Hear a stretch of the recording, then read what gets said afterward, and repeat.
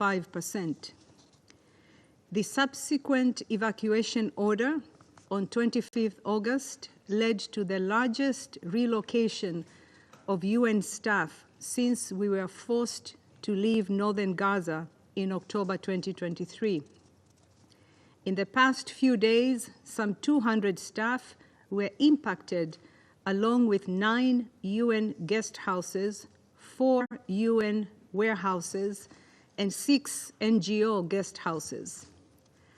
More than 88% of Gaza's territory has come under an order to evacuate at some point.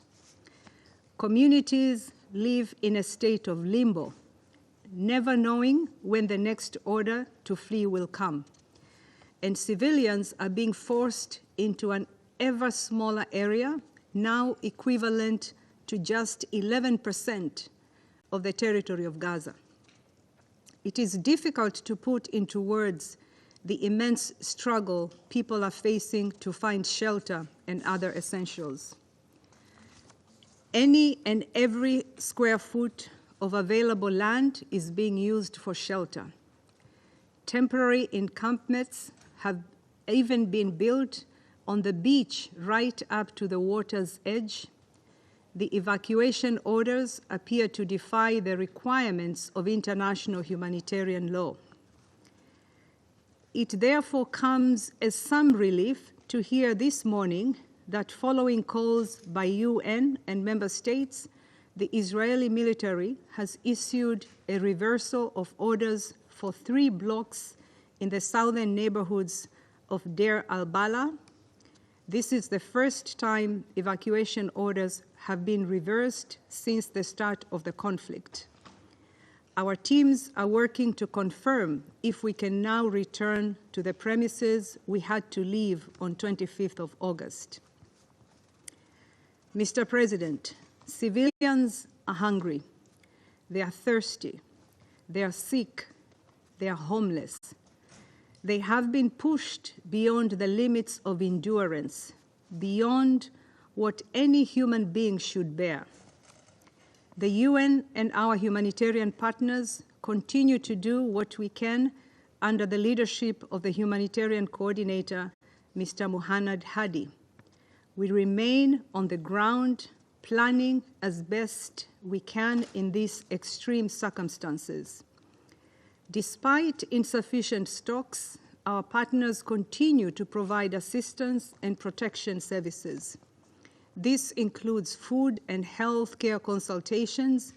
When possible, it includes shelter materials, and amid the destruction, they are creating spaces for children to learn.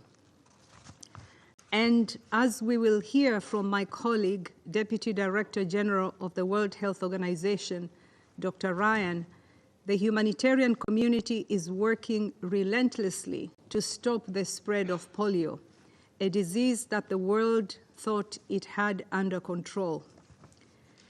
Israel has facilitated the entry of all requested polio vaccines, along with the equipment required to implement the immunization campaign. What is now most important is to ensure both the security and access needed to implement the campaign effectively. I don't need to tell you how disastrous it would be if we were unable to contain this preventable disease, a disease that knows no borders. The same access must be afforded to all life-sustaining supplies and services in Gaza.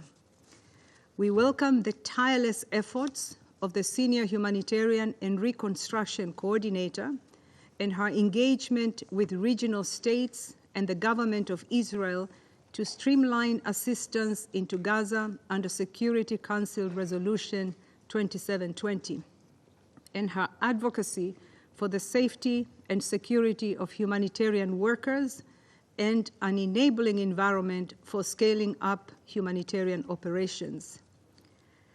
Mr. President, what we have witnessed over the past 11 months and continue to witness calls into question the world's commitment to the international legal order that was designed to prevent these tragedies.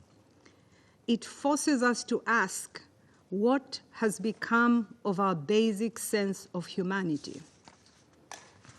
In the face of this unquestionable human suffering, we need the Security Council and all member states to act.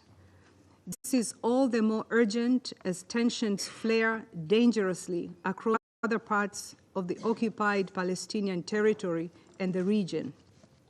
We need strict adherence to international humanitarian law and international human rights law. All hostages must be released without conditions. Civilians must be protected, and their essential needs must be met, including by ensuring the unhindered provision of humanitarian assistance throughout Gaza. We appeal to Council members and all member states to use the leverage available to them to ensure respect for international law, combat impunity, and reach an immediate cessation of hostilities and a sustained ceasefire in Gaza. Thank you. I thank Ms. Musoya for briefing. I give the floor to Dr. Mike Ryan. Good afternoon, Chair. Just checking that you can hear me. Yes, please. Great. Distinguished delegates, it's been 11 months of continued violence. Over 1,500 people have been killed in Israel, with 107 hostages yet to be released. Over 40,000 people being killed in Gaza, with over 600 people have been killed in the West Bank. This relentless conflict has far-reaching consequences on the health and well-being of the people of Palestine and Israel and the wider region. The absence of the most basic public health interventions in Gaza for 11 months has resulted in diseases spreading, including, sadly, the resurgence of polio. The first case of polio has now been confirmed after 25 years of a polio-free Palestine. The 10-month-old infant was born during wartime and never vaccinated.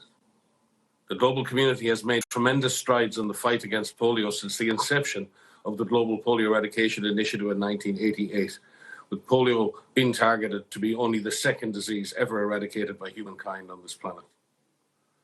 Through widespread administration of polio vaccine, cases of wild polio virus have plummeted by 99.9%, and 2 of the 3 strains of the wild polio virus have been eradicated. However, the conflict in Gaza has brought a resurgence of the circulating variant polio virus type 2.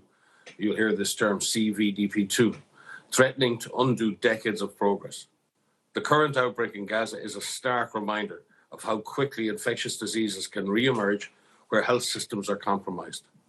Many other diseases are spreading, while our collective capacities to prevent, detect, and respond to them continue to be hindered.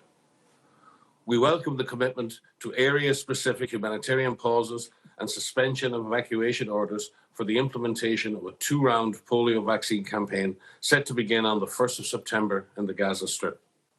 During each round of the campaign, the Palestinian Ministry of Health, in collaboration with WHO, UNICEF, UNRWA, and other partners, will provide 2 drops of WHO pre-qualified novel oral polio vaccine type 2, NOPV2, to more than 640,000 children under 10 years of age.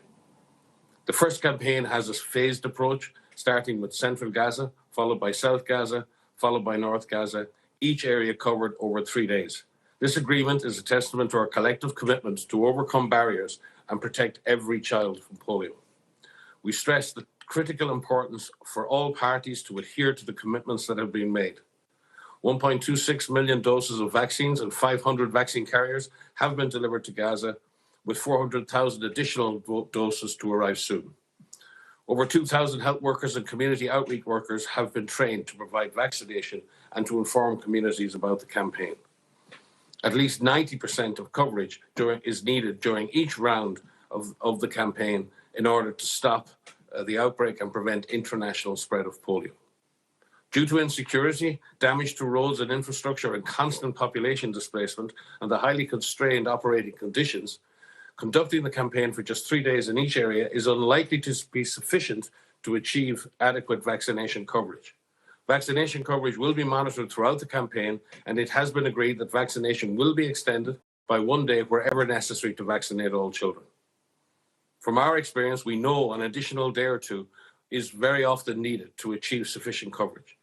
The pauses will allow children, families, and health workers to move safely, ensuring that vaccines are administered efficiently across all zones. The safety of every single one of the 2,180 vaccinators must be guaranteed. Their security is paramount. We urge all parties to ensure their protection, as well as that of health facilities, children, and their families. The polio outbreak is occurring within a much larger public health catastrophe. As of the 25th of August, only 44% of 132 primary healthcare facilities are functioning. Only 17 out of 36 hospitals are providing services, and these are only partially functioning. The functionality of health systems is compromised by physical damage, lack of fuel, limited medical supplies, and loss of staff. As of the 23rd of August, there are 9 operational field hospitals, 2 in Deir el-Bala, 5 in Khan Yunis, and 2 in Rafah. Hospitals in the north are facing dire shortages of fuel. Yesterday, WHO managed to reach the Indonesian hospital to deliver fuel, while in the last 2 weeks, only one of WHO's 6 requested missions was facilitated to deliver fuel and medical supplies to northern Gaza. While the health system has been massively degraded, attacks on healthcare continue to be reported.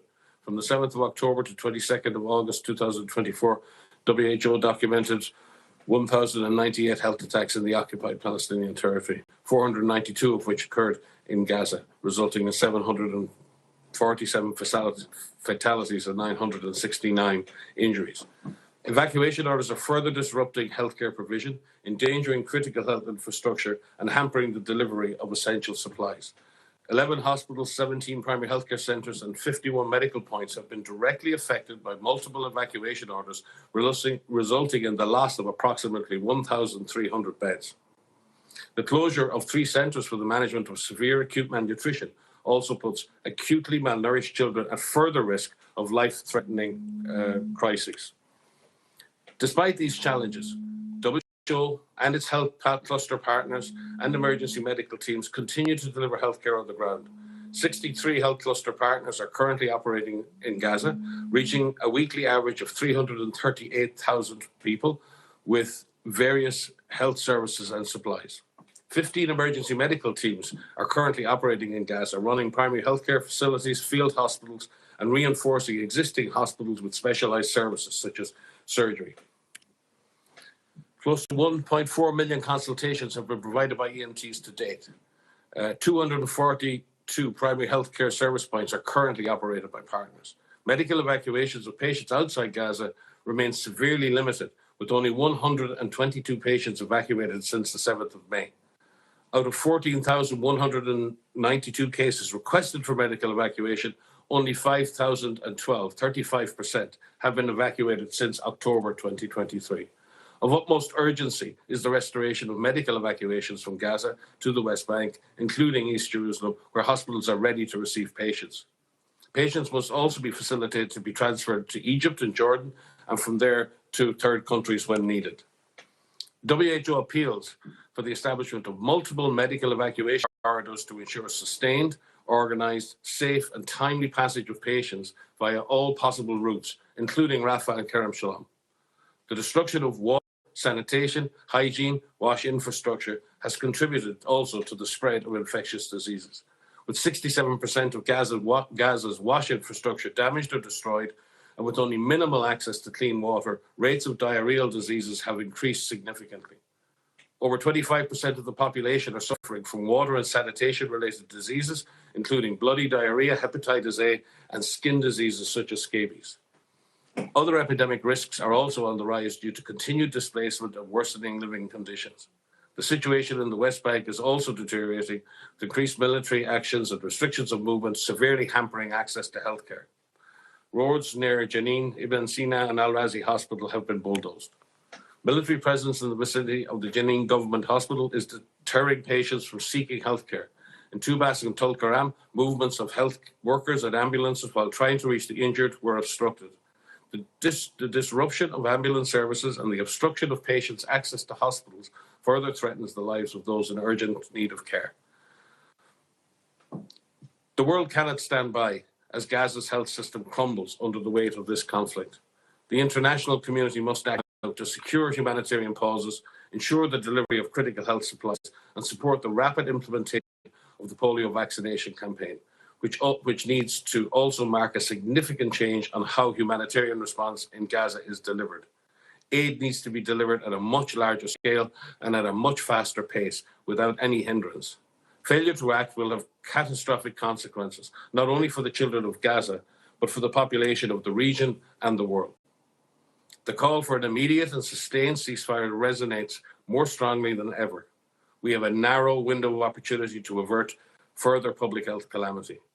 The commitment to stop the spread of polio must be replicated for all public health risks. And Chair, just with your indulgence, I would just like, on behalf of the polio community and the UN community, like to dedicate our work in the coming days to our colleague, Mr. Aidan O'Leary, who was the head of the polio program at WHO, worked for the UN, led OCHA in Iraq and in Yemen, worked in the Balkans, was the best of us, the best of WHO, the best of UNICEF, the best of OCHA, the best of the UN.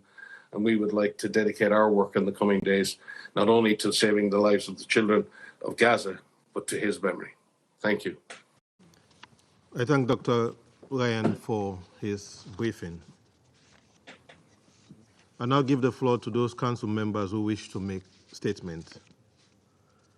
I give the floor to the representative of United Kingdom. Thank you, President.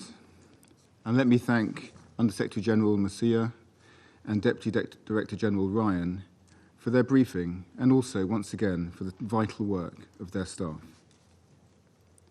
The UK, alongside Switzerland, called this humanitarian meeting after yet another alarming warning from the UN. The situation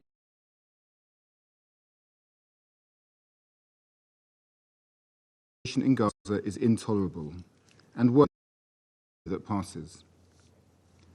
Over 100 hostages remain trapped in Gaza, subject to unimaginable horror. We reiterate our call for Hamas to immediately release them and for ICRC to be granted humanitarian access. And Palestinian children, already suffering, are now facing the imminent threat of a major polio outbreak caused by the devastation of water and sanitation services, as well as widespread malnutrition and famine risk in Gaza. A 10-month-old baby has already been paralyzed by this disease, the first such case for 25 years. This is a tragedy that could have been prevented. As we've heard, the UN plans to deliver vaccines as soon as this weekend. We strongly welcome Israel's agreement for pauses on military operations so that the World Health Organization and health agencies can deliver a safe and effective campaign. We now need to see this in action, and these pauses need to be long enough to deliver the 90% coverage required. When the campaign starts and thousands of vulnerable and unaccompanied children gather at vaccination sites, they must all be protected. Israel's ramping up of short-notice evacuation orders, including in areas that should provide safe refuge, is causing more chaos, again leaving Palestinians with no safe place to turn. The UN Department of Safety and Security this week warned us that the UN too is running out of safe places for its staff. They cannot deliver desperately needed aid when IDF mass evacuation orders force them to uproot their homes and offices with just a few hours' notice. Israel must minimize evacuation orders and provide sufficient notice of at least 48 hours. And despite repeated calls by this Council for deconfliction and the protection of aid operations, we continue to see appalling and unacceptable attacks on UN and aid convoys. This conflict already represents the deadliest by far for humanitarian personnel. Just this week, the UN confirmed that the IDF opened fire on a World Food Programme truck which had been fully coordinated with Israel and had UN workers inside. Israel must take immediate steps to protect aid workers. And if its personnel are responsible for incidents, hold them accountable. All parties must abide by their obligations under international humanitarian law. Sadly, President, it's not only in Gaza where we're witnessing violence. We are deeply concerned by rising levels of violence in the West Bank. Over 130 Palestinians, including 26 children, have been killed this month alone. We join the Secretary General in calling for urgent de-escalation. Colleagues, the only way to bring an end to this suffering is an immediate ceasefire.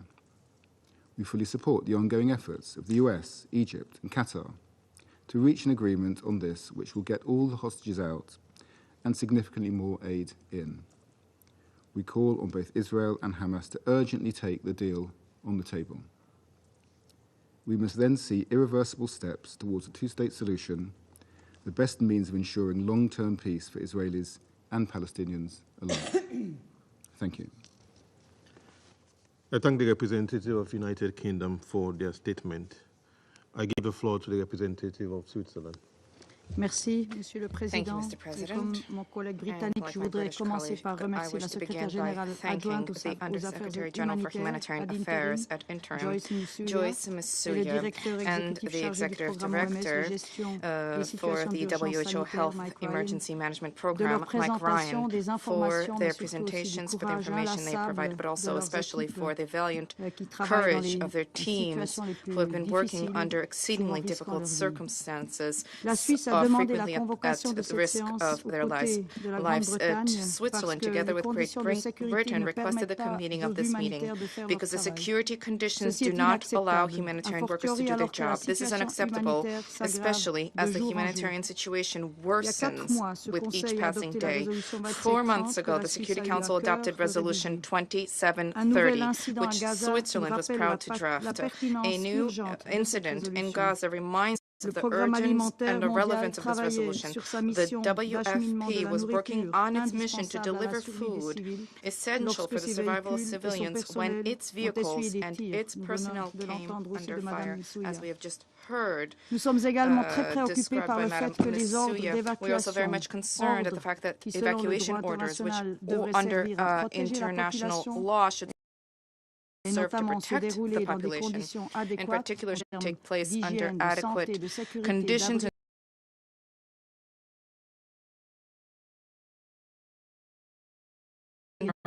of hygiene, health, safety, shelter, and nutrition are actually Avec the les ordres opposite de l'armée effect. Together with the israélienne ont hostilities, the jusqu'à aujourd'hui Israeli causé le Army's orders déplacement to de près de date have 90% resulted des in the habitantes et displacement qui of vivent sur nearly moins de 90% 11% de of la the bande de population Gaza, who dans live une on petite less zone than surpeuplée, 11% of the polluée Gaza et Strip in a dangereuse, où les small, services overcrowded, essentiels sont polluted, and limités, dangerous notamment les area installations where essential médicales, les services abris are et les limited, puits d'eau. including medical facilities, En plus shelters, de and water déraciner des wells. familles déjà In addition épuisées, to dont de très nombreux enfants, already ces ordres exhausted posent families, d'énormes many of them obstacles aux activités children, humanitaires. these Les orders actrices pose et acteurs tremendous humanitaires obstacles perdent to ainsi humanitarian l'accès aux activities. locaux et aux Humanitarian infrastructures actors logistiques lose access to the indispensables premises pour opérer, and comme ce logistical fut le cas dans la nuit de dimanche à infrastructure lundi that à they Deir need to al-Balah. operate, as was the case on La Sunday Suisse night appelle in toutes les Deir parties à al-Balah. respecter leurs obligations en Switzerland vertu calls du droit upon all parties international to et comply with their notamment à obligations respecter et under protéger le personnel international law, in particular humanitaire to ainsi que respect ses and protect activités. humanitarian Toutes les parties personnel ont and their l'obligation activities. d'autoriser et de All faciliter parties have an l'accès obligation humanitaire to rapide et sans allow and entrave à tous facilitate les civils rapid dans le and besoin. unimpeded humanitarian Cela access s'applique to donc all également aux civilians in groupes need. armés tels que le This also Hamas. applies to De armed plus, groups la such as Suisse rappelle Hamas. qu'Israël est, Furthermore, en tant Switzerland que recalls that puissance Israel, occupante, as et an tel que occupying rappelé par la power, Cour as internationale was de recalled justice, by the tenu de répondre ICJ, aux besoins Israel has humanitaires de an la obligation to population. fulfill the Conséquence des humanitarian conditions needs of the catastrophiques à population Gaza, to nous meet l'avons those entendu, humanitarian la needs. polio y a refait As a surface. result of the Il est catastrophic impératif conditions que in la Gaza, campagne de polio has vaccination planifiée resurfaced. par l'ONU It is soit imperative menée for the à bien vaccination dans la campaign sécurité la plus carried out, complète planned by the pour le United Nations to personnel be carried humanitaire out et les civils. in a manner Notamment, that les respects 640 safety and 000 security enfants for de moins de humanitarian 10 personnel ans and qui doivent civilians. être In inoculés dès particular, samedi. the 640,000 children under the age of 2 who need to be vaccinated on Saturday. Switzerland is supporting the vaccination campaign with 1 million Swiss francs. The Secretary General has made clear that the guns must fall silent to allow the UN to carry out the 2 necessary vaccination phases. The Council unanimously demanded a ceasefire in Gaza and the release of hostages in resolutions 2728 and 2735. We support the mediation of Egypt, Qatar, and the U.S. At the same time, we must reaffirm our demand for respect for IHL under all circumstances and by all parties, even in the absence of a ceasefire. Humanitarian work must be allowed to continue. We commend the work of the UN and its partners under these exceptionally difficult circumstances. The Council must remain informed about the conduct of the vaccination campaign and, if necessary, must be prepared to act. President Switzerland is also concerned about the escalation in the West Bank, which has reached a new dimension. We have been observing a sharp escalation in Israeli operations, including airstrikes in densely populated areas such as in Jenin and Tulkarem in recent days. This is also resulting in severe restrictions on movement, including those imposed on medical personnel. It is unacceptable that here too basic services to the population are frequently cut off. We call on Israel to respect its obligations under international law. The use of force, in particular, needs to meet the criteria of necessity and proportionality and respect to the right of every individual to life and security of their person. To conclude, respect for international law and the resolutions of the Council is a sine qua non for de-escalation, including regional de-escalation, and is a first step towards the establishment of a lasting peace between Israelis and Palestinians. We reiterate our steadfast support for the negotiated two-state solution with Israel and Palestine, of which Gaza is an integral part, living side by side in peace and security within secure and recognized borders. Thank you. I thank the representative of Switzerland for their statement. I give the floor to the representative of the United States. Thank you, Mr. President. And thank you, OCHA Assistant Secretary General Masuya and WHO Director General Ryan, Deputy Director General Ryan, for your briefings.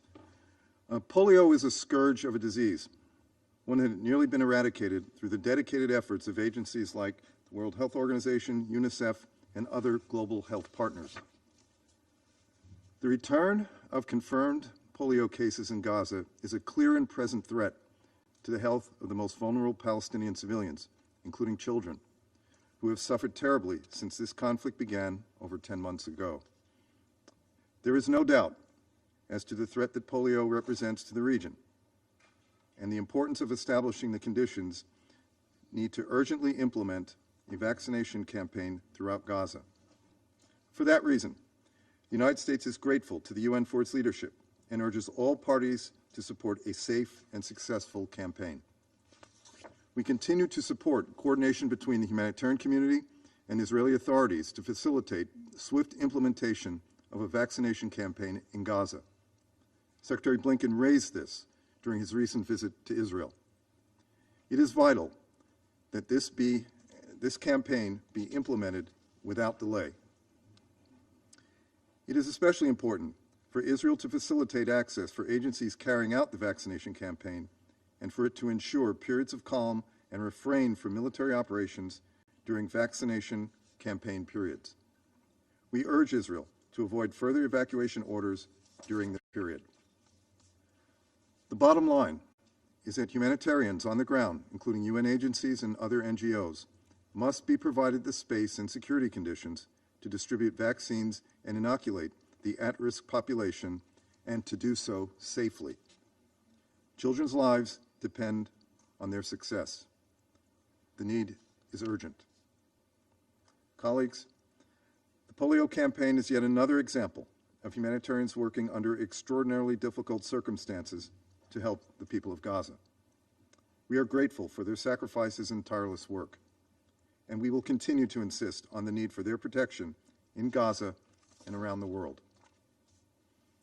Even as we press all parties to facilitate life-saving work, we must not ignore how Hamas's actions continue to civilians, including humanitarian personnel, and their families at risk. Separately, we are alarmed by yesterday's reports that the IDF fired repeatedly on a WFP vehicle. Israel has said it is investigating this most recent incident, which their initial review has said was a result of a communication error between IDF units. We have urged them to immediately rectify the issues within their system that allowed this to happen. Yet the simple fact is, almost 11 months into this conflict, incidents such as yesterday's remain all too common. We are also concerned by another incident in which the IDF fired toward a UNICEF vehicle. These security incidents make the work of these organizations significantly harder. These incidents should not happen. Israel must not only take ownership for its mistakes, but also take concrete actions to ensure the IDF does not fire on UN personnel again. Further, all attacks and threatening rhetoric against the UN and humanitarian NGOs need to stop. The rhetoric has placed and continues to place humanitarian actors under increased risk both in Gaza and globally. Colleagues, today's briefings underscore the vital importance of finalizing a ceasefire with the release of hostages, as this Council called for in Resolution 2735. The United States, in partnership with Qatar and Egypt, continues to engage the parties on a final deal, which would bring the hostages home and bring much-needed relief to the people of Gaza. A ceasefire hostage release agreement would also aid efforts to alleviate the public health crisis in Gaza, which extends beyond polio to outbreaks of cholera and suspected hepatitis A, all of which are avoidable. The international community must also do its part. We reiterate our call on all member states to contribute funds to support the life-saving work of humanitarian organizations in Gaza. The level of human suffering in Gaza is immense, and Palestinian civilians, many of whom have been displaced multiple times, continue to bear the worst of catastrophic humanitarian conditions. But again, the best course to alleviate the suffering of the Palestinian civilians and of Israelis awaiting the safe return of their family members is to finalize and implement a ceasefire. The time is now. Thank you, Mr. President. I thank the representative of the United States for their statement. I give the floor to the representative of China. President, I thank Switzerland and the UK for requesting this meeting, and thank ASG Musuya and Deputy Director General Ryan for their briefings. Over 10 months have passed since the outbreak of the conflict in Gaza, which has led to the death of over 40,000 civilians and an unprecedented humanitarian catastrophe. Despite the repeated call by the international community for an end to the fighting, the multiple resolutions adopted by the Security Council in this regard and provisional measures ordered by the RCJ, the situation hasn't seen any improvement. Rather, it continues to worsen.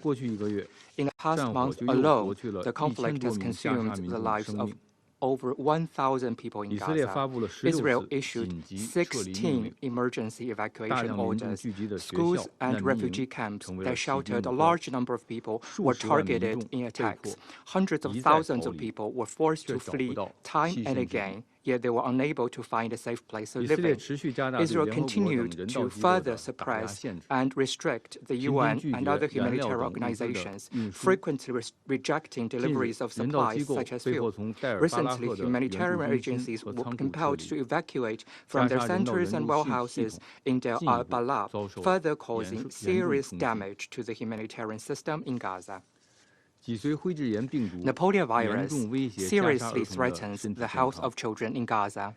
Vaccination is the most effective way to stem the spread of the virus and ensure the safety of children.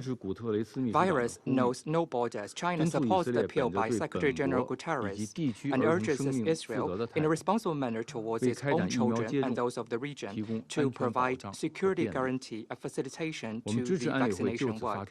We support the Council in making a strong appeal to this end to avoid further worsening of the humanitarian crisis in Gaza. In the West Bank, Israel continues to violate international law and Council resolutions. Its settlements continue to grow, and it ramps up searches, arrests, and raids against Palestinians. Since last October, over 620 Palestinians have lost their lives.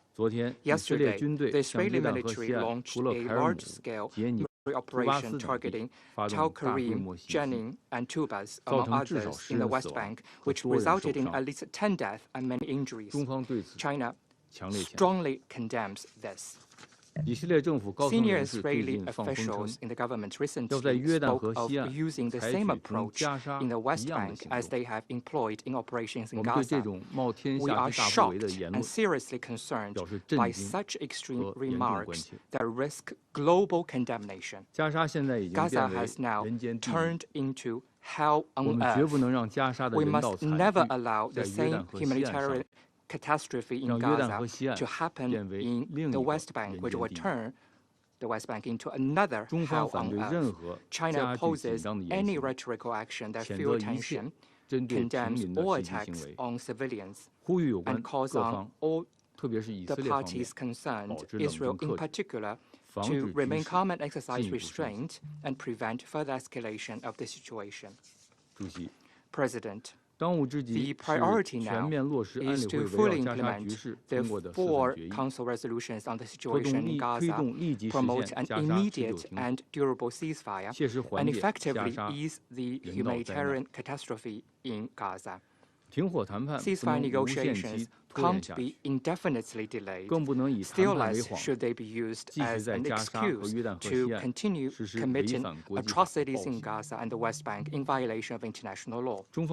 China urges Israel to immediately stop all military operations in Gaza, open all border crossings, stop its suppressing and restriction of the UN and other humanitarian organizations, stop its attacks on the West Bank, curb settler violence, and impunity.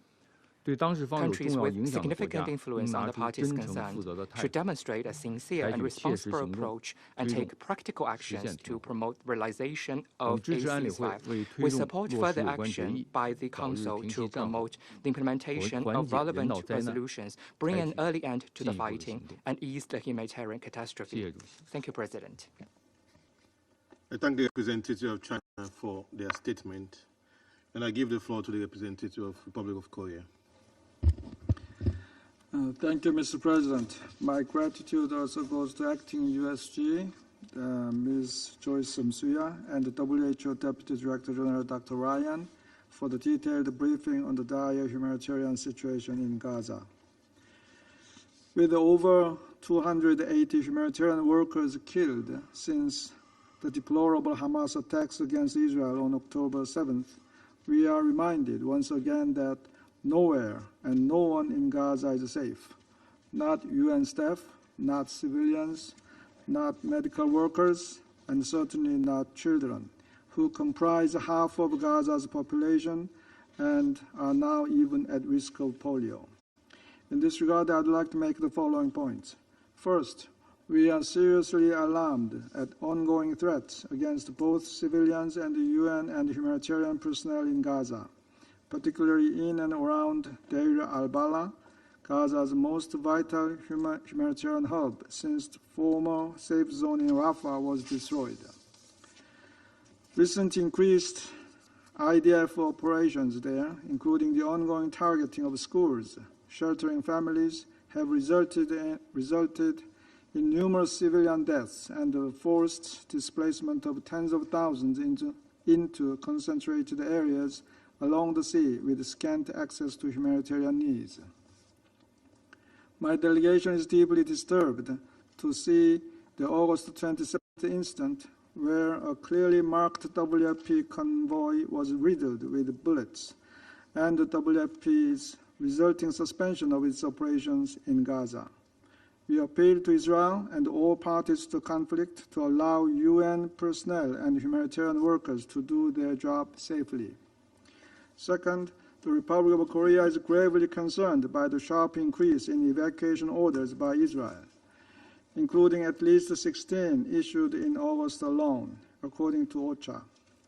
This not only adds torment to a hungry, sick, and exhausted population subject to multiple displacements, but also, as USG Michaud highlighted in his August 27th statement, imposes unbearable threat to the safety and security of UN personnel and other humanitarian workers.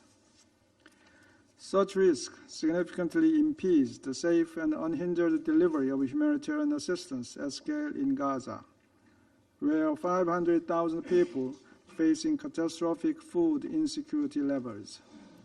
Third, we are extremely disturbed by the polio outbreak in Gaza, which significantly threatens Palestinian children due to its highly contagious nature.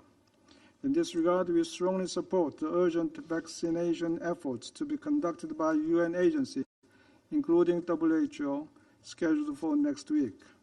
We call on all parties to let health workers fulfill their vital mission of protecting Gaza from a virus that hadn't had an outbreak for 25 years. Mr. President, the bleakness of the current humanitarian situation in Gaza for its 2.3 million people is simply intolerable. Council resolutions remain unimplemented and deconfliction mechanisms are ignored. At the same time, the wider region's security hangs perilously on a knife edge. With this in mind, the Republic of Korea reiterates its urgent appeal to the parties to finally secure a long overdue ceasefire agreement and also to de-escalate growing tensions in the West Bank and beyond. I thank you. I thank the representative of the Republic of Korea for their statement. I give the floor to the representative of Ecuador. Gracias, presidente. Thank you, y President. Agradezco a la señora Msuya y al señor Ryan por sus ilustrativos informes de esta tarde y por su conducto. Deseo reiterar el apoyo del Ecuador a la labor de las Naciones Unidas y de todas sus agencias. Los esfuerzos realizados por el personal de la ONU para aliviar la situación humanitaria de la población civil en Gaza, a pesar de todas las dificultades, demuestran que esta organización es valiosa y necesaria, y su trabajo es irreemplazable, sobre todo en tiempos de crisis. Los Estados miembros de Naciones Unidas debemos colaborar con esto, que es nuestra organización, facilitar sus labores en la medida de lo posible y, como mínimo, no poner obstáculos a su trabajo. Por esto, es preocupante lo señalado por el secretario general adjunto y jefe del Departamento de Seguridad, Gilles Michaud, el 27 de agosto, pues el personal humanitario debe ser protegido. Las partes están obligadas a respetar las normas del derecho internacional humanitario siempre y en todas las circunstancias. Los compromisos adquiridos en virtud de la Carta de las Naciones Unidas para garantizar la seguridad de los locales de la ONU deben ser honrados. Señor presidente, colegas, en cuanto a la situación sanitaria, reitero lo señalado la semana pasada. El Ecuador apoya la iniciativa de Naciones Unidas de organizar una campaña de vacunación masiva para proteger del polio a los niños en Gaza. La inacción sobre enfermedades prevenibles es inadmisible. Es urgente e indispensable que las partes den todas las garantías de seguridad necesarias para iniciar la campaña en la fecha prevista y para que ésta se desarrolle sin interrupciones. De la misma forma, reitero el apoyo de mi país a los esfuerzos que siguen en curso para alcanzar un acuerdo que permita un cese al fuego inmediato, la liberación de los rehenes y el mejoramiento de la situación humanitaria en Gaza incluyendo la campaña de vacunación. Es de primordial importancia que este acuerdo se dé sin más demora. Desde los ataques terroristas perpetrados por Hamas del 7 de octubre, el Ecuador una vez más condena, la violencia no se ha detenido. Es hora de parar esta dinámica. Concluyo, señor presidente, reiterando, como en muchas otras ocasiones, el compromiso de mi país con una solución pacífica, negociada, definitiva y justa para las partes, con la existencia de dos estados, Palestina e Israel, sobre la base de las fronteras de 1967 y de las resoluciones relevantes. I thank the representative of Ecuador for their statement. I give the floor to the representative of Guyana. Mr. President, let me begin by thanking the delegations of Switzerland and the United Kingdom for requesting this timely briefing. I also thank Acting USG Masuya and WHO's Deputy Director General Dr. Ryan for their critical updates on the situation in Gaza. As illustrated again by our briefers, the humanitarian situation in Gaza becomes increasingly catastrophic with each passing day, engendered by a man-made crisis of unprecedented proportions. The violations of the occupying power continuously reach new levels in the face of this Council's inaction to stop this trampling of everything that the United Nations was built to achieve. History will judge us harshly if this Council does not act to save the Palestinian people from the scourge of this unending onslaught in flagrant violation of the United Nations Charter and international law. Guyana therefore appeals to fellow Council members for us to act collectively and urgently to bring a swift end to the hostilities in Gaza and to halt the toll of death and destruction. We remain deeply distressed by the conditions under which humanitarian actors, including UN personnel, are operating in Gaza. The statement issued on Tuesday by the UN Deputy Department of Safety and Security sets out some of the challenges associated with the UN's aid operations in Gaza, noting that the organization, and I quote, is operating at the uppermost periphery of tolerable risk, end of quote. This was evident in the IDF's shooting of a marked and deconflicted WFP vehicle on Tuesday evening. Broadly speaking, it is the wanton disregard for and violations of international humanitarian law that allowed these incidents to continue. We have also taken note of how the constant evacuation orders, sometimes with very little notice, are affecting humanitarian operations, including by shrinking the spaces both in which they operate and in which civilians dwell. On this latter point, Guyana notes, for example, that prior to 7th October 2023, there were 1,200 persons per square kilometer in Gaza, and that number has currently risen to 30,000 to 40,000 persons. One consequence of these constant evacuations and shrinking space for civilians is that people have been forced to endure living conditions that are giving rise to disease. For example, polio has reemerged in Gaza after 25 years. The WHO's collaborative efforts to vaccinate Gaza's children against this disease should be allowed to take its course in the interest of children throughout the region.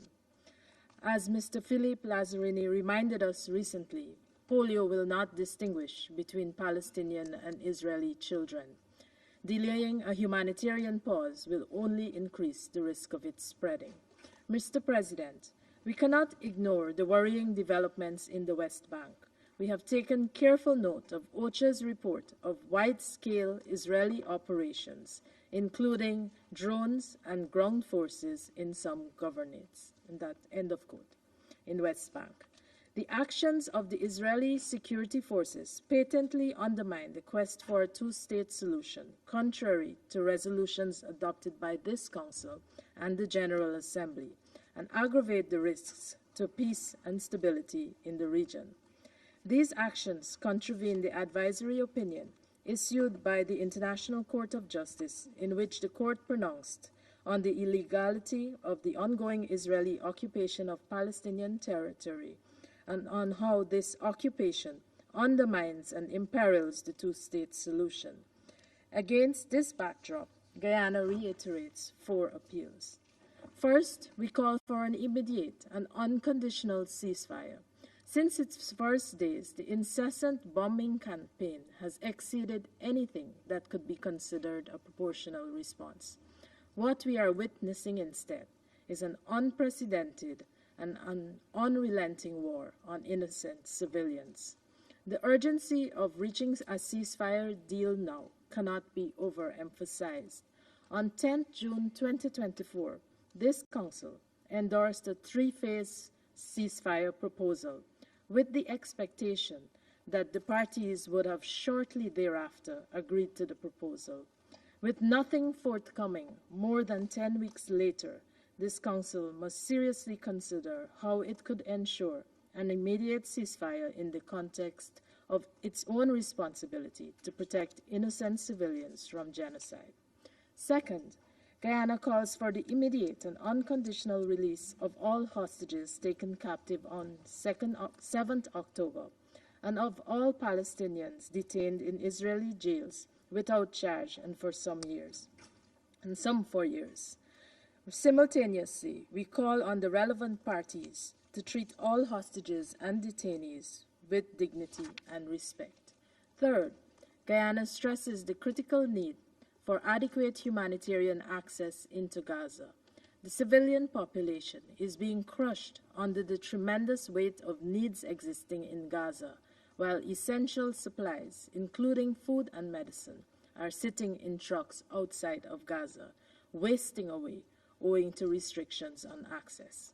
We therefore call on the Israeli government to prioritize the well-being of civilians in Gaza, not as some measure of goodwill, but as a legal and moral imperative. Finally, Mr. President,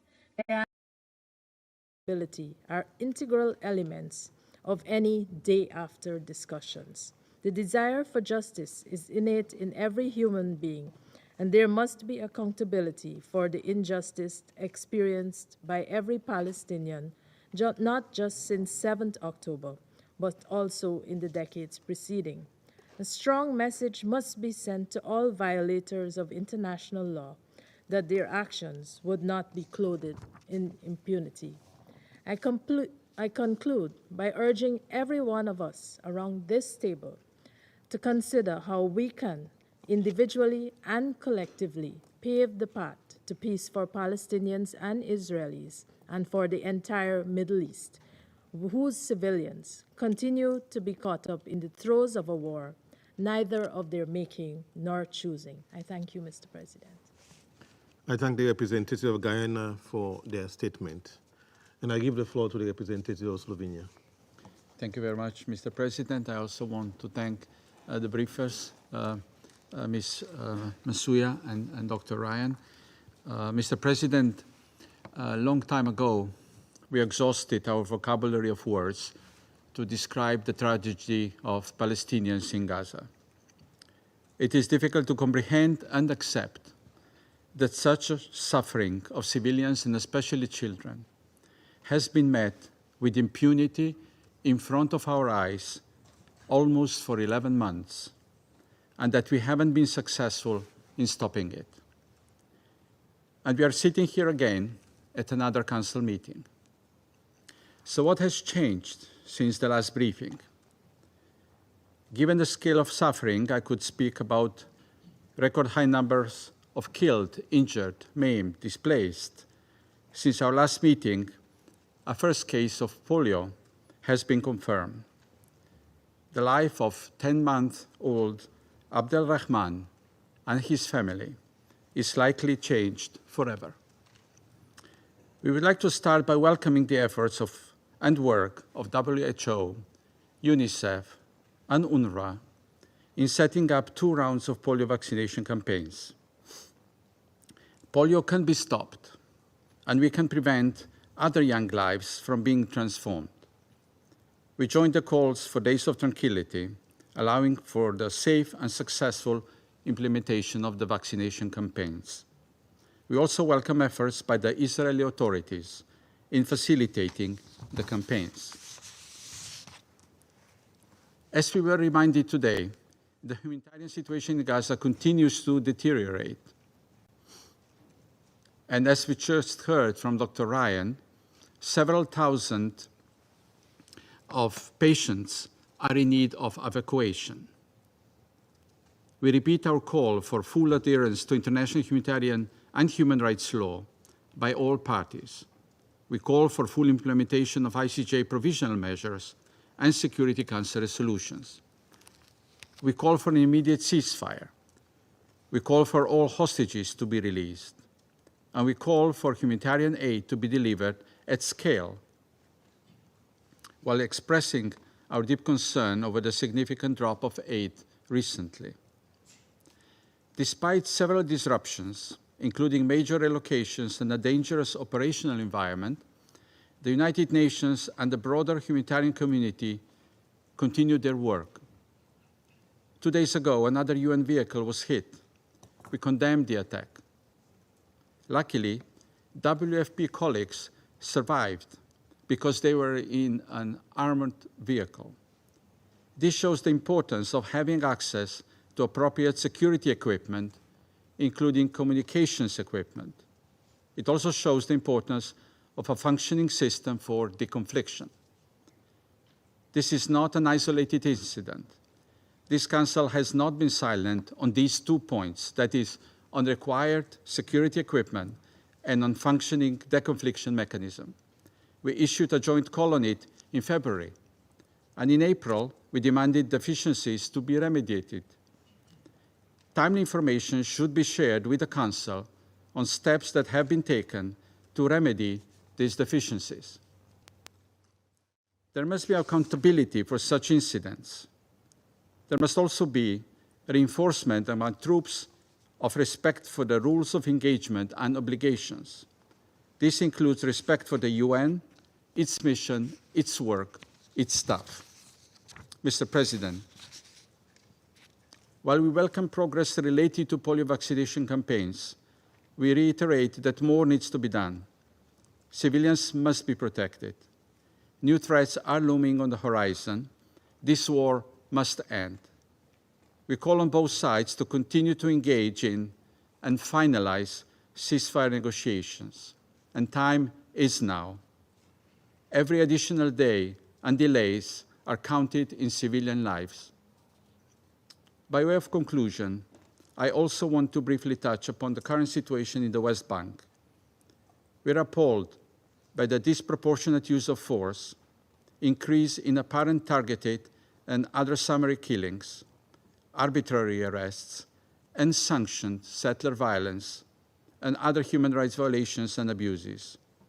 The ongoing operations and any unnecessary or disproportionate use of force must cease immediately.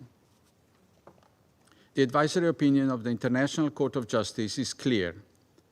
Israel's continued presence in the occupied Palestinian territory is unlawful and must end as rapidly as possible. Ideas of evacuations of Palestinians are fueling instability. We remind Israel that appropriate legal frameworks must be applied and that human rights norms and standards applicable to law enforcement must be respected. More violence is not bringing Israel closer to safety and security, and neither international community closer to the two-state solution, which is strongly supported by all members of this Council. Finally, Mr. President, we repeat our call for maximum restraint by all countries and actors in the region. This is not the moment to add more fuel to the fire. Thank you. I thank the representative of Slovenia for their statement. I give the floor to the representative of Mozambique. Mr. President, we commend the United Kingdom and Switzerland for requesting this meeting. We also thank the Presidency for convening this urgent briefing. We are also grateful to Ms. Joyce Msuya Acting Under-Secretary General for Humanitarian Affairs, and Dr. Michael Ryan, Deputy Director General and Executive Director for Health Emergency Program at the WHO, for their invaluable briefings to the Council. Mr. President, the ongoing conflict in the Middle East, particularly the occupied territories of Palestine, continues to pose grave risk to civilians. These risks encompass violations of fundamental rights, including access to food, health, and protection. The civilian population face an array of dire threats to their safety and well-being.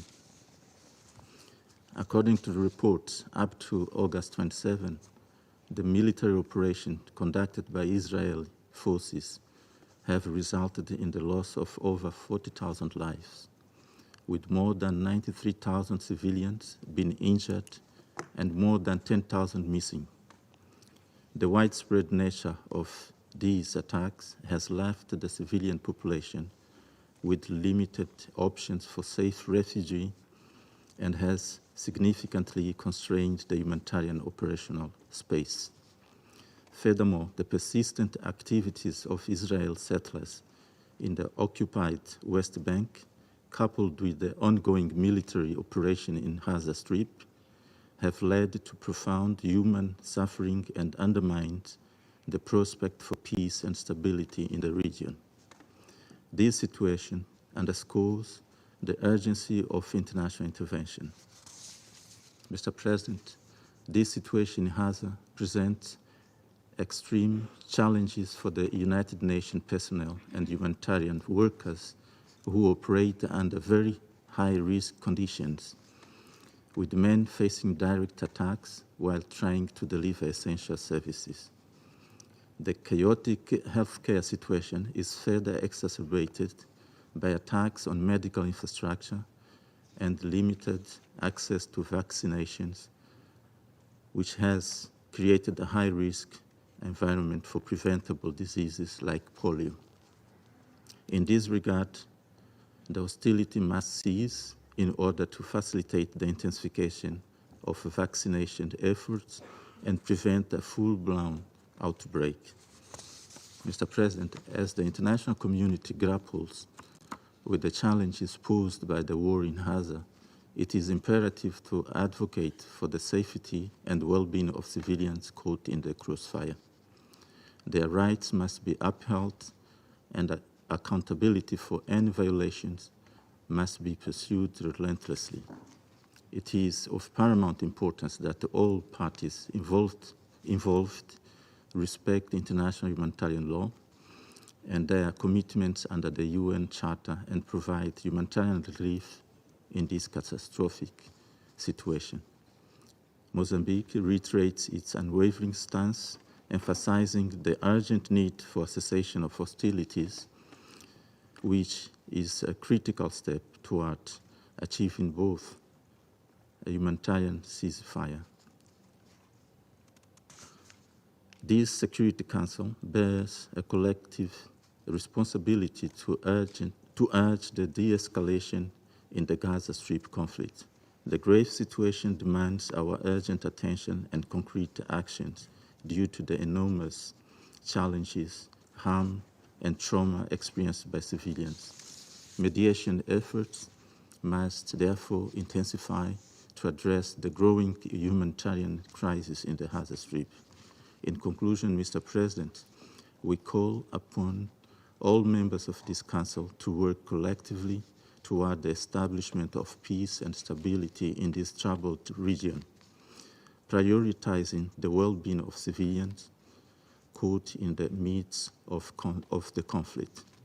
We underscore the critical importance of pursuing a two-state solution as the foundation for lasting peace. I thank you, Mr. President. I thank the representative of Mozambique for their statement. I give the floor to the representative of Malta. Thank you, Mr. President, and I also thank Acting USG Msuya and Dr. Ryan for their briefings. As we have just heard, the humanitarian situation in Gaza is out of control, with ongoing violations of international human rights and humanitarian law. Over 40,000 civilians, including 16,000 children, have been killed. Others remain unaccounted for. Credible reports suggest the true number could be significantly higher. None of Gaza's 36 hospitals are fully operational due to destruction, overcrowding, and Israel's failure to ensure adequate medical resources reach the Strip. Much of Gaza's population continues to suffer severe food insecurity, and too many are on the brink of starvation. More than 80% of Gaza's educational facilities, including all 12 universities, have been damaged or destroyed.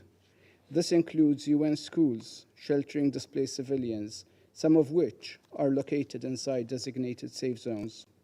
A significant proportion of all buildings in the enclave have been reportedly being damaged or destroyed. These include mosques and churches. The suffering we have witnessed over the past 11 months is a direct result of the continued military campaign. Civilians and objects essential for their survival are being actively targeted. UN and humanitarian staff are not spared. UN humanitarian operations currently hang by a thread. Since last October, around 280 UN and humanitarian workers have been killed. Such chilling statistics underline a failure to abide by international law and international humanitarian law. No humanitarian notification or deconfliction mechanism can function in such a context. Equally alarming is the potential outbreak of a polio variant in Gaza, as we have just heard from Dr. Ryan. Malta fully supports the WHO and UNICEF's efforts to vaccinate 650,000 children under 10. Nonetheless, the lack of a comprehensive ceasefire and security guarantees that are assiduously adhered to risks exposing children to unsafe health facilities. It would be remiss of us not to mention the ongoing worrying developments in the West Bank. The dire humanitarian situation, compounded with the ongoing attacks on cities in the northern West Bank as part of Israel's operation, are of utmost concern. It is imperative that international human rights and humanitarian law are upheld at all times. Mr. President, we have adopted 4 resolutions on this conflict since last October. Through them, we have urged the facilitation of humanitarian access, the protection of civilians, and the permanent ceasefire. Despite reports of a ceasefire being close, the political support, armament, and massacres continue. Without accountability, things will not change. However, there is a path out of this nightmare. This starts with the full, immediate, and effective implementation of the relevant Council resolutions and the orders of the ICJ. Security Council resolutions 2712, 2720, 2728, and 2735 unequivocally demand that Israel allows unrestricted aid into Gaza, protects civilians and civilian infrastructure, and agrees to a ceasefire towards a lasting peace. Israel must allow the provision of basic services and humanitarian aid. In closing, Mr. President, we thank and pay tribute to all humanitarian agencies and aid workers for their tireless efforts in such dire conditions. We reiterate our unequivocal call for an immediate and permanent ceasefire and the urgent and unconditional release of all hostages in Gaza. No further delays, diversions, or obfuscations are tolerable. Only then can we begin to address the root causes and secure a just and lasting peace for the people of Palestine and Israel. I thank you. I thank the representative of Malta for their statement. I give the floor to the representative of France. Monsieur le Président. Mr. President, I'd like to thank Madam Masuya and Mr. Ryan for their statements. The humanitarian situation in Gaza continues to unravel inexorably. It has become untenable. The UN agencies and non-governmental organizations are no longer in a position to be able to continue their operations. The increasing number of evacuation orders for the civilian populations further limit their work on the ground and the work of the humanitarian workers. It is imperative, more than ever, to guarantee humanitarian access which is complete and ensure by all possible means so that civilian populations in Gaza can be rescued as requested by resolutions 2712 and 2720 of this Council and as required by international humanitarian law. France firmly condemns the Israeli strikes on the WFP vehicles on the 28th of August in Gaza, which led to suspension of all the WFP's activities in that area. Humanitarian pauses are necessary and all authorizations need to be granted to humanitarian agencies and assistance. The vaccination campaign that's set to begin at the end of August is not negotiable. This war needs to come to an end, and the role of this Council is to restore peace and security. The humanitarian crisis is the result of fighting, and putting an end to it is the only possible response. France supports the mediation efforts of the United States, Egypt, and Qatar, and calls upon all parties to make the necessary compromises to bring about a ceasefire so that that's put in place so that humanitarian assistance can be massively delivered and the hostages released. In a context of extreme tension, France condemns any act of provocation and any unilateral measures, both in Jerusalem and West Bank. There is a responsibility to enforce respect of the holy sites, and this is especially true for Jordan. France condemns the settlement policy, which is in breach of international law, and demands that Israel take all measures as necessary to settlers' attacks on the civilian population of the Palestinians in West Bank.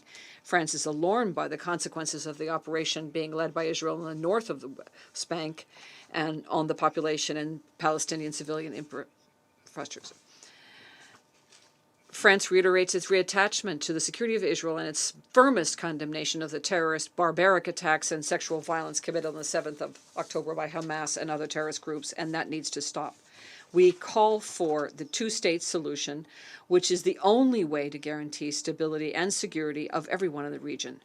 Otherwise, this conflict will continue, and this Council will be indefinitely confronted with a disaster such as the one we are witnessing today. France is opposed to any occupation by Israel of the West Bank. Given the increase in tension in the Middle East, this Council should do everything possible to avoid regional unrest, and France will continue its efforts in that regard, working with its partners. Thank you. I thank the representative of France for their statement, and I give the floor to the representative of Russian Federation. Thank you, Mr. President. We note the initiative of our British and Swiss colleagues at the Security Council convened today's meeting to discuss the deteriorating security situation and circumstances which are deteriorating for UN personnel working in Gaza. We thank the representative of the UN Office for the Coordination of Humanitarian Affairs and the World Health Organization, Joyce Msuya and Mike Ryan, for their frank assessments of the situation on the occupied Palestinian territory, including the Gaza Strip and the West Bank. We are exceedingly concerned at the emergence of information about a possible end cessation to the work of the UN in the Gaza Strip. We believe that the Security Council needs to spare no effort to preclude this, to prevent this from happening. And certain Israeli politicians have clearly shown an interest in this taking place. And at the same time, as far as we can judge, humanitarian workers themselves are fully resolved to continue to valiantly carry out their duties to benefit those in need in Gaza. Humanitarian workers today have essentially single-handedly been trying to help the people in Gaza survive under unprecedented decisions undertaken by Israel. Colleagues, whatever language we may use today to describe the catastrophic situation in the Palestinian enclave, all of these words that have been uttered today in the nearly 1 year of escalation have transformed into futile cliches and phrases. For now, while members of the Security Council are holding a meeting here and uttering these words, in 10 months, more than 40,000 Palestinians have been killed, more than 93,000 have been wounded. Consider these figures. These figures are those of a modestly sized European city. These are statistics which are particularly tragic if we are to take into account the fact that the majority of those who are suffering are entirely innocent women and children. And unfortunately, there has been no glimmer of hope that has emerged. The Israeli military operation has been ongoing with each day, claiming the lives of civilians from the 23rd to the 26th of August. Alone, as a result of the brutal hostilities, 170 Palestinians have been killed, 390 have been wounded. The latest Israeli evacuation orders, of which there have been already 16 in August, have covered 89% of the Strip and approximately 90% of the population. This in and of itself could result in a complete cessation of humanitarian operations in Gaza, even without the expulsion of humanitarian workers from there. What is noteworthy is that evacuation orders have also been issued, and they cover the UN humanitarian hub in Deir Balach. It is specifically there, as we know, that the UN senior coordinator on Gaza, Sigrid Kaag, planned back in May to open up her office.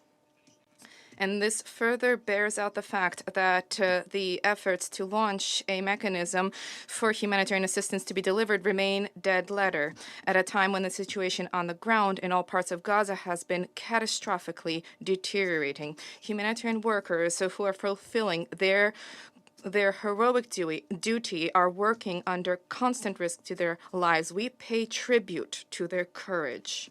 2 days ago, Israeli military personnel fired at a United Nations vehicle that was clearly marked as such. Fortunately, UN personnel were unharmed. However, as a result of the situation, the leadership of the WFP, according to information which has been circulating, has announced the temporary cessation of its operations. If this is indeed true, then the situation appears even more bleak, because thousands of people will not be able to receive the assistance which they need. Nearly the entire population of the Gaza Strip has been forced to wander in the Strip seeking some kind of shelter. However, as was repeatedly confirmed by representatives of the humanitarian wing of the UN, there are no safe spaces in Gaza. 2 million people are entrapped. They are targeted by shelling, and they have been enduring unthinkable suffering as a result of shortages of food, water, medicines, and appropriate levels of sanitation. The outbreaks of infectious diseases under these circumstances are a bitter reality. We are particularly concerned about reports about the detection for the first time in 25 years of instances of polio among Palestinian children. For the first 6 months under the Israeli operation, only 21,500 Palestinian children were inoculated, and this is the lowest level in recent years. And at the same time, the UN has announced a campaign for large-scale vaccination. This is a campaign which is imperiled. Despite the difficulty of the situation, humanitarian personnel have managed to deliver to Gaza 1.2 million vaccination doses. However, the intensification of hostilities, the multiplying Israeli evacuation orders, and restrictions on the entry of medical personnel to the Strip have thwarted vaccination efforts for hundreds of thousands of children who are in the Gaza Strip. We call on the international community to do everything possible to prevent the spread in Gaza of polio and to exert influence to that end on Israel. At the same time, there's an important need to prevent the necessity for polio vaccination, so to overshadow for members of the Security Council a more important objective, that is an open-ended, sustained ceasefire, sustainable ceasefire. The situation on the west bank of the Jordan River is deteriorating precipitously, where Israeli airstrikes have been increased as a result of the military operation of the IDF in Jenin, Tubas, and Tulkam, the deployment of 1,000 Israeli military personnel, and air assets being brought in. At least 17 Palestinians have died. Since 7 October 2023, in the West Bank, 669 people have died, and this includes approximately 150 minors. We believe that the international community needs to continue to demand from Israel and end both of forcible displacements and evacuations and an end to attacks on humanitarian workers with the subsequent conduct of investigations to identify perpetrators. Let us recall that during this conflict, the deaths of 286 humanitarian workers have been reported, of whom 299 UN workers, and largely we're talking about UNRWA personnel. That is 205 people. However, we still have no information about accountability for the perpetrators of these crimes, if even these investigations are being carried out at all. Mr. President, from the very outset, we warned that all humanitarian resolutions, including Resolution 2720, are doomed to remain dead letter while there is no establishment of an unconditional and comprehensive ceasefire. And this is specifically what happened. Humanitarian workers objectively are unable to work under circumstances of active hostilities. They cannot confront military personnel. They cannot even defend themselves, not to mention deliver on mandates for the delivery of humanitarian assistance. The Council does not have the moral right to demand that they sacrifice their lives while doing nothing to compel the parties to cease fire.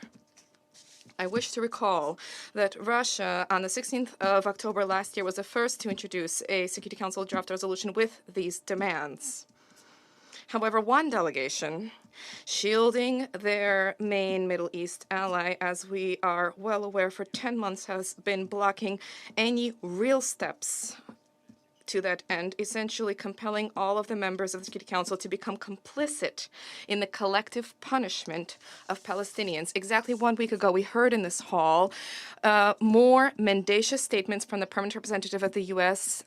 that the deal on a ceasefire allegedly is on the verge of being concluded and that we should all exert pressure on Hamas for this to materialize. However, as it turned out, and nobody's surprised about this, that these calls were far from reality, as was the U.S., the so-called Biden plan, which was adopted in support on the 10th of June, the resolution on the 10th of June, which is adopted on Gaza in support of the so-called Biden plan.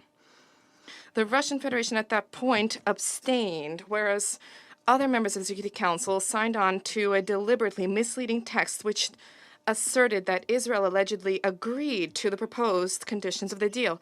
And when it comes to the parameters of this, incidentally, in all of this time, not once did the U.S. deign to brief the Council, merely demanding unconditional approval of its cat in to exert pressure on for Hamas to be subject to pressure. As it turned out, Israel did not agree to that deal then, nor has it agreed now to end its operations. It continues to advance more and more demands which are liable to threaten, or which are threatening to undermine the entire system of agreements and treaties in the region. And our U.S. colleagues, instead of placing Israelis in their, putting Israelis in their place, unfortunately are facilitating this. They are modifying the parameters for a ceasefire in Gaza for the benefit of Western Jerusalem. Let us recall that the Security Council did not consent to any reformatting of the parameters of the agreements which are set out in Resolution 2735. Ultimately, even the first step of de-escalation, as set out in Resolution 2735, cannot materialize in any way, not to mention the full withdrawal of Israeli troops from Gaza and the restoration of the infrastructure in the Strip, which has been destroyed. In this way, this document, which was initially based on mendacious assertions and claims about Israelis' consent, has de facto become irrelevant. Now, we need to think about real steps that the Council needs to undertake in order to achieve a ceasefire in Gaza, irrespective of whether Israel wants this or not, and to ensure its implementation. All of the necessary instruments are within the reach of the Security Council. They are at its disposal. What is necessary now is merely political will to implement this. Otherwise, what awaits the Security Council is the unenviable role of an extra in Washington's geopolitical machinations in the Middle East, which is doing everything possible to supplant a full-fledged solution to the Palestinian-Israeli conflict through destructive deal of the century with its single-handed co-sponsorship. As we all recall, it was the U.S.'s desire to monopolize the Middle East peace process and to reshape it to reflect a template beneficial to Israel. That is specifically what resulted in the tragic events which we are all presently bearing witness to. We call upon the Security Council to operate in accordance with its mandate, not to take the lead of the United States and Israel. The paramount objective is a prompt and sustained end to bloodletting in the Gaza Strip in line with the monitoring mechanism under the mandate issued by the Security Council and, where necessary, enforcement for this enactment. And this will, in the future, help to relaunch the peaceful settlement process for the Palestinian issue on the internationally recognized basis for the establishment of an independent, sovereign Palestinian state within the 1967 borders, with East Jerusalem as its capital, coexisting in peace and security with Israel. Distinguished colleagues, each day of delays in achieving the results of the advertised bilateral diplomacy on the ground comes at the cost of dozens, even hundreds, of the lives of peaceful Palestinians. There will be no miracles. The situation will only be resolved through decisive, immediate action by the United International Community through the UN Security Council. We stand ready to cooperate with all parties who share and embrace these approaches. Thank you for your attention.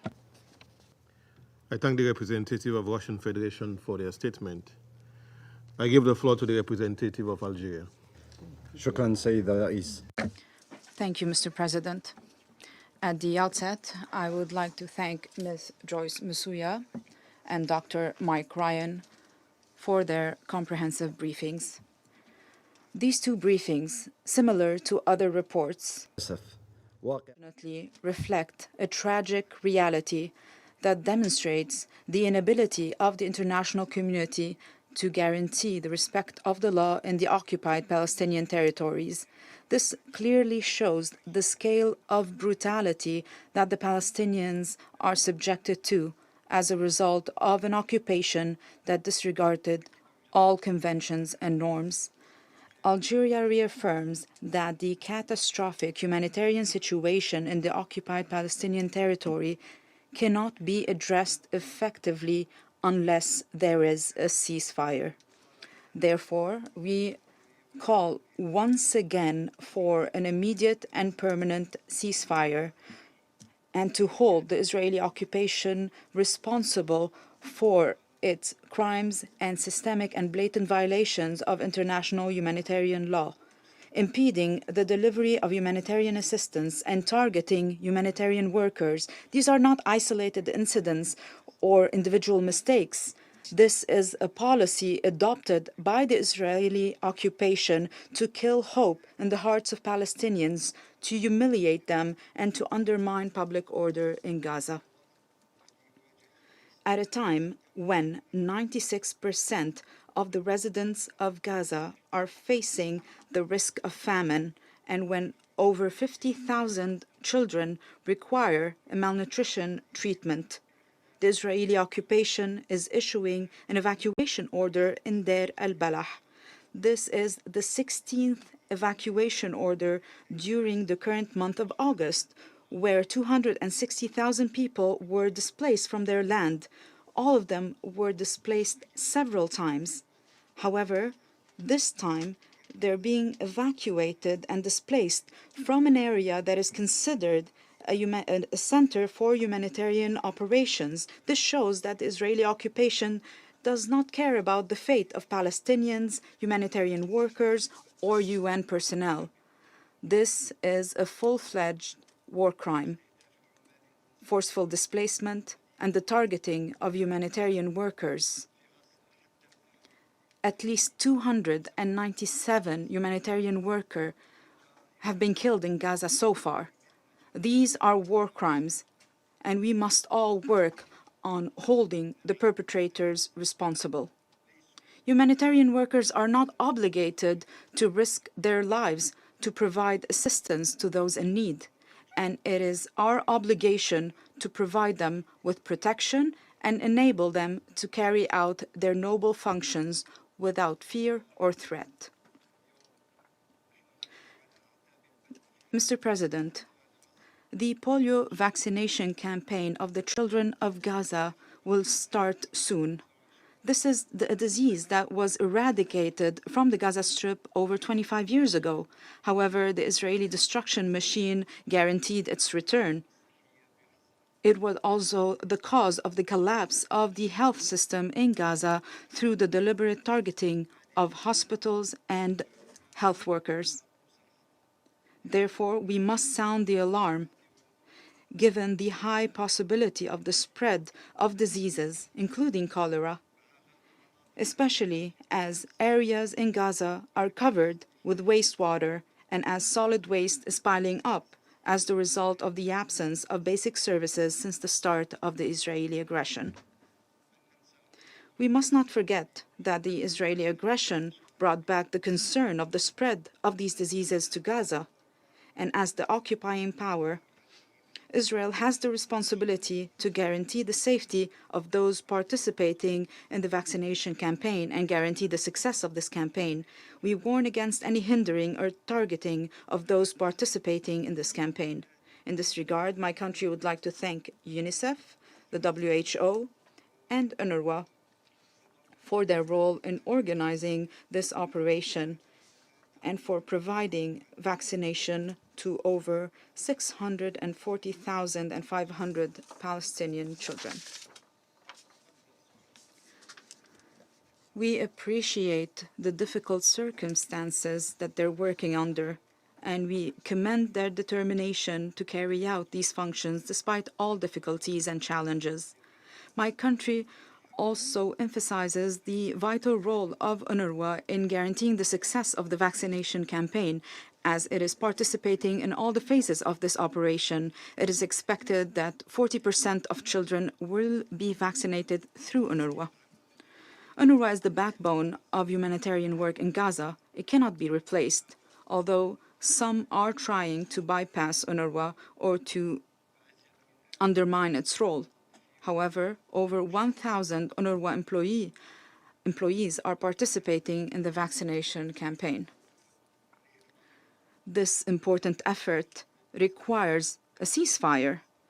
De-escalation mechanisms are not working in Gaza. Therefore, we reaffirm the importance of a ceasefire immediately and to enable humanitarian workers to carry out their functions. The vaccination campaign must be successful, and we must provide the necessary conditions for this success. In conclusion, Mr. President, the Security Council has the obligation to protect Palestinians and to put an end to the arrogance of the Israeli occupation and to find a permanent and just solution for the Palestinian cause. The genocide today in Gaza and the escalation in the West Bank as the occupation authorities continue to desecrate Al-Aqsa Mosque. The goal here is to destroy the possibility of establishing a Palestinian state. Therefore, the international community and the Security Council in particular must respond through practical and effective steps to guarantee the establishment of the Palestinian state with Al-Quds al-Sharif as its capital. This is the only way to guarantee a just and permanent peace in the region. I thank you. I thank the representative of Algeria for their statement. I give the floor to the representative of Japan. Thank you, Mr. President. First of all, I thank the United Kingdom and Switzerland for proposing this timely meeting, and also express gratitude Acting USG Masuya and Deputy Director General of WHO, Dr. Ryan, for their sobering updates.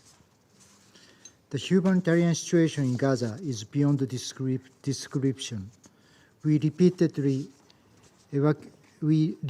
evacuation orders have left Palestinians crammed into unlivable conditions, deprived of basic essentials and dignity. The so-called safe zones are nothing of the sort. Humanitarian aid workers and United Nations personnel must be protected at all times. We need to stress this point, especially when we see the vaccination operations are starting. Yet, they are being exposed to intolerable risks. It is totally unacceptable that UN aid vehicles in Gaza continue to be fired upon. Japan deploys a WFP vehicle carrying humanitarian cargo to central Gaza was struck by gunfire earlier this week.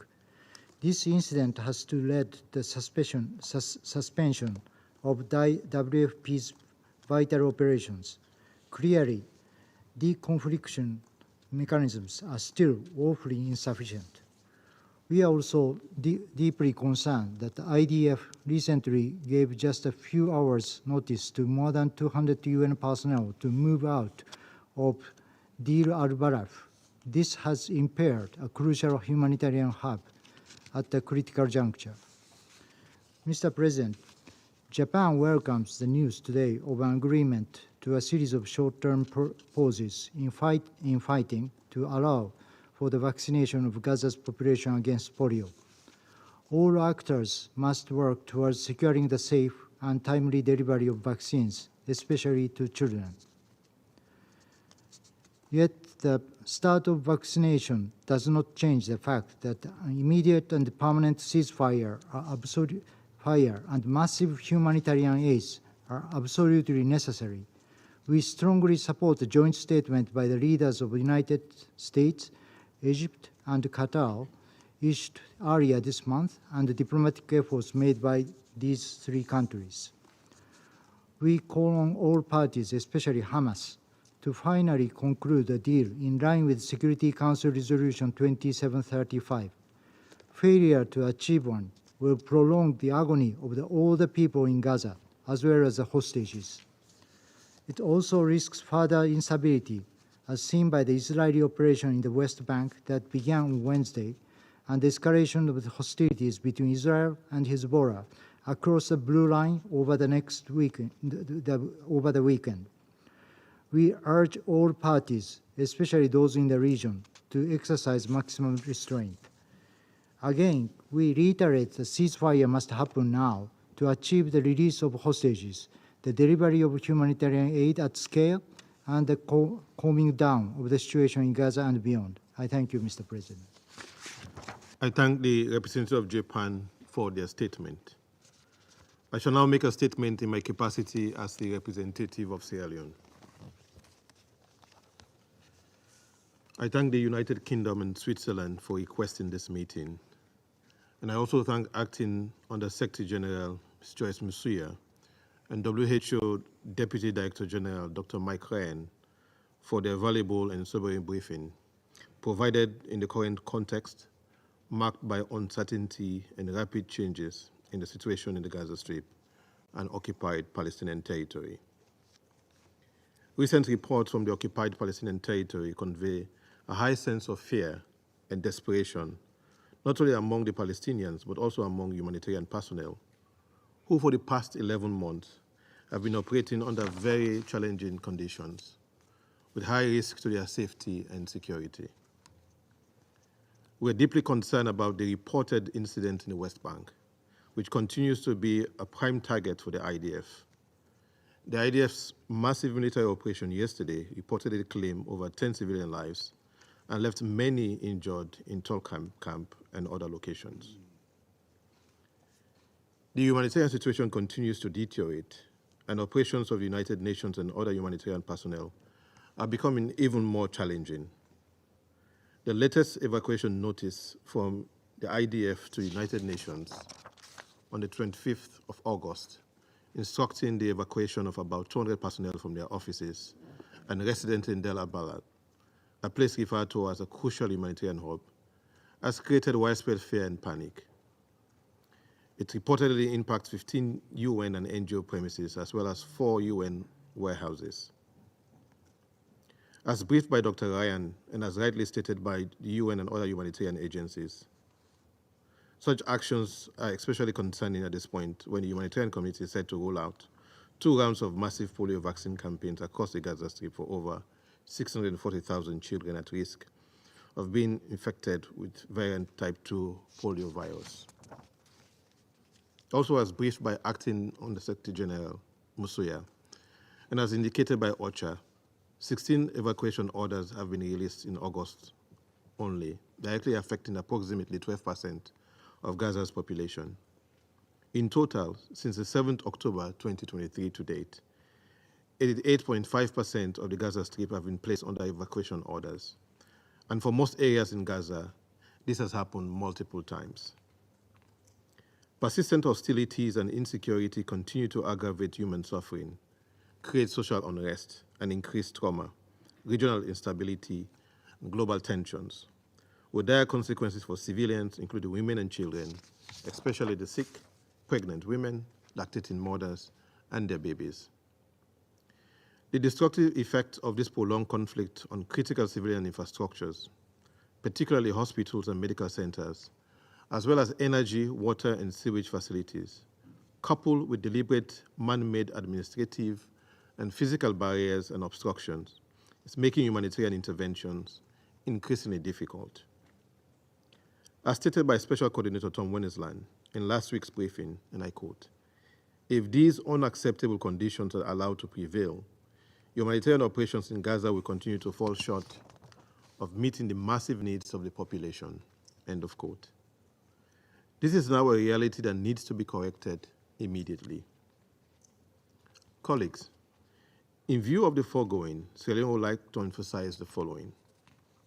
Firstly, we draw the attention of parties to the conflict to Resolution 2720, Operative Paragraph 14, amongst others, that state, and I quote, demands that all parties to the conflict take all appropriate steps to ensure the safety and security of UN and associated personnel, those of its specialized agencies, and all other personnel engaged in humanitarian relief activities consistent with international humanitarian law, without prejudice to the freedom of movement and access, stresses the need not to hinder these efforts, and recalls that humanitarian relief personnel must be respected and protected, end of quote. We therefore condemn the reported IDF attack on a WFP convoy in the Gaza Strip and repeat the need for the establishment of a functioning deconfliction mechanism. Secondly, Sierra Leone strongly supports the Secretary General's and other humanitarian agencies' appeal for an immediate humanitarian pause to be observed that will allow for the safe, unhindered, and uninterrupted administration of the 2 rounds of polio vaccine. We also reject all forms of disinformation and misinformation about the potency of the vaccines, which poses a significant threat to public health and undermine global vaccination efforts. Thirdly, we condemn Israel's military operation in the West Bank, particularly since the International Court of Justice has unambiguously declared that Israel's ongoing occupation and accession of the Palestinian territory is unlawful. We remain unwavering in our commitment to ongoing diplomatic efforts, with the hope that with the commitment being exhibited by the mediators, Egypt, Qatar, and the United States, the unresolved differences will soon be addressed, and this will cumulatively lead to a deal that will ensure a permanent ceasefire, the release of hostages, and unhindered humanitarian assistance. Let me close by reminding parties to the conflict to unreservedly adhere to their obligations under international law, including international humanitarian law. We also stress the imperative for accountability. Sierra Leone pledges its full support to all meaningful actions geared towards addressing the immediate and long-term causes of this conflict that will set the stage for a political horizon of a 2-state solution with Israel and Palestine living side by side in peace, security, and stability. Thank you.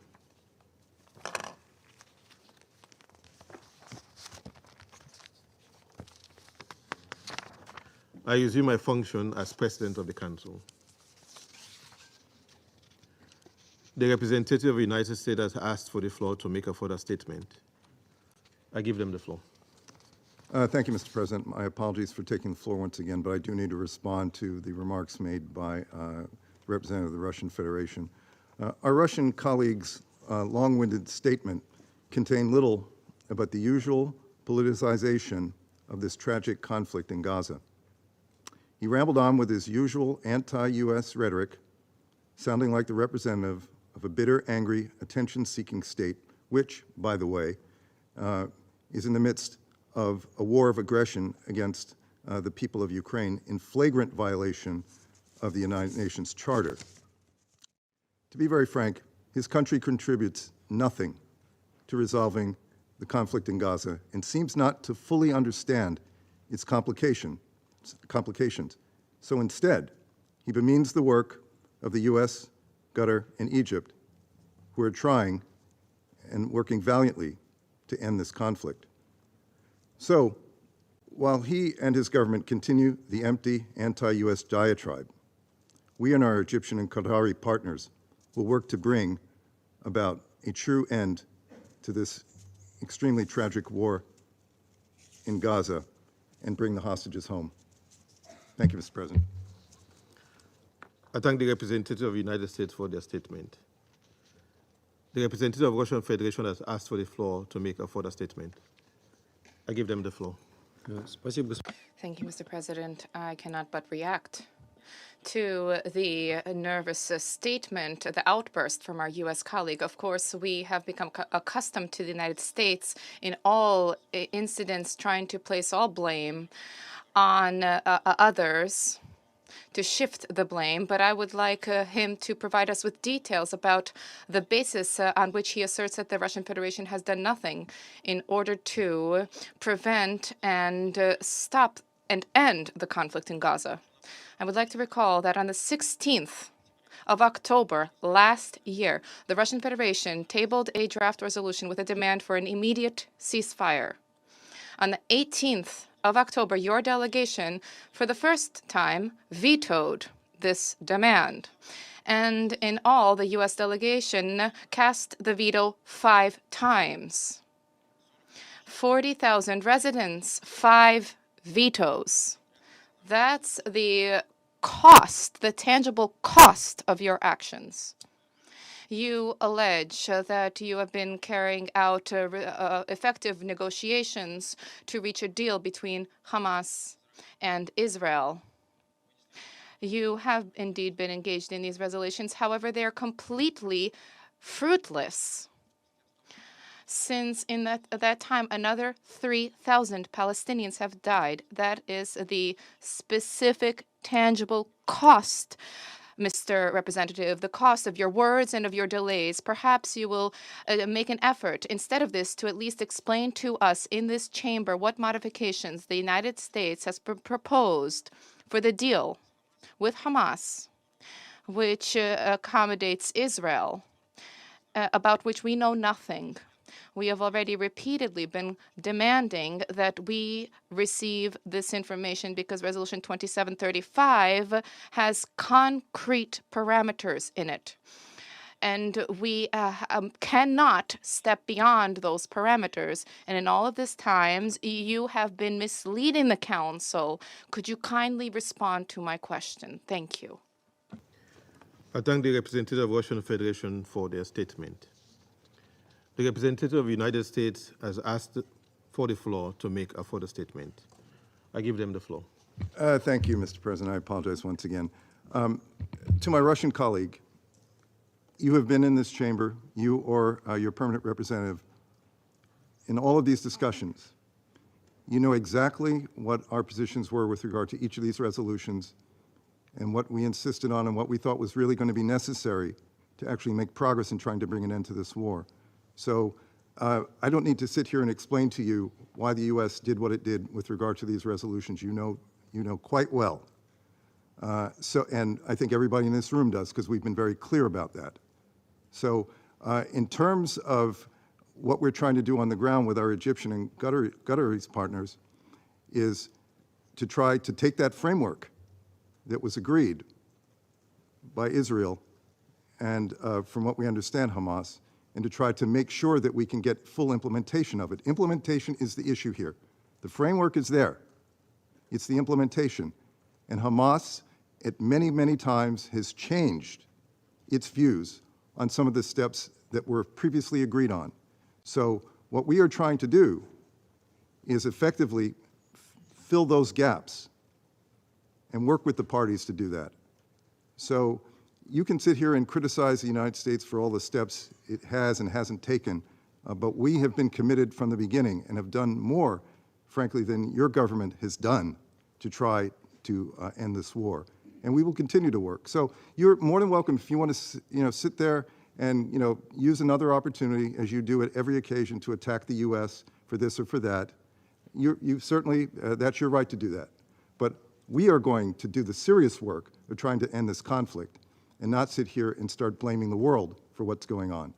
This is a very, very deep and challenging and long-standing conflict, and we are working and have worked harder than your government has at any point to try to end this overall conflict. So my recommendation to you and your government would be, if you're going to contribute something positively, then contribute it. If not, you should be quiet. Thank you.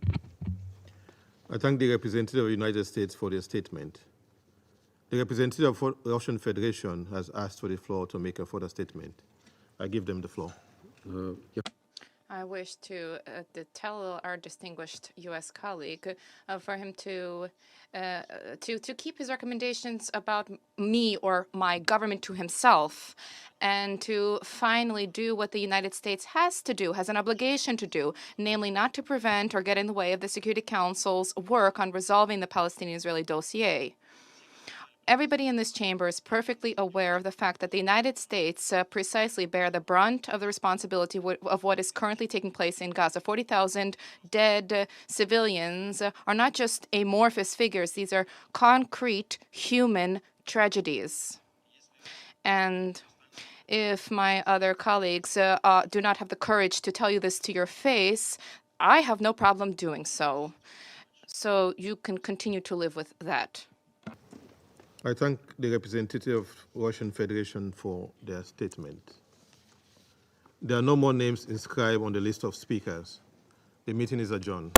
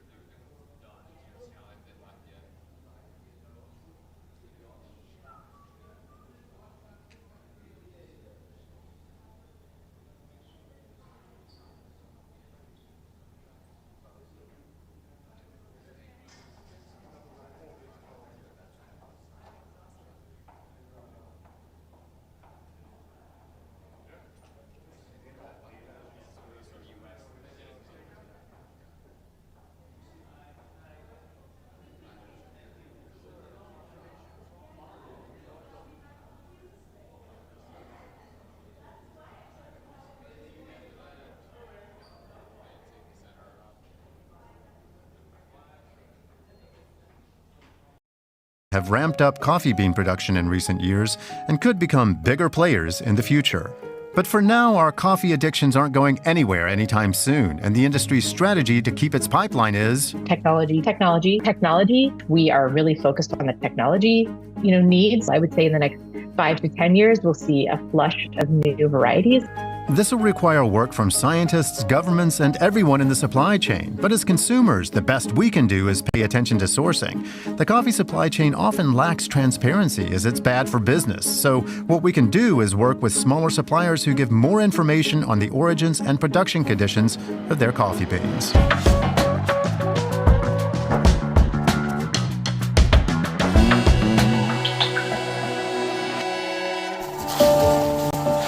They must have been here just minutes ago. Marcelo Campos goes from one row of coffee bushes to the next. Where are the women who work here? They were just here. We want to find them and talk to them to understand the situation. We're accompanying inspectors from the Ministry of Labour, the Public Prosecutor's Office and Federal Police to coffee plantations in the Brazilian state of Minas Gerais. They want to track down day labourers believed to be working under slave-like conditions. The inspectors have discovered 2 women hiding in the bushes. They've been working unpaid for over a month, without any protective clothing, food, water or access to a toilet. The workers are afraid of the officials, but it's their employers that the authorities are looking to punish. Just over 100 years ago, workers here were slaves, objects, commodities. A country with a history of 300 years of slavery has a patriarchal culture that neither values nor respects workers' rights. The team is investigating anonymous reports. Things are fraught and Marcelo Campos needs to keep a level head. We're accompanied by the federal police because what we're doing can cause a lot of problems for the plantation owners, and in some cases, they might react violently. At first glance, the next target looks like a sawmill, but there's a coffee plantation here. The team soon find what they're looking for. This man is working without protective clothing, and far from earning money, his debts are mounting. I have to pay for any tools I use. There's no way out. I have to work to pay debts that just pile up. They make slaves out of us. I work and pay to do so. I don't earn any money to buy food for home. It's bad. João doesn't have a contract either. He works 12 hours without a break, he says. The men sleep here on flimsy makeshift beds. There are no closets for their few possessions, no privacy. The owner of the farm is not on site, only the foreman. He now has 1 week to respond. He has to let the men go, and he'll have to pay the maximum rate for the work they've done. The foreman defends himself. The men wanted work, and they got it. I don't see any slave labor. Do you? Why don't you go to their house and see what it looks like? Marcelo Campos says that's a typical response. Brazil is the largest coffee exporter in the world, and coffee is one of the most popular hot drinks in the world. Few people ask themselves if it's harvested in fair conditions. Inhumane working conditions are not only found on coffee plantations. Last March, inspectors freed 85 workers from a farm in southern Brazil. They were hired by a subcontractor producing seeds for German company BASF. One of them is 15-year-old Eduardo Sotero. He was seriously injured on the job and had to wait for help for hours, he says. It was his mother who took him to a hospital. One of his toes is now paralyzed. We should have had proper shoes, a place to eat, protection from the sun. In 40-degree temperatures, workers could only rest on the bare ground. Some were fainting from a lack of water. Those who were off sick received no pay. When we heard that BASF was behind the seed production, we were shocked, because a company of this size should take an interest in the workers employed by its subcontractors. BASF condemns the human rights violations, but says there had been no evidence of them. It also says there was no direct contractual relationship with the workers, and says its subcontractors sign agreements obliging them to respect human rights in their supply chains. It voluntarily paid out €1,670,000 in compensation to the workers and for social projects, and intends to increase monitoring in the future. However, for us as a company, it writes, working with more than 90,000 direct suppliers and a correspondingly large number of indirect suppliers in complex supply chains, complete and permanent monitoring is unfortunately not feasible.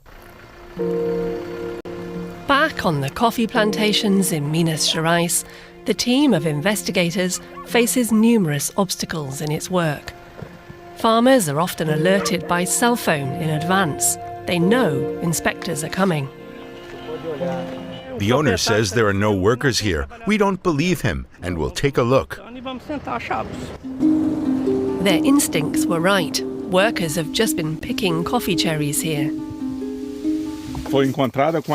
The water is still cold. The workers were just here.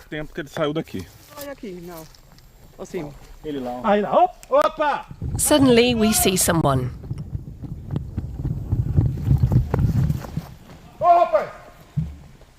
The man stops reluctantly, claiming he was just out for a walk.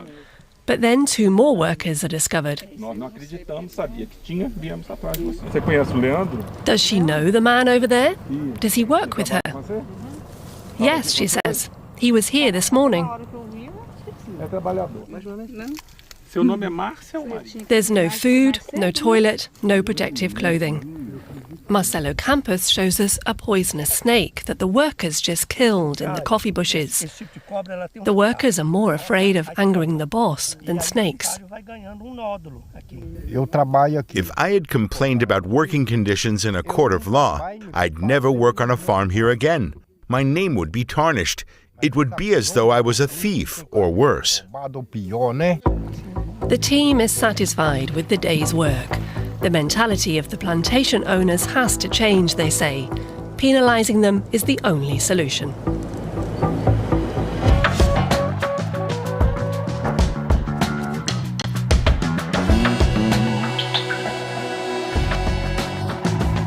Climate change is a global issue, and one that will only be solved if we all work together. Nonetheless, when it comes to cutting pollutants, China is a key focus. It's responsible for around a third of global CO2 emissions. And despite pledging to be climate neutral by 2060, it's still investing in coal. How does it all add up?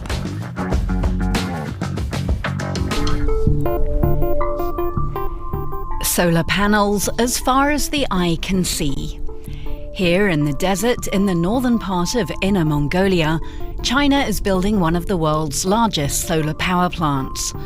Our interview request is accepted, which doesn't happen often in this country.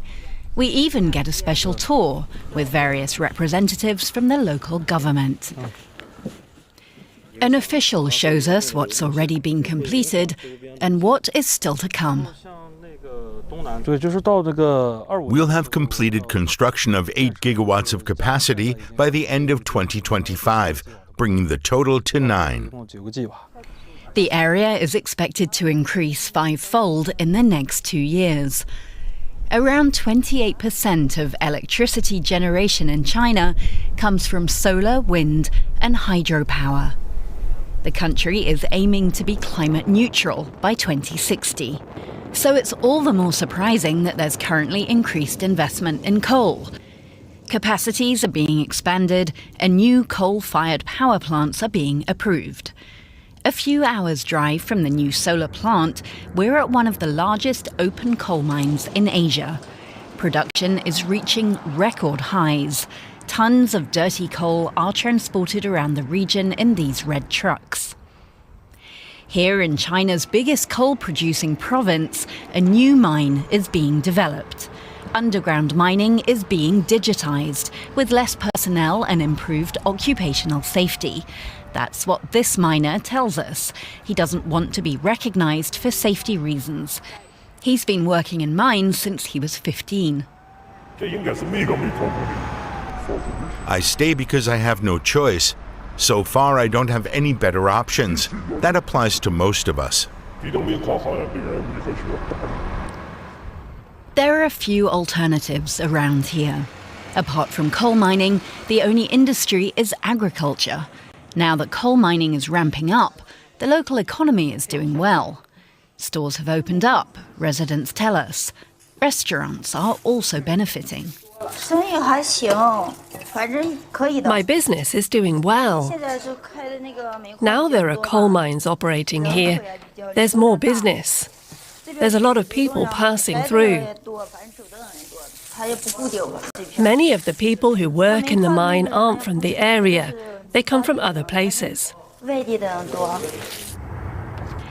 In its heyday, coal mining made Inner Mongolia prosperous. In Ordos, for example, the city government commissioned the development of a lavish centre a number of years ago.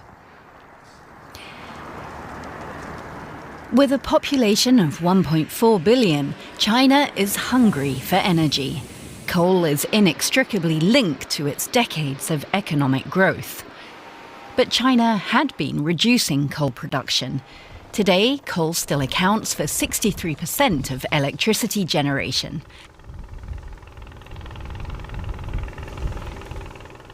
But now, as this map compiled by an energy research institute shows, new projects are planned all over the country, even in places where there is already a lot of coal production.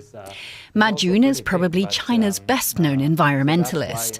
Although coal power can support the integration of renewable energy into the power mix, he advises restraint with all the new projects and backs innovation in renewables. And because there are other ways to try to help better integrate those into our power grid. One of that, obviously, energy storage, and the other is about all these different regional power grids. We can better coordinate those. In the last 2 years, state media has reported energy shortages in some parts of the country. The fact that this is a consequence of man-made climate change is usually ignored. Hydropower plants have been hard hit by drought. For China, energy security and independence are the top priorities, and it sees coal as the least complicated option. Protecting energy security is always our most important task. We will strengthen fossil fuels as security and backup. Coal will play an essential role. But there are structural challenges. The regional electricity grids are not sufficiently interconnected.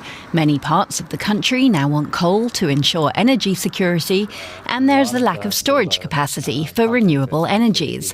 Ma Jun is worried about excessive coal capacities.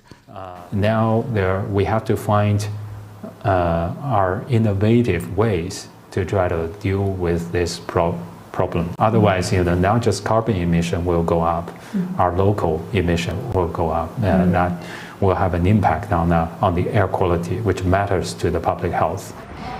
For this miner, coal is both a curse and a blessing. It creates jobs, but it also has its risks. Because I had a few accidents in the mines, I no longer wanted to work in the industry. Then I tried to start my own business, but it didn't work out. During our tour of the mega solar park, we learned that the energy generated here has so far remained in Inner Mongolia. Further transmission possibilities are being explored. Clearly, there are still major challenges ahead if China is to make good on its commitment to a cleaner future.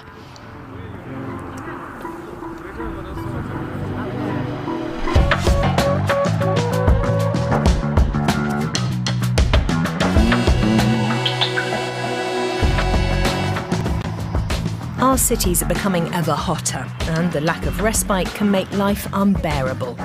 If we keep pumping CO2 into the atmosphere at the current rate, urban temperatures could rise by up to 4.4 degrees Celsius by 2100.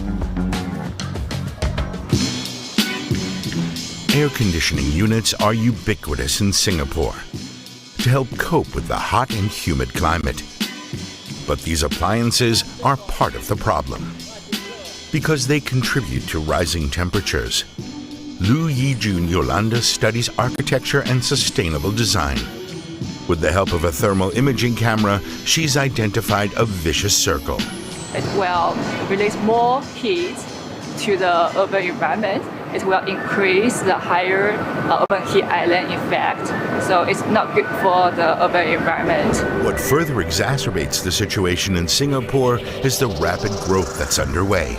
There are more and more residents and more concrete. In recent years, temperatures in Singapore have risen twice as fast as in the rest of the world. Vera Sekaran has lived here for years. But dealing with the heat every day is challenging even for him. You can see, right? When you saw me when I'm walking in, I'm still a little bit perspiring here. It's actually 11 o'clock in the morning. It's overcast and the humidity is picking up. Vera Sekaran is an architect and botanist, affectionately known as the plant whisperer.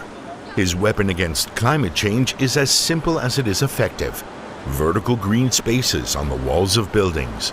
You can feel when I'm standing here, just close by, right? I can feel this heat reduce significantly because the plants are respiring and photosynthesizing. When the plants photosynthesize, they release oxygen. And they're actually basically taking away my carbon dioxide for photosynthesis. So when you have got that biochemistry going around in the city, you'll realize the CO2 level drops, the immediate heat actually drops, and that makes a big difference. 30 different plant species are growing on this wall.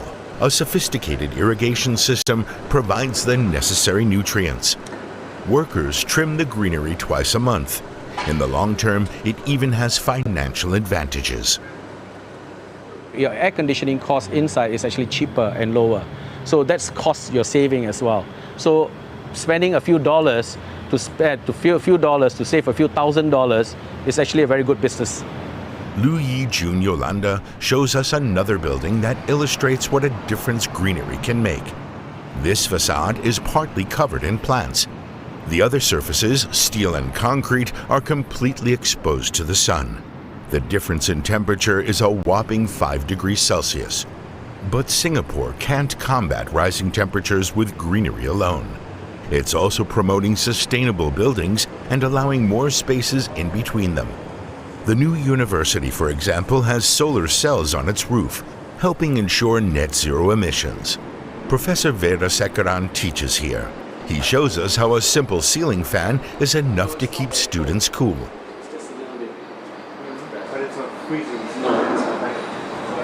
It's all very open plan, allowing a gentle breeze throughout the premises. The building is actually very similar if you go into a forest. There's some trees, some buildings which are very tall, some trees which are very tall and different layers as well. So trying to bring back forest architecture into cityscapes is very important to try and involve designs of the future as well. So nature-based solutions are part and parcel of that. And it looks spectacular too. This hotel in the center of Singapore has won awards. It lives and breathes with flourishing green terraces and gardens. Singapore subsidizes sustainable architecture and is pursuing ambitious long-term goals. 1 million new trees are to be planted by 2030. And the plan is to have so many parks that no one will have to walk more than 10 minutes to be surrounded by nature. This project is called Cooling Singapore. The researchers have programmed a digital twin of the city. This allows them to simulate how temperatures can be lowered with individual projects. A thermal image showing today's daily temperatures in Singapore is shown on the left. On the right, what it would look like if all buildings were energy efficient and sustainable. The whole city would be 1 to 2 degrees cooler. Singapore sees itself as a driving force for Southeast Asia in the fight against rising temperatures. and is investing billions. Unlike other developing countries, however, the wealthy city-state can afford to do so.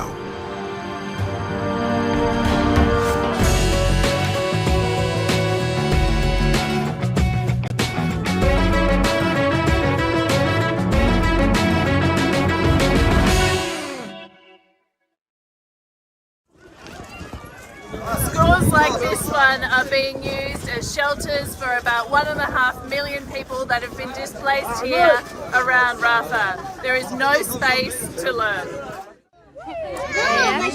ارجع نشوف صحباتنا ومعلماتنا ونلعب شهر صعب لانه المفروض احنا بالمدرسه وبعدين بنحضر لمدرستنا وواجباتنا وزي هيك للاسف بس احنا هلا بالخيام مش قادرين نتعلم ولا نعمل حاجه. Palestinian children in the West Bank and Jerusalem are meant to start the first day of their winter term today, but there is no school resuming in the Gaza Strip. For the 625,000 students here, there has been no school for 100 days. National crisis in education. Actually, these 600,000 children are out of the school, but also there's no future, no sign that these children will continue their education. We spend time to cover, the problem about the losing loss because of the COVID. Now we don't know how we can overcome this gap while everything is destroyed in Gaza Strip.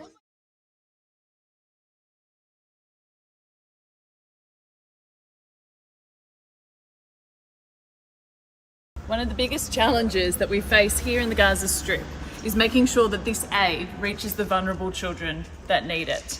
And it's not an easy task. We face 3 big hurdles every day. The first one is safety.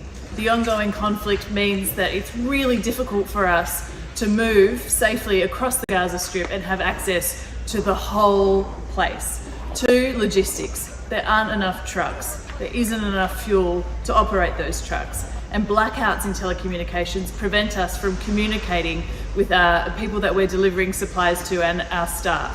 And lastly, there are restrictions on commercial goods. So normal supplies aren't getting in to replenish the markets, and this puts enormous pressure on aid delivery and is creating tensions in the community.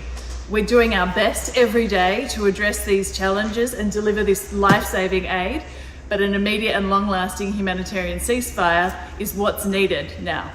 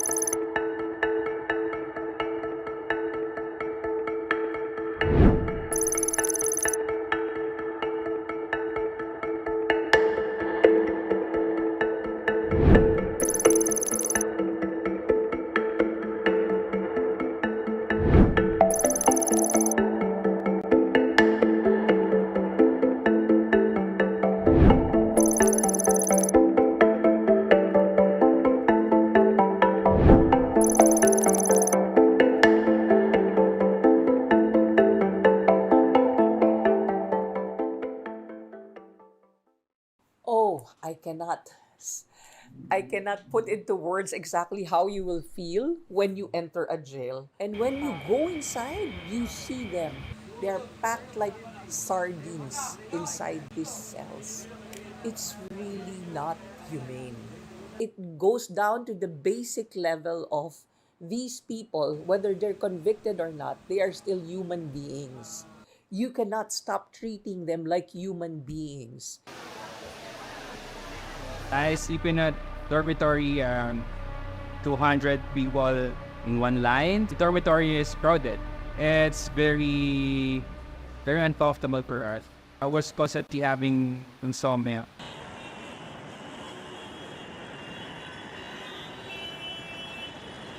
The average is 300% overcrowding, but in some facilities it goes to 1,000%. So there are 10 times more people than what are supposed to be in that specific facility. This living condition of TDL is important while they are staying here inside. This will affect their behavior, this will affect their development while in our custody. Because I will just borrow these thoughts from Fyodor Dostoevsky that the degree of civilization can be judged by entering its prison. The very basic human needs that should be available to anyone outside jail, it's an entirely different world inside the jail. It's like you're no longer human.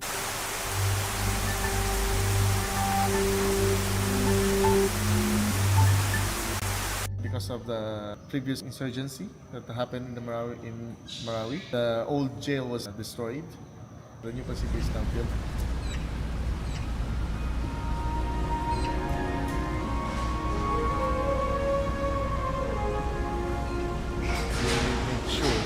Fundamental rules will follow. One of the most important aspects is the human rights. So what you should find outside of this jail facility should also be here. The only thing that the PDL should be deprived of is their liberty. You will see that this facility has enough space, living space that they should have, and then they have access to education, access to library. These are not the real ills. We can provide medicines, we can provide doctors, but people will still keep on being admitted into jail. So the root cause of the problem is not that. That is not the problem. That's just one of the effects. It is not about building infrastructure, but it's really about changing the system, having less people incarcerated for minor offenses, having people also released more quickly, having alternatives to incarcerations, so using the system for treatment or rehabilitation, using the health system for people who use drugs and maybe are not connected with trafficking or these different type of crimes. For a very small quantity of methamphetamines that may be worth, I don't know, $5 on the market, you're putting somebody in jail for up to 12 years. You can see how, from an economic point of view, that doesn't make any sense. On the other hand, you're taking away resources from addressing the syndicate or the organized criminal group that are really profiting from this. I have to go and visit the female jails because I want to see how they are being treated. And you know, every single time, I cry seeing how they are. These are mothers, these are daughters, these are wives who are there, and I relate to them. I try to tell them, do not lose hope, because there are people outside who are going to try to make things better for you. I have 4 kids, and I miss the most is the quality time of my kids when I am there with them outside. UNODC brings to the Philippine government the expertise or the experience of other countries. It has been, I think, very significant in supporting the Philippine government and prison reform. We have a series of meetings with the judges in Marawi City, and they committed to put a court here. So expediting the hearing of the cases will mean that cases will be solved faster, and then release will also become faster. One day, my Lord will reward me for my deeds. Even not in this jail, even outside when I get released. When I get out here, I want to start a new life with my kids, and I want to go back to my work.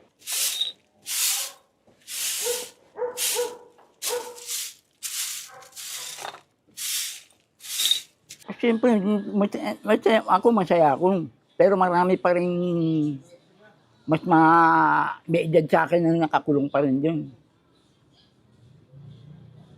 75, 76. Okay yun po.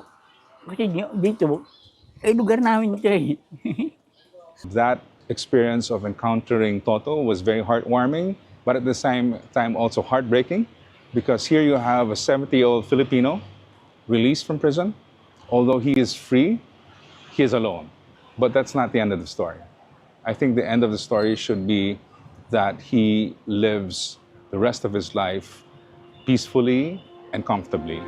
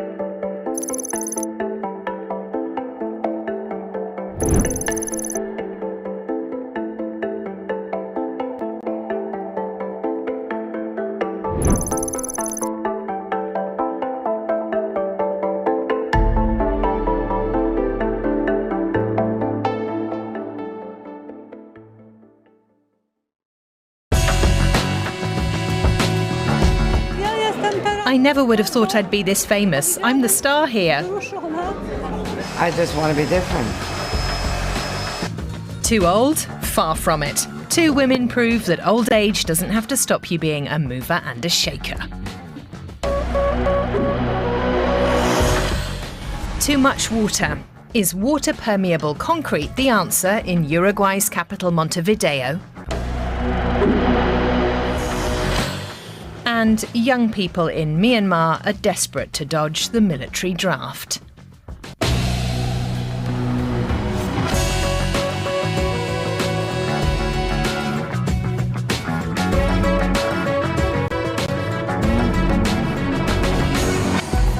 Three years ago, the military seized power in Myanmar, putting an end to 10 years of democracy.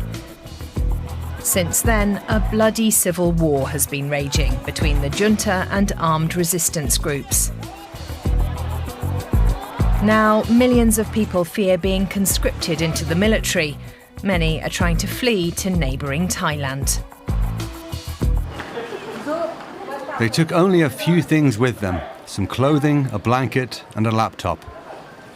Foley and his sister May left home in a hurry, afraid that Foley would be drafted into military service right in the middle of a civil war. Foley is 22 years old, his sister 30.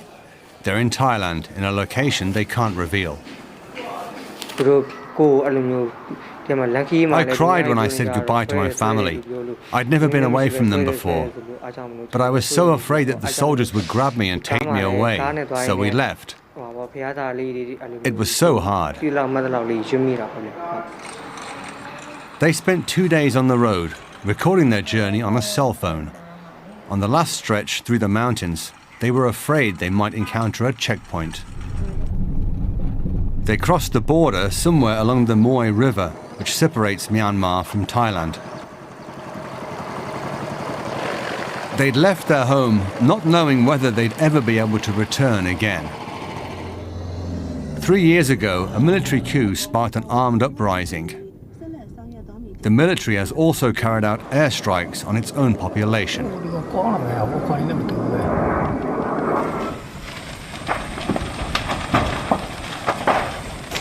At the moment, the junta's grip on power appears to be faltering. An alliance of armed rebel groups have retaken many strategic locations that had been under the junta's control. These losses prompted the generals to enforce a mandatory draft that would force an entire generation into civil war. In the Thai city of Mae Sot, near the border, San Aung works for the New Myanmar Foundation, a human rights NGO. He says conscription is forcing young people to leave. After the junta announced the draft, the number of people fleeing the country soared. The regime says they'll wait until April to implement the draft. But we don't believe that. We've heard people everywhere say they've already started forcible recruitment.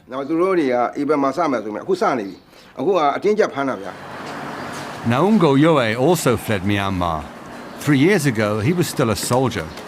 Then the military coup crushed the democratic movement in the country, brutally suppressing the protests. Naungo Yoe decided to desert. He didn't return to the military camp after a day off and went underground. I had to do a lot of preparation to leave the army, devise a plan, contact people who could help. But even though I'd thought everything through, step by step, it was hard, and I encountered some trouble along the way. In Thailand, he joined up with other deserters and formed an aid network. They want to help others like them flee, including the new conscripts. Their flyer says that they offer support for anyone who is looking for a way out. They have to smuggle the flyers into Myanmar. Soldiers there aren't permitted to have cell phones or social media. We provide advice to the soldiers and encourage them to switch sides, back to the side of the people. They both managed to flee, but they know the dangers. Anyone who tries to desert the military risks being executed on the spot. Here in Thailand, Foley and Mai are happy when they're able to talk to their family back at home. They left 10 days ago. Their aunt tells them that soldiers arrived and all the boys there had to hide. She says it's good the two of them left.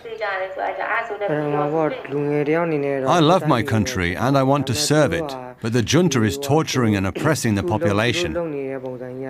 I protested against the military, against the coup. I can't join the military, that's the wrong side. I would have to join the resistance fighters. In Thailand, Foley and May are undocumented refugees, tolerated by the authorities in Mae Sot. There are thousands like them here, and now more are arriving every day. From this lookout north of town, Myanmar is just a stone's throw away. For the former soldiers, looking back at the place they were forced to leave isn't easy. I feel sorry for all the young people. It's horrible, the fact that the army is using the law to force them into the military.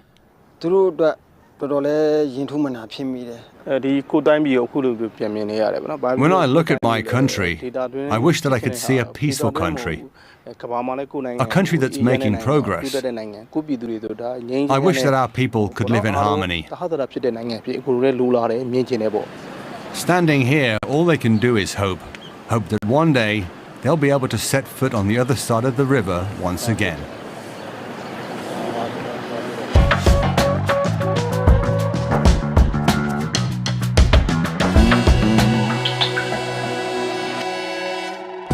Climate change poses special challenges for urban areas. High building density and the use of heat-absorbing materials exacerbates heat stress.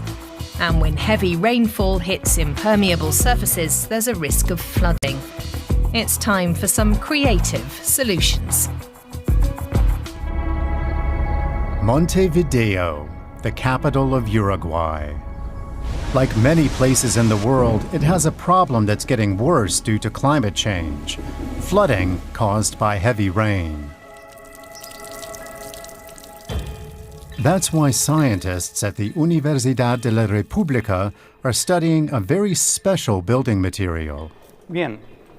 Lo que queremos hacer ahora no es un hormigón convencional. What we're trying to develop here is no ordinary concrete. It's a special kind of concrete. It's supposed to have a very special quality. It's supposed to be permeable to water. We're going to create a mixture here in our kitchen. We'll mix together an aggregate and cement. Una proporción de cemento. As you can see, we don't mix in any sand.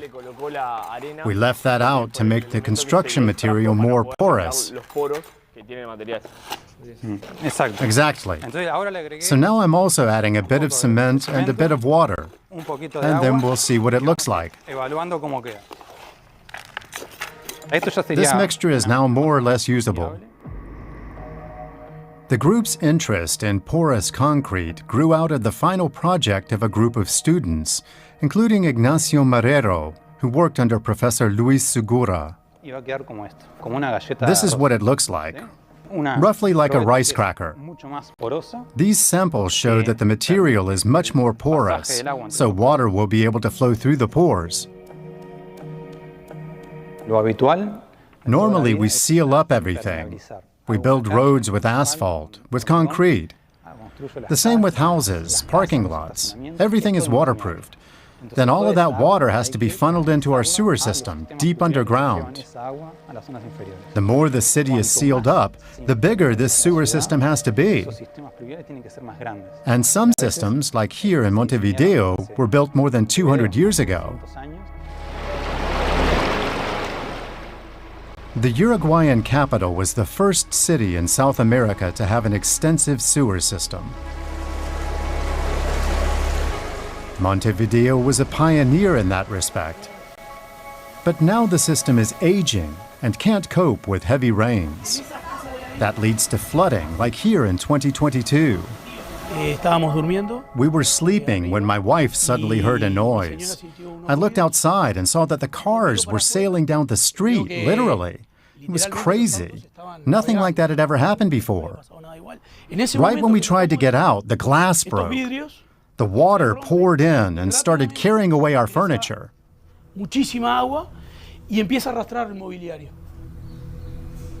Then the car floated in. It broke through the gate and took everything with it. The water was incredibly powerful and came all the way up to here.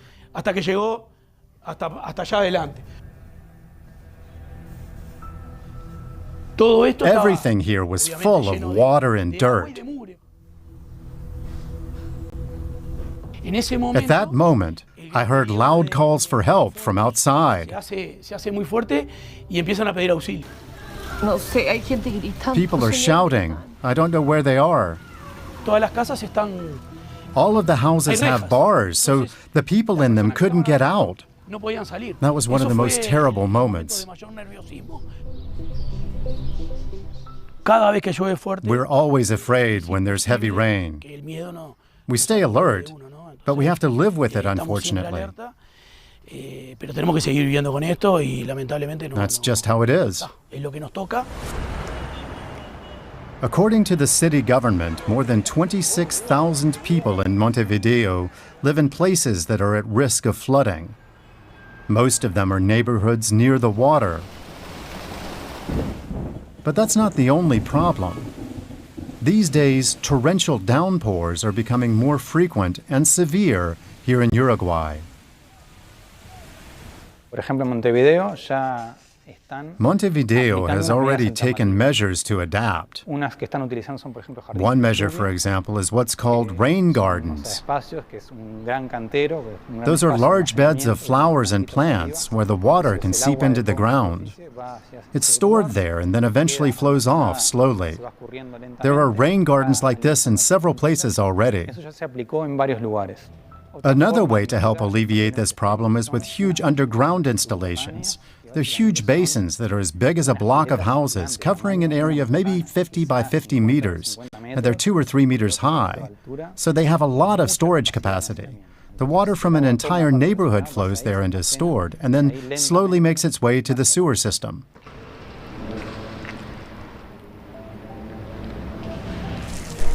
The porous concrete could be another solution. Luis Segura's team has already demonstrated that it also works outside the laboratory, here in the area around the Faculty of Engineering.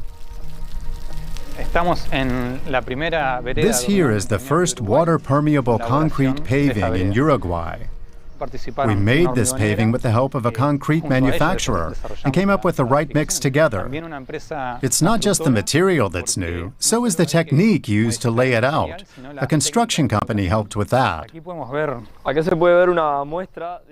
Here we can see an example of different kinds of water-permeable concrete.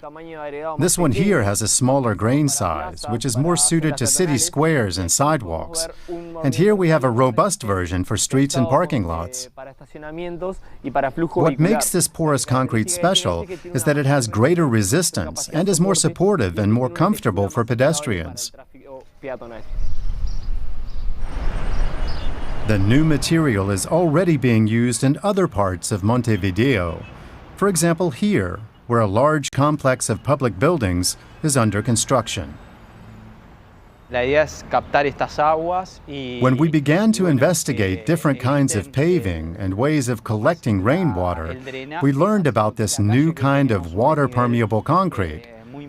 And we realized it has a lot of advantages.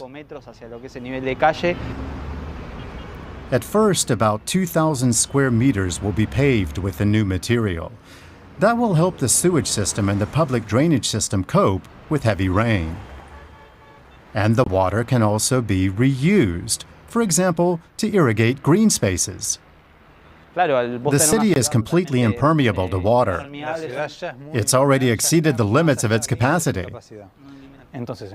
I think as soon as the technology is there, water-permeable concrete will be used a lot. We need to implement this technology more quickly so that it can be used on a large scale. Concrete that's permeable to water. Just one of many ideas that could help our cities become more climate resilient and more resistant to flooding.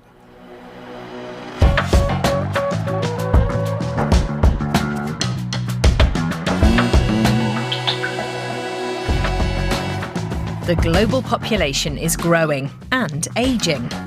Estimates suggest the number of people aged 65 or over is set to double from the current 760 million over the next 25 years.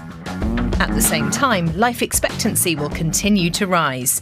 We need to rethink old age.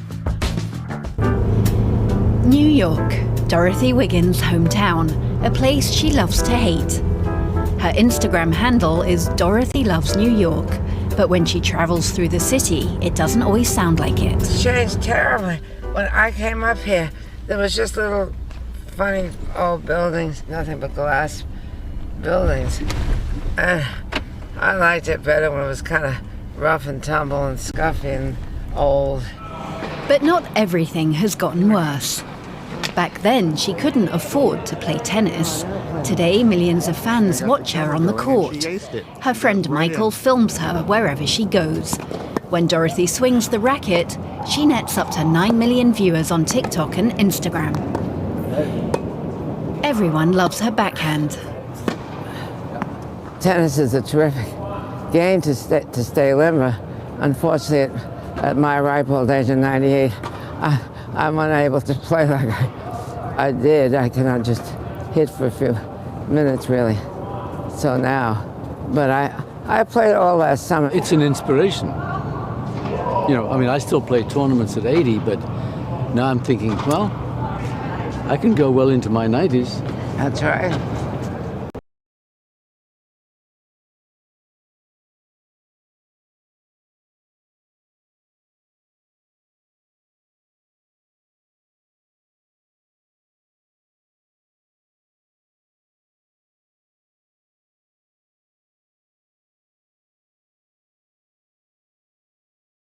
Taking social media by storm. Looking sharp is half the game. Once a week, she has her hair done in Monica's salon. And she's a role model here, too. In her age, she's doing more stuff than just any regular person who is like 40 or 50. She's so advanced with everything, which is like amazing. So that's why I think talking about age doesn't stop you. Dorothy originally drew her inspiration from Parisian chic. Back then, she lived with her husband, a diplomat, in the south of France. I just want to be different. I just want to be different from everybody else. It's just the way I am. Well, I would never wear blue jeans, never. I've never owned a pair of blue jeans because I don't want to wear anything that anybody else wears. A photo shoot for Vogue. She may have ditched the high heels she wore when she was a model, but she's lost none of her panache.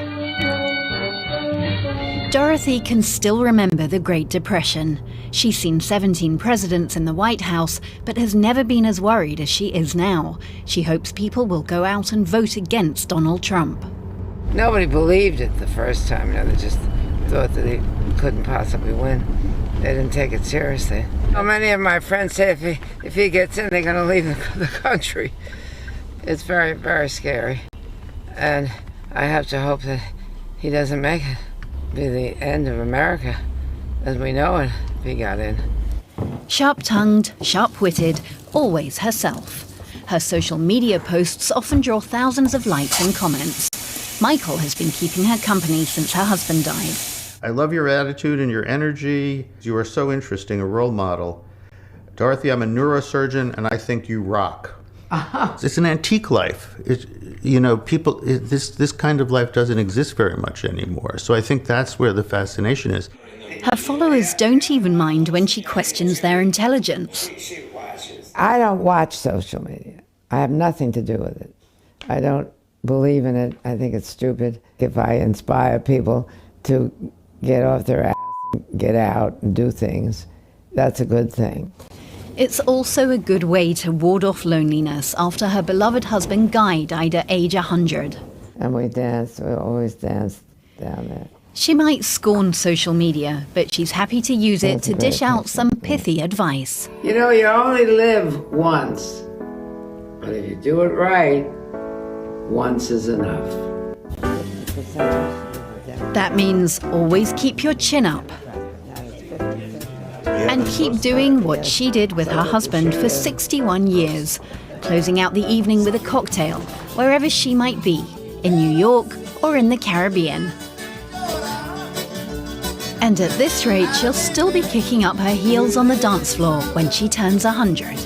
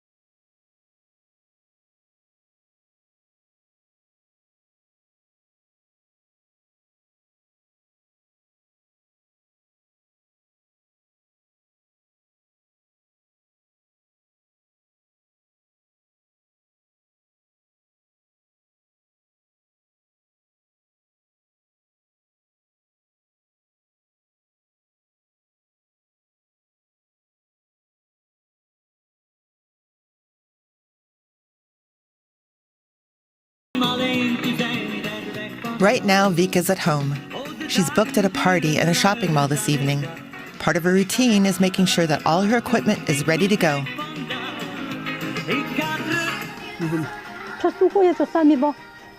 I listen to everything because sometimes there are situations when the CD gets stuck. And I always find things like that a bit upsetting. She's been in the business for a long time, ever since she retired 25 years ago. Back then, she was a special education teacher, and she wanted to keep working with people.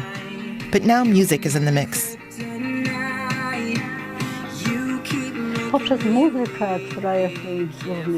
Music spans the generations.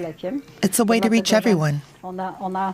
It's fantastic medicine because all the different rhythms transport us into another world, a world of fantasy. And well, getting old with music is more fun.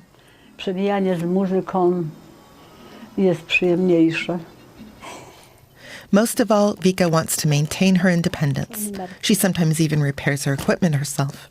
She's had bookings all across Europe, Berlin, London, Moscow, Paris.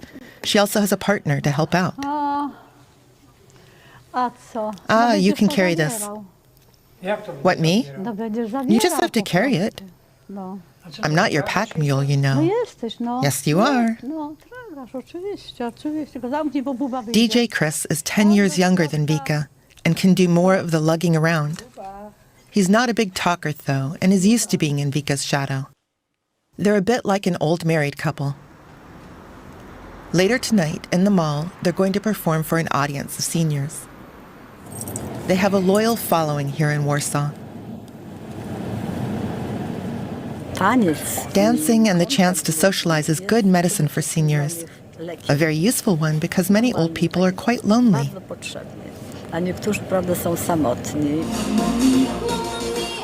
At Vika's parties, everyone can dance and enjoy themselves.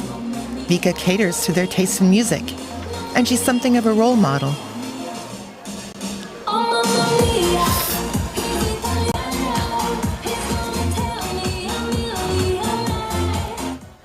We come here because of her. She's wonderful. She sweeps us off our feet. I showed my partner there's another world out there, that we can still have fun at our age. I'm only 68. I'm still young, and I hope that at her age I'll be just as active as she is. So I'm sticking with it.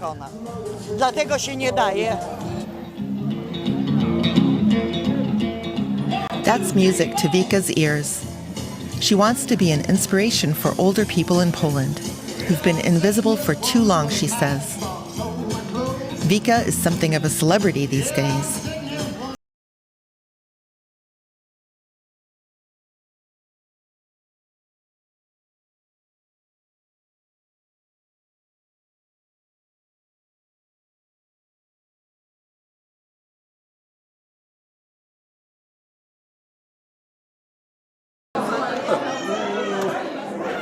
At the premiere, Vika is in the spotlight again. You'd think she'd be used to it, but it still all feels a bit strange and unfamiliar. I never would have thought I'd be this famous. I'm the star here. That's actually a bit scary. It's scary that an ordinary person could end up on stage just because I have the courage to live my life differently. At the DJ desk, though, she's in her element. Vika shows that when it comes to a good party, age is no barrier.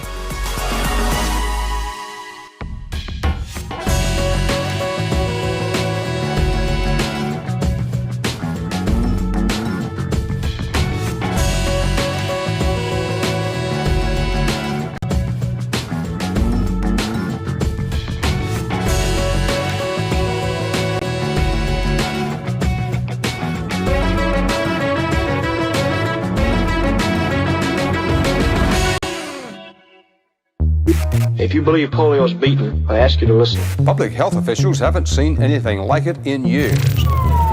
حالات جديدة من مرض شلل الأطفال. Every 15 minutes, a child is taken ill with diphtheria. Las zonas más afectadas por el sarampión. All these outbreaks are occurring among unvaccinated preschool-age children. Measles epidemic is turning into a crisis.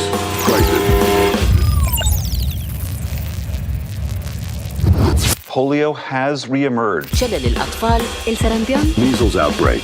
C'est officiel, la rougeole est massivement de retour sur le continent européen. La poliomyélite. Poliovirus. Measles. Diphtheria. Diphtheria disease.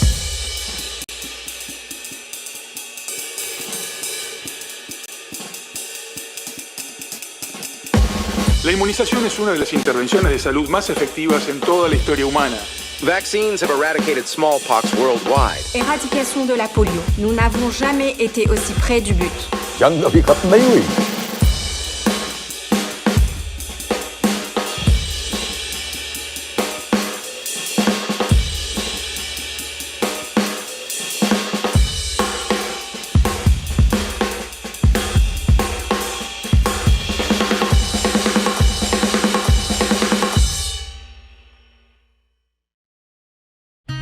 100 days since the deadly earthquakes hit Turkey.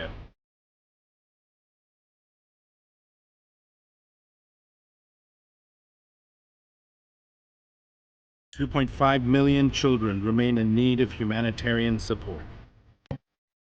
prices of food and other necessities are rising, while incomes are decreasing. Without more support, 500,000 more children could fall into poverty. An estimated 1.6 million people are still living in makeshift shelters or tents in informal settlements, often without access to basic services. The response to this tragedy must match its scale.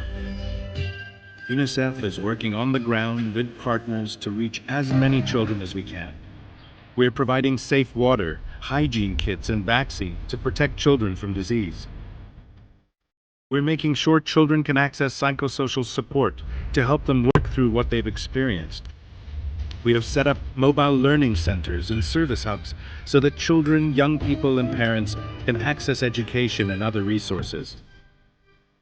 To support even more children, including the hardest to reach, we're calling on the international community to stand with us and the children and young people of Turkey. Help us restore their lives and secure their futures.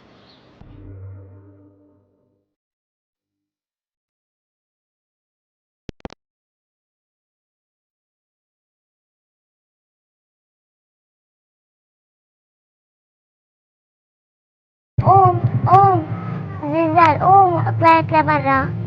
طلعت لبرا وكنت أنا فلسطينية عم علي.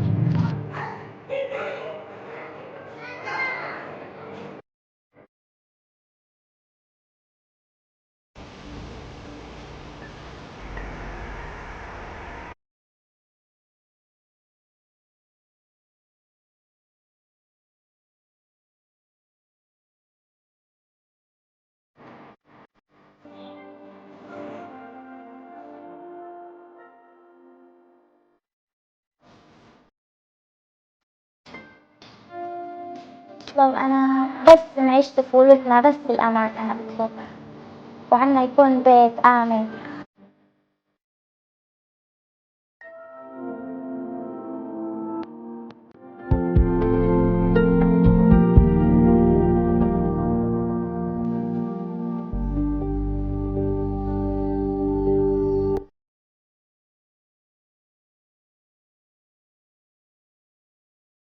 When we think about peacekeeping, it often seems like peacekeeping missions are failing. But if we look systematically across the record, most of the time, peacekeeping works. What I want to do today is to explain how peacekeepers do this.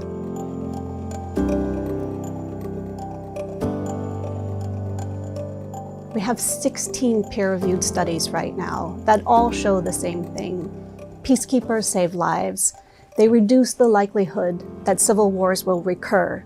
They also help to achieve peace agreements. Where there's a promise of peacekeepers, we are more likely to see a peace agreement, and peace agreements that stick. If we look at the completed missions since the end of the Cold War, 2/3 of the time, peacekeepers have been successful at implementing their mandates and departing. That's not to say that in all of those cases, everything is perfect in the countries, but it is to say that they're no longer at war.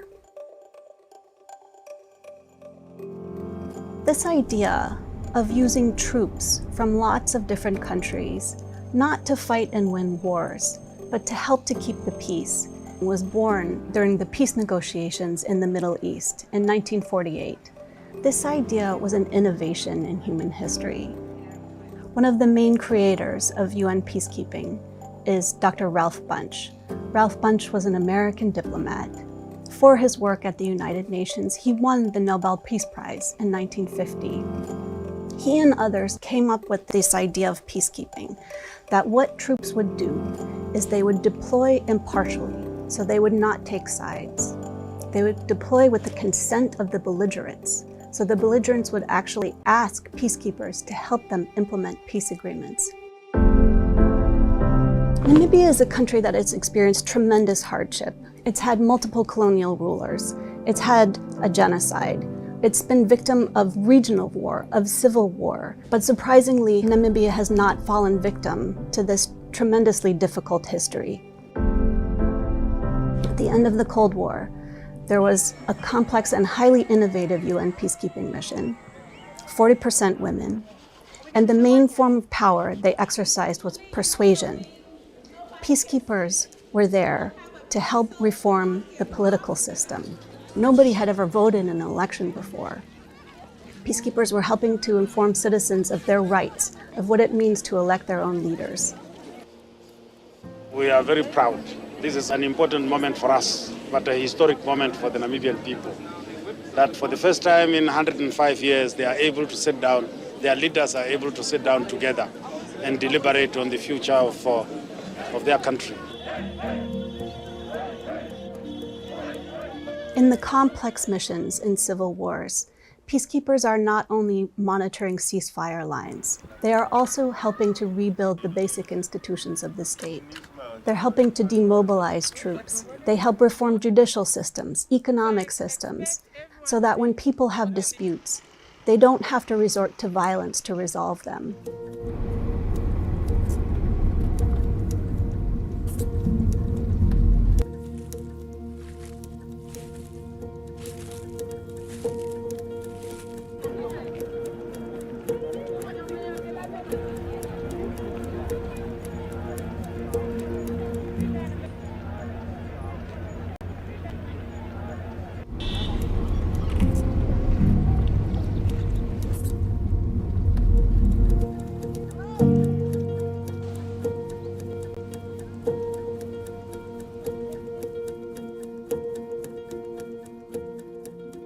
We know that there is a problem of sexual exploitation and abuse in peacekeeping. The UN has been taking measures to prevent peacekeepers from committing acts of sexual violence. Some people have been fired. Entire battalions have been sent home. We now have mechanisms to make sure that victims feel safe to report peacekeeper sexual abuse and exploitation.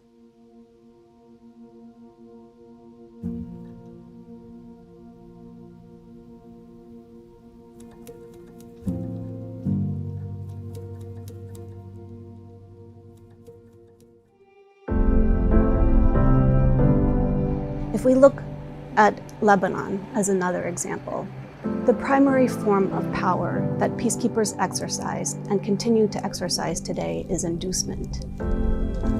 On one side of the border, we have the Israeli Defense Forces. On the other side of the blue line, we have Hezbollah and other armed actors. And in the midst of all this, we have thousands of UN peacekeepers.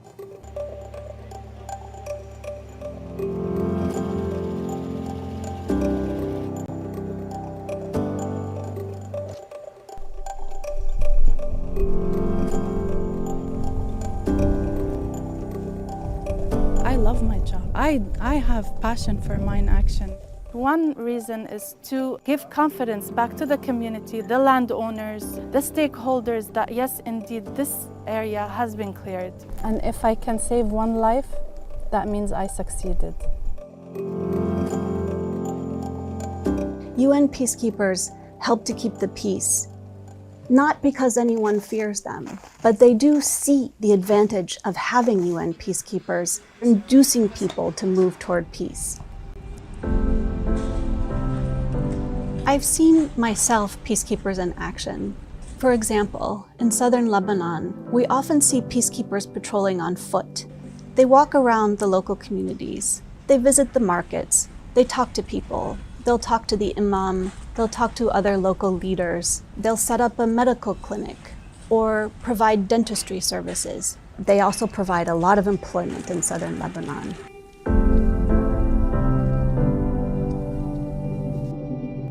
If we look systematically across the cases, peacekeepers are helping people in their everyday lives move from a situation where there's war and violent conflict to a situation where there's more peace.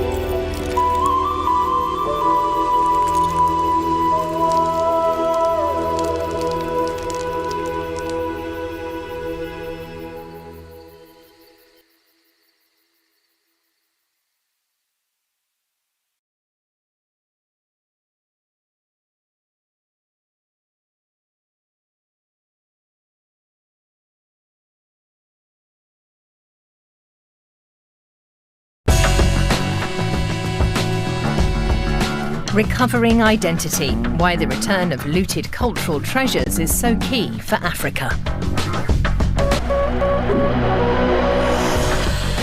In from the cold, turtles are being saved from hypothermia thanks to some unusual methods. And Safe Haven, a town in Bangladesh, provides refuge to those fleeing the effects of climate change.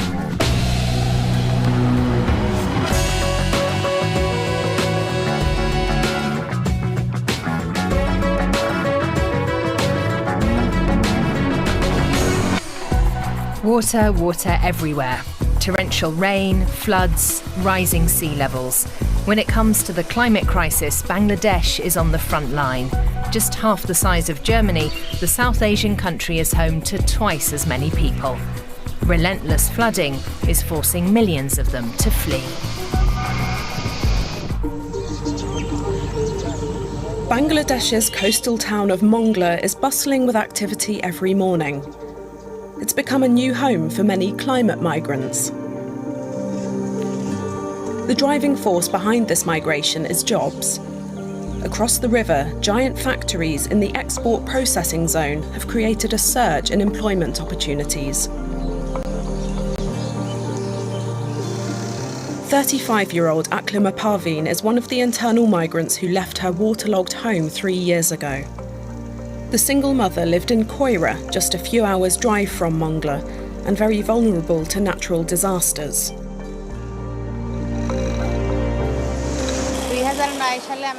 In 2009, Cyclone Isla hit us. River erosion caused by Isla waterlogged us for 3 years. An embankment was built, but then other cyclones hit, like Amphan. It was very hard to live there. Water got into the house. Sanitation systems don't work. People are facing a food crisis there. Children can't go to school. That's why I moved to Mongla with my family. Mongla is a southwestern seaport town of disaster-prone Bangladesh. This South Asian country faces the brunt of climate change with an increasing number of cyclones hitting its coast. The World Bank predicts there'll be at least 13 million new internally displaced people here in the next 30 years. Aklima Parveen came to this town with her 15-year-old child.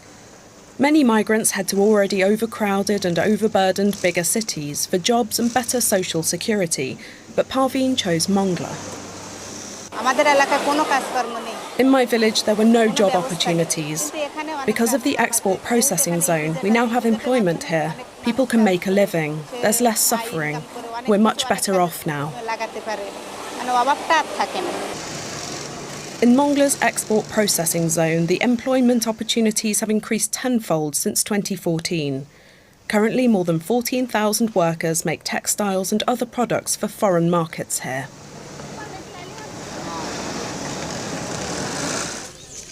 It's not just the promise of jobs that pulls people here. This town, with a population of 150,000, also offers a safer environment in the face of the climate crisis. City authorities have built an 11-kilometre embankment that stretches along a newly constructed road and 2 flood control gates. So far, 700 people have found a home in this new housing project initiated by the government. There are still many homeless migrants, and more housing is needed. Many live in informal, self-built houses. Safe drinking water is also lacking because of the infiltration of salt water. The mayor tells us there are rainwater collection projects that provide water to hundreds of families and various other initiatives, but together they're still not enough. We have 2 water reservoirs on 84 acres of land. During periods when the river water is non-saline, we store water in these reservoirs. Throughout the year, we distribute this water to the residents. Presently, we can meet the water needs of 2,700 families, although the demand exceeds our current capacity. The idea is to transform Mongla into a climate-resilient and migrant-friendly town through these adaptation measures. The driving force is a local NGO with big plans. The figure of 13.3 million new migrants by 2050 is no laughing matter. Without timely attention and investment in resilience, we could be facing an alarming situation in the future. Securing funding for a project of this scale poses a challenge, but the NGO is optimistic about getting support from both local and international sources. Aklima Parveen has returned home from her early shift in the factory. She's preparing food for her child, who will soon finish high school. I want my son to get a proper education so that he has a better quality of life. Mongla has become a new home for hundreds of people like Aklima Parveen and serves, despite all challenges, as a beacon for urban adaptation to climate change.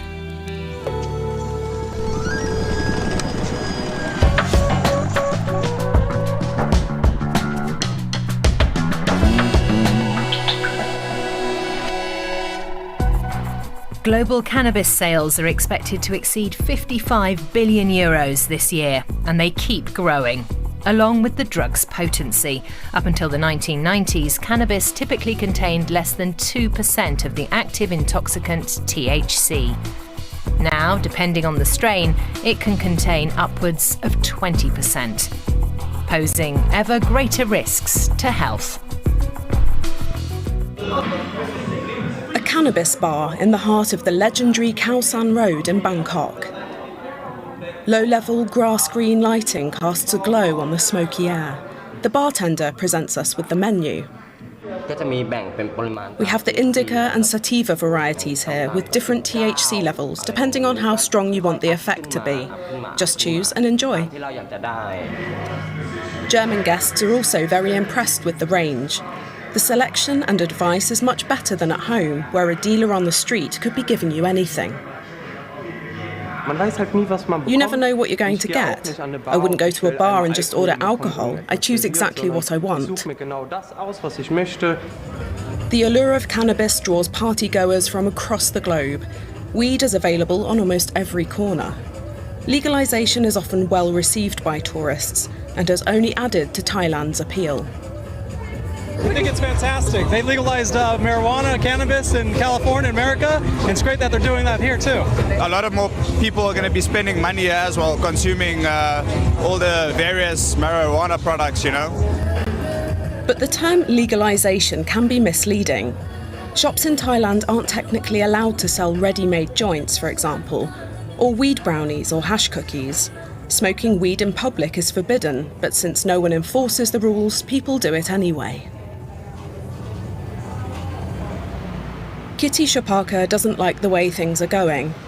She sells cannabis and accessories in the trendy Sukhumvit district and thinks advising customers is important. These are the outdoor stuff. Have to be like, say, the cannabis rights activist advised the last government on legalisation. Every 20 minutes. But she's unhappy with the final outcome. And sometimes, it's more of a... It sucks.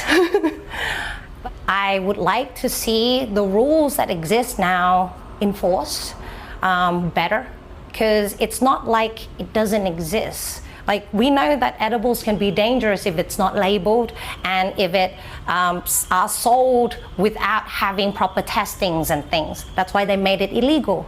But without enforcing the shops that are selling it, people will get into, possible danger. And in the long term, some people find themselves seeking help at places like Wat Tam Krabok, a drug rehab monastery 2 hours drive north of the capital. It's become known as Thailand's vomit temple. The patients here fight their addiction the hard way.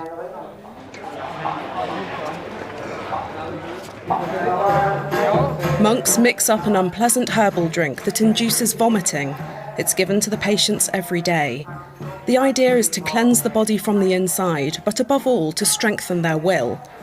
People have been coming to the therapy temple for decades, but since the legalisation of cannabis in Thailand, the monks have noticed a change.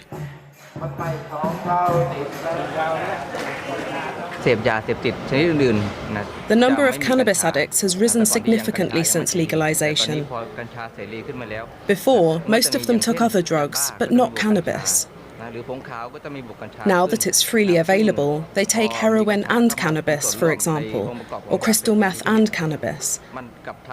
And if they've combined the drugs, then it's much more difficult for us to treat them successfully here. The monks in the drug temple are still collecting exact numbers, so they can't give precise data, but this trend appears to be growing. Back in Bangkok, experts have documented the consequences of legalised cannabis more systematically. Rasmon Kalaya-Siri is head of psychiatry at the renowned university hospital. She's seen big effects after just 1 year of legalisation. More people are trying cannabis than before, taking it for the first time ever. And the proportion of young users under the age of 20 has risen in particular, from just under 1% to almost 10%, significantly more than before legalisation. The potential dangers of cannabis use include psychosis, addiction and relapse. The doctor sees only disadvantages in recreational use, but she does believe in the benefits for medical purposes, for example in pain therapy. Many of the hoped-for economic benefits have also gone up in smoke. Kitty Shapaka doesn't see a bright future either, but she's still passionate about her business. Let's see if you like the smell. Coffee blossom instead of tobacco. Okay. There's also lavender, maybe better mix. So instead of using the tobacco milligrams... The new government in Thailand is now even considering a ban on recreational consumption. But Kitty is still sure that legalisation is the right way to go. That's great. Thank you. And you got to realize that not every answer is going to be a no. And if they choose to use it better, if you give them the proper knowledge of this is how I use it properly, this is how I should control myself, this is the amount, this is the process, and this is how I don't harm myself or others, rather than just go, no, it's bad. An ongoing and heated debate prevails in Thailand. For weed enthusiasts, the conditions here are nothing short of paradise. But medical professionals, lawyers and concerned parents see a dangerous trend emerging.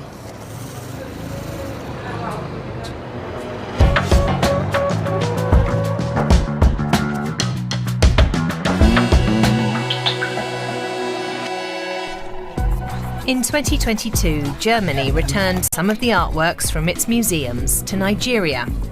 These Benin bronzes, which were looted during colonial times, are back in their place of origin. But European museums still house many cultural treasures from across the world. People from very different walks of life with one thing in common. A prince, a fish farmer, and a gallery owner. Their cultural heritage shapes their everyday lives, and they're proud of it. The colonial rulers stole valuable cultural assets from the former Kingdom of Benin in today's Nigeria, but the loss extends beyond art. Many Nigerians deplore being robbed of their identity. Nike Okundaye grew up in a village where she felt stripped of culture and history. Today, she's an accomplished artist and textile designer who owns the largest private art collection in West Africa.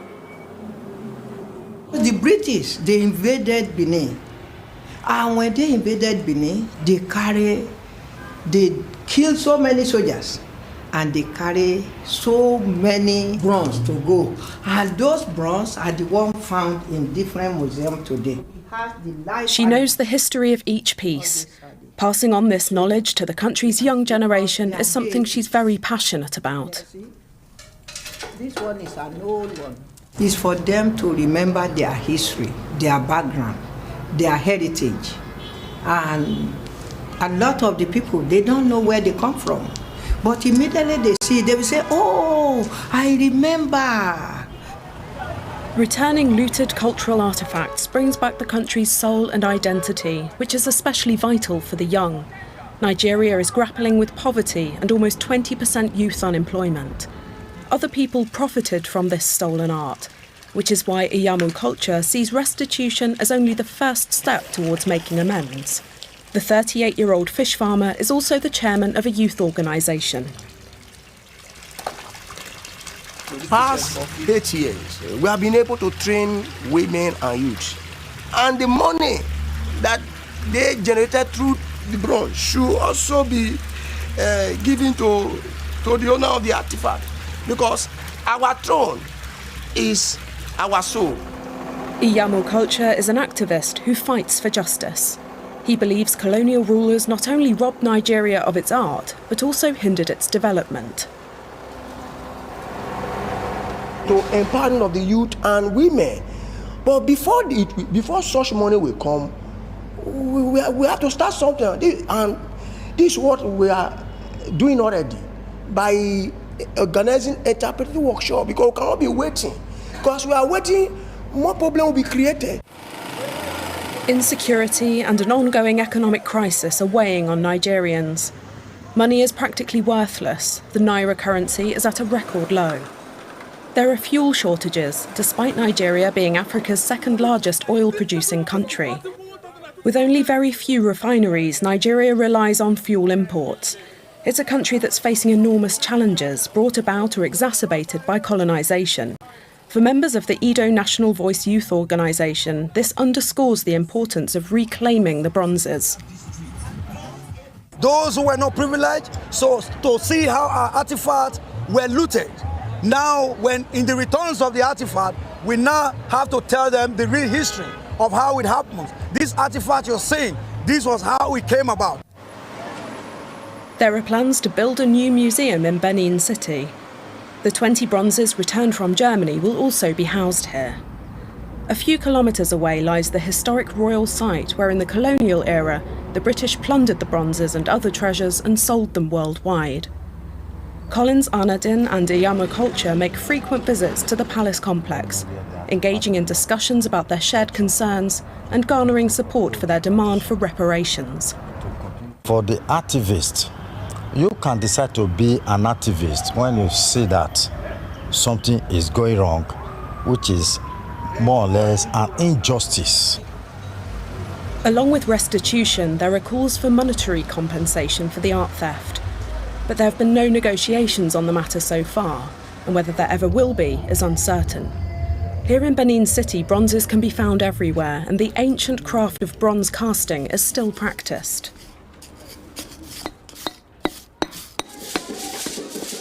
The bronzes are also spiritual companions.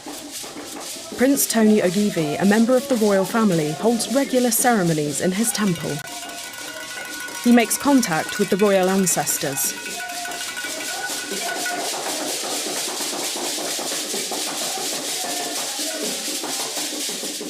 I was chosen by the gods.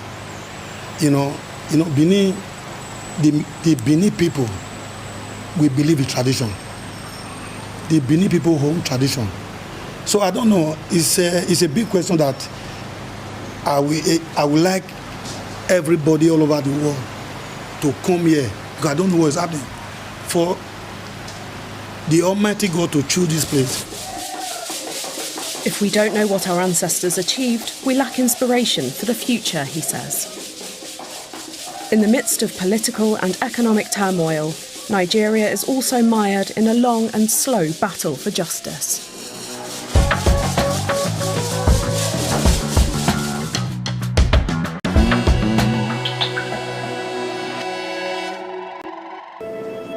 The smallest of movements, a tiny lift of the head or a slight twitch of the flipper or the eye. Sometimes it's very difficult to tell that these turtles are alive and whether they will survive.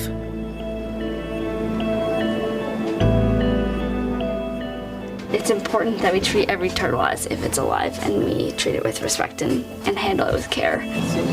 Okay, so I won't go too high. I just get so warm inside knowing that I'm helping and everything we can to not let them get extinct. Unfortunately, the turtles are in this position because of the actions that we've done, so I felt really drawn to helping these animals. This is where they wash up, Massachusetts on the east coast of the US. The average sea temperature around the Cape Cod Peninsula is below 4 degrees Celsius in winter, too cold for the turtles that stray into the bay and freeze in the water. Sasha Milski takes me along on her patrol. Where the turtles end up depends on the wind and current.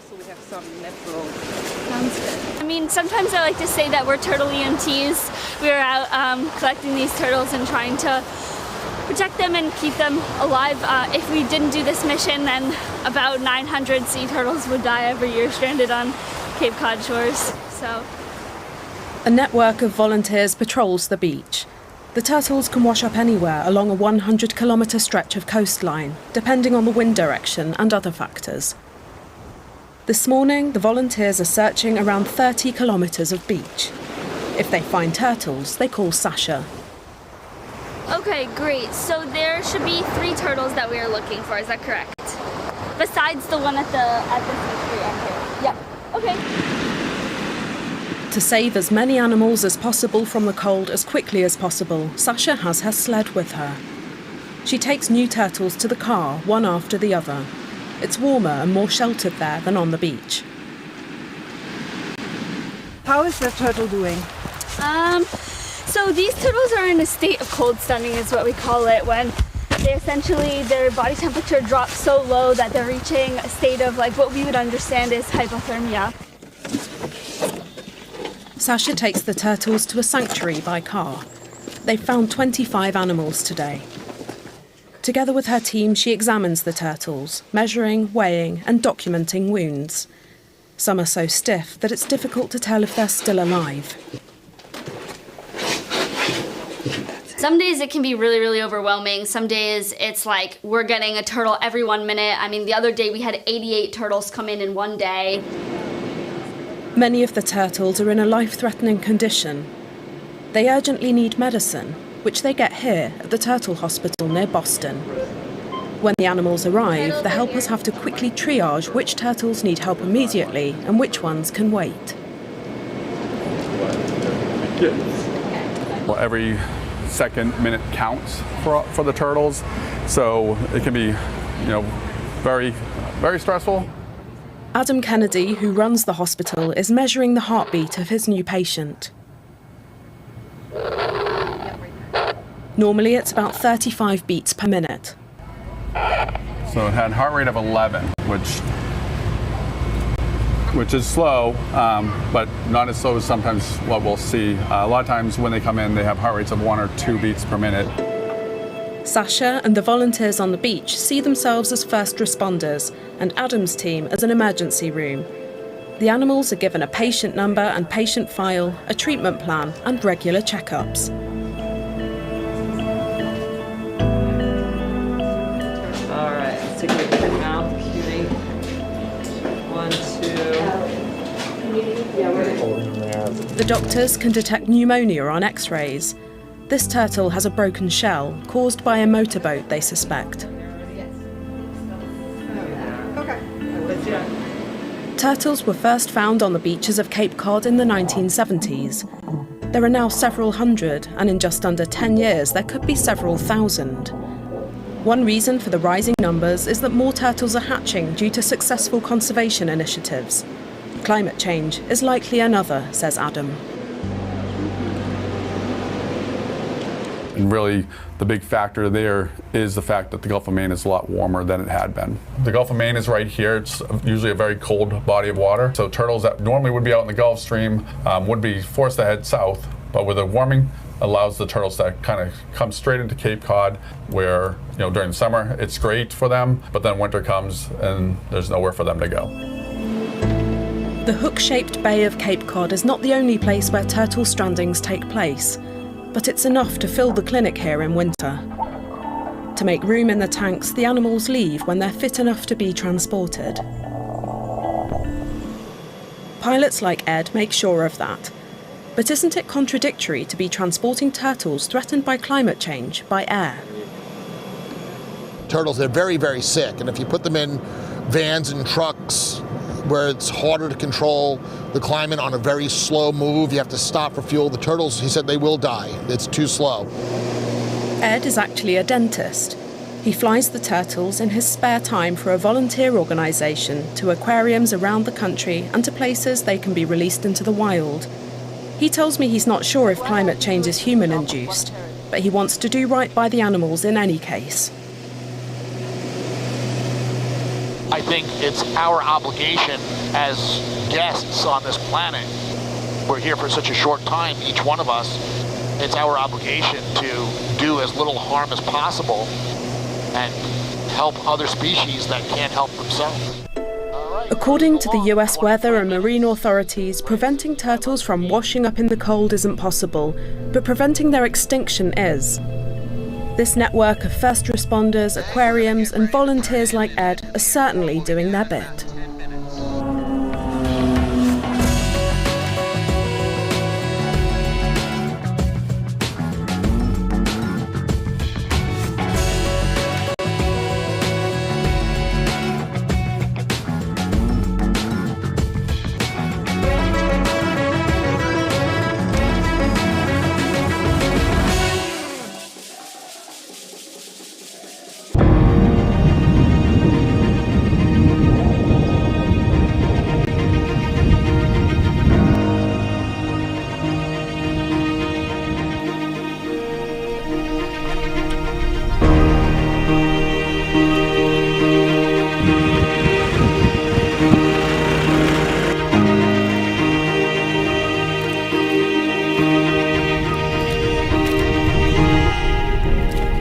Isihni hadita hindi hayrut.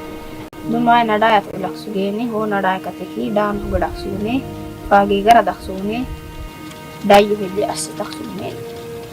Awai amrit ni hakki wa ti gaira ni hakki wa ti fakinna saat mi inna algina hindi. Fakkani hanna saata isihni geddah gina.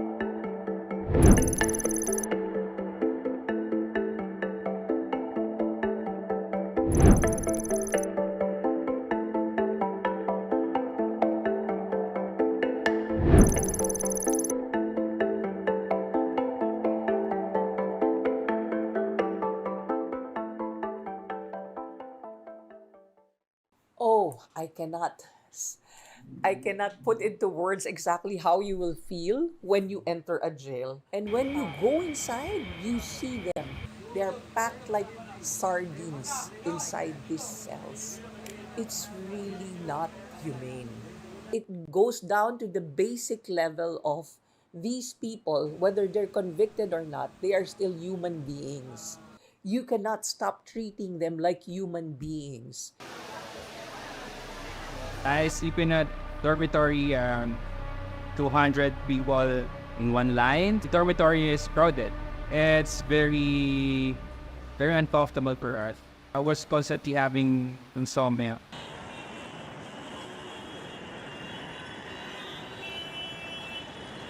The average is 300% overcrowding, but in some facilities it goes to 1,000%. So there are 10 times more people than what are supposed to be in that specific facility. This living condition of PDL is important while they are staying here inside. This will affect their behavior, this will affect their development while in our custody. Because I will just borrow these thoughts from Fyodor Dostoevsky that the degree of civilization can be judged by entering its prison. The very basic human needs that should be available to anyone outside jail, it's an entirely different world inside the jail. It's like you're no longer human.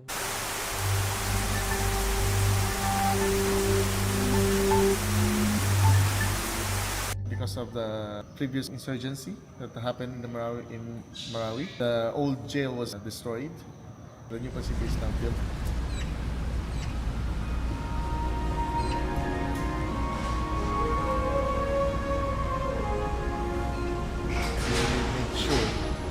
Rules followed. One of the most important aspects is the human rights. So what you should find outside of this jail facility should also be here. The only thing that the PDL should be deprived of is their liberty. You will see that this facility has enough space, living space that they should have, and then they have access to education, access to library. These are not the real ills. We can provide medicines, we can provide doctors, but people will still keep on being admitted into jail. So the root cause of the problem is not that. That is not the problem. That's just one of the effects. It is not about building infrastructure. It's really about changing the system, having less people incarcerated for minor offenses, having people also released more quickly, having alternatives to incarcerations. So using the system for treatment and rehabilitation, using the health system for people who use drugs and maybe are not connected with trafficking or these different type of crimes. For a very small quantity of methamphetamines that may be worth, $5 on the market, you're putting somebody in jail for up to 12 years. You can see how, from an economic point of view, that doesn't make any sense. On the other hand, you're taking away resources from addressing the syndicate or the organized criminal group that are really profiting from this. I have to go and visit the female jails because I want to see how they are being treated. And every single time, I cry seeing how they are. These are mothers, these are daughters, these are wives who are there, and I relate to them. I try to tell them, do not lose hope, because there are people outside who are going to try to make things better for you. I have 4 kids, and I miss the most is the quality time of my kids when I am there with them outside. UNODC brings to the Philippine government the expertise or the experience of other countries. It has been, I think, very significant in supporting the Philippine government and prison reform. We have a series of meetings with the judges in Marawi City, and they committed to put a court here. So expediting the hearing of the cases will mean that cases will be solved faster, and then release will also become faster. One day, my Lord will reward me for my deeds. Even not in this jail, even outside when I get released. When I get out here, I want to start a new life with my kids, and I want to go back to my work.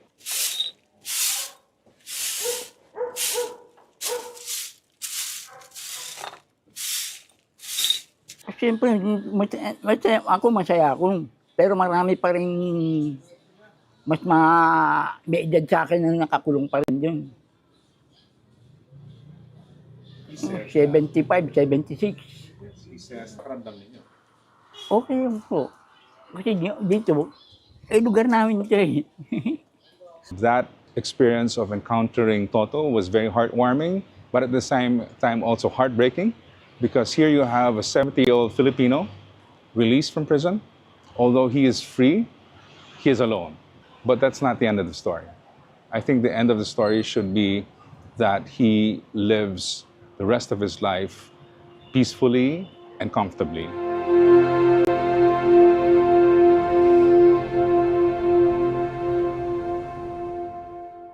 Among people aged 20 to 24 years old, for every 1 male infection, there are more than 2 female infections.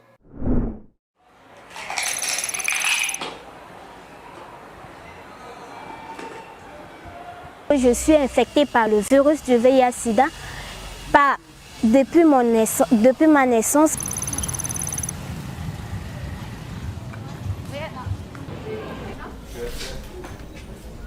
Pero en ese tiempo no habían tampoco médicos, enfermeras capacitadas y entrenadas para atender o dar el diagnóstico de una persona seropositiva.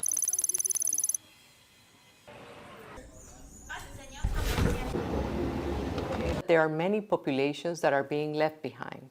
Men who have sex with men, transgender women, sex workers, but also migrants, indigenous communities, and Afro-descendants in Latin America, who are showing, in many contexts, higher prevalence than those of general populations. Gender inequality and gender-based violence have left women in Central African Republic more vulnerable to HIV.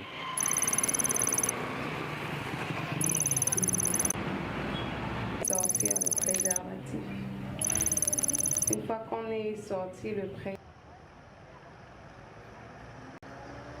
We know that to leave no one behind, we need to follow the science, we need to follow rights protections, and we need to have the political will to invest in prevention and services for those who need it the most.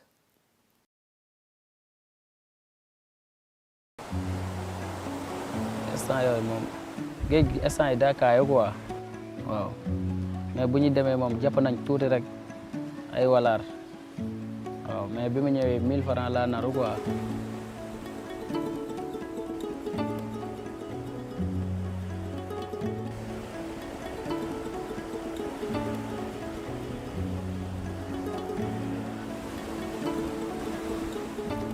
far nag foofu la 14e jour bu mu kii rek gars yi commencé foofu la gars yi commencé di dee kenn am nañu lu mot 30 combien 34 personnes ñi nga xam ne dee nañu ci gaal bi.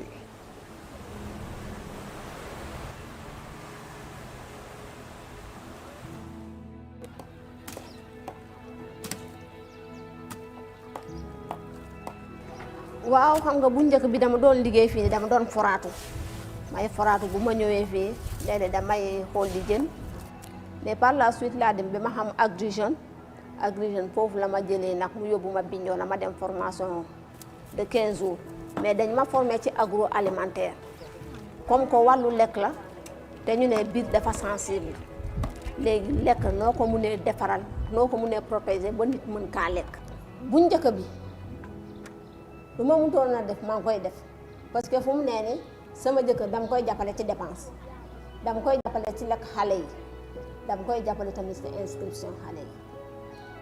Le projet, je me parviens à avoir 1,8 million jusqu'à 2 millions par an. J'ai gagné pour nourrir ma famille. C'est là où j'ai inscrit mes enfants à l'école.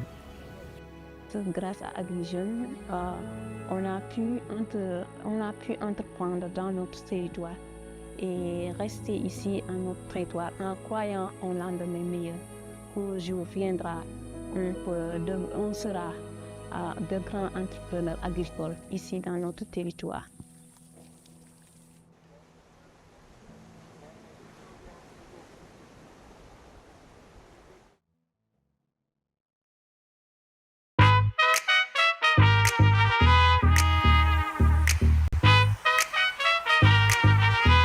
My company is a woman-owned company. We have developed an innovative solar drying technology. With this innovation, we try to avoid food waste on the farm.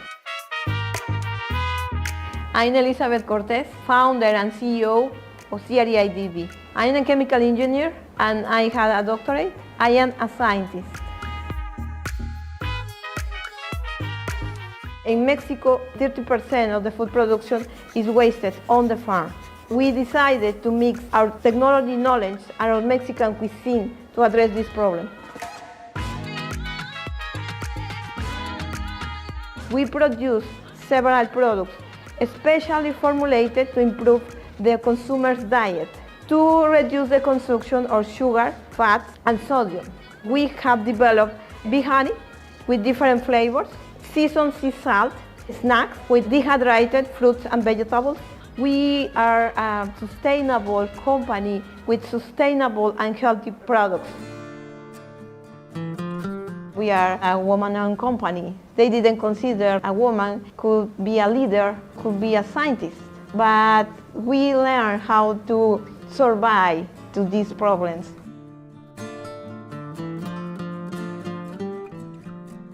We started to work with Mexican farmers. They produce their own fruits and vegetables in their backyards, very ecological, organic. It's very, very important to consider in the supply chain. Our technology works with the most powerful energy in the world, solar energy. The air inside is hot, we put fresh product inside, we select the correct conditions for humidity, temperature in our system control. After this, we open the structure and we obtain the dehydrated food product. We didn't use any additive. The process is very specialized to maintain the color, taste, and aroma and nutrients for each fruit and vegetable.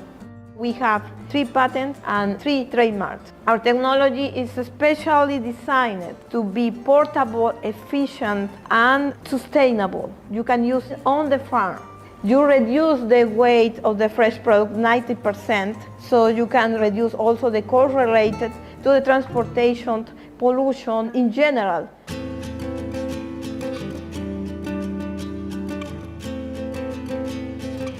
Here in Yucatan, I have the support to develop the company, to develop the technology too. And I have the inspiration of the Mayan culture because they use the solar energy. You can see the sun is very important in the city. And the Mayan culture is part of the flavors in our food products. We buy the sea salt from small producers here in Yucatan. With our process, we obtain several flavors related to the dishes typical here in Yucatan. All the 4 flavors have habanero chili, typical spice and fruit here in Yucatan, and we have several spices and condiments related to traditional cuisine.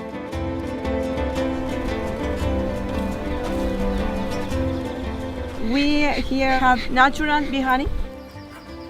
We combine fruits and vegetables dehydrated. We produce flavor for each honey.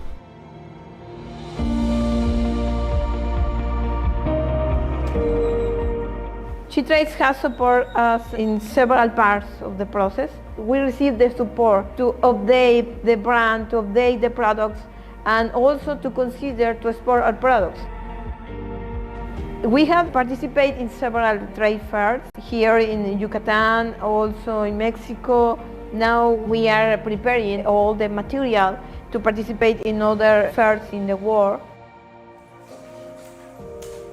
We are ready to export and we are obtaining the certifications to the new markets. We would like to enter to the European market and also the Arabic market.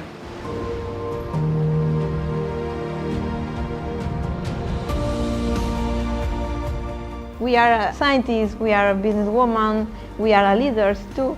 We'll be very happy if we can inspire other women to start a company, to make a movement in a positive way, to have a change in the world.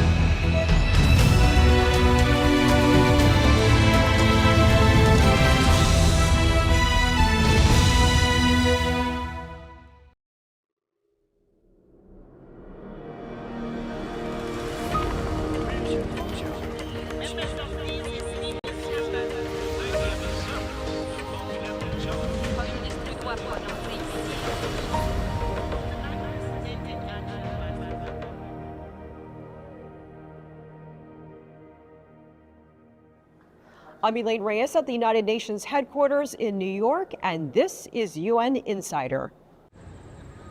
Coming up. There's so many conflicts going on, and it's so incredibly dangerous to try to deliver aid when there are bombs and airstrikes. Calls to protect aid workers taking on increasingly dangerous missions. The UN marks World Humanitarian Day. We can and must tackle impacts together, across regions and continents. Mobilizing resources for a global health emergency, the latest on the fight against mpox. Embracing the power of pollinators, how bees are helping provide better and more sustainable economic opportunities for some workers. Next.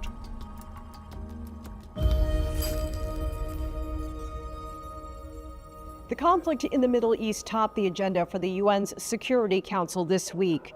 The situation in Gaza and the threats of a broader regional conflict are the focus of an open debate. Jody Jacobs has the details. In the words of Guyana's permanent representative to the United Nations, the time has come for the weapons to be laid down and for peace to prevail. Caroline Rodriguez Burkett, like many others around the horseshoe table in the UN Security Council, reiterated the need for the conflict in Gaza to end. I am almost certain that many around this table are burdened by the fact that the Council remains so impotent in the face of such colossal suffering by the Palestinian people over these last 10 months and indeed these past 7 decades.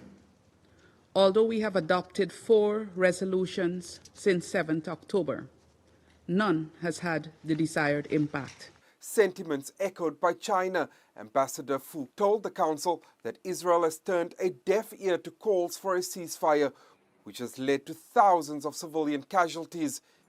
He added that a political solution was the only fundamental way out of this crisis. Humanitarian issues cannot be politicized. Hunger cannot be weaponized, and civilian lives cannot be trivialized as bargaining chips. Israel must fulfill its obligations under the international humanitarian law by opening all border crossings, guaranteeing rapid and safe access for humanitarian supplies at scale, ceasing restrictions and attacks on the United Nations and agencies, and providing support and cooperation for the polio vaccine program in Gaza.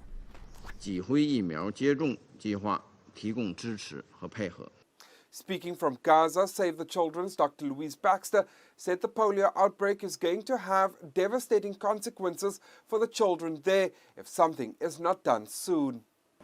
Unless preventative action is taken immediately, this polio outbreak will not only be a disaster for children in Gaza, but may substantially set back global eradication efforts. Mr. President, polio anywhere is a threat to children everywhere. And as we speak, polio is spreading in Gaza, and it will not wait. Israel insists Hamas must be eradicated. It says it's working with the WHO and UNICEF on plans to implement the polio vaccine drive, but accuses Hamas of preventing this from happening. Jody Jacobs, CGTN, New York.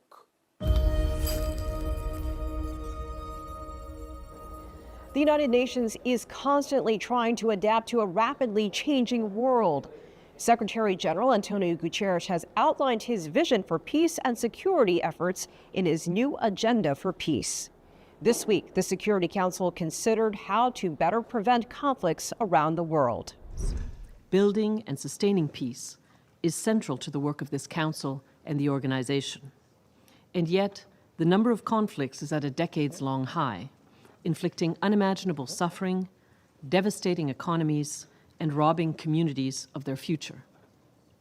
As outlined in the Secretary-General's policy brief on a new agenda for peace, prioritizing conflict prevention and peace building can contribute to reversing these trends. Development should be prioritized. Poverty and underdevelopment are major sources of conflict. Conflict prevention must take up as foundational tasks poverty reduction and development.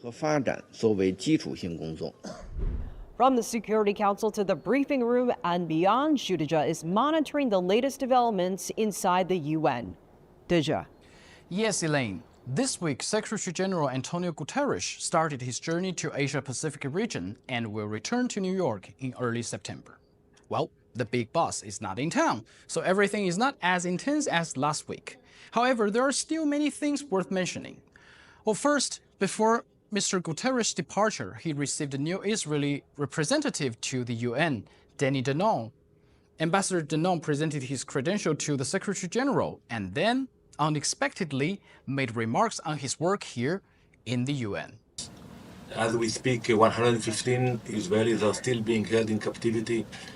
There are ongoing atrocities, are suffering there.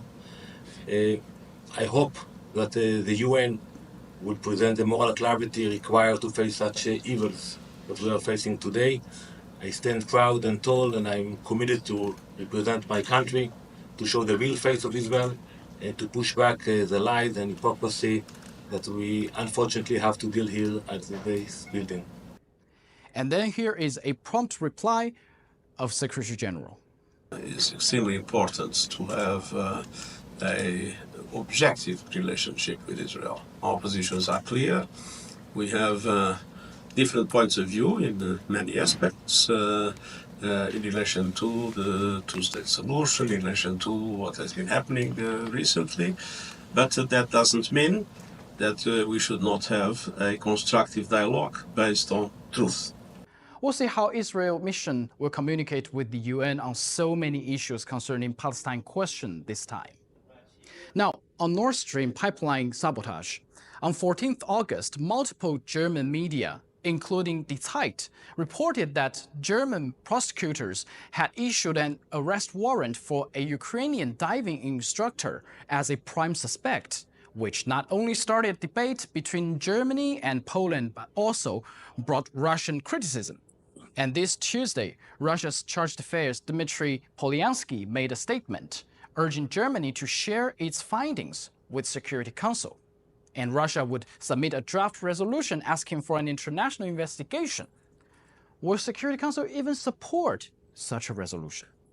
My question is, who do you think is capable, or which agency do you think is capable to lead this international investigation? And if you draft a resolution, do you expect it even to be adopted in the Security Council on this matter? If this kind of resolution is not adopted, then of course it will testify of the unwillingness of those countries who will not support this resolution to seek justice and accountability, and it will of course point out to the weakness of Security Council and to inability to protect critical international infrastructure. It may really bears very serious consequences for international community and for international cooperation. If you recall our previous draft on the investigation on Nord Stream sabotage, we didn't prejudge the shape of the Commission, the agency, all these things. We wanted the advice of Secretary General, his recommendations to the Council of how better to proceed. We specifically did it this way because we didn't want to force anybody into anything. We wanted another discussion before we could set up this international commission, which should be trusted the whole support of the international community. But we didn't even come this way, and still at this moment we are stuck when Western colleagues are saying the investigation is going on, we should wait for the results, but everybody knows about these results, allegedly. We don't know whether it's true or not. Everybody except the Security Council. What kind of situation is this? This is some kind of disrespect of the key body that is responsible for international peace and security. And this disrespect happened with a clear incitement from our Western colleagues. That's what I have to state. Of course, situation in the Middle East is constantly under our radar. And this week, Security Council held a regular meeting on Middle East. And here is what Tor Wennesland, UN Special Coordinator for the Middle East peace process, had to say. With all of these negative trends, and after more than 300 days of war in Gaza, we are at an inflection point in the Middle East. A ceasefire and hostage release deal in Gaza is imperative now for regional peace and security. Well, everyone is waiting for the long overdue ceasefire deal, but sadly, even Gaza has been bombed all over more than once. There is still always that extra mile to go. And we will see what may change next week. And that's all from me. Shudaja, thanks.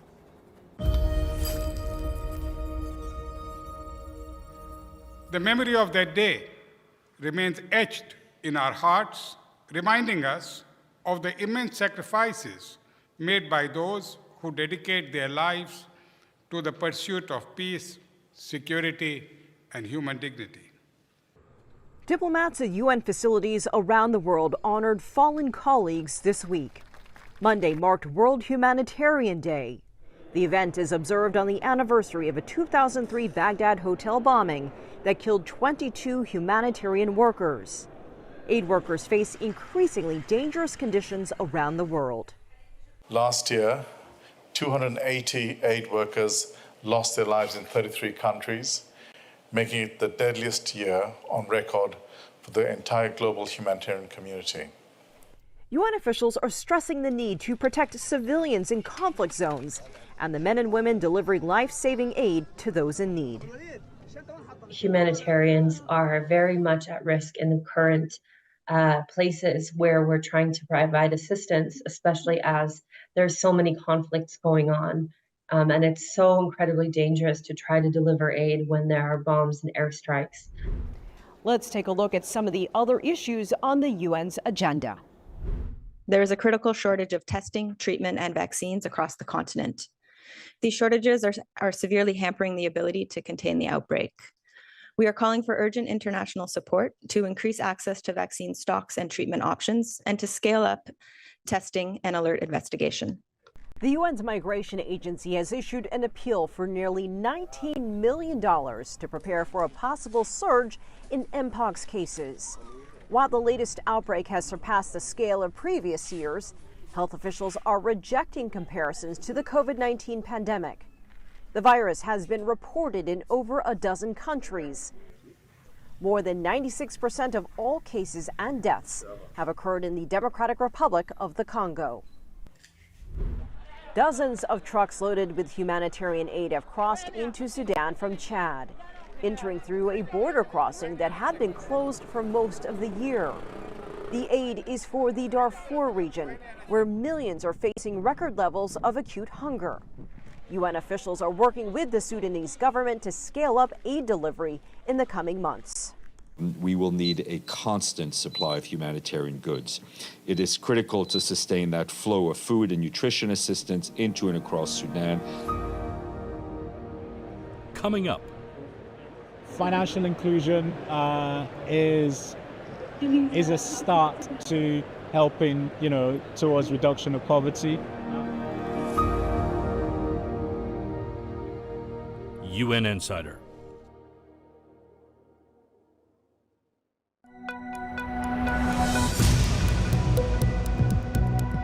Each day, there are millions of stories. Each one can open new perspectives, new possibilities. Wherever you look, we are there to see, discover, explore. We put the pieces together to find what really matters to you, all around the world, all around the clock. Our reporters are at home across the globe. From our headquarters in Beijing and production centers in Washington, Nairobi, and London. Stories from across the globe, reaching people across the globe. CGTN. See the difference.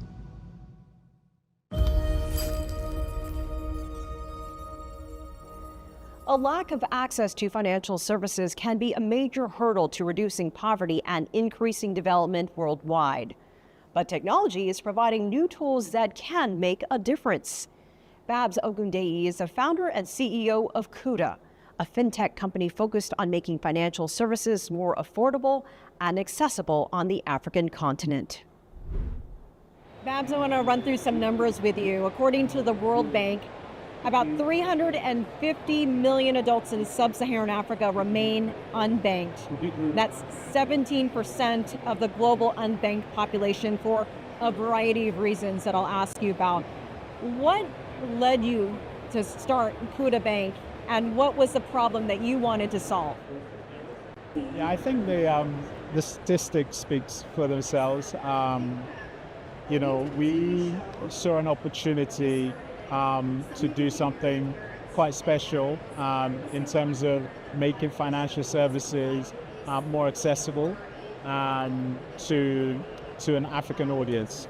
And one of the reasons that we felt it was inaccessible, apart from some of the logistical issues, was also an affordability issue. So our ethos was really to create a financial institution that could offer financial services that was both accessible and also affordable. The UN's Economic Commission for Africa points to a significant increase in financial inclusion across the continent, largely due to the adoption of mobile money accounts. How can fintech be used as a tool to help reduce poverty? I think, you know, financial inclusion is a start to helping, you know, towards reduction of poverty. I don't think it reduces poverty in itself, but if you're not financially included, then it makes it even more difficult to come out of poverty. So I think fintech has done a lot in terms of, you know, leveraging technology to bring financial services, you know, right to everybody's doorstep. Do you think that it's helped with financial literacy on the continent? Yeah, definitely. You know, one of the things that we've been able to achieve at Kuda is to really simplify financial services.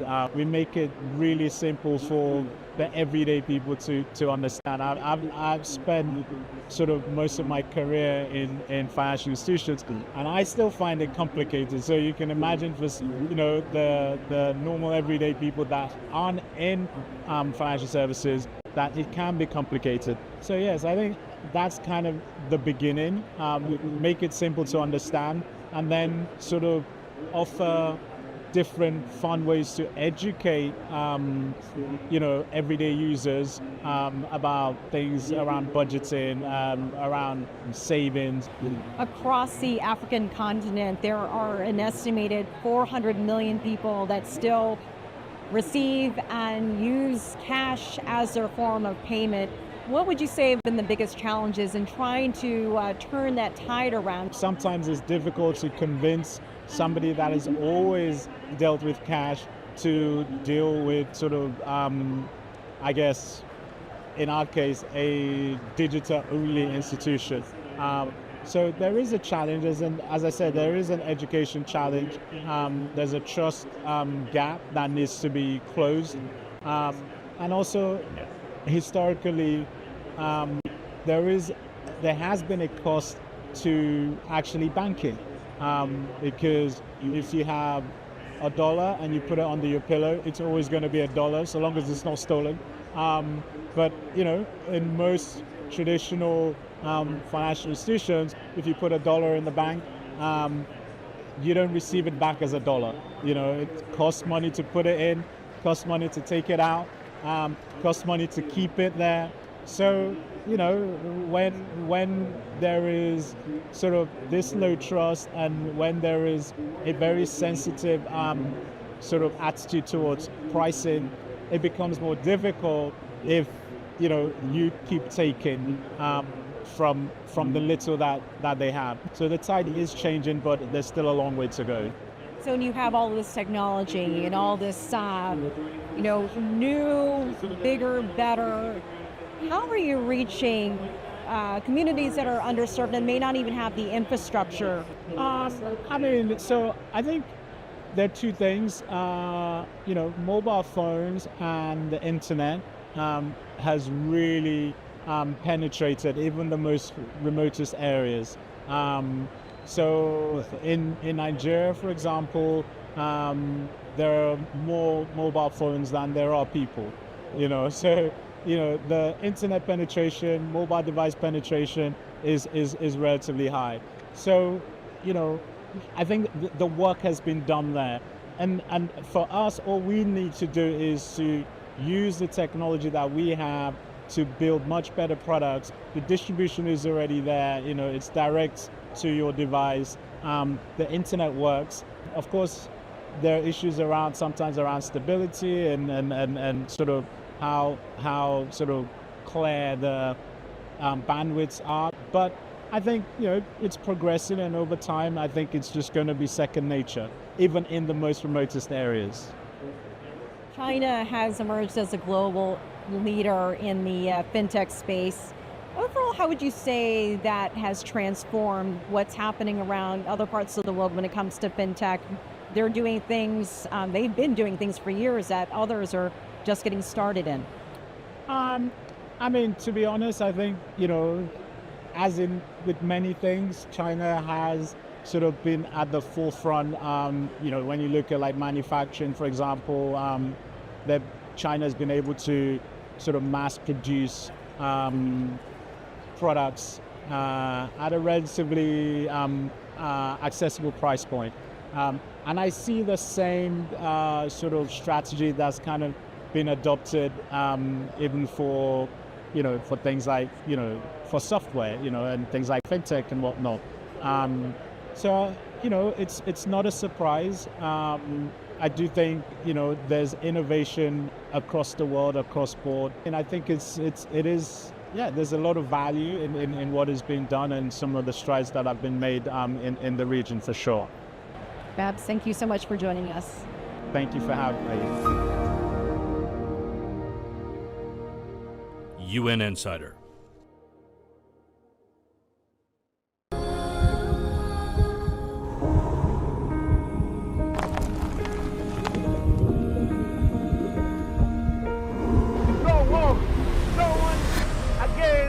Holding guns.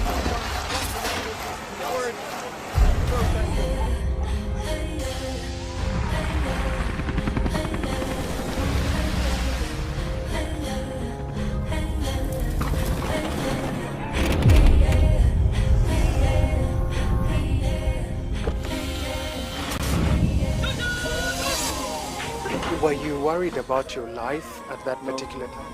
Not at all. Excellency, thank you very much for your time. What is your assessment of the state of the continent today? Africa has the potential to power itself. Excuse me.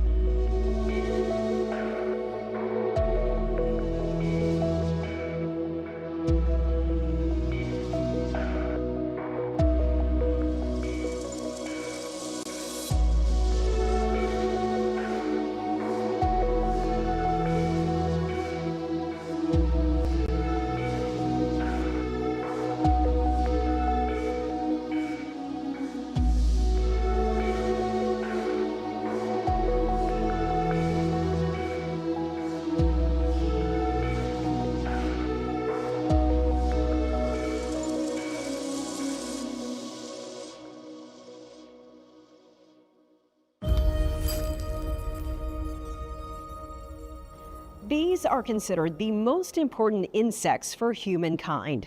They pollinate around 80% of flowering crops and can be linked to about 1/3 of the world's food production. The UN's Food and Agriculture Organization estimates there are more than 100 million bee colonies worldwide. Last year, the global honey market was valued at just under $10 billion and is expected to top $15 billion by 2032. Bees can provide an important source of income for some rural communities. In Colombia, beekeeping has emerged as an alternative to the dangers of working in unregulated gold mines. Sean Calebs takes a look at the transition to this eco-friendly industry. Bees are an integral part of our planet's ecosystem, as one of the world's most important pollinators of food crops. Some consider they contribute billions of dollars to the food sector. Las abejas son importantes porque son las más polinizadoras que tenemos en nuestro planeta. Sin las abejas no podemos existir. No había alimentos, no habría frutas, no había nada, porque ellas son la mayor cantidad de polinizadoras, son ellas. In Colombia, bees have also taken on another important job, helping artisanal and small-scale gold mining families find other sources of income. No tengo nada en contra de la minería, es un trabajo que ha venido desde muchísimos años, que parte la economía de acá prácticamente es un 80% de la minería, pero para el futuro de mi hijo no me gustaría que él trabajara allá. Ya los niños van como que solamente pensando en plata, ganaron plata, quieren seguir ganando plata, no buscan a estudiar. Small-scale gold mining accounts for 80% of Colombian gold exports. But many miners are showing signs of health problems from exposure to toxic chemicals. Cuando yo era minero, un día, como siempre, tiene uno que, minero para ir a trabajar tiene que madrugar. Y es todo el día el trabajo, que es un trabajo fuerte, mojado todo el día y a veces hasta en la noche. Y hay veces que le toca en la noche también. Entonces es algo difícil, algo duro para uno, porque eso, trabajar uno mojado, eso desgasta mucho a la persona. The use of mercury is taking a toll. It's not only toxic for the miners, but it also pollutes the environment when released into the rivers. Para ninguno es un secreto que la minería es la parte más fuerte económica de acá de la región y que en conclusiones, cuando hemos hablado con ciertos mineros nos dicen a nosotros que lo que sacan, que lo que se van a ganar en un mes o trimestralmente, en el caso de nosotros que sacamos cosechas cada 3 meses, lo que se van a ganar en 3 meses ellos se lo pueden ganar en un día. Por ejemplo, si yo me gano, libre me gano 2 millones de pesos en 3 meses, por decirlo así, ellos en un día se pueden ganar 2 y 3 millones de pesos. Entonces es algo que es difícil sacar a la gente, concientizarla de que el daño que le causa al medio ambiente, el daño que causan a través del mercurio a la salud. In 2009, the International Organization for Migration began to support communities in their search for alternative livelihoods. 120 families decided they would work in beekeeping to develop honey for sale. Habiendo ya participado mucho en el tema con los compañeros, ya le fui perdiendo el miedo, fui aprendiendo muchas cosas interesantes de la apicultura, de las abejas, su trabajo, cómo lo hacen, y me fui interesando mucho y ya le perdí el miedo. En estos momentos para mí, que estoy trabajando en un área que no es la apicultura, yo hay momentos que quisiera estar en un apiario trabajando con la apicultura. ¿Por qué? Porque yo siento que cuando yo me meto a trabajar en la apicultura, siento que es como una terapia que recibo, porque me desconecto de todo lo del mundo, prácticamente el exterior, y me concentro a trabajar con las abejas. I'm Elaine Reyes at UN headquarters in New York. Thanks for being a UN Insider.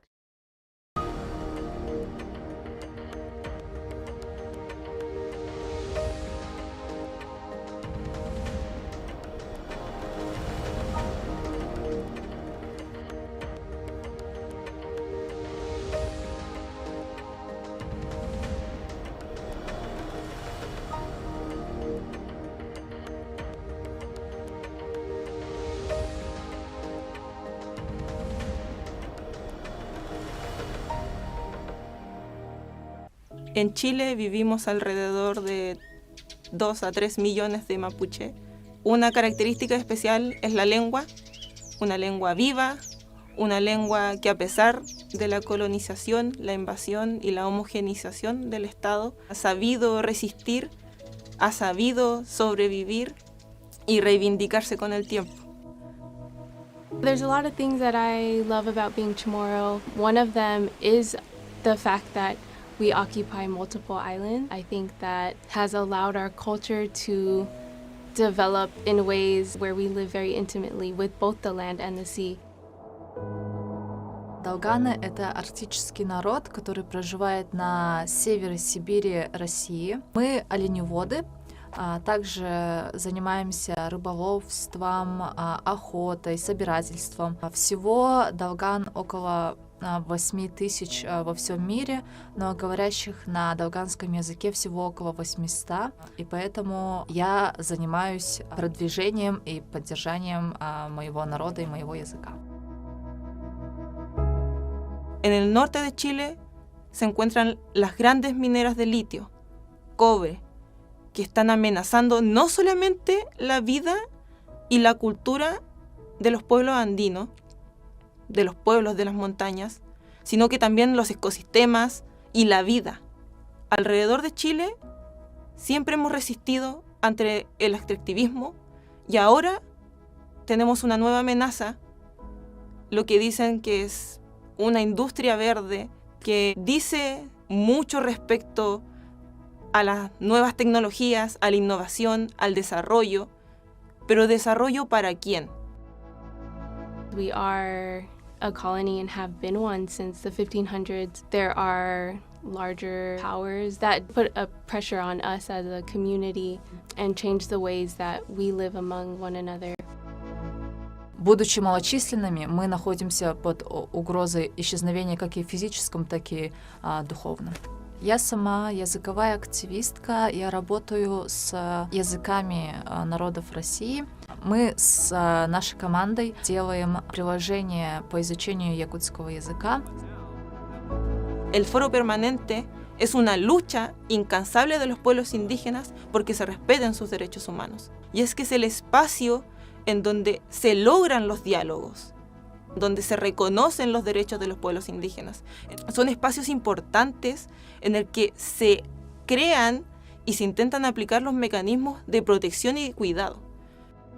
Находясь в таком окружении, мы вдохновляемся и находим мотивацию для наших будущих проектов. Young people are masters of change, and from them real great transformative change happens. Estamos aquí en una situación crítica y solamente nosotros podemos hacer el cambio. Para eso tenemos que estar unidos. Para eso también tenemos que seguir trabajando, dialogando y no seguir en una situación de alta vulnerabilidad.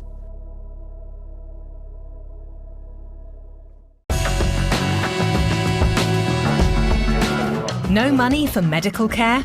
A doctor in Indonesia is paid in plastic recyclables.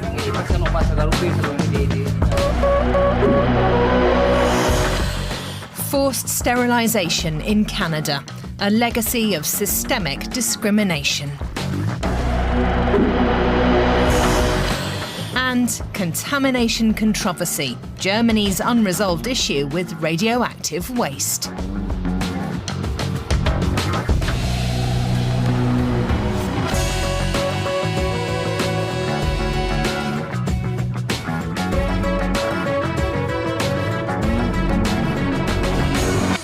There are over 400 nuclear reactors in operation worldwide, and their number continues to grow. They generate thousands of tons of radioactive waste each year, and no one knows what to do with it. That's an issue even for countries like Germany that have shut down their plants. We're headed towards the center of Germany, close to the former border between West and East. This entire area has a lot of salt underground. People here used to live from farming for centuries, until a big salt mine opened around 1900, transforming the area. 3 shafts were dug out. Mining continued up to 1964, when it stopped being profitable. Around the same time, West Germany was looking for a place to store radioactive waste that had started piling up from the growing nuclear industry. That's when all eyes settled on this particular salt mine. 600 meters, turn left onto K513.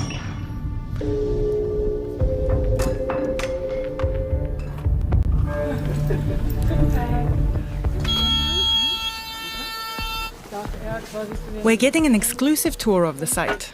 Annalena Zimmermann works for the operator of the mine and is taking us underground.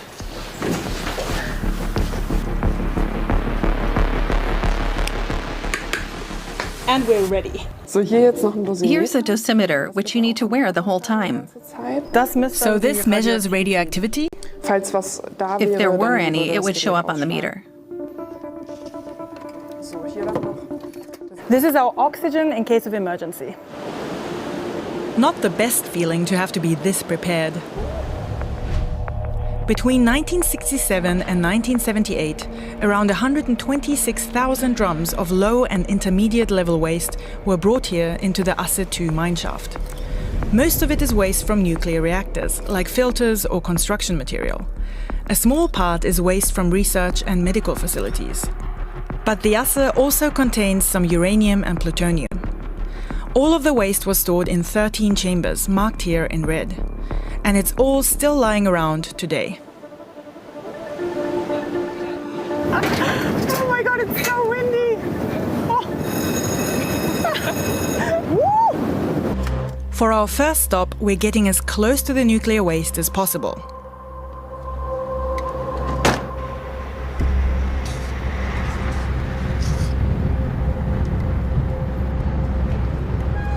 This is the charging chamber. Charging simply means loading. Up above there was a crane, and then came the waste. You could open the shaft here, and then the barrels of waste were brought in one by one through this hole, into the storage chamber directly underneath us. Right under us. Yes, the highest point of the cone is probably right under us. These barrels were regular metal, not made to hold in radiation. Many may have been damaged while being brought in, and it's unclear how radioactive the inside of the chamber actually is. We're maybe 14 meters above the waste, and the meter doesn't detect anything. Right, it says 0.000 microsieverts, which is due to the salt's strong shielding effect. Down here, we're exposed to less radiation than at the information center. Up there, you're exposed to cosmic radiation from space, terrestrial radiation from the Earth, plus the devices all around you. Radiation comes from everywhere, but here, you're completely shielded from it by the salt. Salt also conducts heat well, meaning that warm radioactive waste can cool down without damaging the salt wall significantly. On top of that, contrary to rock, it can expand and flow, sealing and filling cavities of its own accord, making it hard to permeate. So great in theory, if there wasn't this not-so-tiny problem with the water. Because the biggest problem the Asse has is that there is a lot of water that's leaking into the tunnels. There are more than 500 leaks in the mine. The Asse, including the chambers with radioactive waste, could fill up with this water. To stop that from happening, the operator BGE is collecting it. We're headed to the main water collection point inside the mine. Up there, you can see stalactites on the ceiling. It's definitely wet there. That's the liquid we're catching in the storage basins. What's coming out here now is water that's fully saturated with salt. That means no more rock salt is able to dissolve in the water because there's already so much of it. It enters here from outside of the mine. What's flowing along here into this basin is about 90% of the solution that comes into the mine. Today, about 12,000 liters of water pour in every day. It has to be checked for contamination. This water is uncontaminated and can be exempted by the Radiation Protection Agency, and it can be transported above ground. And the remaining 10% of the water? It enters at other points of the mine, some of it close to the waste, so a small part of the water is also contaminated. Right now, it's not as if this water can somehow get into the environment, but as we can't guarantee that this will remain so, we have to remove the waste. But the incoming water is not the only problem. When the salt mine was operational, nobody thought this would become a storage place for nuclear waste. To maximize profits, many tunnels were dug close to each other. Safety precautions and support structures were reduced to a minimum to mine as much salt as possible. The pressure of the rock surrounding the salt constantly pushes against the mine and causes cracks. That's why over 90% of the mine had to be filled up with salt and concrete to stabilize it. And also why a total of over 600 people work here to monitor and further secure the mine. The big question really is, how could this have happened? Back then, they also wanted to save money by reusing a mine. Frank Ehrlich heads the Asse Information Center. The mine was closed in 1964 because it was no longer profitable. This just happened to be when the government was looking for a waste facility. And they ultimately decided on the Asse 2 pit, a decision that's always been controversial due to the geology, the mine's relatively advanced age, and the risk of leaks. Did people know back then that there might be problems?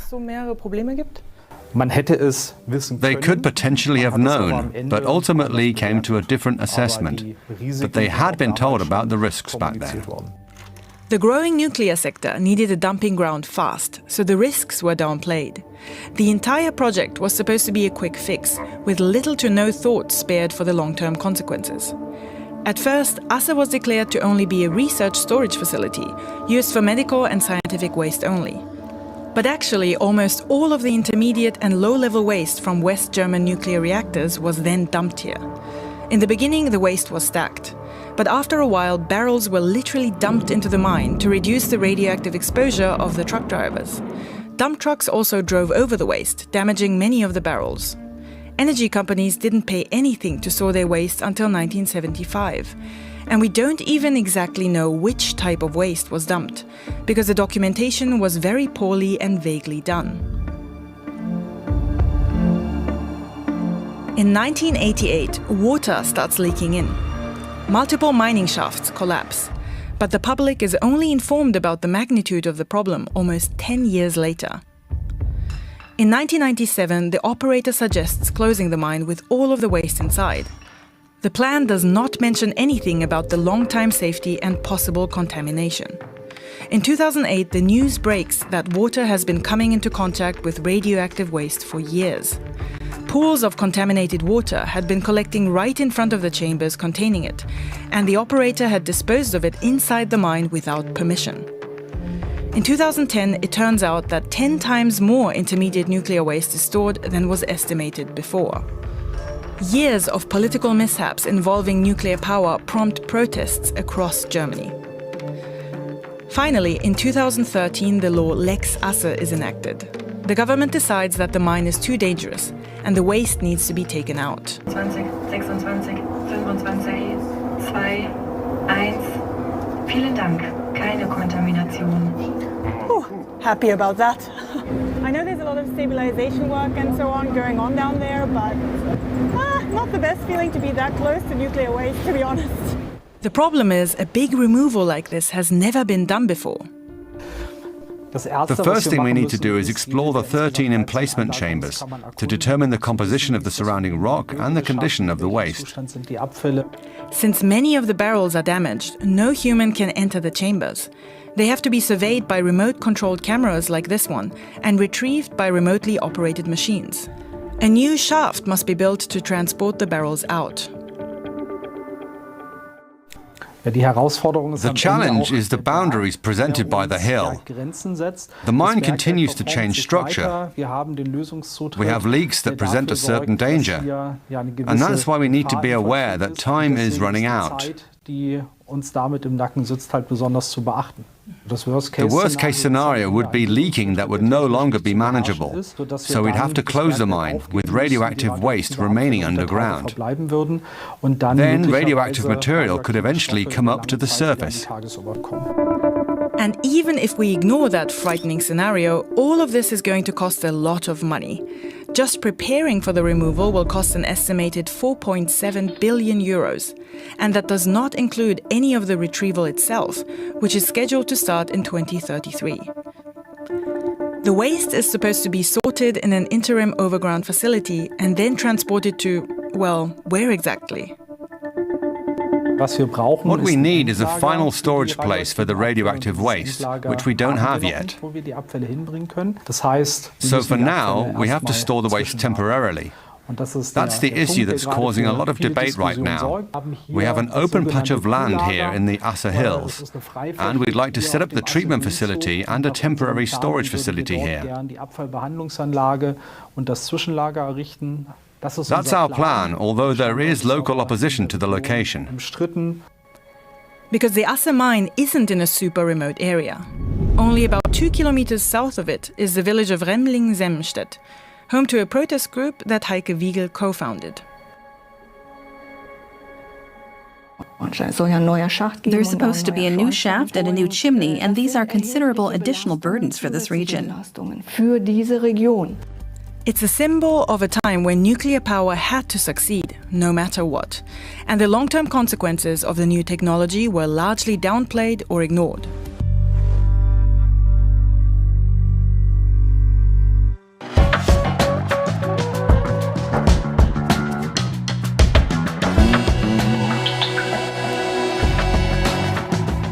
There are many different methods of contraception. The most common is sterilization, a surgical procedure that makes a man or woman infertile. The UN has estimated that more than 200 million women worldwide have been sterilized. That's all well and good if it's a personal decision, but forced sterilization is still widespread. Liz Esquega had always dreamt of having a big family. But after giving birth to 2 daughters, she was unable to have any more children. Her fallopian tubes had been severed by white doctors during surgery and against her will. I had never told my family up until that point either, and this was just a couple years ago. So when I came across that report, I felt validated, and I knew that what happened to me wasn't right. I just didn't know where I could share it with, who's going to believe me? The Canadian government estimates that at least 12,000 Indigenous women have been forcibly sterilized since the 1970s. Liz is convinced that the figure is far higher and that the practice is still going on.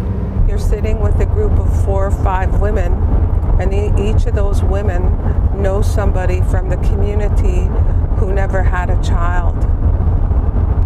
Why? Hi, Anita. Canada used to have legislation that allowed the forced sterilization of Indigenous women. This was repealed in the early 1970s, but after the birth of her daughter, Anita Piccinese had an experience that left her body violated and her feeling too ashamed to talk about it. You really need to get your tubes tight. I said, well, I want to have more babies. I'm only 26, I want more. And I did it because that nurse was like, really, she goes, you're going to get cancer and this and that. And then I'm like scaring me. Women have filed lawsuits against the authorities in a number of regional provinces, including 5 class actions. The federal government has provided a $6 million fund for survivors, but new legislation criminalizing forced sterilizations is making very sluggish progress, say those affected. But there is change ahead. We're on a trip with Indigenous couple James and Anthony to the Cahiwan Reservation. James works there as a doctor, while his husband Anthony runs the new midwives program. projects like this one are at least getting some government funding. Like, this is literally the beginning of the birthing program. It's not just about birthing a baby, it's about doing so in a way that is culturally safe, that is respectful of the spirit of the child. We had everything we needed. The men are putting up a teepee for the festivities. Very gifted craftsmen. Ben does whatever he can to help revive old traditions. And the midwives program has a personal side for him. His wife is currently pregnant again, and unlike the first time, will certainly not be giving birth in a clinic. For Indigenous people, a hospital is not a safe place. You go there, you're already prerequisitely worried about many levels of assault, abuse, and other things. So for this next child, we're really hoping that things can go normally, naturally, and there's no need for a hospital because of all the stress and difficulty and trauma that's come from that place. Alana is expecting in 2 months' time. She and Ben meet one of the new midwives. Alana is unable to talk about what was done to her during the birth of her first daughter, Lily, except that she'll never be going to a hospital again. We would, honestly, the most preferred place would be home, inside of our home. So that's the number one option that we would have, aside from here. Finally, the big day has arrived for Jody Gadwa Cardinal, too. This is her first day on the job as a douala on the reservation. For her, a labor of love that enables her to keep her community's traditions alive. So we've been asking for guidance from our knowledge keepers and our elders, on how to run this program, in a good way and bringing birth back to our community. When our women are in labor, we fan them down and smudge them as they're going through their contractions. The children should be born on the land because their ancestors were born on the land. They weren't born in the hospitals. A stone is passed around. The women talk frankly about their hopes and fears. My mother had a very traumatic delivery. So traumatic that she decided to never have children again. So they never sterilized her, but they sterilized her up here.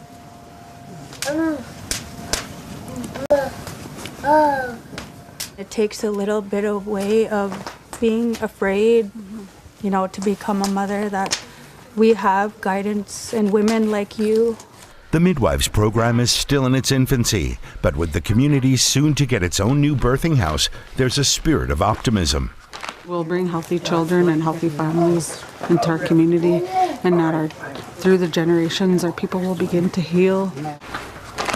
Jody knows she faces high hopes and challenges, and giving women here renewed courage and confidence will also protect them from injustice.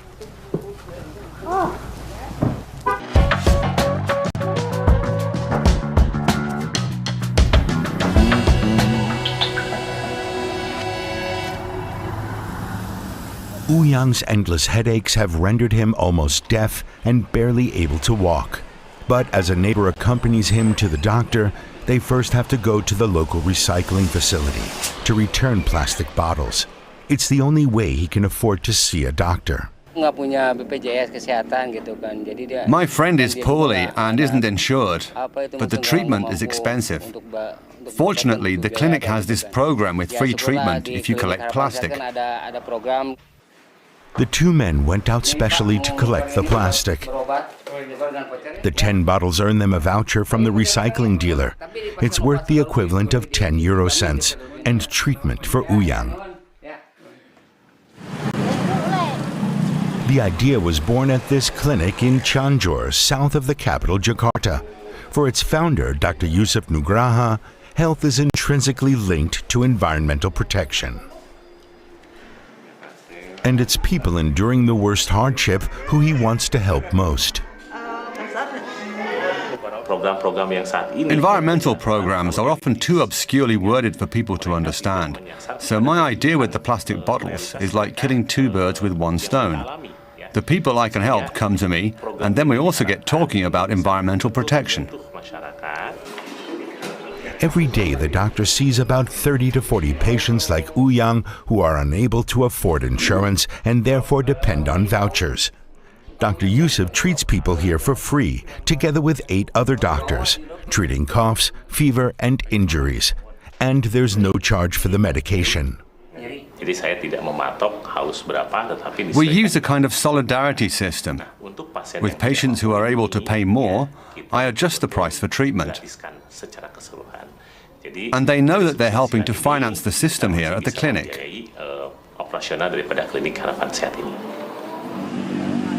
Many in the area feel abandoned amid the massive trash, not least since the only landfill site shut down due to overfilling. Now people throw their waste into the river or burn it in their yards. There's no garbage pickup. Indonesia is drowning in waste. These images from the island of Bali recently went around the world. A beach covered not in sand but in plastic. A sea of trash swept in from around the world. Dr. Plastic, as he's affectionately known here, is determined to make a change and turn the next generation into budding environmentalists.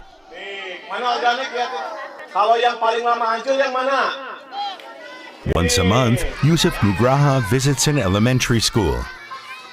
With waste sorting something most children in Indonesia have never heard of, today the class is learning about why plastic bags and boxes have to be disposed of properly. When I was a child myself here in Cianjur, we still had clean rivers. And today we're drowning in plastic while people just throw away trash where they like. That's why I come to see the children here, in the hope that everything will change for the better.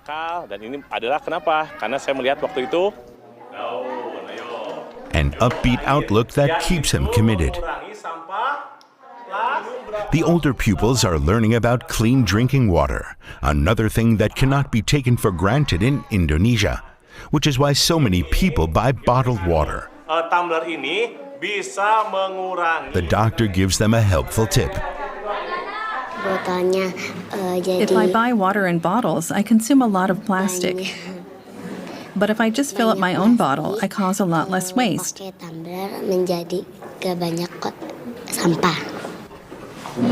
Dr. Yusuf inspires me to protect the environment.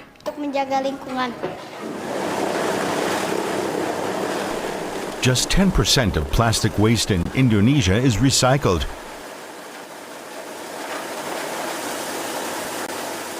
Here in Cianjur, Dr. Yusuf's patients alone bring in up to 400 bottles a day. Then they're shredded and sold to recycling facilities.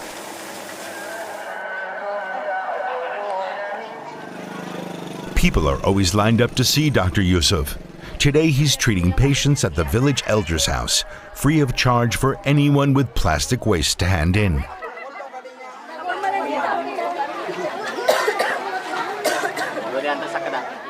Eti, 69 years old, also wants to see him because of muscle pain. While I was in the mosque for Tuesday prayers, our village elder said we should collect bottles. He said the doctor is coming and doing free checkups today.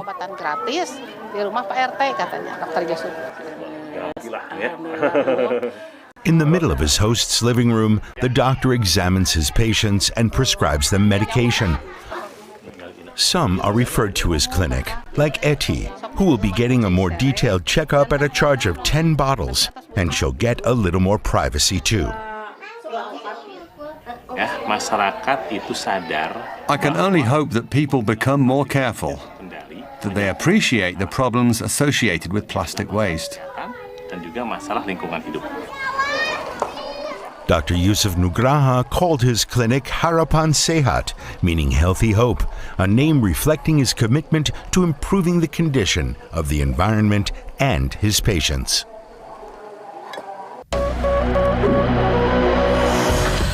Looking for more surprising insights and inspiring solutions from around the world? Eager to meet the people fighting climate change? Then follow us on Facebook, Instagram, and TikTok.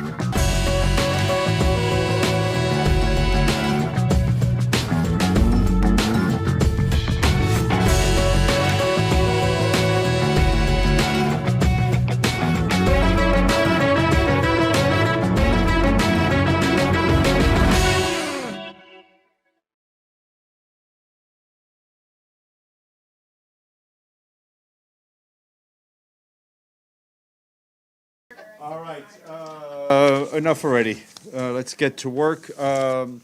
We are delighted to be joined by the wonders of technology by our colleague and our friend Rick Pieperkorn, who, as you know, is the WHO's representative for the occupied Palestinian territory. As I understand, Rick, you are briefing us from Gaza, and he will speak about the health situation in Gaza and what the UN team on the ground is doing. So, Rick, please, you have the floor, and then there's some eager people waiting to ask you questions.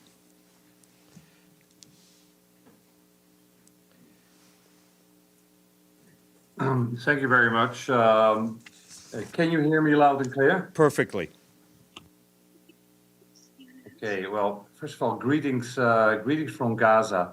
I'm here actually in the WHO office in Deir el-Balah. And I want to update you first on the polio campaign, and then I want to update you a little bit over the general health situation. Well, first of all, a two-round polio vaccination campaign will actually start on the 1st of September in the Gaza Strip.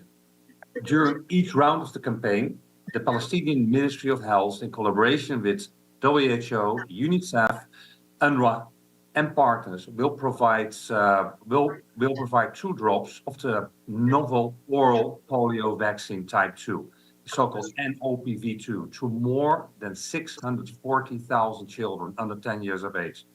The Ministry of Health, WHO, UNICEF, and UNRWA, and partners, that we are ready to deliver. Actually, when we speak here down at WHO, there's a so-called polio emergency operations center, and a technical team is still actually meeting and preparing and planning and how to have the preparation and to complete 1.26 million doses of vaccines. So 1.26 million doses have already been, they are in Gaza, including 500 vaccine carriers. 400,000 additional vaccine doses will arrive to Gaza soon. Rick, hold on a second. Yeah. Somebody is not muted on this call. If 20 Friday peace agreement ended with rebels in Northern Ireland. The UK government conservatives. Could I ask the engineers to mute whoever that is? Thank you very much.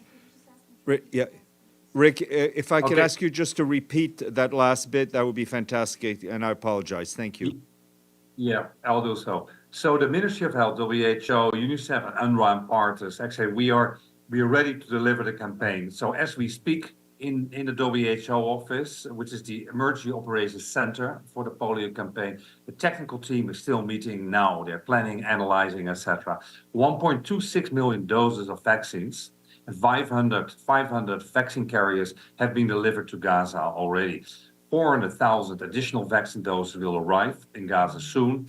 Over 2,180 health workers, community outreach workers have been trained to provide the vaccination, and very important to inform communities about the campaign.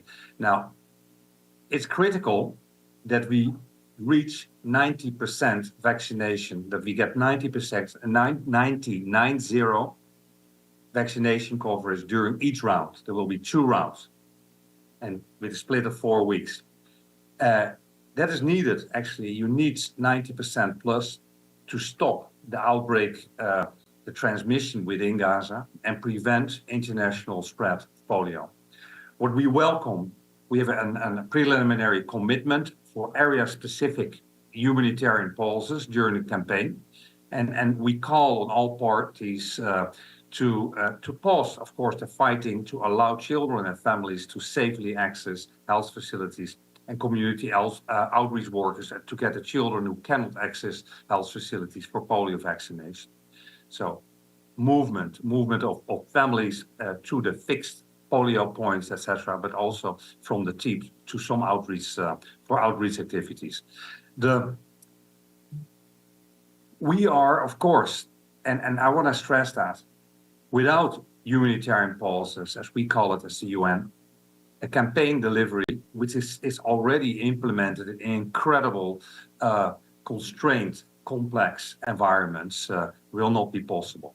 So I want to continue a little bit in response to this commitment of this area-specific humanitarian pauses. So it has been agreed that the campaign will be delivered in a phased approach over 3 days. So we start the 1st of September, and we start in central Gaza for 3 days, followed by South Gaza, and then followed by the north of Gaza. Due to the insecurity, the damage, the road infrastructure, and population displacement, but also based on our experience with this kind of campaigns globally and worldwide, the 3 days might not be enough to achieve adequate vaccination. So we will monitor it throughout the campaign. It has been agreed when needed, the campaign will be extended by 1 day per zone, or even more when necessary. So 2,180 community workers and health workers support the implementation of the campaign. Security is paramount. We urge all parties to ensure that their protection, as well as of course, all the families and the children who are brought for vaccination, and the health facilities and children. Finally, on this topic, of course, we always reiterate our call for a ceasefire to enable rebuilding the health system and strengthening the routine immunization. Talking about health in general, I think I have to say a few words there. About the health situation in Gaza, we remain deeply concerned.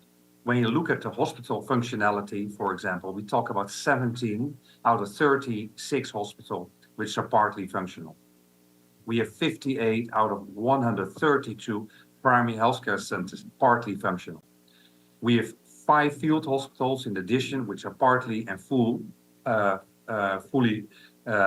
functional. Al-Aqsa, which is relatively close by where we are now, which was close to one of those evacuation areas, is significantly disrupted by those orders. So from 25 August, 65 patients, for example, they self-evacuated to other facilities.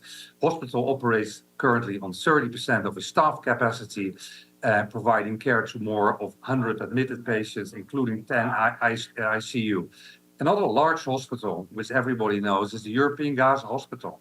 That was 50 days out of services, and currently it's partly a resort to provide some emergency and surgical services. The same, the Nasser Hospital, is close to the evacuation zone, so we are concerned. It's functional. We managed WHO to reach the hospital with medication for cancer patients, hemodialysis, and other medications, and urgent medical disposable. Now, one other point of critical concern is fuel, and I think we have discussed it in all humanitarian areas, but specifically also for health. And in the last 2 weeks, out of 6 missions planned by WHO, only 2 were approved to deliver fuel and medical supplies to the north. So there's a huge problem, specifically in hospitals in north and in the north of Gaza. Al-Ada Hospital, almost out of fuel as of June, but also Kamal Adwan Hospital and Hilu International Hospital. And of course, there's a major effect that if this hospital doesn't get fuel, for example, in Al-Ada, you talk about 15 daily surgeries, you talk about C-sections, you talk about the hospitalized patients, X-ray, sterilization, surgical equipment services, etc. Same applies for Kamal Adwan. The patients in the pediatric, in the neonatal ICU are at immediate risk, including the 23 kidney dialysis patients. I want to leave it there. Over to you. Thank you very much, Rick. We'll start with Edie Leder, Associated Press. Thank you very much, Rick, on behalf of the United Nations Correspondents Association for doing this briefing. A couple of follow-up questions. First, on the humanitarian pauses, who has actually given the okay for these humanitarian pauses? Is it the Israeli military? Is it some of the Hamas fighters or other militants in the areas?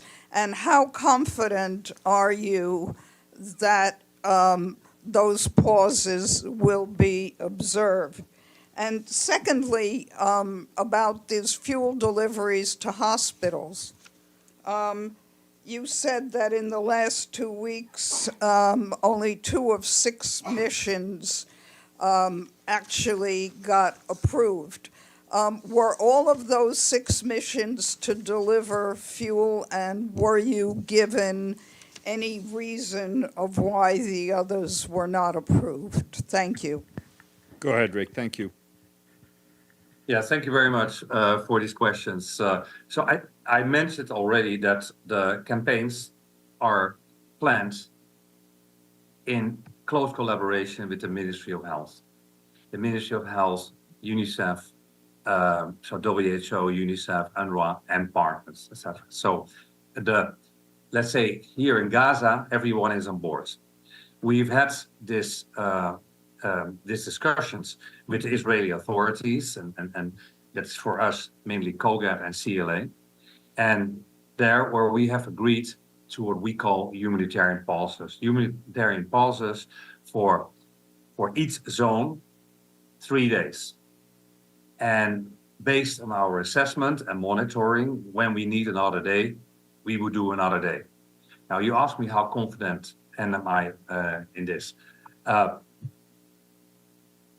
I think this is a way forward. I'm not going to say this is the ideal way forward, but this is a workable way forward.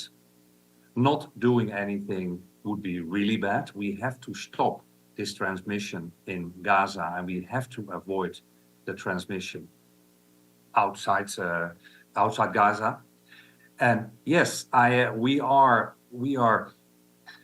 confident is a big word, but we are reasonable, okay with this approach, and everyone is planning accordingly. Of course, all parties will have to stick to this. We have to make sure that every day we can do this campaign in this humanitarian pause, that when needed, we will need an extra day or even maybe an extra 2 days.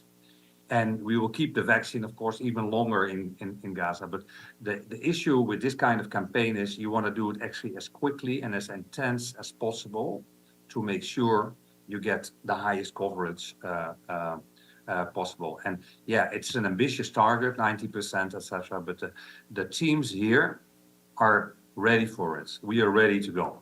Now, your other question on the fuel emissions, I said, I think this is not new. And I think this has been mentioned, not just by WHO, by a lot of other partners, that I think even up till now, we struggle with these humanitarian missions to the north or other places. We should not struggle. We are 10, 11 months in this crisis.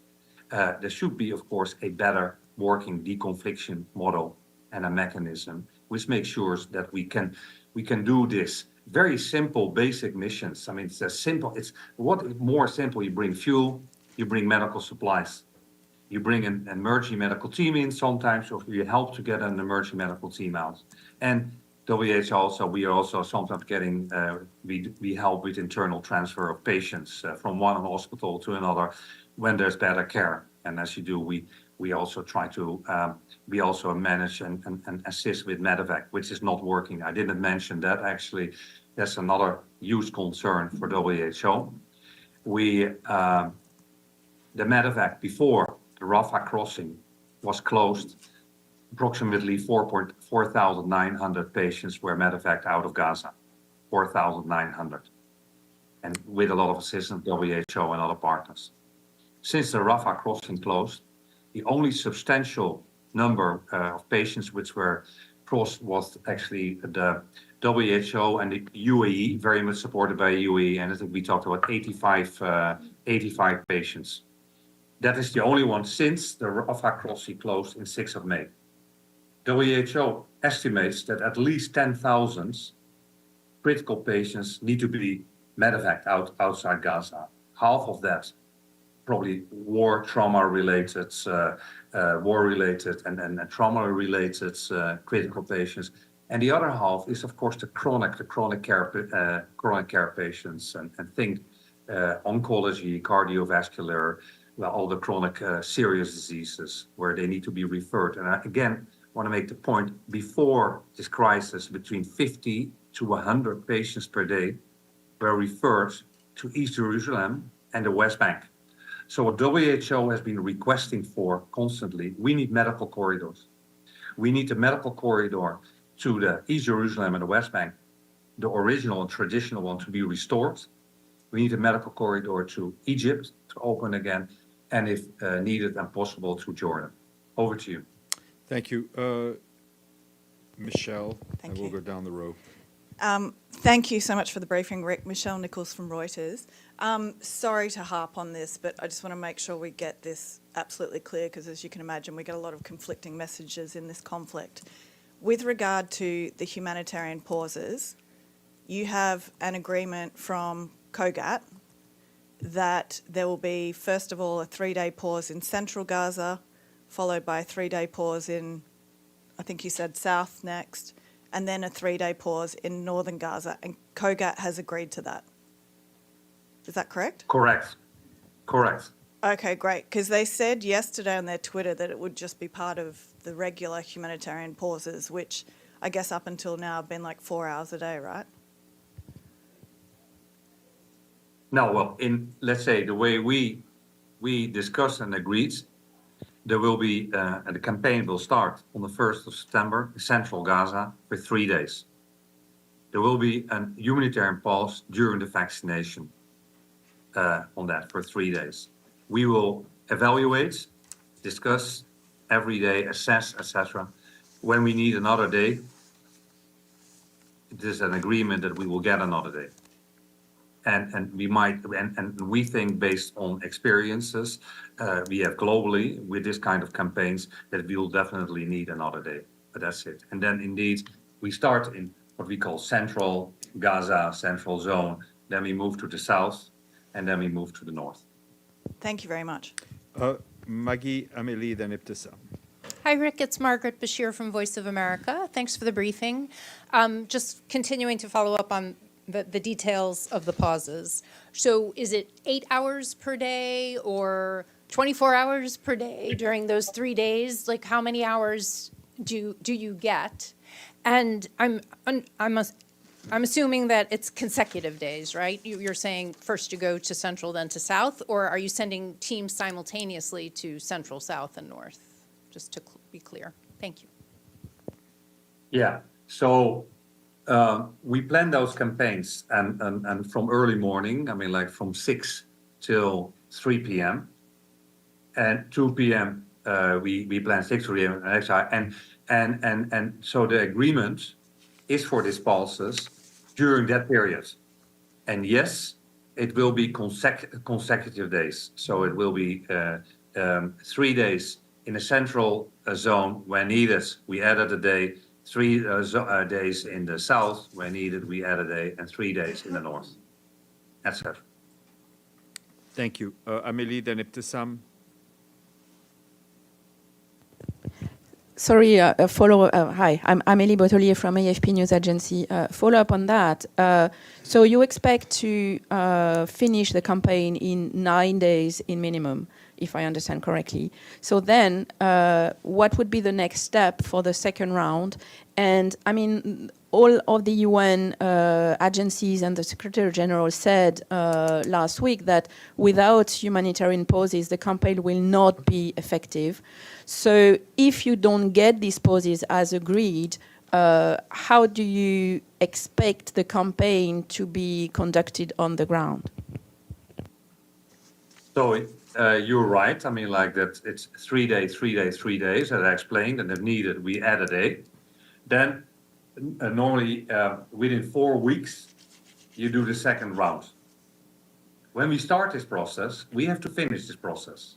So the assumption is for WHO, UNICEF, partners, that we, of course, will do that. We will definitely do the second round as well.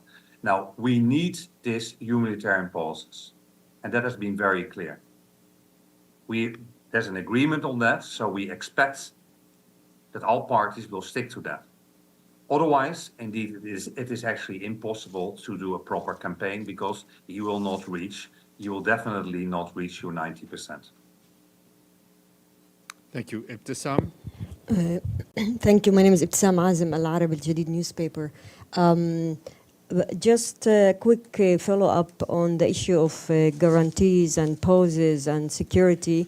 As you know, the WFP car was attacked 2 days ago by the Israeli army. Did you get any guarantees from internationals or any other people that you are not going to be attacked through these supposedly pauses? And then I have a general question about the issue, the humanitarian and the health issues in Gaza. Could you talk more into, you touched a little bit upon it, but could you talk more into other challenges that you are facing, other medical supplies that you need desperately and you are not getting into Gaza? And also, what about other diseases that you are afraid that will be also spread? Thank you. Okay. Yeah, thank you very much. So, well, first, what you said, you referred to the incidents with the WFP colleagues and the vehicle, which is of course extremely concerning. And I think you should raise this with WFP and I think for respective agencies, and you will get their feedback. We agreed on these pauses. So we expect, and we expect that we will have these pauses. When we have a pause, we have a pause.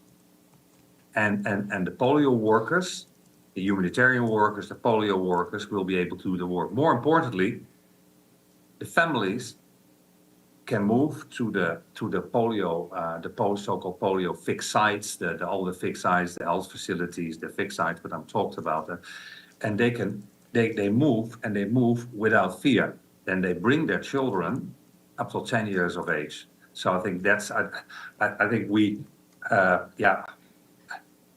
So I don't want to start discussing the assumption. So if that not happens, etc. For me, it will happen and it should happen because we have an agreement on that. Now, then on your question, I think it's a very good question on other areas. So we discussed mainly I raised this mainly for example, something like these fuel issues. We still struggle to get enough supplies in, and not just medical supplies, many other supplies. I mean, like, as you're aware, so that's one. So we constantly, my team sat, for example, with Nasser Medical Complex just recently, and they have a huge problem with the lack of anesthesia and some surgical supplies, etc., to get in. And we have these, but it is often difficult, slow to get them in. And in general, I think when you talk about the health situation and health functionality, what I described, I mean, like that, less than 50% of the hospitals is partly functional, and even less than that primary healthcare centers. I mean, that says enough. What we, of course, also see, and that's you talked about other diseases. We've seen enormous amounts of infectious diseases. We see more than 110,000 cases of hepatitis A, which is all linked to the incredibly poor water and sanitation conditions combined with the heat. We've seen more than 500,000 diarrheal diseases cases, if I'm right on that figure, and which at least 25 times as high as what it normally would be, even higher. And those are underreported cases. We see a lot of scabies, skin diseases, etc., etc. It's all related to the poor sanitation. And we see now polio. So I think it says enough. I mean, like specifically with the water and sanitation condition and the water supply, which is incredibly poor and challenging and a huge issue. I understand from colleagues, for example, not only on when you talk about water, that there's a huge shortage in chlorine. I mean, like in Gaza. So those simple but critical items for to help improve a water and sanitation situation is not only needed. So yeah, there's a lot of that. And also concerns, because normally primary healthcare is the backbone of any health system. Well, less than half the primary healthcare services are actually functional. And for a lot of people, they're difficult to reach. So there's a lot of under-reporting. And we talk about that Gaza had a relatively okay functional health system, where, for example, we talked about antenatal care, mother and child health, etc. It was relatively well organized. Well, all those areas are challenged. Everywhere there is challenges. So not just infectious diseases, basic mother and child health, and definitely, and then on top of this, of course, what we discussed today, polio. Over to you. Thank you. Tony, Benno, and Pam. Thank you. Tony Naddaf, Al Hurra TV. You mentioned 1.26 million doses are already in Gaza. You can correct me if I'm wrong. My question is, where do they come from? If you can specify exactly the source for us. And also my second question, how informed are the people in Gaza about this campaign, about the importance of this campaign? We all know like Gazans are struggling to find food to eat. So how confident are you that they're gonna be responsive, they're gonna engage, are they gonna, prioritize getting a dose or a shot for this polio? Okay, so there is, we talk about a novel oral polio vaccine, so-called NOPV2. There's, to my knowledge, 2 production sites for that, Indonesia and India. And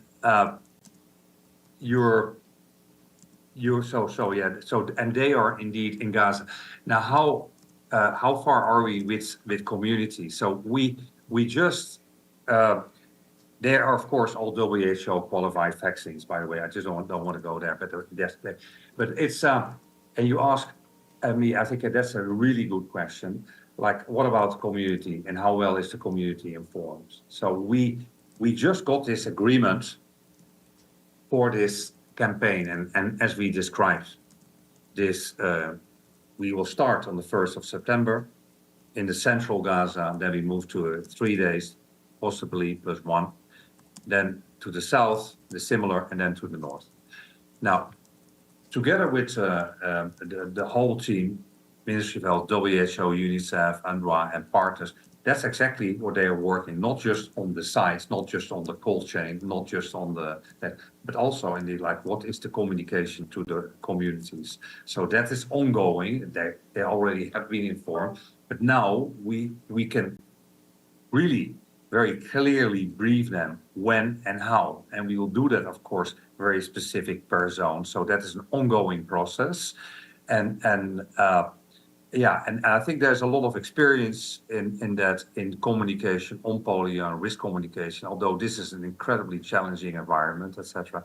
An ongoing process. Thank you. Pam, Ephraim, and then Bassam, and then Deji. Thank you, Rick. It's Pamela Falk from U.S. News and World Report. My question is a follow-up on the 1.26 million doses that came in. COGAT announced that it went across the Kerem Shalom crossing. What percentage of overall vaccines that you assess and UNICEF assesses are needed?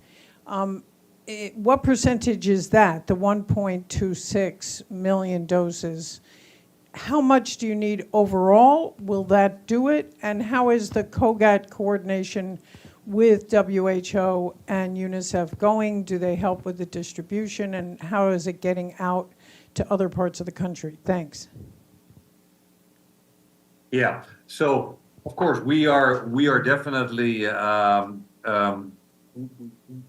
we are convinced that we will have enough doses. Actually, we always will order more because of some doses might be wasted. It will, there's always spillage when you do this kind of vaccine campaign. So there's probably, and that's why also we get 400,000 doses more in. So it will be more than 1.6 million. So you talk about 640,000 children. So you can do the math, etc. We will have enough vaccine in Gaza, yeah, including what is normally you always have to plan for additional doses because everywhere you will have spillage.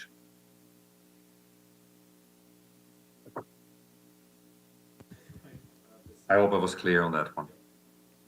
Thank you so much. Given that the circumstances that led to the re-emergence of polio are still pretty much in place, as you just explained in details as well, from the poor sanitation, lack of water, people living in open sewage, even drinking from the sewage we're seeing. I'm sorry about this question, but how effective would just a vaccine be alone? How effective will the vaccine be to tackle polio? Is there anything else needed? I don't know if this question makes any sense, but one cannot help but wonder. Definitely. I think it's a very good question. It makes a lot of sense to me, at least. So, first of all, we know that with this type of polio outbreaks, I mean, from the circulated vaccine-derived poliovirus type 2, that you will need to vaccinate at least 90% of children to stop the transmission. And that's where we are so focused on. So if we under-vaccinate, we are not stopping the transmission. So we are really focused. But I think your question is completely right. So what more to do? A lot should be done. So we already, since this crisis, war, whatever you call it, started, of course, and you saw a disintegration of the health services in Gaza. Also the surveillance system for diseases, including for polio, disintegrated. The routine immunization system, weekends, disintegrated, really went down.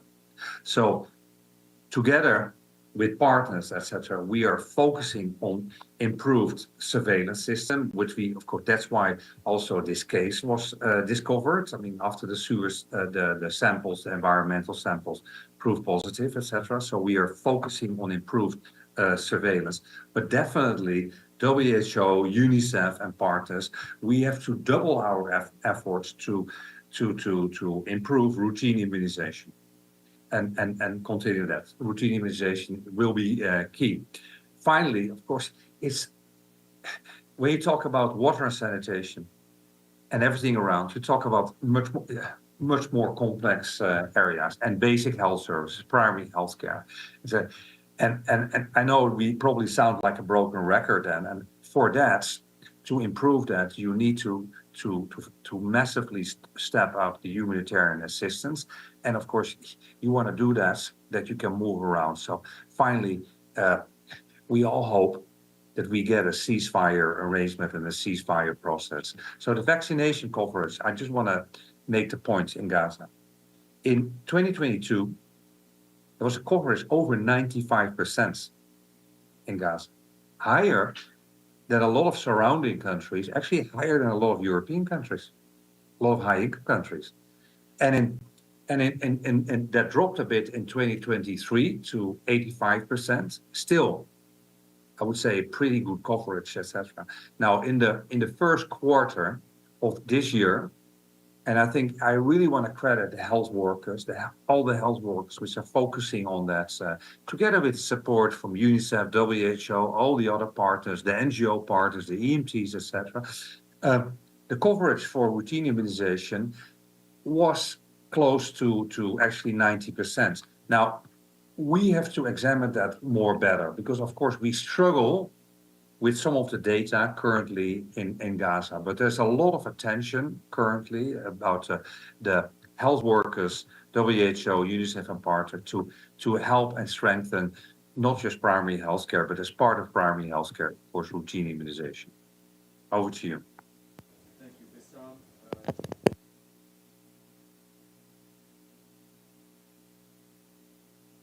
Bisana Bukwek with Al Jazeera Arabic. I just wanted to follow up on Tony's question about reaching out to the local community. I mean, what kind of message are you sending out to make people feel that it's worth it to reach you to get this vaccine safely without actually risking their lives? If you can elaborate a little bit more on that. And then you mentioned that the 3 days is extendable by 1 day or 2 days in the different areas, and the threshold is a 90% success. If you don't reach the 90% success, even after an extension, what would be the plan B? Okay, so on communication, I think one thing, I mean, I already informed you that the acceptance for vaccines in Gaza, by the way, also in the West Bank, is really high. So we have seen successive coverage, years of coverage of over 90%, 95%, 96, 97%, which is really high. I mean, like, which is much higher than a lot of high-income countries. So the acceptance for vaccine is high. So people are very well informed what happens in Gaza and the reasons also why this is happening. So we expect that, yeah, the vaccine acceptance in Gaza is high and will be high. So we expect a massive pour out of people and family to bring their children and to get vaccinated. We need those days. We need those days, the 3 days, and most likely +1, but we will, of course, make assessments, continued assessment. This is all very well monitored. Now, and that's why, of course, we have this agreement on this, what we call a humanitarian pause, etc., and that should be implemented. Then I think we can reach a huge number of kids and we can come close. When we wouldn't come close, so we will daily monitor that, there is mobile teams who reach out to areas which remain, what we would say, under-vaccinated. So it's a combination.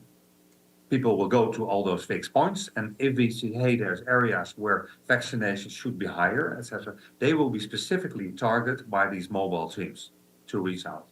And then last, even if we would think that the coverage is too low after this campaign, we will continue to inform the communities and make sure the vaccine is available in health facilities close by, and we keep on vaccinating kids.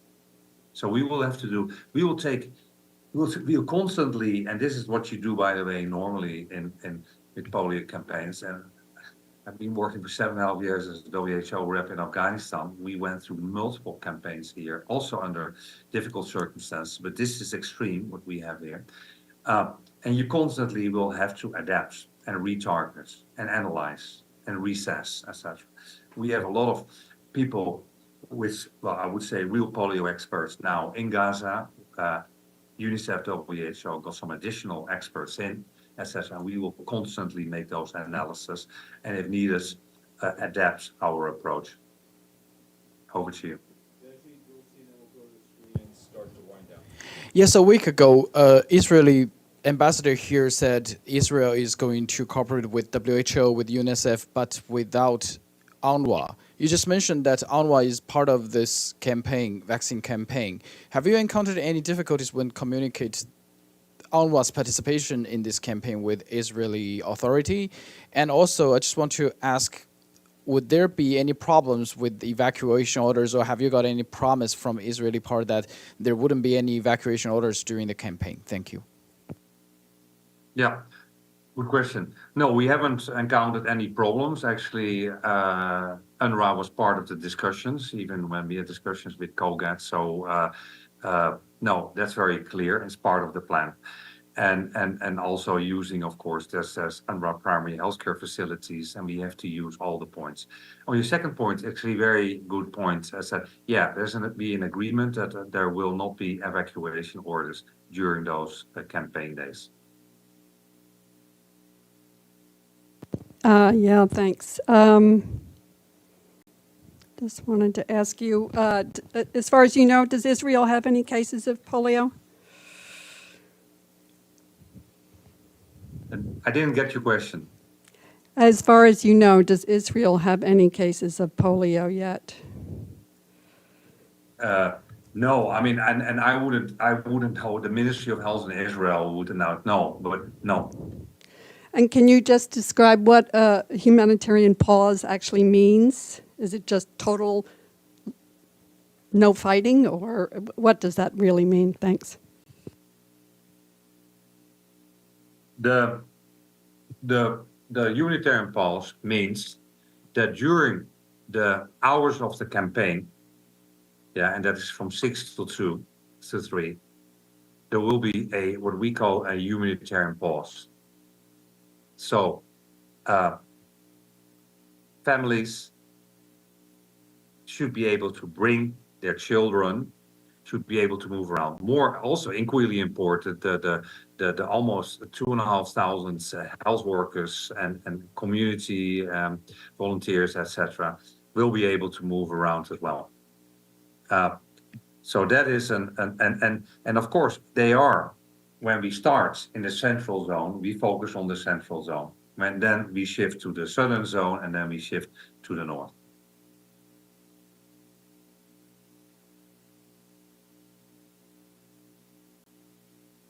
Are there any more questions? Sorry. Yeah, sorry.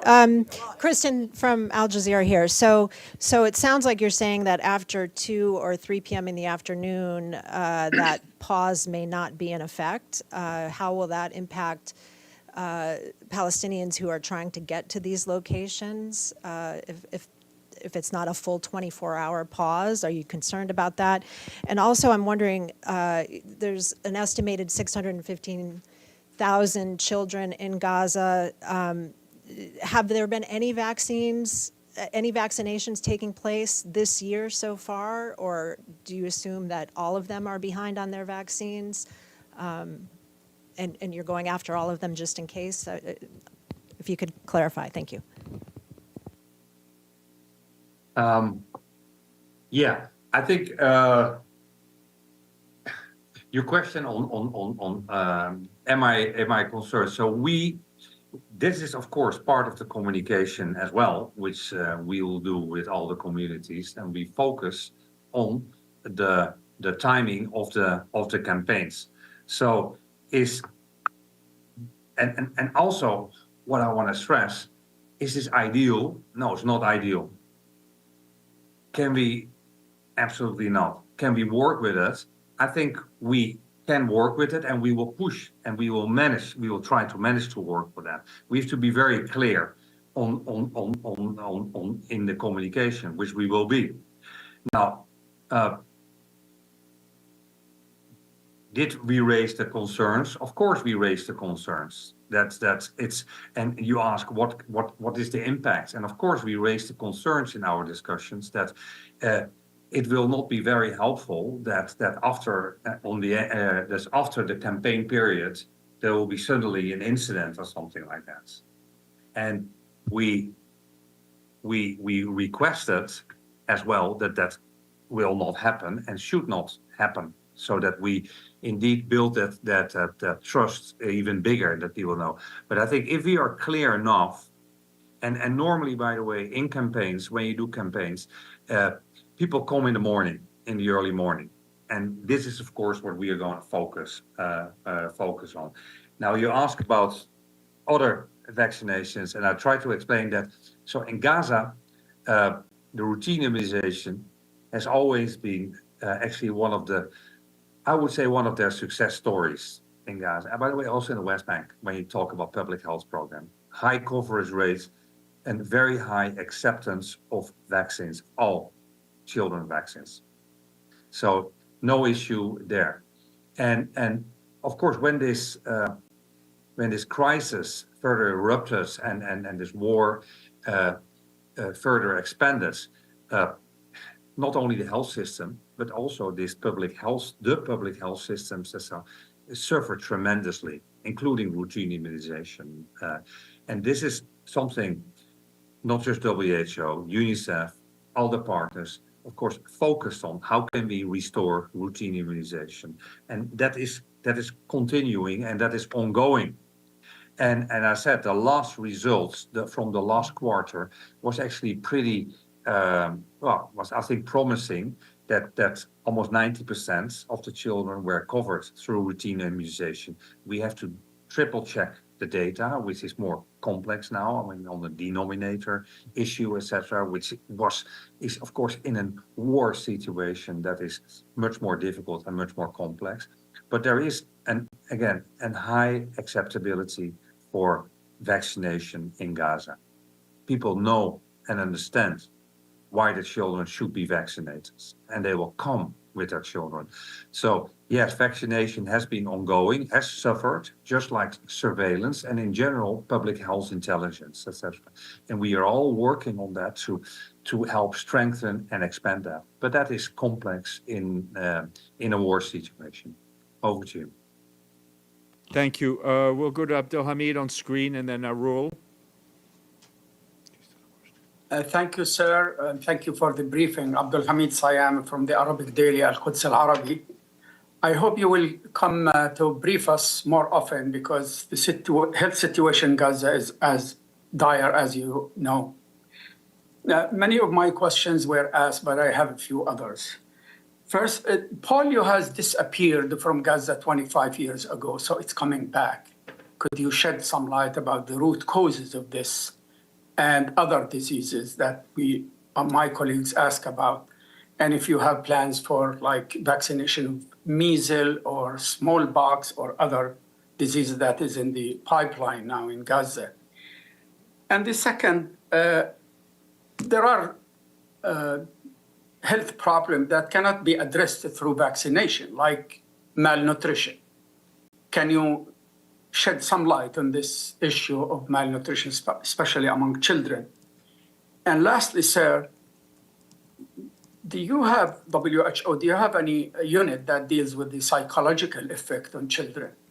And how do you deal with that for a whole population had been for 11 months under continuous attacks in a genocidal war that is unprecedented in modern history? Thank you very much. Yeah, I'll try to, because you raised a lot of, I think, complex questions. So we talk about what we say, circulating vaccine-derived polio vaccine type 2, which came into Gaza, and which came actually into Gaza from Egypt, from the Sinai area. Now, why did it become a problem in Gaza?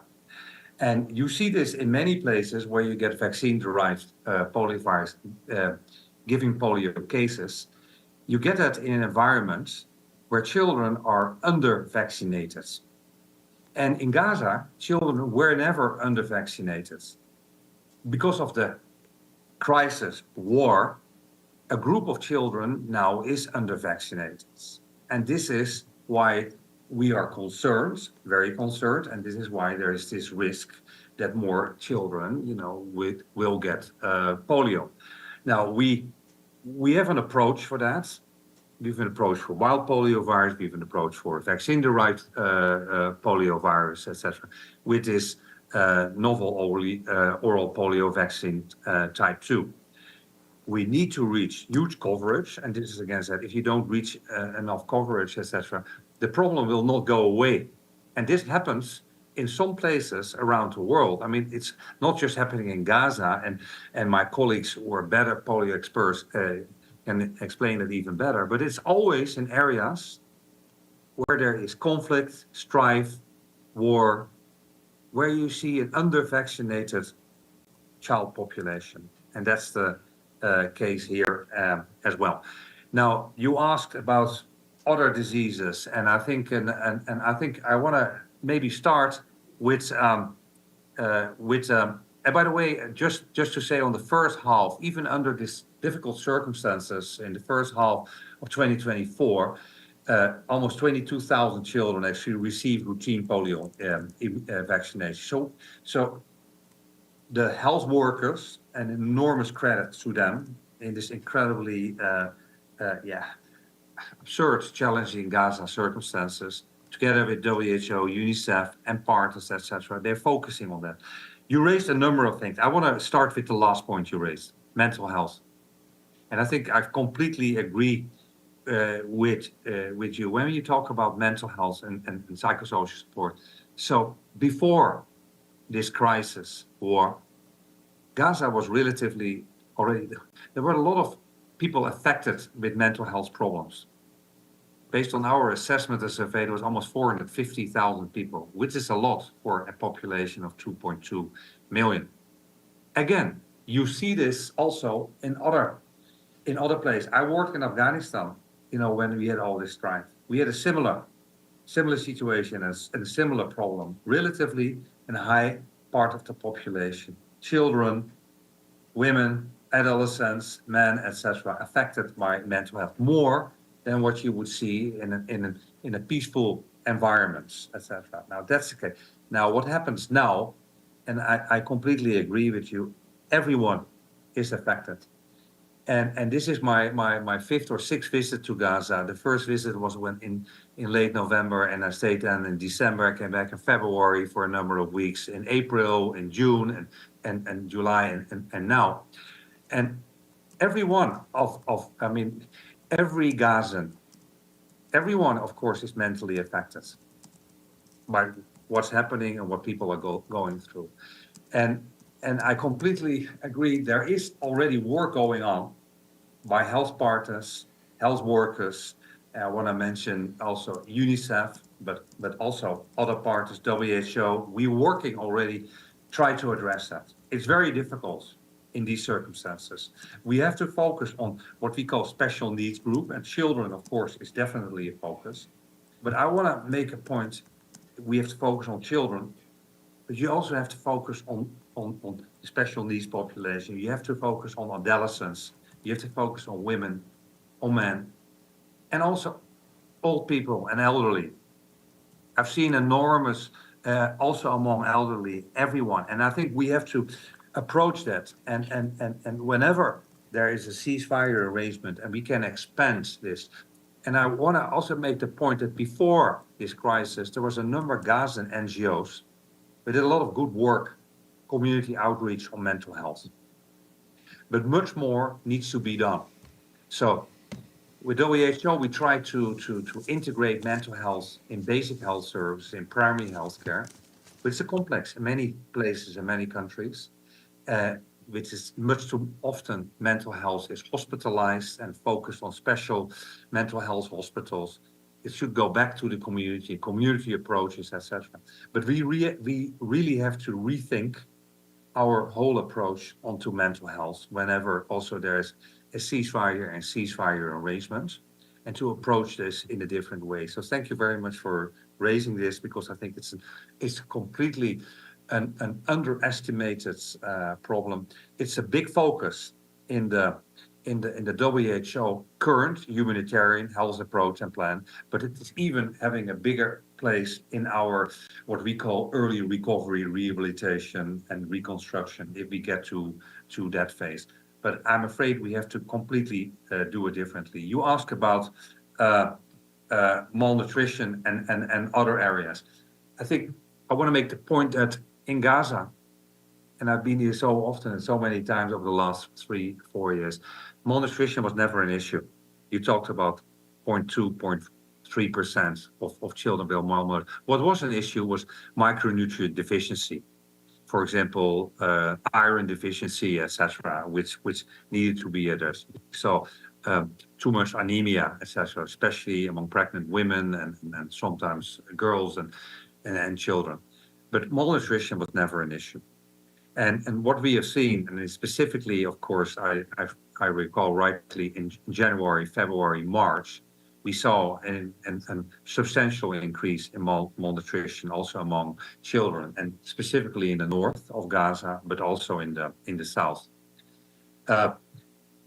Kamal at one, I mean, like WHO and UNICEF helped with a couple of these, what we call the treatment support centers for malnutrition, and doing that. And I've seen a lot of malnourished kids, and I remember that one of the pediatricians in the north told me that when I say, hey, is it true that the trend is seems to go down a little bit. This was in April, in May, that he said, yeah, he also thought the trend was going down a little bit, but he said, please note, we've seen hundreds of kids which were malnourished.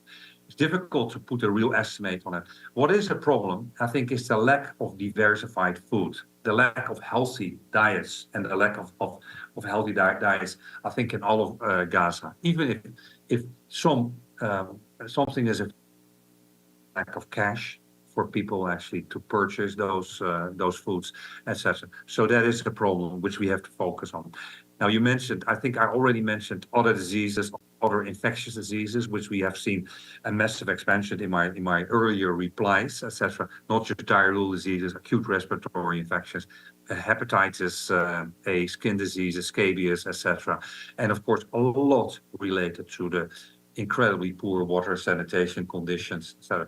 I think what is critical important that we further strengthen primary health care, because that's, of course, finally the basis of all health services and where you could treat a lot. But finally, it's about prevention. It's prevention of water and sanitation. And if you see the living conditions, and now just because today I came in again and with a colleague who is coming here regularly, and we see constantly these changes when there's evacuation orders, people have to move, people have to cramp into another place, etc. And if you to take these coastal roads and this endless row of ad hoc makeshift tents and camps, etc. I mean, that even in the official areas where people stay, water and sanitation is really poor and an enormous problem. Well, definitely in all those makeshift sites. Over to you. Thank you, sir.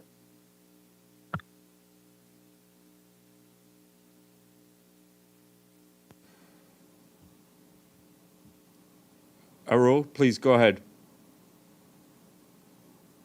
Arul Lewis from Indonesian Youth Service. I have a couple of questions for you. One is, who's the manufacturer of the polio vaccines that you're getting? And also, if the country or the company is donating them or you're purchasing them. And you mentioned in the passing about India's participation. Could you please elaborate on that? Thank you. No, I said something different. I said the novel oral polio vaccine is actually is produced, to my knowledge, in 2 sites, in Indonesia, and I think there's also now a site in India. What we have in Gaza comes from in Indonesia. I want to make also a point, because I think I've seen some pieces and in the newspapers and other things. So maybe let me also say something about that. This novel oral poliovirus 2 is safe, effective, offers protections against paralysis and community transmission. It's the vaccine which is globally recommended for variant type 2 polio outbreaks. And this type has been identified and found in the recent samples from Gaza. Now, since the rollout of this novel oral poliovirus type 2 began in March 2021, more than 1.2 billion doses of vaccines have been used to protect children in over 40 countries against type variant poliovirus in Asia, in Africa, in the Middle East, etc. So only in what's for WHO is our the Eastern Mediterranean region, around 65 million NOPV doses have been given to children as early as August 2024. And in all kind of places, I mean, like in places close by, Djibouti, Egypt, Somalia, Sudan, Yemen, etc. But also many of the African countries, etc. The development of the vaccine began in 2011, and in December 2023, following completion of a full clinical trial program, the NOPV2 became fully licensed and was granted WHO pre-qualification. Over to you. Thank you. Margaret Bashir, and then we will close it off. Thank you, Rick, for indulging me a second time. Just a couple of mop-up questions. So if you get your first dose on September 1st, when do you get your second dose? Is it 2 weeks in between, or could you just give us an idea when the second round will start, in other words? How many fixed healthcare sites will there be for families to go to? And finally, I'm just going to push you a little on this pause. How many hours per day? You said 6 a.m. to 2 or 3 p.m. So do you mean at 2 p.m. the vaccinations stop and then people have an hour to get home or to their shelter in safety? Or just be a little more precise for us. Sorry, it's just such a sensitive story. Thank you. Yeah.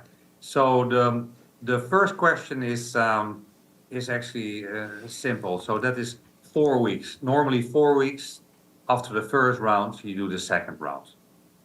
On the number of sites, I have to get into let me think, because I had it somewhere, the number of sites. Just give me 1 second. We talk about, I already said, we talk about 2,180 health workers and community outreach workers we trained. And we talk about at least over a couple of hundred sites. I mean, like that. So I have to get back. I mean, I had that somewhere. I cannot find it now. I'm apologize for that. Maybe I will reach out if you stay online. We reach out to our colleagues. Yeah, you could pass the information to me, and I'll be doing the briefing so we can share it along. Okay, and again on the humanitarian pauses, etc. They're what we see as pauses. They are for 8 hours, and well, we take it from 6 in the morning to 3. But at that, we want to make sure that vaccinations take place, for example, between 6 and 12 or 6 and 1. So indeed that everybody can move. But of course, what we hope and what we expect that not anything will happen after that time. I think we want to make sure that we have 3 days of the best access possible, that families bring their children to all those fixed sites where families cannot bring their children. We will go out and we target that with the mobile teams. And we do that in 3 consecutive days. Every day there is an analysis. And by the way, this works everywhere around the world. And that's one of the really strong sides of a polio eradication initiative, etc. I mean, it's a lot of experience how to do that. And every time to analyze, like, okay, which areas we didn't do so well and which areas actually we did well, which areas we have to spend more time the next day, which areas should be specifically targeted by mobile teams, etc. If I get the number of sites, I will get back to you, and then I will get it as well. Okay, go ahead. Thank you, Rick. You said that the humanitarian pause is 8 hours, and 6 a.m. to 3 p.m. is 9 hours. How's that going to work?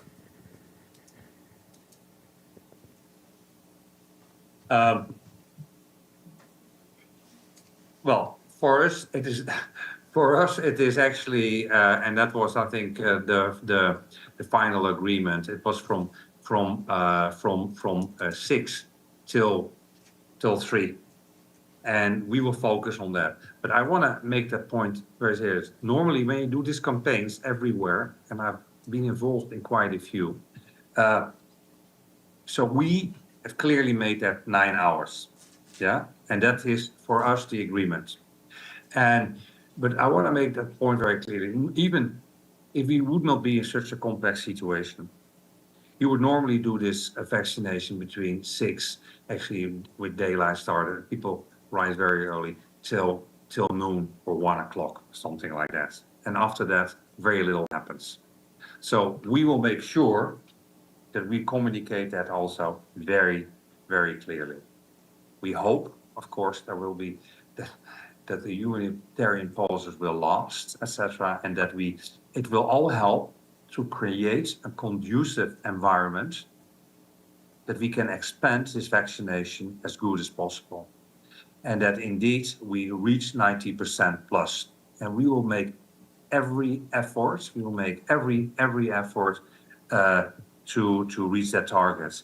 And I heard some of your questions. I think they were very, very good. And of course, we're looking into that. If in areas we we wouldn't reach their targets, how do we approach it? Can we send mobile teams? Can we resend mobile teams? We will have what we do now as well. We have missions. We continue to do missions. We will keep the vaccine longer here, etc. I think that is it for me. Oh, I think I just get some information on this. Wait a second, please. Hang on. The micro plan is actually, this is exactly, now I know it again. So with polio, we talk about micro plan. And micro planning, that sounds easy, like, oh, but it's actually very complex. Because in many places, I want to say you go out you actually do house-to-house campaigns. Unfortunately, in Gaza, that's not feasible. So that's why we have 392 sites, fixed sites, and we have 295, almost 300 mobile teams. And we'll use them, of course, the mobile teams, we will use them everywhere, and we start with the central zone, then we shift to the south, the southern zone, and then we shift to the northern zone. So we talk again, 392 fixed sites and almost 300 mobile teams. And again, when needed, we will constantly make adaptations when feasible. Are those fixed sites only in the central area, or is that all over Gaza? No, that is all over Gaza. So it's a combination from existing hospitals, existing primary healthcare facilities, but also there's a lot of what we call medical points, for example, which were established to deliver field hospitals, and a huge number of additional sites, an enormous number of additional sites, because we talked about 16 of the 36 hospitals only to be, which are only functional, and what is it, 50 of the 150 primary healthcare centers. So an enormous number of additional fixed sites have been established, and almost 300 mobile teams are ready. This is for all Gaza. But of course, especially the mobile teams, we'll concentrate that. When we start in the central zones, then most of the mobile teams will be operational there. Then we will shift to the southern zone, and then we shift to the north. All right, Rick, thank you very, very much. You've been very generous with your time. We wish you and your colleagues the best of luck in your great efforts to do what you can. Thank you very much. Thank you very much, Stefan. Thank you very much, all of you, for the questions. If there's any additional questions or in future, etc., please reach out to us. There will be additional questions. That much I can promise. Thank you. Bye-bye. Take care. Bye-bye. Take care. All right. Thank you for your patience. I have a few notes to share with you on other items. The Secretary General is in Dili in Timor-Leste today, where earlier today he met with Prime Minister Xanana Gusmao. In a joint press encounter, the Secretary General said Timor-Leste won the battle for independence and it won the battle for democracy, and that as Secretary General of the UN, he's proud that the UN stood by the people of Timor-Leste in their struggle for independence and in the consolidation of democracy. However, he added that the country now must win the battle for development and that the United Nations stands ready by the people to support them and the government in this effort. The Secretary General also visited the Timorese Resistance Archive and Museum, where he saw an exhibit on the role of women in the resistance. He later took part in a panel discussions with both the Prime Minister, Ramos Horta, and, the President, Ramos Horta, and the Prime Minister, Xanana Gusmao. Tomorrow he will address the National Parliament and attend an official ceremony to mark the 25th anniversary of the popular consultation. From there he will head to Singapore and then on to China. Our Deputy Secretary General Amina Mohammed, as you know, is in Port Sudan. She just finished her day there. She was accompanied by Ramtam Lamamra, the personal envoy for Sudan, as well as the resident coordinator for Sudan, Clementine Nkweta Salami, and senior officials from the World Food Programme, UNHCR, and UNICEF. They met with displaced persons. They also met with the UN team and with a number of government officials of Sudan. All of this was done in Port Sudan.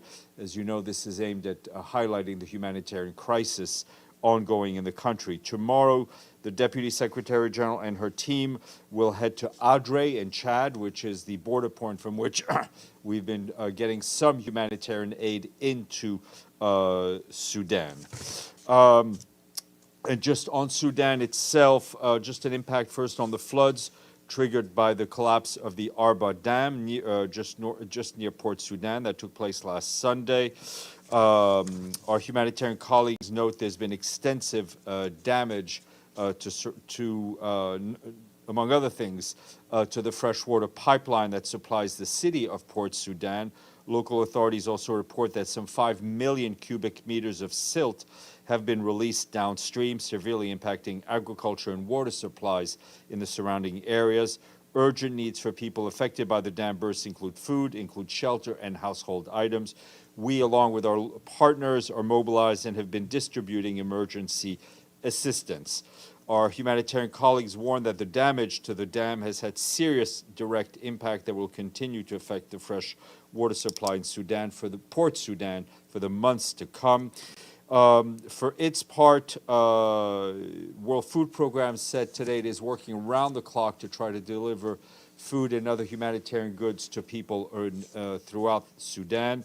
WFP's priority is to provide vital aid across 14 areas in the country to people who are either facing famine or at risk of slipping into famine after 500 relentless days of conflict. WFP pointed out that since Chad's Adre border crossing with Sudan was reopened for humanitarian convoys, the food agency trucks carrying over 630 metric tons of food, that's about enough for 55,000 people, have crossed into Darfur region. The latest truck crossing was on Tuesday. WFP says that this food assistance is for communities in Kirenek and Sirba, two areas that are at risk of famine in West Darfur. Some supplies have already arrived in Mornay town in Kirenek, while other convoys are still en route. WFP says the progress of the convoys has been slowed by damaged bridges as well as flooded and muddy roads, as this is the peak of the rainy season in Sudan approaches. About trucks carrying about 11,134 metric tons of food, that's enough for about 280,000 people, crossed from Chad into Sudan's Darfur region via other border crossing. That's the Tine crossing, that took place on Wednesday and Thursday last week. Distribution of vital food assistance will start as soon as possible in locations across Darfur for communities facing famine or at risk of slipping into famine. WFP said the food assistance had been stranded at the border because of flooded seasonal riverbeds linked to heavy rainfall last year. Floodwaters have receded slightly and allowing trucks to move, though progress remains slow because of poor conditions. WFP is also delivering cash assistance to families across Darfur.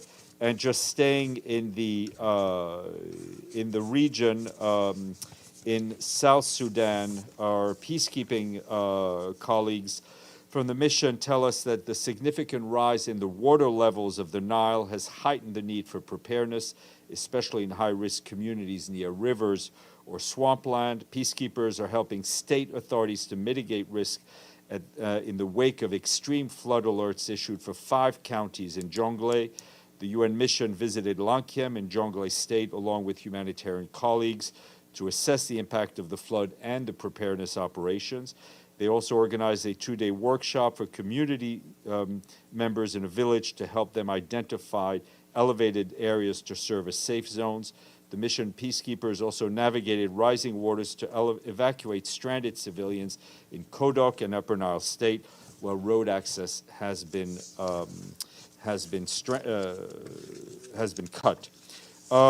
Going back to the occupied Palestinian territory, and this time focusing on the West Bank. First, you will have seen last night we issued a statement on behalf of the Secretary General in which he said he was deeply concerned by the latest developments in that area including the launch of large-scale military operations in Jenin, Tulkarm, and Tubas governorate by the Israeli security forces that involved airstrikes, which resulted in casualties and damage to civilian infrastructure.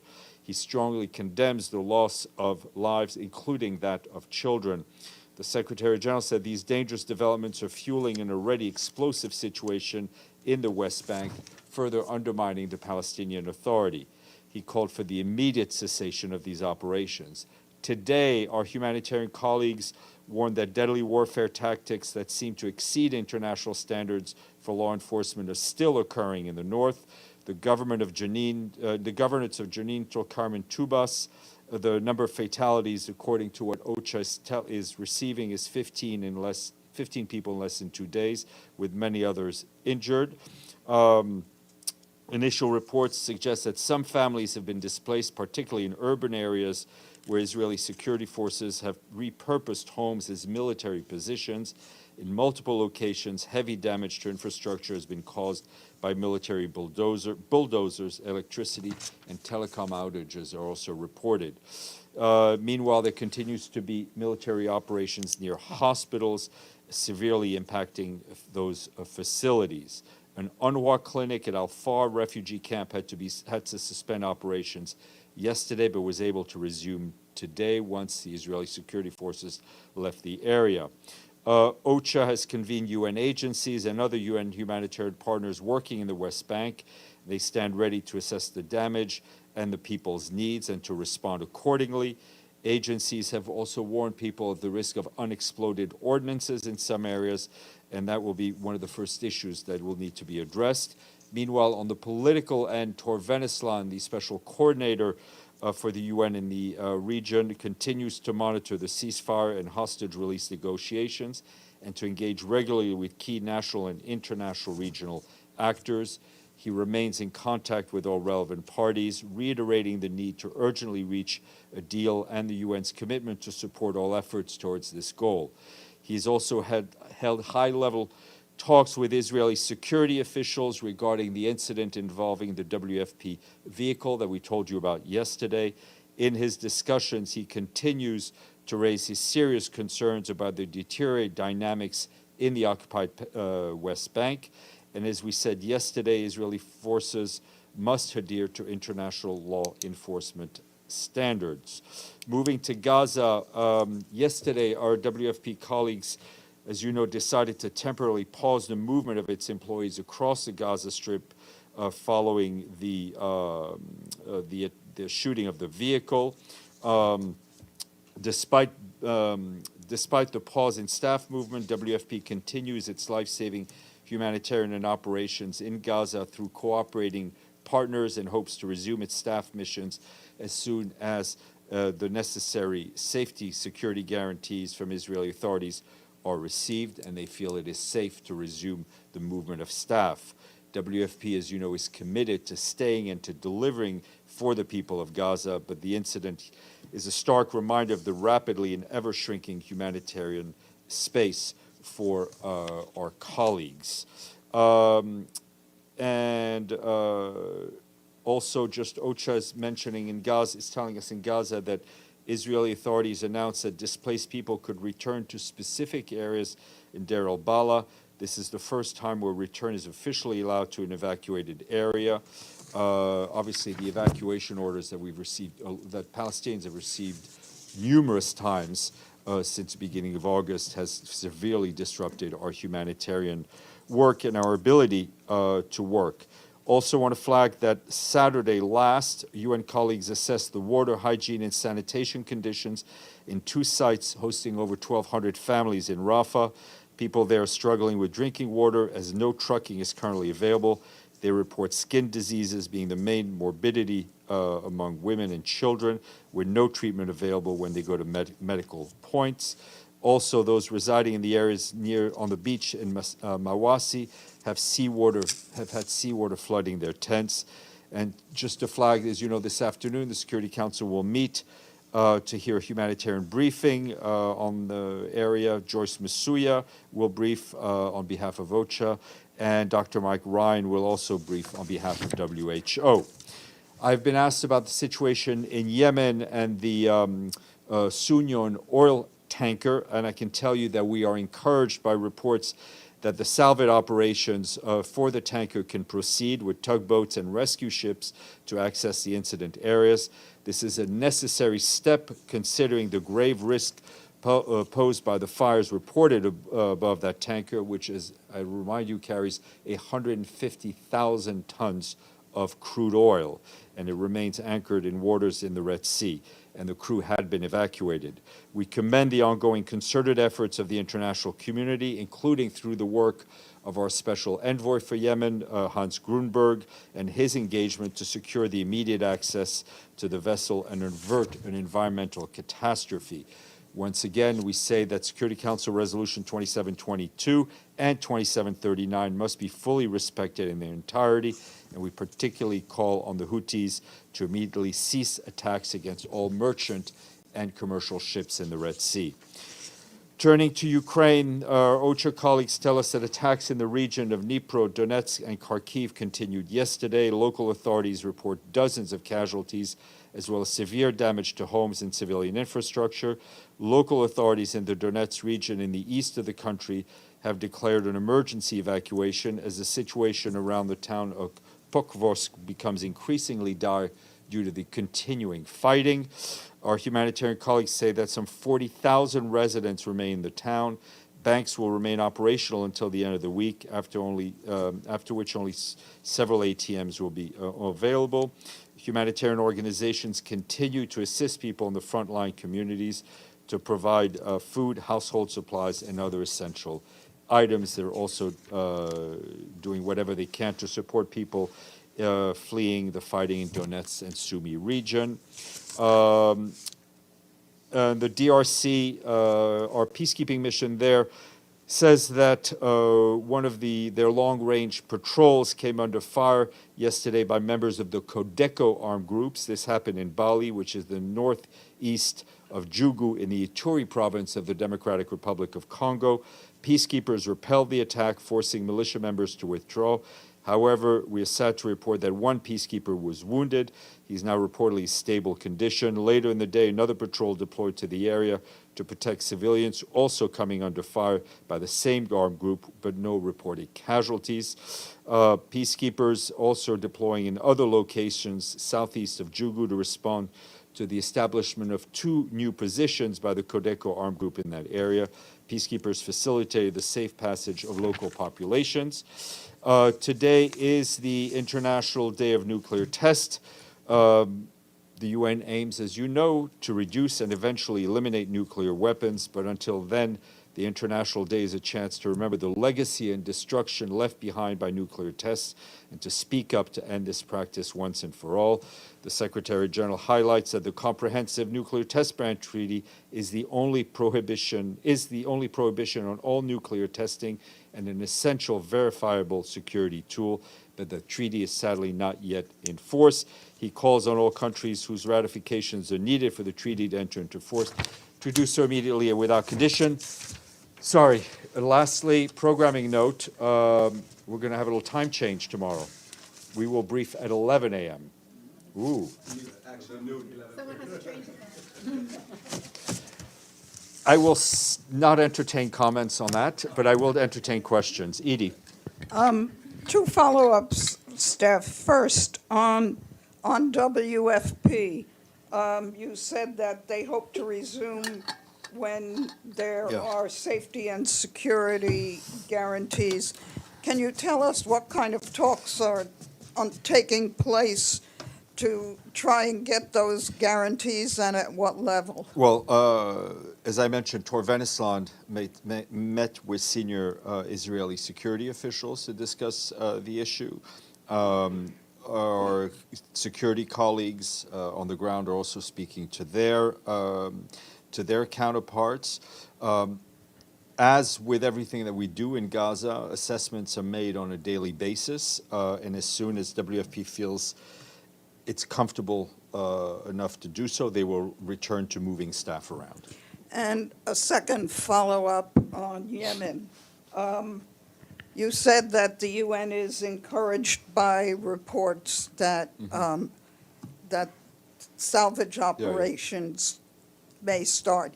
Do you have any independent confirmation that the Houthis have agreed to this? I mean, that's our understanding. What we are not involved in the actual salvaging. That's being done by the private sector, but our understanding is that, yes, it will be space for these operations to be conducted safely has been agreed to by the Houthis. And any indication of when that might start? No, ma'am. Benno. Thank you. Also, follow up to WFP. So you said, we know WFP is kind of replacing their actions through partners, I think you said, basically. How able is WFP to do their work right now in comparison with like 3 or 4 days ago? I mean, night and day, I would say. I mean, if you can't move staff around, you can't move the convoys around, it's hampering. Obviously, they work, WFP, like many UN agencies, work with local partners, so they're supporting them remotely, getting information, but to do the work properly, we need to be able to move staff around. Wait, you just said when you can't move staff around, you can't move convoys around. So WFP is not... They're not, WFP vehicles and staff are not moving in Gaza currently, right? They are working with their local partners to do whatever they can remotely, but a lot of the food that WFP receives then goes on, is distributed to local community kitchens and local NGOs. And that is still done by other partners now? That is being done by their partners. But obviously it's not working, I mean, WFP is not working at the level it wants to work, and it needs to work in Gaza. Dulcie. Yeah, how is Amina Mohammed going to get to the Adre crossing? She is flying from Addis Ababa to Chad. Okay, and then she's entering Sudan from the crossing? As far as I know, she is not entering. She was in Port Sudan. She flew back to Addis Ababa, is overnighting in Addis Ababa, and then flying down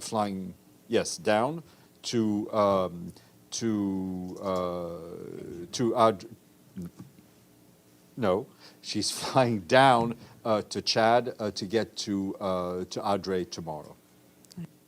Okay, Margaret Bashir. Steph, in the DRC, where was the peacekeeper from who was killed? That's information I'm not yet able to share, I think, given all the notifications that have to be done. As soon as I have a nationality, I will share with you. And then on the Red Sea, following up on Edie, the Houthis gave guarantees previously with the other ship that you guys worked on for 2 years. I mean, and it kept taking so long because their guarantees never materialized. How optimistic are you? I think this will happen? We can only take people at their word, but I think there is an understanding from all the parties involved that this is a live case, as I want to put it. I mean, this is a tanker carrying a lot of crude oil, which we believe there are fires on board. So it's not. It's a live wire case. You may ask a follow-up, Michelle. Thank you. On that note, you mentioned Hans Grunberg's involvement in helping get this agreement. He spoke to the Iranians, I presume, because they are the ones who put out the statement yesterday. I don't have any confirmation of his contacts with any Iranians. I do know he has spoken to Ansar Allah people. Okay, I think we've all been in this room long enough. No, it's been on for quite a while, but not. Daryl Bala in Gaza. Okay. Yes, we'll try to get those.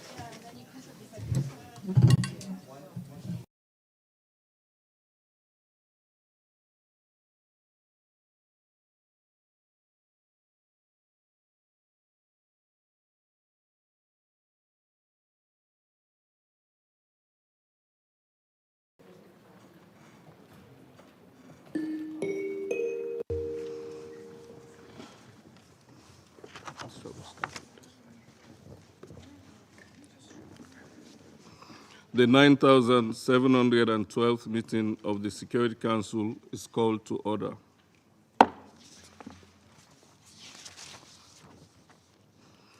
The provisional agenda for this meeting is the situation in the Middle East.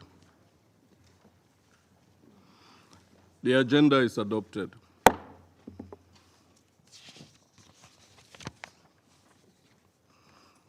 In accordance with Rule 37 of the Council's Provisional Rules of Procedure, I invite the representatives of Israel and Lebanon to participate in this meeting.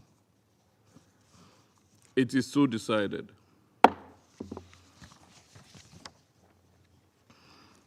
The Security Council will now begin its consideration of Agenda Item 2. Members of the Council have before them document S/2024/634, the text of a draft resolution submitted by France. I wish to draw the attention of Council members to document S/2024/567, a letter dated 24th July 2024 from the Secretary General addressed to the President of the Council. The Council is ready to proceed to the vote on the draft resolution before it.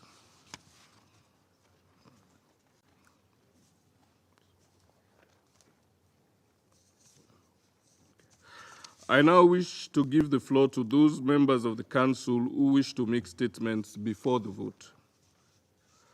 I give the floor to the representative of France.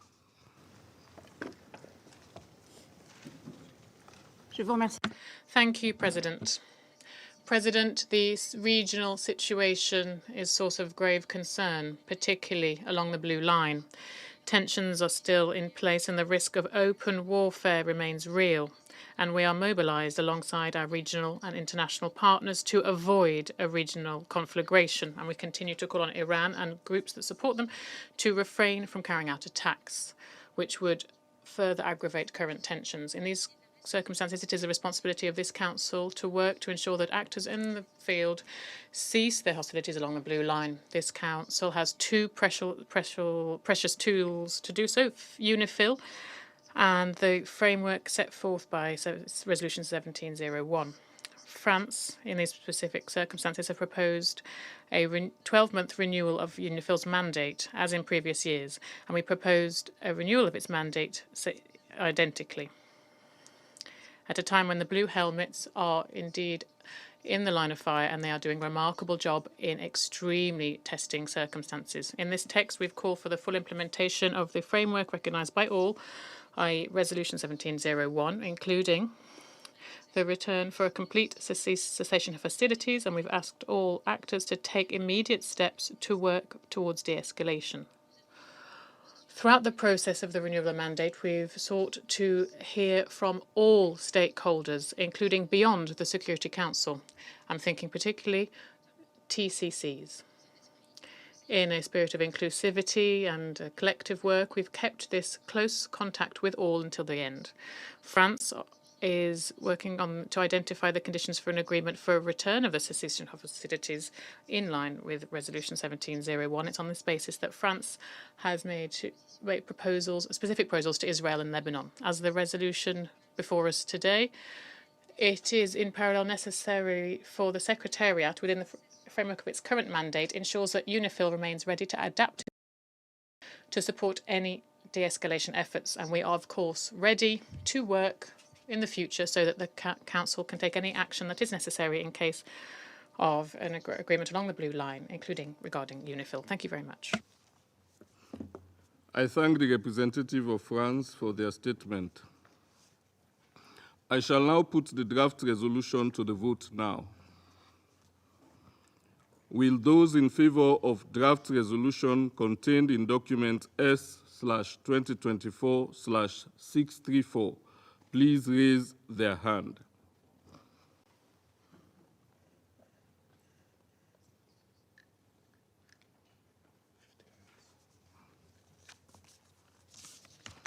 The result of the voting is as follows. The draft resolution received 15 votes in favor. The draft resolution has been adopted unanimously as Resolution 2749 of 2024.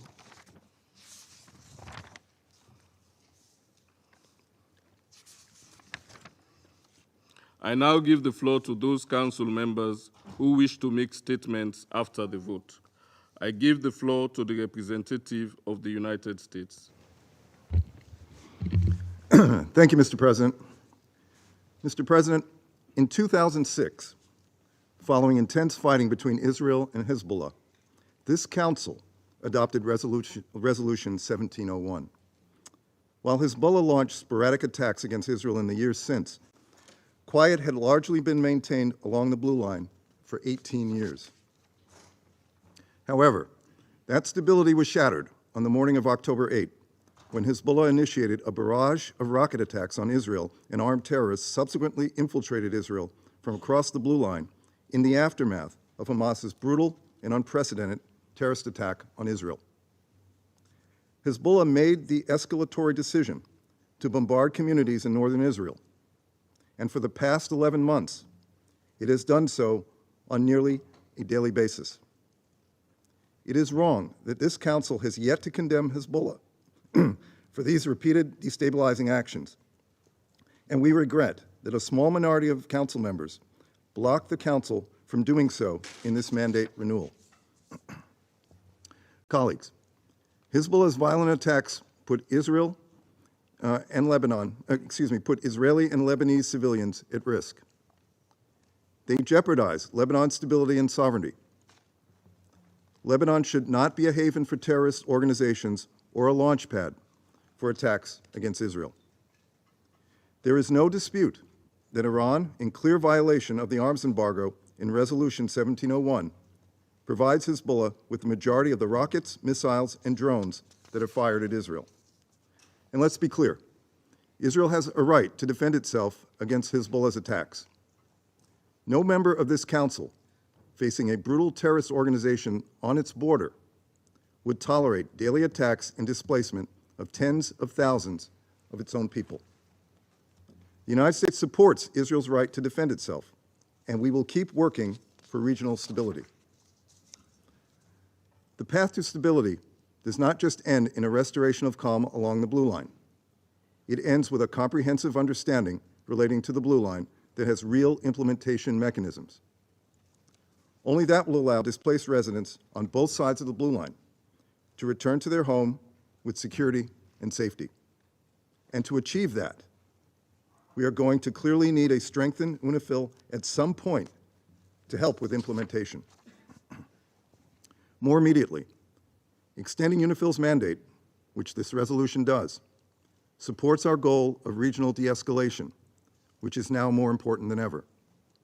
We do not want to see conflicts intensify and spread, and most importantly, the people of the region do not want that either.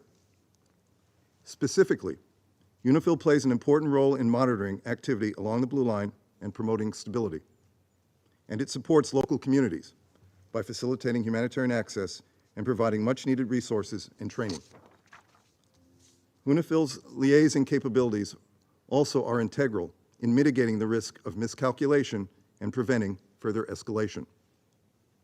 Going forward, we need to address the ways in which Hezbollah and other malign actors in Lebanon prevent the full implementation of Resolution 1701, constrain UNIFIL's ability to operate freely, and threaten UN peacekeepers' safety and security. And we need to push for Resolution 1701's full implementation, including by establishing an area south of the Litani River that is free of any armed personnel, assets, or weapons other than those of the Lebanese government and UNIFIL. It is imperative UNIFIL be able to freely monitor and report any actions contrary to UN Security Council Resolution 1701, which requires full freedom of movement and access to sites of concern, which Hezbollah deliberately obstructs. Without that access and attendant reporting, the Council cannot have a full and accurate understanding of the situation along the Blue Line and the threats that Hezbollah poses to regional security and stability. It is vital that the Council continue to support UNIFIL by taking measures to address these attempts to constrain UNIFIL's ability to fully execute its mission. Colleagues, the extension of UNIFIL's mandate today ensured an important pillar of stability in Lebanon remains in place and is able to perform its important functions. It should help support the hard work of diplomacy ahead of us, diplomacy that the United States will continue to lead on the ground in coordination with other members of the Council and partners in the region. Thank you, Mr. President. I thank the representative of the United States for their statement. I give the floor to the representative of the United Kingdom. Thank you, President.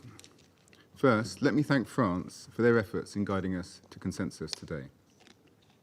With the situation on the Blue Line the most precarious it has been for years, we cannot overstate the importance of UNIFIL for calming the situation on the border.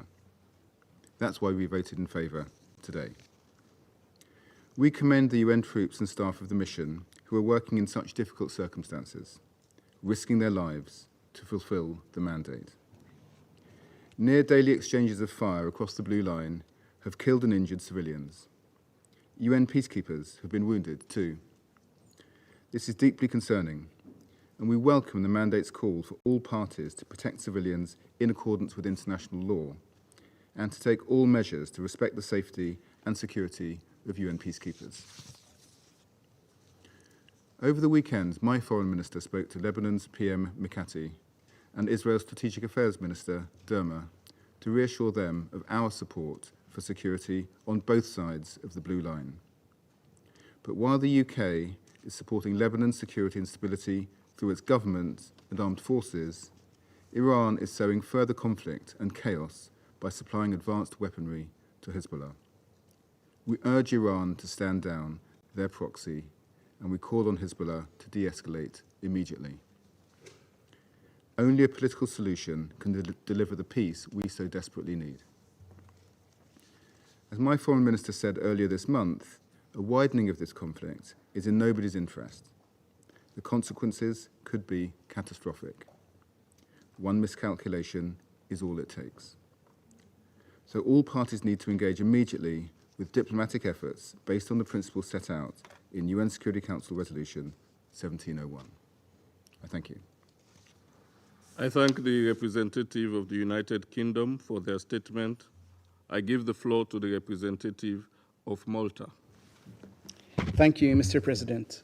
Malta voted in favour of this resolution to renew UNIFIL's mandate. We welcome its adoption and we thank the penholders, France, for all their efforts and engagement over the past weeks. Entering these negotiations, Malta worked constructively to achieve a text that would allow for a swift renewal of UNIFIL's mandate. This Council has always stood in unity and support of the mission. Today's vote reflects this Council's interest in continuing to do so, particularly in these challenging times. Malta remains deeply concerned with the intensifying exchange of fire across and beyond the Blue Line. Last weekend's developments further underline the fragility of the situation and the possibility that large-scale hostilities may quickly erupt. The full implementation of Resolution 1701 and an immediate return to a cessation of hostilities remains essential. The conflict in Gaza continues to inflame the region. Restraint and de-escalation must remain our priority. We wholly support all international efforts aimed towards this, including through ensuring a permanent and immediate ceasefire to the conflict in Gaza. In conclusion, Mr. President, we commend the work of UNIFIL to maintain calm and to preserve security and stability in the region. We have a common interest in seeing UNIFIL, where Malta is also a troop contributing country, succeed. I thank you. I thank the representative of Malta for their statement. I now give the floor to the representative of Slovenia. Thank you very much, Mr. President. We would like to start by thanking the penholder France for their efforts and able steering of negotiations to come to a balanced text. We welcome the consensual adoption of this resolution. Slovenia remains extremely alarmed about the hostilities along the Blue Line. Just this week, we were reminded about the very real threat of a massive escalation. We are deeply alarmed about the intensity of exchanges and a possible miscalculation which would drag the wider region into a full-blown war. The rhetoric related to this crisis is troubling. Slovenia therefore underlines its call for the restoration of cessation of hostilities and full implementation of the UN Security Council Resolution 1701 in its entirety. We are appalled by the loss of civilian lives, as well as by the heavy impact of on civilian infrastructures and civilians, many of whom have been displaced. We underscore the need to respect international law, including international humanitarian and human rights law. All civilians must be protected at all times and by all parties. Slovenia expresses full support to the mandate of UNIFIL. Its efforts are critical and its presence serves as the vital stabilizing factor. We thank all troop contributing countries for their contribution to the stability of the region. We join the call on all parties to ensure the safety, security, and freedom of UN personnel. The inviolability of UN premises must be respected at all times. We welcome the work of UNIFIL, including through its operations, as well as continuous communications with all actors. The parties must use the UNIFIL liaison and coordination mechanism, good offices by international actors, and fully engage in de-escalate. It is essential that diplomatic efforts continue being the primary avenue to address this crisis, as well as the one in Gaza. I thank you. I thank the representative of Slovenia for their statement. I now give the floor to the representative of Switzerland. Merci, Monsieur le Président. Thank you, Mr. President. I too wish to begin by thanking France for its excellent drafting work during these complex negotiations. I also thank all delegations for their desire to find solutions. Switzerland commends the unanimous renewal of UNIFIL's mandate for 1 year. This unanimous adoption indeed sends out an important signal to the region and in particular to the parties concerned. That demonstrates that the Council is aware of its responsibility to contribute to finding a long-term solution to the conflict in accordance with Resolution 1701. Switzerland confirms its unwavering support for UNIFIL as a troop contributing country through UNSO too. The UNIFIL personnel every day do paramount work in difficult conditions. We thank them for their work, and in this regard we recall that all parties have the obligation to guarantee the security of UNIFIL personnel. Several members of UNIFIL personnel have been wounded, which is unacceptable. Switzerland is gravely concerned by the intensification of violence on both sides of the Blue Line. This violence has already produced a number of civilian victims and displaced some thousands of people. We insistently appeal for a return to a total cessation of hostilities on both sides of the Blue Line and for the immediate recommitment of all parties to implement all provisions of Resolution 1701. Moreover, all parties must uphold their obligations pursuant to international law, including international humanitarian law and human rights. Only diplomacy can lead to a lasting solution. Switzerland supports all efforts underway to that end. Thank you. I thank the representative of Switzerland for their statement. I give the floor to the representative of Algeria. Thank you, Mr. President. I would like to begin by thanking the pen holder for the draft resolution that we have adopted today on the renewal of the UNIFIL mandate. Algeria expresses its welcome of the unanimous adoption, which signals the importance of UNIFIL and its role in order to end the hostilities and implement 1701 in its entirety. Algeria has voted in favor today because of the role of UNIFIL to maintain peace and security, not only in Lebanon, but in the entire Middle East. This is a critical moment for our region because of the brutal assault on the unarmed Palestinian people, in particular in the Gaza Strip. This warns of a wider conflict in our region. My delegation reiterates the call for a ceasefire in Gaza and we reiterate the interconnectedness between the crises in the region, and that preventing a wider conflict necessarily requires the end of the Israeli killing machine. The developments on the Blue Line and the systemic attacks against the Lebanese sovereignty confirm once again the need to fully implement 1701, in particular as it regards to the full withdrawal from Lebanese territory. In conclusion, my delegation believes that the leading reason for instability in the Middle East is the occupation of Arab territory.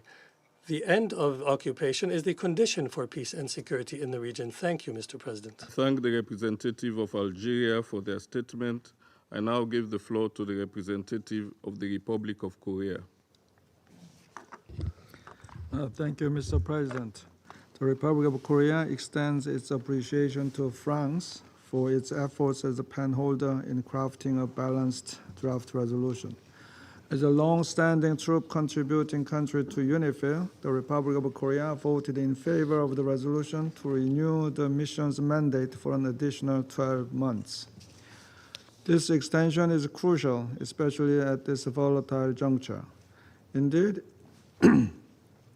it provides the predictability and continuity necessary for UNIFIL to fulfill its vital mission of monitoring the cessation of hostilities and helping ensure humanitarian access to civilian populations. The current escalation also makes the adoption of this resolution more timely than ever. This was once again exemplified last Sunday when multiple rocket launches and airstrikes occurred around the Blue Line. We therefore anticipate UNIFIL's continued efforts to de-escalate tensions through the full implementation of Resolution 1701. In this connection, we reaffirm our strong commitment to ensuring the safety and security of peacekeepers at all times, as underscored in today's resolution. Taking this opportunity, the Republic of Korea once again calls on all parties to fully implement Resolution 1701 and immediately cease hostilities. The escalating conflict endangers the fragile stability of the region, and any miscalculation could result in devastating consequences. All stakeholders must actively engage in diplomatic efforts to restore stability and bring the situation back from the brink. I thank you. I thank the representative of Korea for their statement. I now give the floor to the representative of Guyana. Thank you, Mr. President. Guyana welcomes the adoption of this resolution, which ensures that the United Nations Interim Force in Lebanon will be able to continue its critical work through August 2025. We wish to thank France for their constructive efforts during the course of the negotiations to consider the views of the host state, Lebanon, and all Council members. Our vote in favor of this resolution is a recognition of the indispensable role of UNIFIL in providing some level of security and stability to the people of Lebanon. We also know that UNIFIL is a critical partner in the efforts to de-escalate tensions along the Blue Line, especially during this time when such tensions have significantly increased, not least because of the war in Gaza. I wish to take this opportunity to express our deep gratitude to the men and women who staff UNIFIL. Their service under constant threat of injury or even death must be applauded. This Council must remain united in support of their efforts to execute their mandate. We also encourage the government of Lebanon and the Lebanese armed forces to continue to work closely with UNIFIL. Guyana is committed to remaining a constructive partner in the ongoing diplomatic efforts to bring lasting stability to Lebanon and the wider region. We encourage all parties to move beyond this period of heightened derision and mistrust, and with the support of UNIFIL, to return to the diplomatic engagement to ensure the full implementation of Resolution 1701 and ultimately a lasting peace for the people of Lebanon. I thank you. I thank the representative of Guyana for their statement. I now give the floor to the representative of China. President, China welcomes the unanimous adoption by the Security Council of the resolution extending the mandate of UNIFIL. We appreciate the efforts of France, the penholder, to promote consensus among the Council members.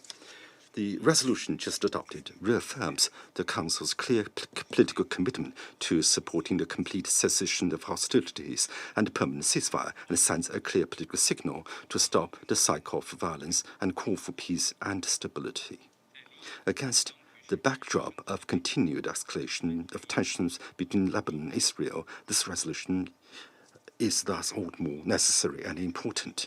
We expect the parties to effectively implement the resolution and make efforts for lasting peace, cease hostilities, resume dialogue. We expect the international community to play a constructive role in achieving ceasefire and ending violence. The diplomatic mediation process must be objective and impartial, starting from promoting de-escalation of the situation as the point of departure, fully accommodate the legitimate concerns of all parties concerned, and facilitate arrangements acceptable to all parties. The principles established in Security Council Resolution 1701 must be observed, and the sovereignty and the territorial integrity of Lebanon must be respected.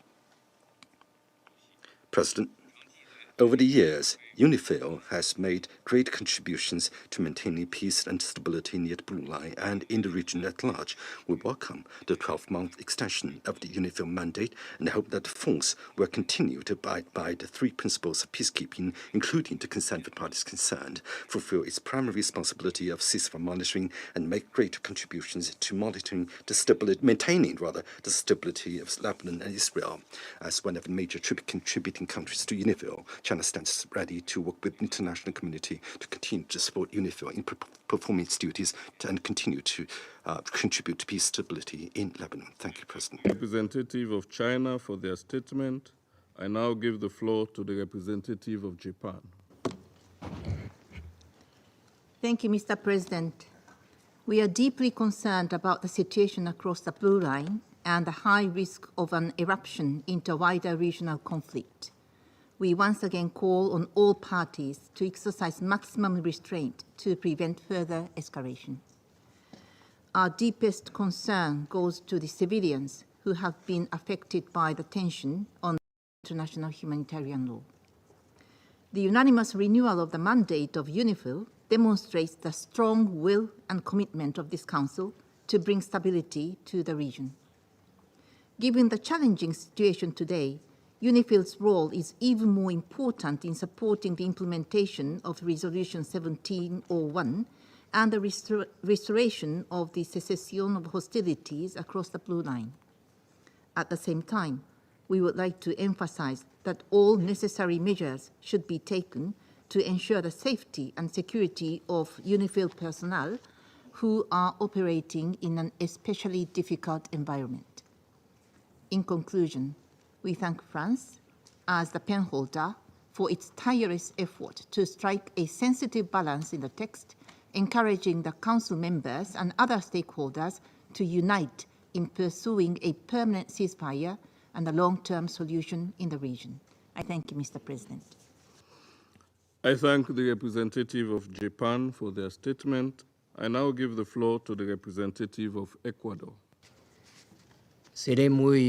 I will be very brief, Mr. President. Ecuador voted in favor of the UNIFIL mandate renewal, of course, because we are in agreement with everything contained in the resolution, and we wanted to recognize the devoted work that the force does against a backdrop of conflict escalation and in incredibly delicate security conditions. UNIFIL's work is vital to promote the de-escalation of violence along the Blue Line and to counter its negative effects on the civilian population. UNIFIL's work to achieve the full implementation of the provisions of Resolution 1701 is also key to contain violence and to promote peace and security in the region. Finally, Ecuador commends the work undertaken by France as penholder to achieve this UNIFIL mandate renewal for 1 year, France took into account the positions of all stakeholders concerned. It is now incumbent upon us to ensure the implementation of Resolution 2749 that this Council has just adopted. Thank you. I thank the representative of Ecuador for their statement. I now give the floor to the Russian Federation. Thank you, President. The Russian Federation voted in favour of the draft Security Council resolution prepared by France on the 1-year renewal with an unchanged mandate of UNIFIL. We value the efforts of the French pen holders to strike a balanced compromise between members of the Council and the text of the resolution, and also to take into account the priorities of Lebanon, who's hosting the peacekeepers, this confirms the acceptability of the resolution, which is key in line with the guiding principles of peacekeeping. We are convinced that the adoption of this document shows that the Security Council is sending a strong signal to all people involved, all state parties involved, about the need for a full ceasefire, generalist de-escalation along the Blue Line, and the full compliance by parties, Israel and Lebanon, of Security Council Resolution 1701, which sets the objectives of a permanent cessation of hostilities and long-term resolution. We express our full support to UNIFIL. It plays a key stabilizing role at a time when we're seeing a dangerous spike in tensions along the Lebanon-Israel border area. Every day we're receiving information about intensive mutual fire along the Blue Line, and also violation by Israel of the airspace of Lebanon, including overflights of military aviation over Beirut in order to scare civilians. It is also a source of concern when we talk about the increasing practice of political assassinations recently. These kinds of activities pose a direct threat to the security of UN peacekeepers located in the south of Lebanon, as is reflected in the text of the resolution. The presence of peacekeepers reduces the risk of starting a full-scale armed confrontation, which would have gravest consequences. We advocate for strength in the coordination between UNIFIL with the government and army of the Republic, including to ensure the protection and security of UN workers on the ground. It is clear that the current political military escalation is linked directly to the fact that the Palestinian-Israeli conflict remains unresolved and the unprecedented escalation in Gaza. We're ready to closely cooperate with partners and like-minded individuals and to continue active efforts for immediate ceasefire in Gaza and the launch of a comprehensive peace process which would enable a general normalization of the situation in the Middle East. It is regrettable that throughout the whole process of negotiation on the draft resolution, allies of Israel at the Security Council submitted amendments focused on hollowing out the principal positions of the resolution on the ceasefire and the sovereignty of Lebanon, including in the regions occupied by Israel. It's once again spotlit who provoked this current spike of escalation in the Middle East, hindering the adoption of Security Council decisions, which would really stop the bloodshed and release finally hostages and those forcibly detained, as well as establish safe humanitarian access to those Palestinians in need and lay the groundwork to relaunch the peace process on a two-state basis, which would guarantee the implementation of the fundamental rights and aspirations of the Palestinian people. Thank you. I thank the representative of the Russian Federation for their statement. I shall now make a statement in my capacity as the representative of Sierra Leone. Sierra Leone reaffirms its commitment to promoting international peace and security and averting a full-scale war in Lebanon and a possible regional conflagration. In line with this end state, on 19 August 2024, Sierra Leone welcomed the request from the government of Lebanon and the recommendation of the United Nations Secretary General to extend the mandate of the United Nations Interim Force in Lebanon, UNIFIL, for a further period of 1 year, quote, in full accordance with Resolution 1701, wording provisions without any amendments to its mandates, its concepts of operation, and its rules of engagement. Today, we have voted in favor of the Resolution 2749 to extend the mandate of UNIFIL from 31st August 2024 to 31st August 2025. We are of the view that the role of UNIFIL remains relevant, and the renewal of the mandate for 12 months is more important now than ever before, given the prevailing circumstances on the ground. Events since October 7, 2023 have only underscored the importance of the UNIFIL mission. UNIFIL continues to engage with authorities on both sides of the Blue Line in seeking to mitigate against miscalculation and avoid further escalation. The mission utilizes its liaison channels and coordination mechanisms and public statements to urge a return to a cessation of hostilities and to underscore the need to avoid impact on civilians and civilian infrastructure. Sierra Leone voted in favor of the resolution in line with our principal position, and we make the following observation: that the full implementation of all relevant Security Council resolutions, including Resolution 1701, is key for peace, security, and stability in Lebanon and the region. That there is need to address the violations of the sovereignty and territorial integrity of both Lebanon and Israel. Support for full respect for the Blue Line and to fully respect the cessation of hostilities in line with Resolution 1701. Safety and security of United Nations personnel and to respect the inviolability of United Nations premises. Freedom of movement of peacekeepers. Respect for international law and the protection of civilians and civilian objects. While we recognize that there are concerns regarding the mandate of UNIFIL, Sierra Leone is of the firm belief that protecting the mandate's integrity against a backdrop of escalating violence and uncertainty is a more important issue for the Security Council. We truly believe that this text is balanced and provides an appropriate response to the situation on the ground. We therefore thank France for their consistent efforts in preparing this balanced text to help bridge the gap among Council members. In conclusion, Sierra Leone remains dedicated to the pursuit of peace and security in Lebanon and in Israel. Our vote in favor of Resolution 2749 signifies our commitment to see UNIFIL continue successfully fulfill its mandate. I resume my function as President of the Council. I now give the floor to the representative of Lebanon.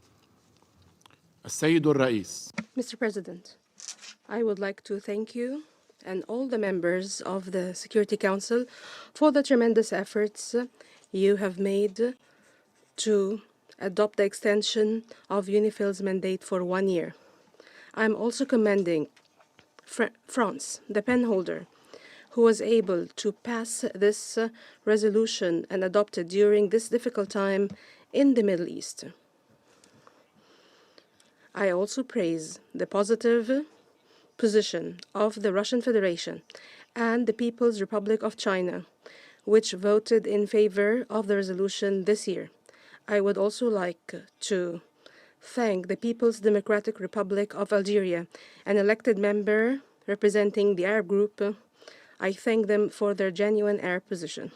Mr. President, today's unanimous vote is proof of the international community's interest in Lebanon. It is a clear message from your Honorable Council in favor of stability and a ceasefire. It is a gesture of hope for all Lebanese who reject war, violence, and destruction. The Lebanese who want to give peace a chance. They are counting on the Security Council and on Lebanon's many friends to help achieve a cessation of hostilities and implement Resolution 1701 in all its provisions and in its entirety.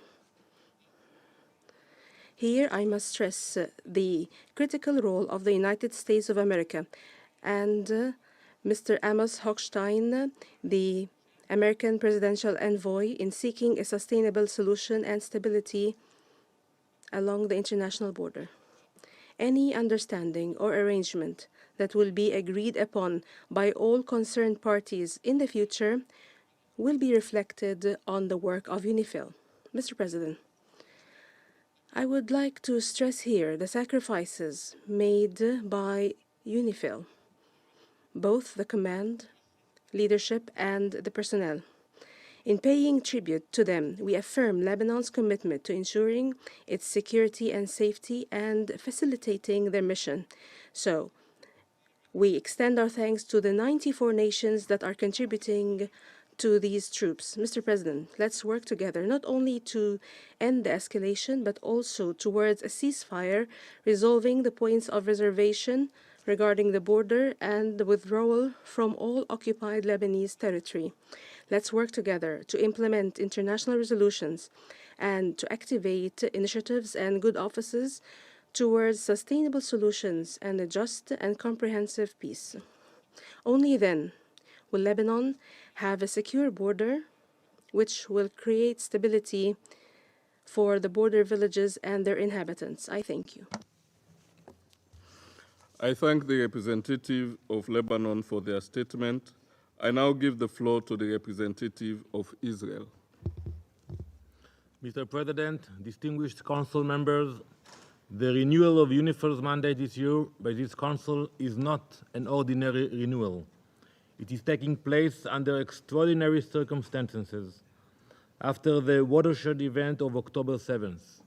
On October 8th last year, Hezbollah launched an unprovoked attack against Israel across the Blue Line in a flagrant breach of Resolution 1701 and in the service of the Ayatollah's regime in Tehran. Since then, over 8,000 rockets have been launched from Lebanon to Israel.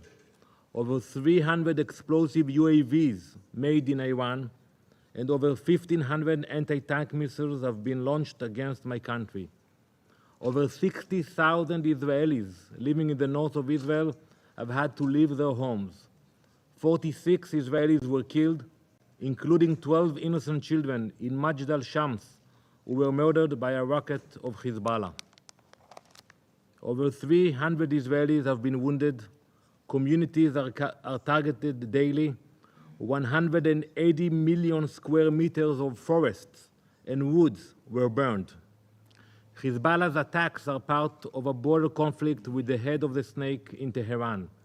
The Ayatollah's attacks Israel from 7 fronts. They are the chief source of instability in our region, and the international community should show resolve in the face of this dangerous regime. Mr. President, the last few months proven what Israel has been saying for years to be correct, that Hezbollah has been breaching Resolution 1701 constantly, that it built a huge arsenal of rockets in South Lebanon, south of the Litani River, under the nose of UNIFIL.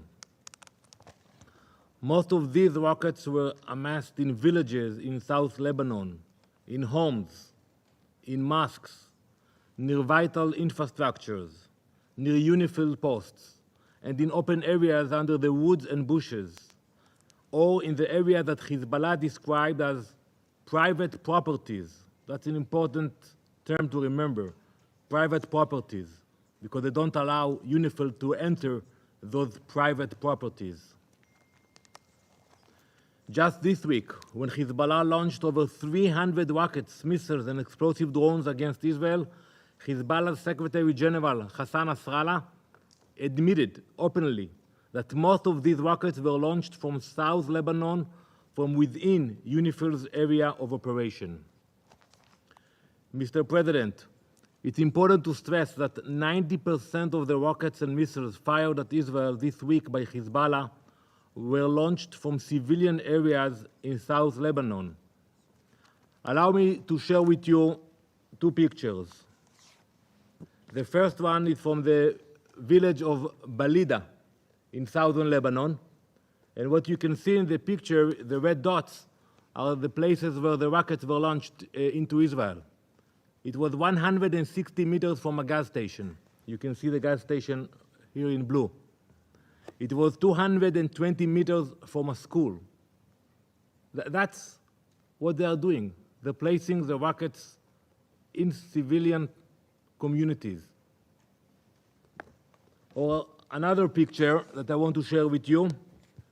It shows a UNIFIL facility in southern Lebanon near the village of Hania. And what you can see in the picture, the red dots are the rocket launchers. We have the ability to see once it's being launched into Israel. And this one is 150 meters from the UNIFIL base. And I ask, will it be reported by UNIFIL that the launchers were placed?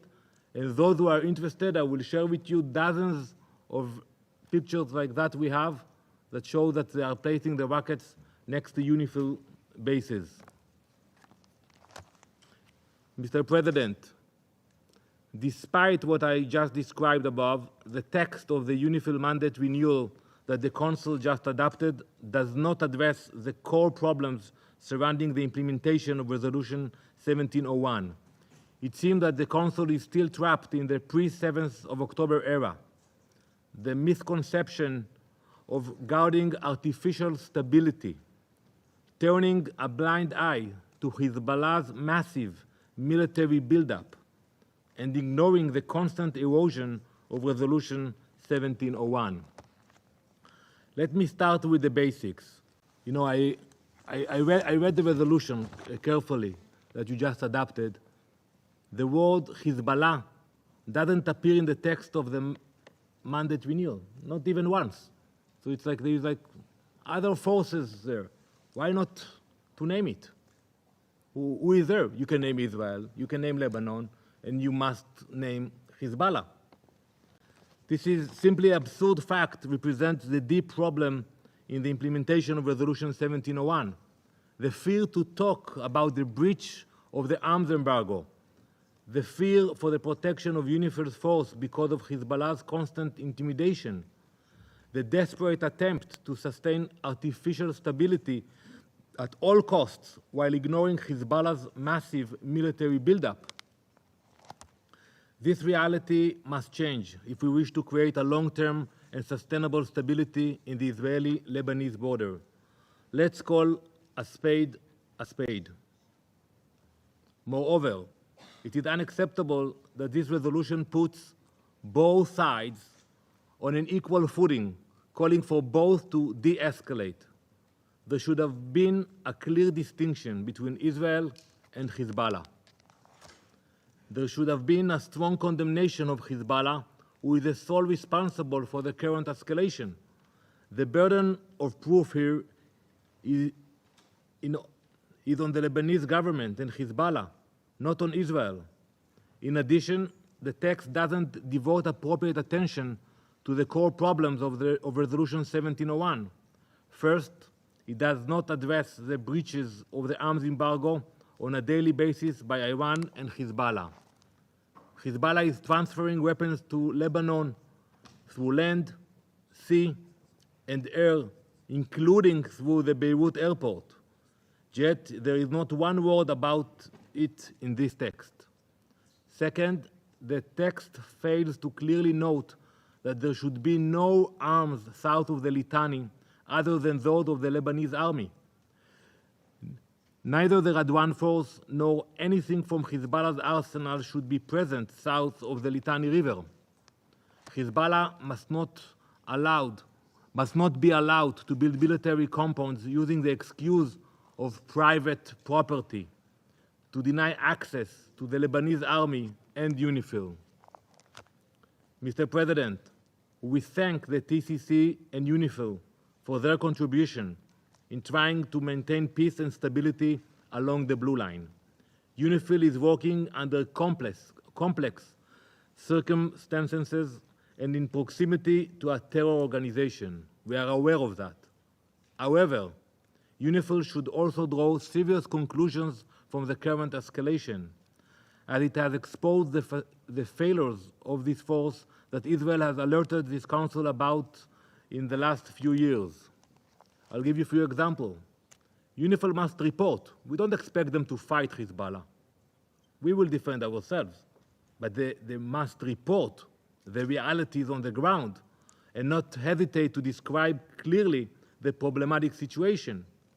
Israel revealed many proofs over the last 2 years that Hezbollah and the Radwan force are building military compounds along the blue line under the cover of the so-called green NGO. They name it Green Without Borders. It sounds so nice, like the care for the environment, but it's not. It's a camouflage. You know, Green Without Borders, that's the name of the compound of Hezbollah next to our border. And it was not reported by UNIFIL. They have used it to deny UNIFIL forces access to this location. Here's another example. You all remember what happened at the Druze village at Majd al-Shams. UNIFIL and DPO would not say where the missile came from, despite the fact that UNIFIL has the means to establish where this missile was shot from. This must change. UNIFIL's deployment in the area is important, but it should be much more robust. There should not be private property which UNIFIL cannot access. Distinguished colleagues, I say to the State of Lebanon and to our colleagues who represent the Lebanese government, it is your responsibility to ensure that there are no weapons in South Lebanon, other than those of the LAF. Lebanon must deploy significantly greater forces of the LAF to South Lebanon. Lebanon needs to decide if it wants to be a hostage in the hands of Hezbollah and Iran. It must decide if it wants to be a functioning state which provides security to its citizens and its neighbors, or become a failed state controlled by Iran. We know that many people in Lebanon are hostages in the hands of Hezbollah and oppose this war. We also know that many Lebanese chose to leave this summer out of fear of escalation because of Hezbollah's actions. Lebanon must make this choice and cannot hide behind the back of UNIFIL. Mr. President, Israel is determined to return its civilians to their homes in the north and have a stable border with Lebanon. We do prefer the diplomatic solution, and we thank all those who worked tirelessly to bring about such a solution, especially the United States. But let me be clear, time is running out. Israel will not tolerate such a reality for much longer. If diplomacy fails, we will use all the necessary means to restore calm and stability to the north of Israel. As we have shown recently, we have the capabilities and we will not hesitate to use them if diplomacy doesn't work. We demand immediate change. A unified international community against the Ayatollah's regime will be an important deterrent to its dangerous behavior. The first step should be the Council designating the IRGC and Hezbollah as terrorist organizations. Thank you, Mr. President. I thank the representative of Israel for their statement.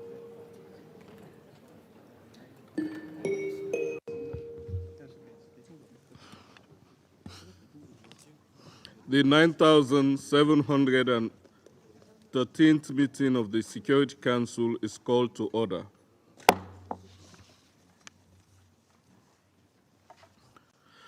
The provisional agenda for this meeting is the situation in the Middle East. The agenda is adopted.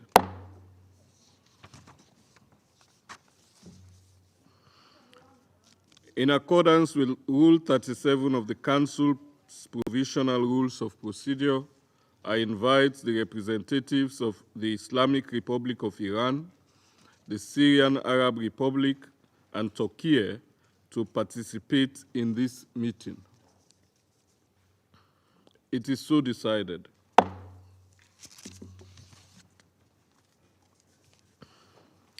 In accordance with Rule 39 of the Council's Provisional Rules of Procedure, I invite the following briefers to participate in the meeting: Mr. Geir Pedersen, Special Envoy of the Secretary General for Syria, and Ms. Joyce Musua, Acting Under-Secretary General for Humanitarian Affairs and Acting Emergency Relief Coordinator.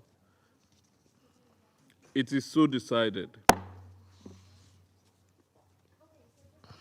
The Security Council will now begin its consideration of item 2 of the agenda. I now give the floor to Mr. Geir Pedersen. Thank you, Mr. President. This month marks the 75th anniversary of the Geneva Convention, a timely reminder to all parties in the Syrian conflict of their obligations under international humanitarian law, which must be adhered to in both letter and spirit. It is deplorable that civilians continue to be killed and injured almost daily in Syria and across the region. Violence this last month has not only taken a toll on civilians, but also presented new threats to international peace and security. Tensions in the region have reached dangerous new levels with a series of incidents, including the attacks on a soccer field in the village of Majal Shams in the Israeli-occupied Syrian Golan, which resulted in civilian casualties, including children. Israeli strikes in Beirut, the targeted killings of leaders of Hamas in Tehran, and then Hezbollah in Beirut by Israel, and the significant escalation of hostilities witnessed last week, which saw Hezbollah strikes in Israel and Israeli strikes in Lebanon. Mr. President, Syria and Syrians have not been exempt from this escalation.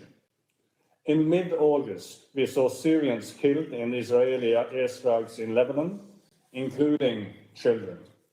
There were further airstrikes in Homs, Hama, Dera, and then again today on Syria-Lebanon border by Israel.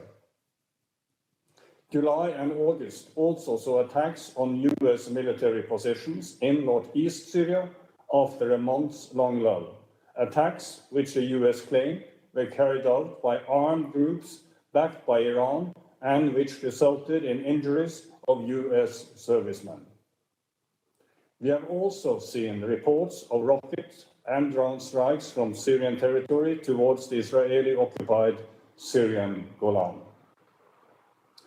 Mr. President, we must redouble our efforts towards a regional de-escalation in the interest of long-term peace and stability for all, including with an urgent ceasefire in Gaza, a return to calm in Lebanon and across the Blue Line, and wider regional de-escalation. Mr. President, it is extremely important that the same de-escalation is needed in the Syrian conflict itself. I remain deeply concerned about the ongoing tense and violent situation across many fronts in the country.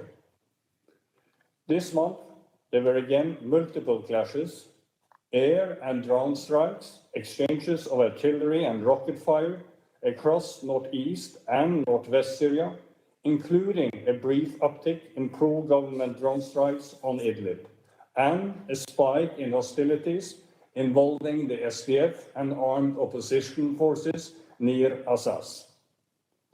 A significant escalation in hostilities took place between the SDF and some Arab tribal forces in Deir ez-Zor, with reports of dozens of deaths and injuries, displacements, and strikes on civilian infrastructure. The SDF claims that pro-government forces were involved in some of these hostilities. Southwest Syria remains turbulent with multiple security incidents in Dera and further tensions in Shmeda, where a peaceful protest movement continues for more than a year now. Mr. President, meanwhile, as Under-Secretary General for Counterterrorism Voronkov recently briefed you, ISIL has increased its operational pace in Syria with a surge of attacks, especially especially in the central desert area. Mr. President, all of the above realities are why I reiterate my long-standing call for an immediate and sustained de-escalation of hostilities in Syria towards a nationwide ceasefire and a cooperative approach to countering Security Council-listed terrorist groups in line with international law. Mr. President, the file of detained and missing still demands urgent action, with arbitrary detention and arrest, torture in detention, and disappearances continuing in all areas of Syria. Such repressive practices must stop. I continue to call for unilateral releases, including as a priority of women and children and people who are old or sick. Meanwhile, let me stress the need to address the dire situation of camps and places of detention in northeast Syria. I reiterate my call on member states and relevant authorities to significantly step up efforts on repatriations from Al-Hol and other places of detention. Mr. President, the humanitarian situation remains dire, and Joyce will give you more details on this. But let me welcome the Syrian government's decision to extend authorization for the use of Bab al-Salam and al-Rai border crossings. Unimpeded aid access through all modalities is needed, both cross-border and cross-line. The financial pledges made in Brussels must be urgently dispersed, including for early recovery. Mr. President, let me also stress the need to mitigate and avoid any adverse effects of sanctions, in particular with the active engagement of sanctioned states to counter overcompliance. And let's not forget the economic catastrophe that Syrians still face. Syrians are struggling to put food on the table. The World Food Programme says that the minimum wage in Syria only covers 11% of a household's basic needs. Meanwhile, the situation for refugees and the displaced across Syria and the region remains alarming. Syrians must be protected wherever they are, including in host countries. Anti-refugee rhetoric and actions must cease. And equally, we must collectively redouble efforts to address the obstacles that refugees themselves say inhibit their return. Both material and livelihood concerns and protection concerns, including in relation to safety, security, and mandatory military conscription. Here, let me again note that we are closely following the ongoing communications and announcements by the Syrian government, including those related to military service. Mr. President, Syria's de facto division, its ongoing military conflict, the deep involvement of outside actors, the presence of listed terrorist groups, the myriad human rights abuses, the humanitarian suffering, its economic collapse, its institutional degradation, its social disintegration, its continuing displacement tragedy, the fate of the detained and disappeared. Mr. President, none of these problems are separately from the deep political cleavages among Syrians and regarding Syria.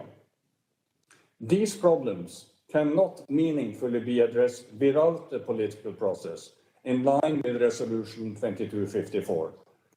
A process, I stress, that is realistic, sustainable, and inclusive, that involves genuine compromise away from absolutist positions or demands, that realizes the legitimate aspirations of the Syrian people, and that restores the sovereignty, unity, independence, and territorial integrity of Syria.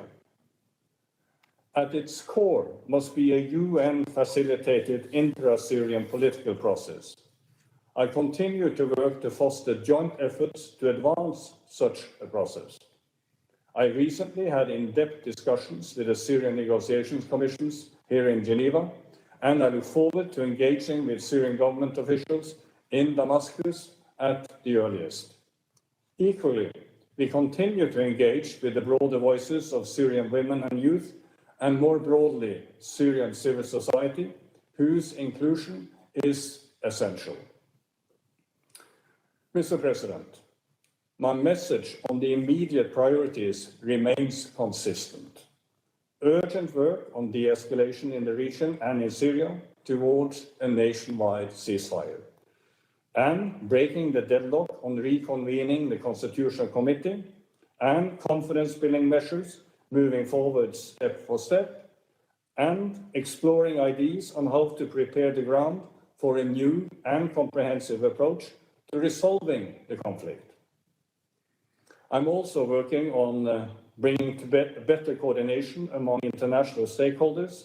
The political process must be Syrian-owned and led, but this requires the unified and cooperative support of key international stakeholders.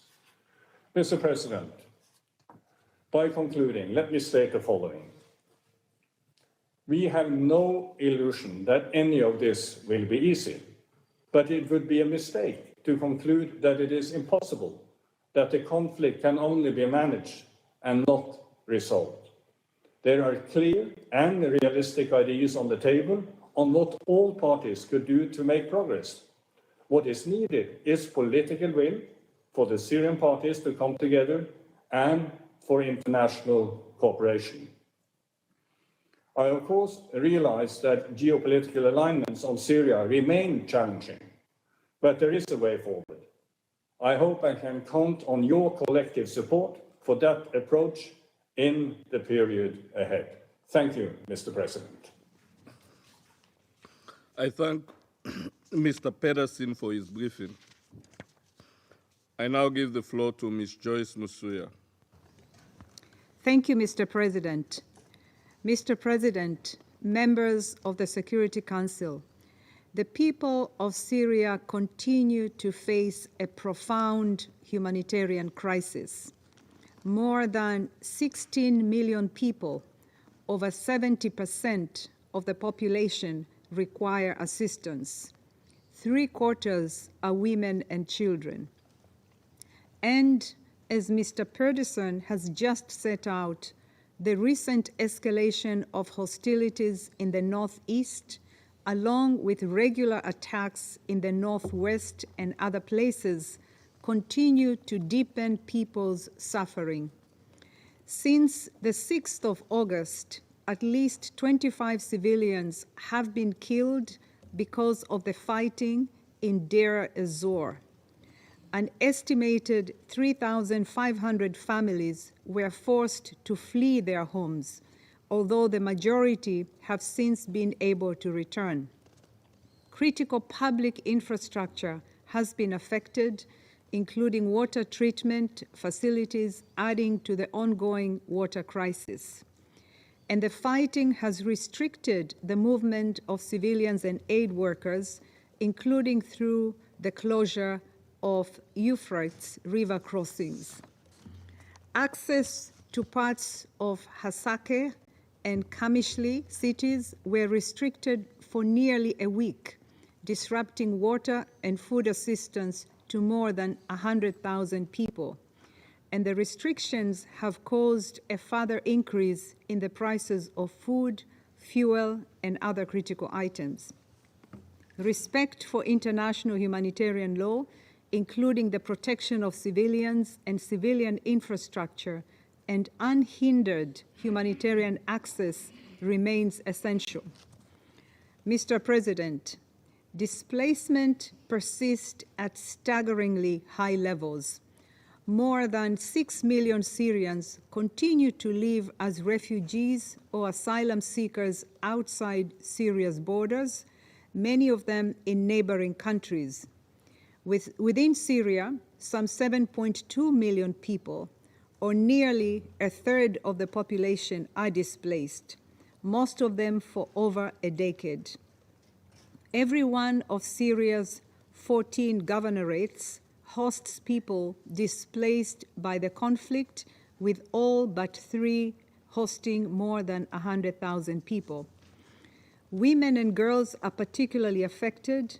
In northern Syria, female-headed households report being unable to meet their basic needs at twice the rate of male-headed households. Many of the displaced live in tents or overcrowded informal settlements and have been forced to move multiple times. People like a 23-year-old woman in Aleppo, we will call her Roshin, whose family was forced to move multiple times in search of safety until arriving at a displacement camp. Mr. President, the majority of displaced people across Syria depend on humanitarian assistance for their most basic needs. They are therefore among the worst affected by the alarming shortfall in humanitarian funding. Nearly 9 months into the year, less than $1 billion of the $4.1 billion required for the response has been received. As a result, food assistance and water services had to be cut. The World Food Programme reports that many families are eating smaller portions, skipping meals, and have a less diverse diet, putting them at risk of malnutrition. Negative coping mechanisms, including forced and child marriage and child labor, have also risen. Water tracking services for internally displaced people have had to be scaled back, affecting, for example, at least 50,000 people in Tel Rifat. Without an increase in funding, nearly 200 camps in the northwest will be cut off from water and sanitation support by next month, affecting nearly 250,000 camp residents, most of them women and children. And by the end of the year, some 230 health facilities, half of the functional health facilities in the Northwest, including maternal and children's hospitals, are heading towards full or partial closure, affecting access to life-saving and emergency health care for over 1 million people. Beyond life-saving assistance, greater investment in early recovery projects is also critical to providing more sustainable solutions to the displacement crisis. Such a project has provided agricultural inputs to people returning to their homes in Deir ez-Zor to help restore their livelihoods. For the same reasons, the OCHA-administered Syria Cross-Border Humanitarian Fund is supporting an early recovery and livelihood project which aims to provide professional training and to rehabilitate markets and schools. We urge donors to redouble their efforts for the humanitarian response, including for early recovery. Mr. President, nearly half of those displaced in Syria are in Idlib and northern Aleppo. For these people, the cross-border operation from Turkey remains a lifeline. It not only facilitates the passage of relief supplies, but also assessment visits by UN staff to ensure the efficient and effective distribution of assistance. We welcome the government of Syria's extension of permission to use the Bab al-Salam and al-Rahi crossings for a further 3 months. We hope that the use of these crossings, alongside Bab al-Hawa, will remain available as long as the current levels of need persist. Given the scale of these needs, we will also continue efforts to expand the use of cross-line routes to reach underserved areas in the Northwest and in other parts of the country. We remain concerned by persistent challenges to carrying out planned cross-line missions. Mr. President, we cannot afford to lose focus on Syria.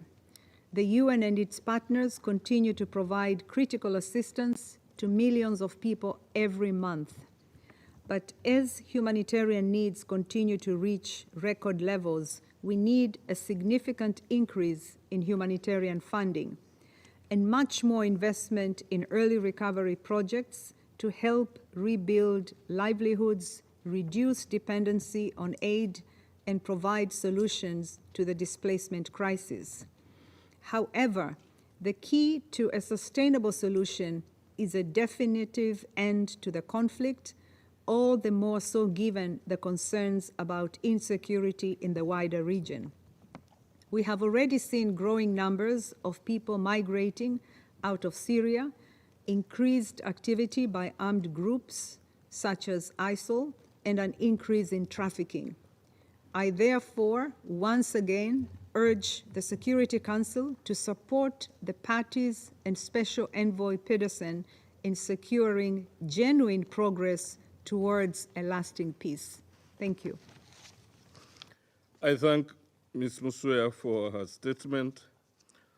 I now give the floor to those council members who wish to make statements. I give the floor to the representative of Switzerland. Monsieur le Président, je remercie. Mr. President, I thank Special Envoy Geir Pedersen and Under Secretary General for Humanitarian Affairs ad interim Joyce Msuya for their presentation. Switzerland remains gravely concerned regarding the fact that hotbeds of conflict and tension remain in Syria. We call for the institution of a nationwide ceasefire as called for by Resolution 2254. Moreover, it is vital to avoid the regionalization of the conflict in the Middle East. In view of the risk of regional escalation, the time has come to relaunch dialogue and peace negotiations under the aegis of the UN within parameters proposed by Resolution 2254. To this end, Switzerland continues to support the work of the Special Envoy in the quest for a political solution. That solution remains the only possible way out of this conflict. In furtherance of that goal, we hail the unstinting determination of civil society, particularly that of women. Whether they be humble citizens, displaced persons, refugees, or human rights defenders, today still they face repression in all four corners of the country for their commitments. These women are also striving to ensure that light is shed on the fate of those detained and disappeared. This Friday, we will mark the International Day for Victims of Enforced Disappearance. We, at this time, recall that the right to know is a rule firmly anchored in the Geneva Conventions. This is namely why Switzerland actively contributed to the creation of the Geneva-based Independent Institution for Missing Persons in Syria, with its eminently humanitarian mandate. We call on all parties concerned in Syria and internationally to collaborate with this institution. To provide answers to those who have been waiting for them for so long means to work towards reconciliation and lasting peace. In parallel with these efforts, Switzerland will continue its commitment to ensuring that serious violations of international humanitarian law and of human rights do not go unpunished. To this end, we support the work of the International Impartial and Independent Mechanism, for there can be no peace without justice in Syria. Mr. President, on the humanitarian front now, conflicts and the protracted multidimensional crisis in Syria continue to inflict immense suffering on the civilian population. Over 70% of the population requires humanitarian aid, including 7.2 million internally displaced persons. Health needs are also mind-blowing. The health system has been disrupted and as such is struggling to provide vital services. 65% of Syrian hospitals and 62% of primary healthcare clinics are closed or only partially functional. We also have poor access to water and sanitation, and that means that the threat of epidemics, particularly cholera, is real. Humanitarian actors are faced with the impossible choice. The choice between continuing their life-saving interventions and putting an end to essential health programs. The extent of the humanitarian funding shortfall in Syria is of concern. Both humanitarian actors and the Syrian population are directly affected by this shortfall. Syria must not become a forgotten crisis. Switzerland remains committed to supporting the people in the country and the region. For this reason, we maintain our contributions at a stable level, and we have pledged to disburse more than $65 million for this current year. Mr. President, we welcome the continuation of UN humanitarian options through the Bab el-Salam and Al-Ray crossings, which have been authorized for a further 3 months. Open-ended authorizations, however, remain necessary to ensure greater predictability and effective programming, funding and planning. To meet the full extent of needs in this country, all aid modalities, including cross-border aid and cross-line aid, are essential. We recall that international humanitarian law obliges all parties and third-party states to authorize and facilitate the passage of humanitarian aid. Thus, all parties must authorize and facilitate the transport of humanitarian aid throughout Syria, while at the same time guaranteeing rapid, safe, sustainable, and unhindered access to all civilians in need. The Syrian people deserve the solidarity of the international community, and this Council must not forget their plight. I thank you. I thank the representative of Switzerland for their statement. I now give the floor to the representative of the United States. Thank you, Mr. President. Thank you, Special Envoy Pedersen and Assistant Secretary General Masuya, for your briefings. This month's meeting marks a handful of sobering milestones. 1 year after the Syrian regime announced it would allow UN aid deliveries via Bab al-Hawa and 2 other border crossings, it continues to grant consent only in short-term increments. On August 12, the regime extended permission for the UN to use the Bab al-Salam and Al-Rai border crossings just 1 day before their authorization expired. And it once again granted consent for only 3 months until November 13. While this extension was welcome news by the people who depend on and deliver humanitarian assistance, the United States continues to urge the Council to call on the regime to allow for more predictable and longer-term access. This would enable humanitarian actors to plan, deploy staff, and use resources more effectively. The United States has long called for humanitarian access to all Syrians in need through all modalities, and we mean it. That is why the Syrian regime should immediately allow unhindered UN access to the Rukban camp in southeast Syria. Equally troubling, it has been more than 2 years since the last meeting of the Constitutional Committee, and the regime shows little interest in engaging meaningfully in the political process called for in Resolution 2254. We continue to support Special Envoy Pedersen's efforts to resume a political process and call on the regime not only to agree to a meeting of the Constitutional Committee, but also to commit to meaningful participation regardless of the location. Moreover, we reiterate that we will not fund regime-led reconstruction and that U.S. sanctions will remain in place until, at a minimum, there is concrete, measurable progress toward a political solution in line with Resolution 2254. When it comes to the political process, the Assad regime's default approach is to delay. Yet when it comes to the illicit trade of Captagon and other synthetic drugs, this regime is all business.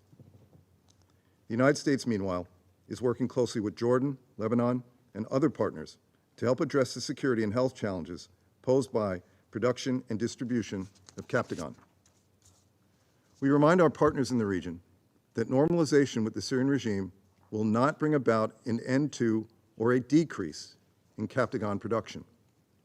The international community must continue efforts to reduce Captagon production and trade emanating from Syria. Colleagues, 12 terrible years have passed since American journalist Austin Tice was abducted in Syria and held by the Syrian regime. The United States has repeatedly pressed the government of Syria to work with us so that we can, at last, bring Austin home. Today, I echo President Biden's call for his immediate release. Freedom of the press is essential, and journalists like Austin play a critical role in informing the public and holding those in power accountable. We stand in solidarity with Austin, his family, and all Americans wrongfully detained and held hostage abroad. And we will continue to do everything possible to advocate for their release and support their loved ones until they return home. More generally, we continue to support the Syrian people's calls for peace, dignity, security, and justice, and we support the exercise by Syrians of their rights of peaceful assembly and freedom of expression. Syrians have suffered for far too long, and their increasingly dire plight demands a robust response from the international community. We must recommit ourselves to providing the political will and collective action to help Syrians who are in desperate need. Thank you, Mr. President. I thank the representative of the United States for their statement. I now give the floor to the representative of the Russian Federation. Thank you, President.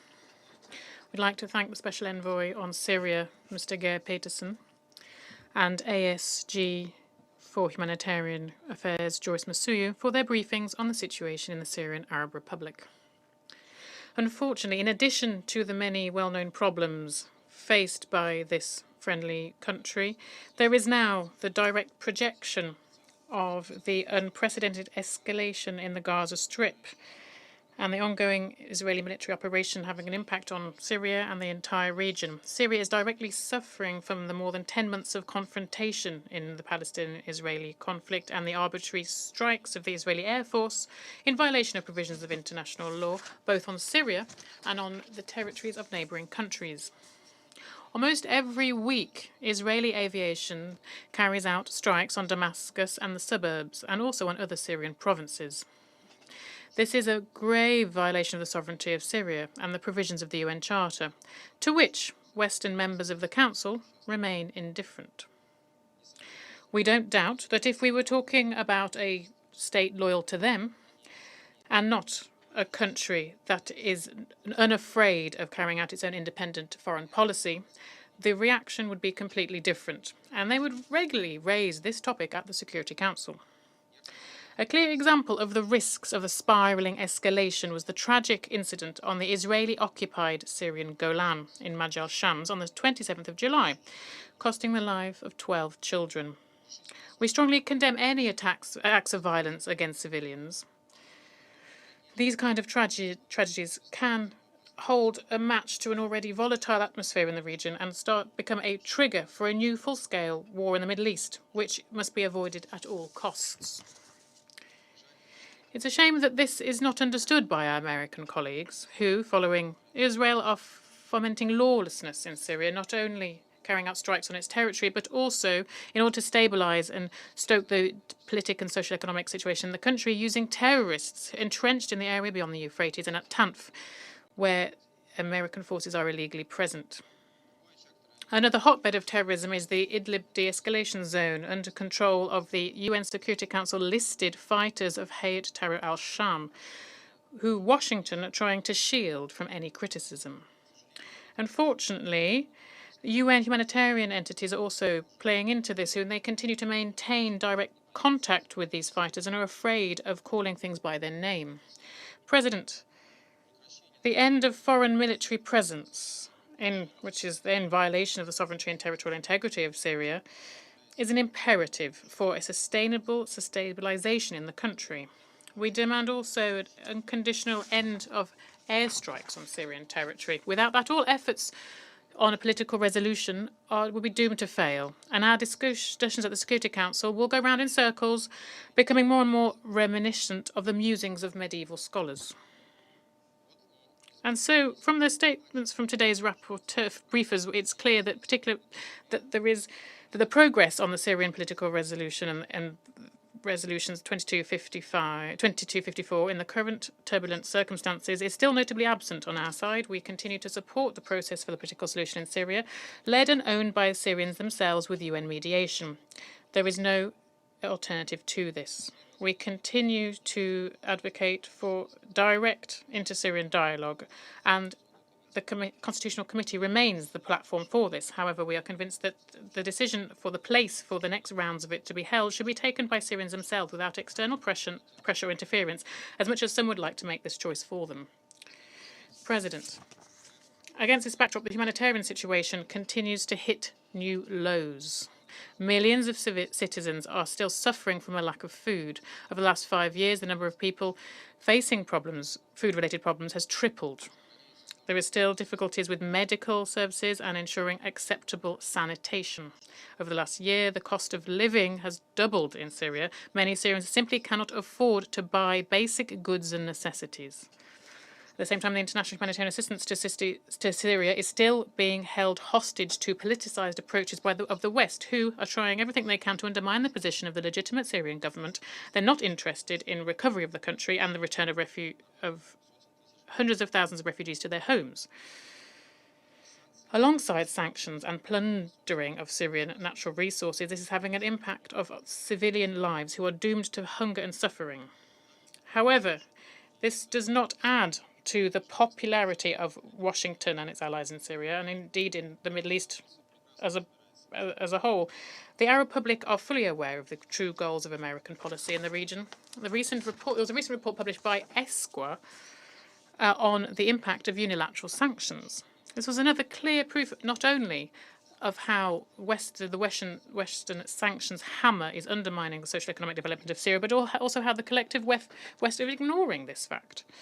We remember also there was another publication, the report of the Human Rights Council Special Rapporteur on the impact of unilateral coercive measures on enjoyment of human rights, Dovgan, following the visit to Syria in 2023, where she came to the unequivocal conclusion about the need for lifting unilateral restrictions.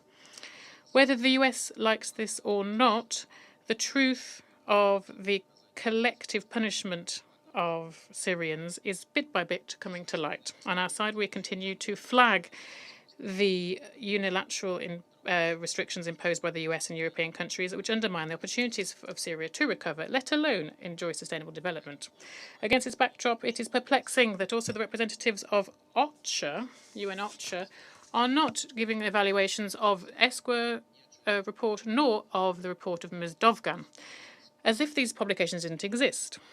When essentially the documents do cover questions that are directly within their remit, i.e. how sanctions hinder the implementation of humanitarian programs and related development projects. I would like to hear clear assessments from OCHA on this.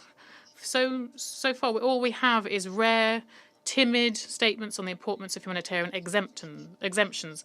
But in the context of what happened in the context of the 2023 earthquake in Syria, we call on OCHA and its staff to be guided by the principles of neutrality, impartiality, independence, and humanity, and to publicly spotlight the difficulties that they are both Syrians and humanitarians are facing carrying out their noble mission.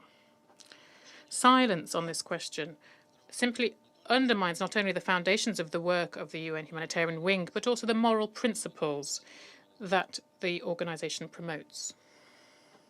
A separate problem is still ensuring humanitarian access to Syria. Still, cross-line deliveries have not been established smoothly. This state of affairs is unacceptable. It's important, in close cooperation with the official authorities, to leverage all possible humanitarian routes, including from Damascus-controlled territories. We cannot allow a situation to happen whereby access to the northern parts of the country is stopped, and for this, effective cross-line mechanisms need to be in place.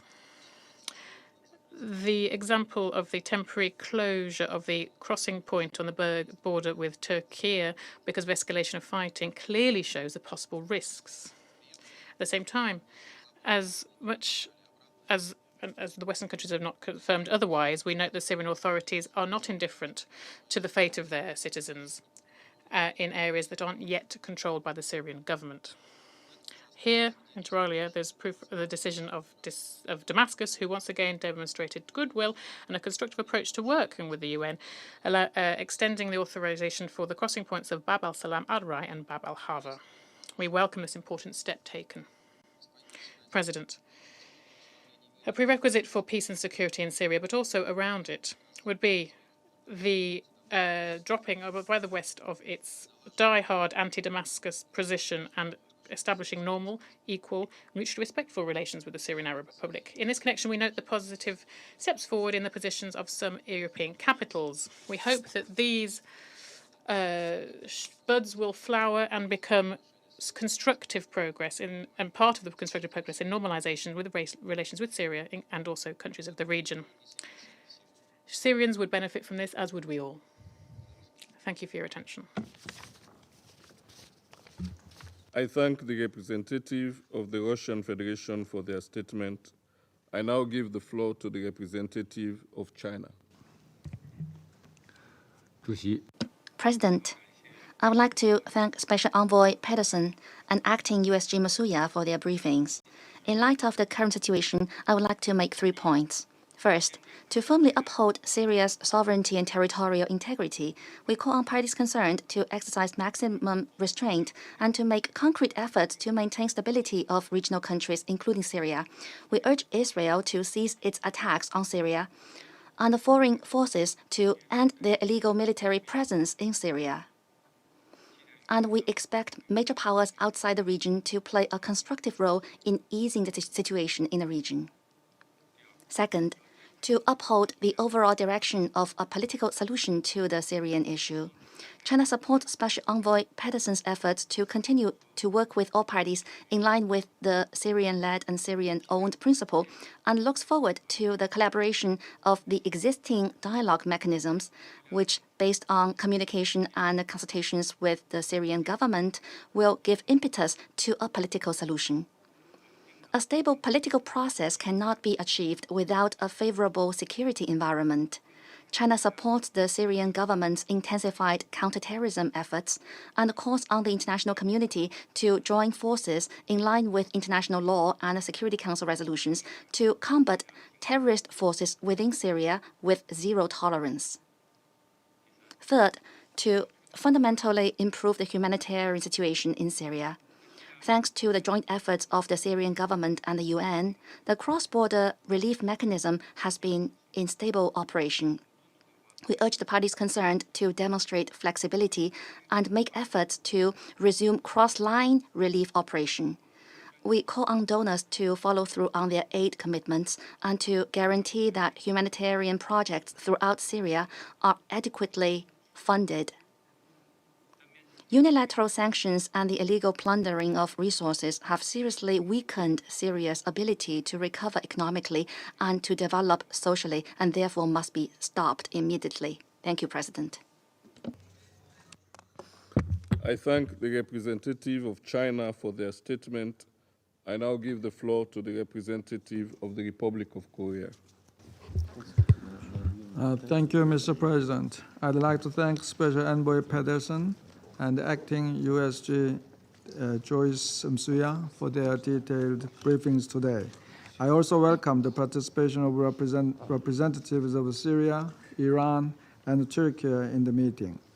As highlighted in their remarks, the political and humanitarian situation in Syria remains dire. Today, I wish to emphasize the following points. First, the Republic of Korea expresses its strong support for the Special Envoy's efforts in pursuing step-by-step confidence-building measures based on Resolution 2254. The prolonged division and conflict have left many Syrians struggling for their survival. Recent reports of a resurgence in ISIL attacks, along with the violent clashes in northeast Syria, underscore the urgent need for renewed international attention and more concerted action by relevant parties and powers. We expect the Special Envoy's initiative will lay the crucial foundations for achieving a peaceful and sustainable resolution. Therefore, we call on all parties to actively participate in his initiative. Second, we call on all states to scale up humanitarian assistance to bridge the critical funding gap. Despite the Council's repeated call for an increase in funding for the Syrian Humanitarian Response Plan, it is deeply concerning that more than 3/4 of the requirements remain underfunded. For our part, Korea has more than doubled this year's pledge of humanitarian assistance from $12 million to $26 million for the Syrian people, including Syrian refugees in neighboring countries, as committed at the Brussels conference this May. Given the regional implications of Syria's multifaceted humanitarian crisis, we appeal to regional stakeholders to play a bigger role engaging on this issue to prevent further destabilization. Third, we urge all parties to take every measure to ensure unimpeded and sustained humanitarian access, as called by Resolution 2730.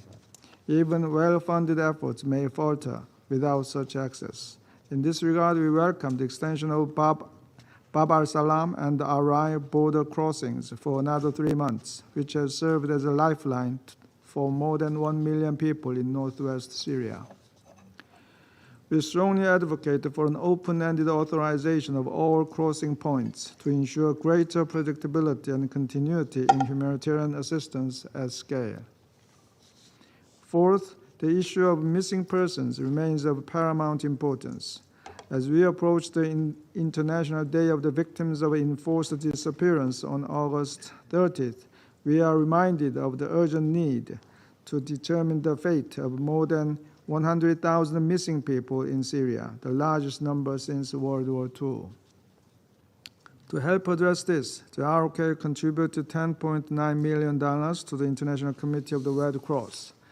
To achieve justice and reconciliation, we reiterate our support for the Independent Institution on Missing Persons in the Syrian Arab Republic, which was established by GA resolution last year, and look forward to the speedy implementation of the resolution, including the appointment of the head of IIMP. In closing, Mr. President, the Republic of Korea once again strongly urges all parties in the region to more enthusiastically explore common ground in order to identify a way out of the country's long-standing nightmare. I thank you. I thank the representative of the Republic of Korea for their statement. I now give the floor to the representative of Slovenia. Thank you, Mr. President. I thank Special Envoy Pedersen and OCHA Acting USG Msuya for their briefings. Mr. President, against the backdrop of escalating tensions that have engulfed the wider region, progress on a political solution in Syria is urgently needed. We have said it before, but it's worth repeating. Syria is not immune to the spillover effects of regional escalations, in particular the war in Gaza, which has had a direct impact on Syria. Continued violence in different parts of the country, the spikes in hostilities, and the resurgence of Daesh continue to kill, injure, and displace Syrians. The situation is far from sustainable. De-escalation and a nationwide ceasefire in Syria, in line with the UN Security Council Resolution 2254, is needed more than ever. In my intervention, I will focus on 3 points. Firstly, the situation is becoming more dangerous and unpredictable with each passing day. We call on Syrian parties to find a way to inclusive dialogue and substantive engagement with the Special Envoy. We also call on key international actors, including the Arab Contact Group and the participants in the Astana process, to resume dialogue and to cooperate with the Special Envoy within the parameters of the Security Council Resolution 2254 in order to find a lasting political solution in Syria. Renewed dialogue between all Syrians and international parties and the UN should make it possible to identify the common ground needed to break the deadlock in this process. Secondly, millions of Syrians continue to live in a climate of fear.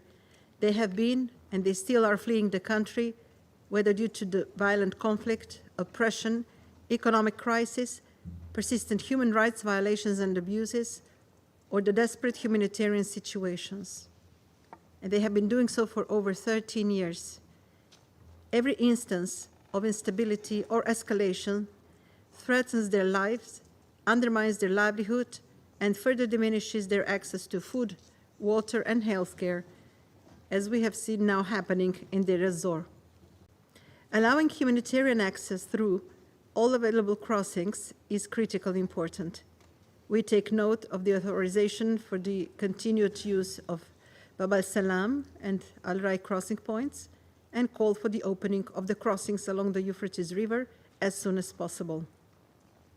Syrian refugees abroad are increasingly caught between pressures and resentment in host countries and lack of confidence that their protection and livelihood will be sufficiently addressed in case of returning to Syria.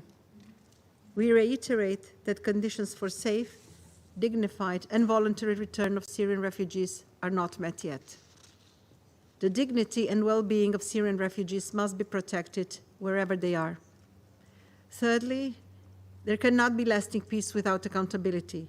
Over the past 13 years, impunity and lawlessness have shaped a grim reality for Syrians with no end in sight. Slovenia reiterates its call on the government of Syria to ensure compliance with the provisional measures of the International Court of Justice. Slovenia will continue to support efforts to gather and preserve evidence, including by the International Impartial and Independent Mechanism for Syria and the work of the UN Commission of Inquiry on Syria. We reiterate our call on all parties to take every measure to protect civilians, civilian infrastructure, and humanitarian operations in accordance with international humanitarian and human rights law. Mr. President, in conclusion, we reiterate our full support to Special Envoy's efforts, and we call on parties to cooperate fully towards delivering a lasting political settlement in Syria for the sake of Syrian people and their future. I thank you. I thank the representative of Slovenia for their statement. I now give the floor to the representative of Japan. Thank you, Mr. President. I thank Special Envoy Pedersen and ASG Musuya for their informative briefings. The Syrian crisis, now in its 14th year, shows no signs of abating.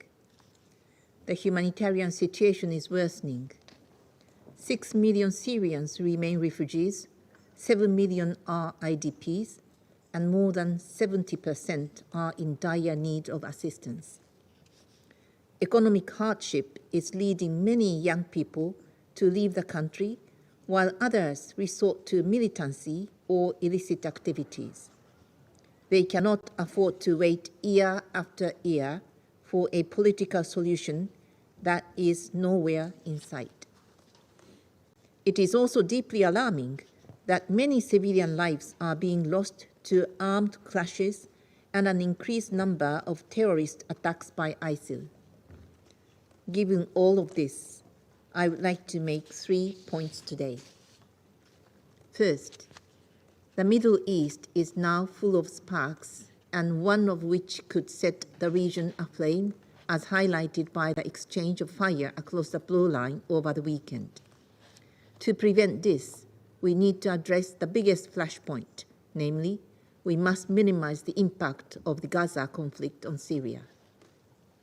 This requires a lasting ceasefire in Gaza without delay. Regional stability is necessary for Syrian stability and vice versa.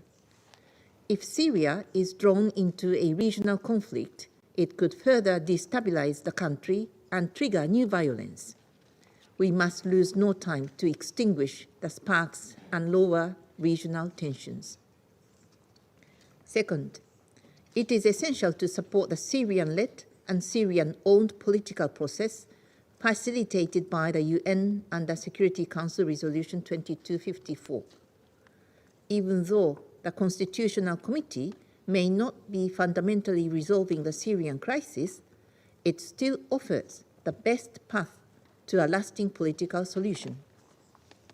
In this vein, we strongly support the role of Special Envoy Pedersen and his team and his efforts to address all conflict-related issues, including the resumption of the Constitutional Committee through a comprehensive approach. Yet more than 2 precious years have been lost over the question of venue.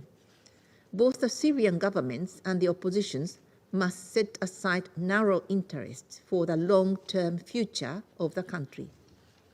Likewise, it will be difficult to achieve a major political breakthrough without rebuilding mutual trust between the Syrian government and key stakeholders. Japan believes that the key is engagement and dialogue. In this regard, we are aware of ongoing efforts to rebuild diplomatic relations between the Syrian and Turkish governments, and these positive efforts must continue. Third, cross-border assistance from Turkey remains a vital lifeline to northwest Syria. While we welcome the Syrian government's decision to extend the UN's use of the Bab al-Salam and Al-Ghai border crossing for the additional 3 months, we call for a longer extension from the perspective of predictability. However, the need for aid is nationwide. Even in Damascus, electricity shortages are severe, and many people require urgent assistance. While humanitarian needs throughout Syria are at an all-time high, funding is at an all-time low. Therefore, the humanitarian response to Syria must be conducted more efficiently than ever before.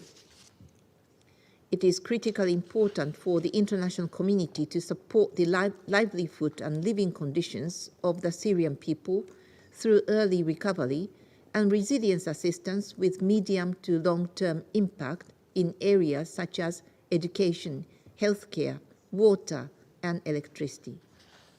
In this regard, we strongly support the UN-led development of an early recovery strategy and the creation of an early recovery trust fund. Japan, as a major donor, will continue to extend its hand to the Syrian people. Finally, Japan will continue its engagement and dialogue with the Syrian government and key stakeholders and will make utmost efforts as a responsible Security Council member toward a sustainable resolution of the Syrian crisis in accordance with Resolution 2254. I thank you, Mr. President. I thank the representative of Japan for their statement. I now give the floor to the representative of Ecuador. Thank you, Mr. President. I thank the briefers for the information provided. The escalation of violence in the region exacerbates the protracted dynamics of war in Syria and exacerbates its effects on the civilian population. Ecuador echoes the appeal to parties to exercise utmost restraint and to reopen channels for political negotiation in good faith. Syria must reactivate pluralistic dialogue, build trust, and promote de-escalation of violence and its destabilizing effects upon peace and security in the region.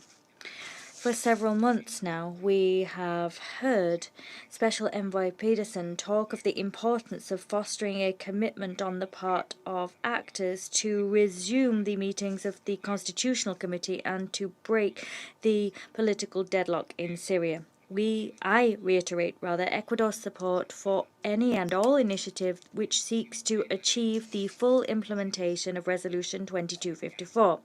That is pluralistic and inclusive dialogue with the participation of all sectors of society and the political arena, a cooperation-based approach to tackle terrorism and violent extremism, and actions to facilitate the access of humanitarian assistance to the civilian population. The humanitarian needs arising from the conflict are growing ever more complex in many ways. The shortage of water, the collapse of critical infrastructure, the financing crisis, and the precarious nature of the economic situation are indicators of the gravity of the situation in which the Syrian people find themselves, and we've heard just that this morning. Displaced persons, in particular women, girls, and persons with disabilities, as well as Syrian refugees in third countries, are more vulnerable and depend to a greater extent on humanitarian assistance. tackling common threats and promoting cooperation for development are needs within the framework of a regional approach to combating terrorism and other challenges. Practices which violate human rights must cease. We still are to receive answers regarding the whereabouts of persons that have been arbitrarily detained and disappeared. This Council's deliberations must urgently produce actions which facilitate the diplomatic work of Envoy Pedersen and which foster political will on the part of actors, with the ultimate aim of achieving peace and security in the region, restoring the rule of law, and achieving conditions which enable the well-being of the Syrian people. Thank you. I thank the representative of Ecuador for their statement. I now give the floor to the representative of Guyana. Thank you, Mr. President. I'm honored to deliver this statement on behalf of the A3+, namely Algeria, Mozambique, Sierra Leone, and my own country, Guyana. We thank Mr. Geir Pedersen and Ms. Joyce Masuya for their valuable briefings. Mr. President, month after month, the briefings on the situation in Syria indicate the dire nature of the situation in the country and the lack of progress in the political process. The suffering endured by Syrians continues to escalate. There is but a faint glimmer of hope that conditions will improve and that displaced Syrians will soon be able to return to their homes. The A3+ reiterates its call for all parties to set aside their differences, prioritize the interests of the Syrian people, and engage in good faith with the Special Envoy, Mr. Pedersen, to bring an end to the crisis that has afflicted Syria for more than 13 years. We believe that it is the inalienable right of Syrians to decide the future of their country, and that the international community should provide the requisite support in their pursuit of a better future. The A3+ reaffirms its unwavering commitment to a Syrian-owned and Syrian-led political process that would provide a lasting and sustained political solution to the Syrian crisis in accordance with Resolution 2254. The A3+ renews its call for the respect of Syria's sovereignty, independence, and territorial integrity, and condemns all violations thereof. We urge all actors to exercise maximum restraint and avoid any further escalation. The situation in Syria is still fragile and may deteriorate at any moment, given the current dynamics in the region. The A3+ has followed with deep concern the fighting in the Deir el-Zor governorate that resulted in the loss of 25 civilian lives, injury to 28 persons, and the temporary displacement of families. We unequivocally condemn all acts of violence. It is in no one's interest, particularly not that of the Syrian people, for Syria to experience a resurgence of violence, especially at a time when the looming threat of a regional war is imminent and the real risk of terrorism re-emerging. The A3+ reiterates that combating terrorism is a collective responsibility and calls for enhanced cooperation in this regard. Mr. President, the worsening humanitarian situation in Syria has been compounded by the unilateral sanctions imposed on the country. At present, 70% of Syrians are in need, with women and children being the most impacted. We note that while the scale of needs in Syria continues to increase, funding for the humanitarian response plan is at its lowest level, 24%. Moreover, with 16.7 million people in need, aid reaches only 2.7 million people per month. The A3+ urges donors to honor their commitments and fund the humanitarian response plan, enabling the humanitarian community to improve the lives of the 12.9 million people who are food insecure. Mr. President, we welcome the decision of the Syrian government to extend the authorization for the use of Bab al-Salam and al-Rayy border crossings and call for the utilization of all available means, including cross-border and cross-line mechanisms, to ensure the delivery of humanitarian aid to those in need. While humanitarian action is crucial, Syrians cannot rely solely on international aid. The A3+ believes that all measures should be taken to allow the Syrian economy to recover, improve the livelihood of Syrians, and facilitate the safe, voluntary, and dignified return of Syrian refugees and internally displaced persons to their homes. We call for the protection of Syrian refugees everywhere and condemn the attack that cost the lives of 10 refugees in Lebanon on August 17th. In conclusion, Mr. President, the status quo in Syria will only prolong the suffering of the Syrian people.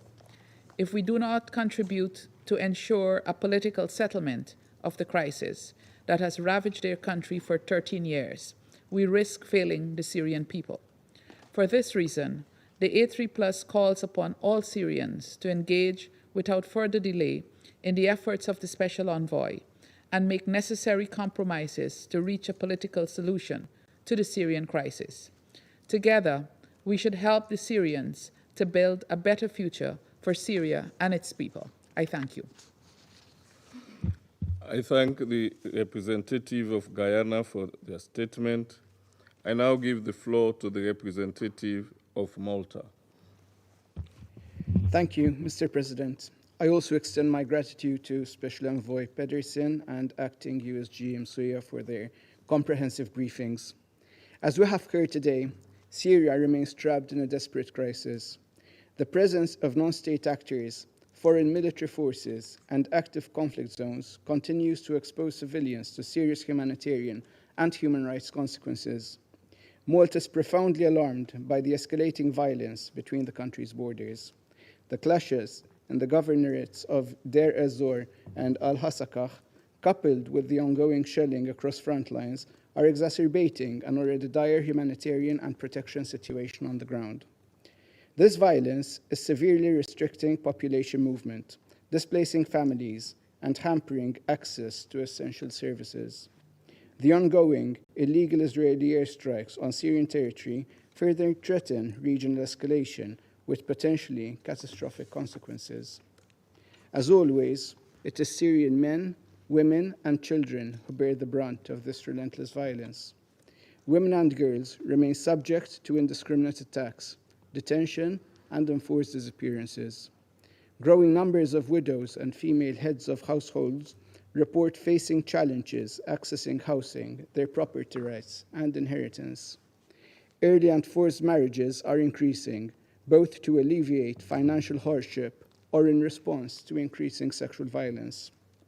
Malta calls on all parties in Syria to engage meaningfully with the UN to end and prevent these violations and to fulfill their obligations under international law. Mr. President, Malta welcomes last month's UN brokered agreement with Damascus to extend the authorization of Bab al-Salam and al-Rayy crossings. These serve as a crucial lifeline, delivering essential humanitarian aid to over 1.1 million people each month in the Northwest. We continue to advocate for the authorization and operation of all crossings for as long as humanitarian needs persist. We reaffirm our support for all aid delivery modalities that utilize the most direct routes, including cross-line operations. While the increase in funding for the UN's humanitarian response plan is encouraging, it is concerning that the response remains only 24.1% funded. Additional resources are urgently needed to prioritize early recovery, resilience, and livelihood programs. These are essential for fostering sustained and dignified living conditions for the Syrian people.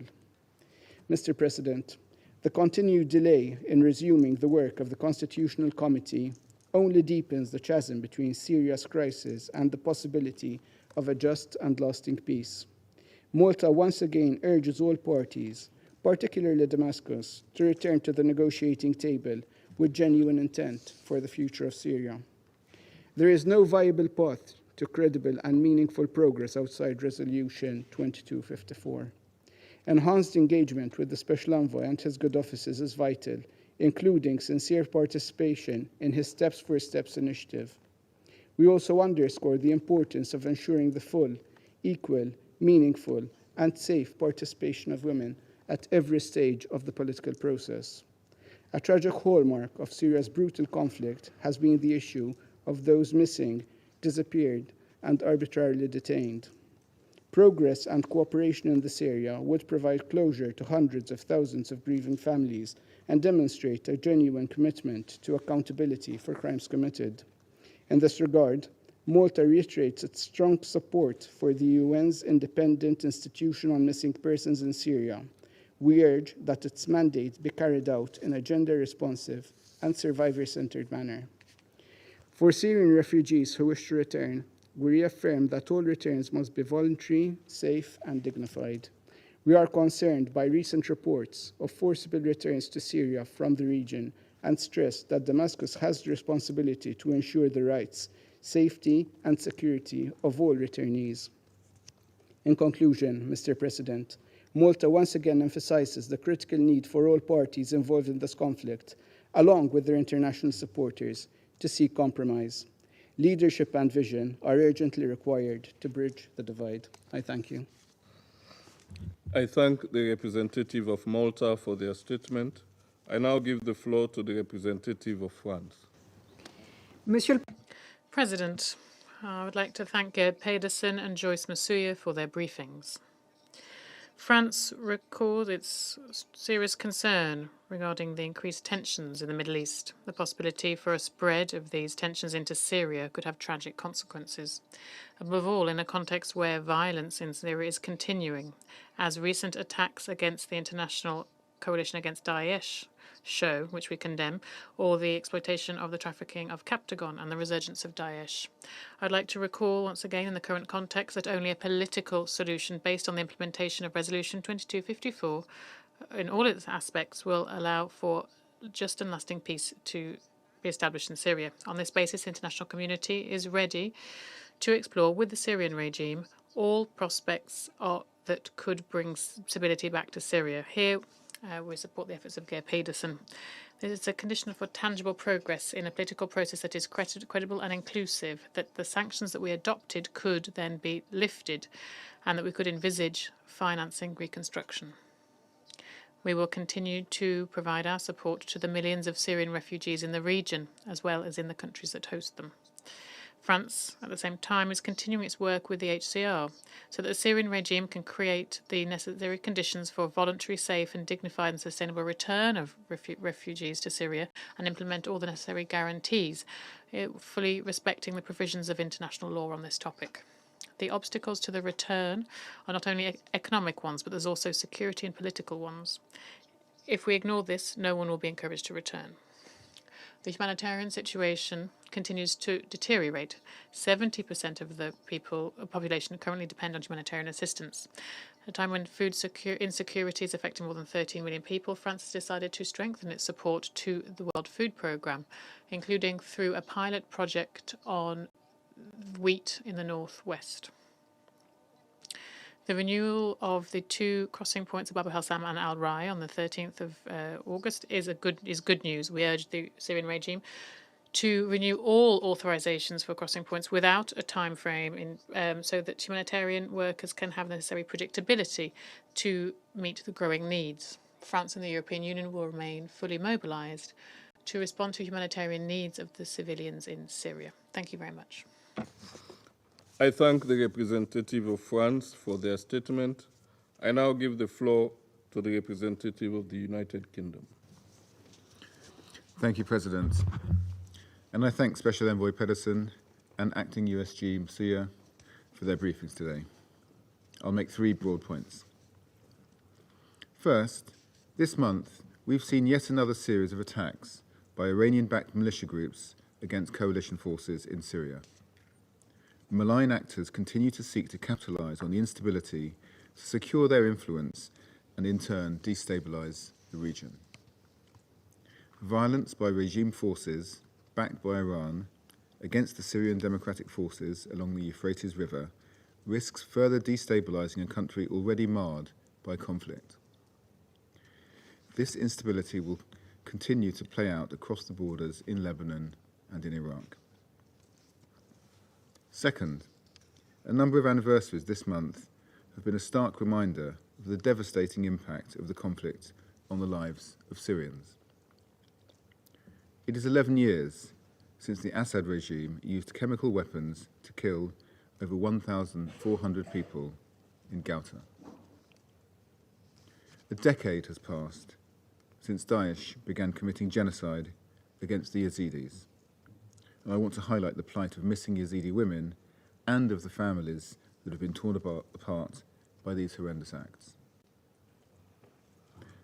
As we mark the International Day of the Disappeared, we recall that forcibly disappeared persons account for around 5% of the total Syrian population.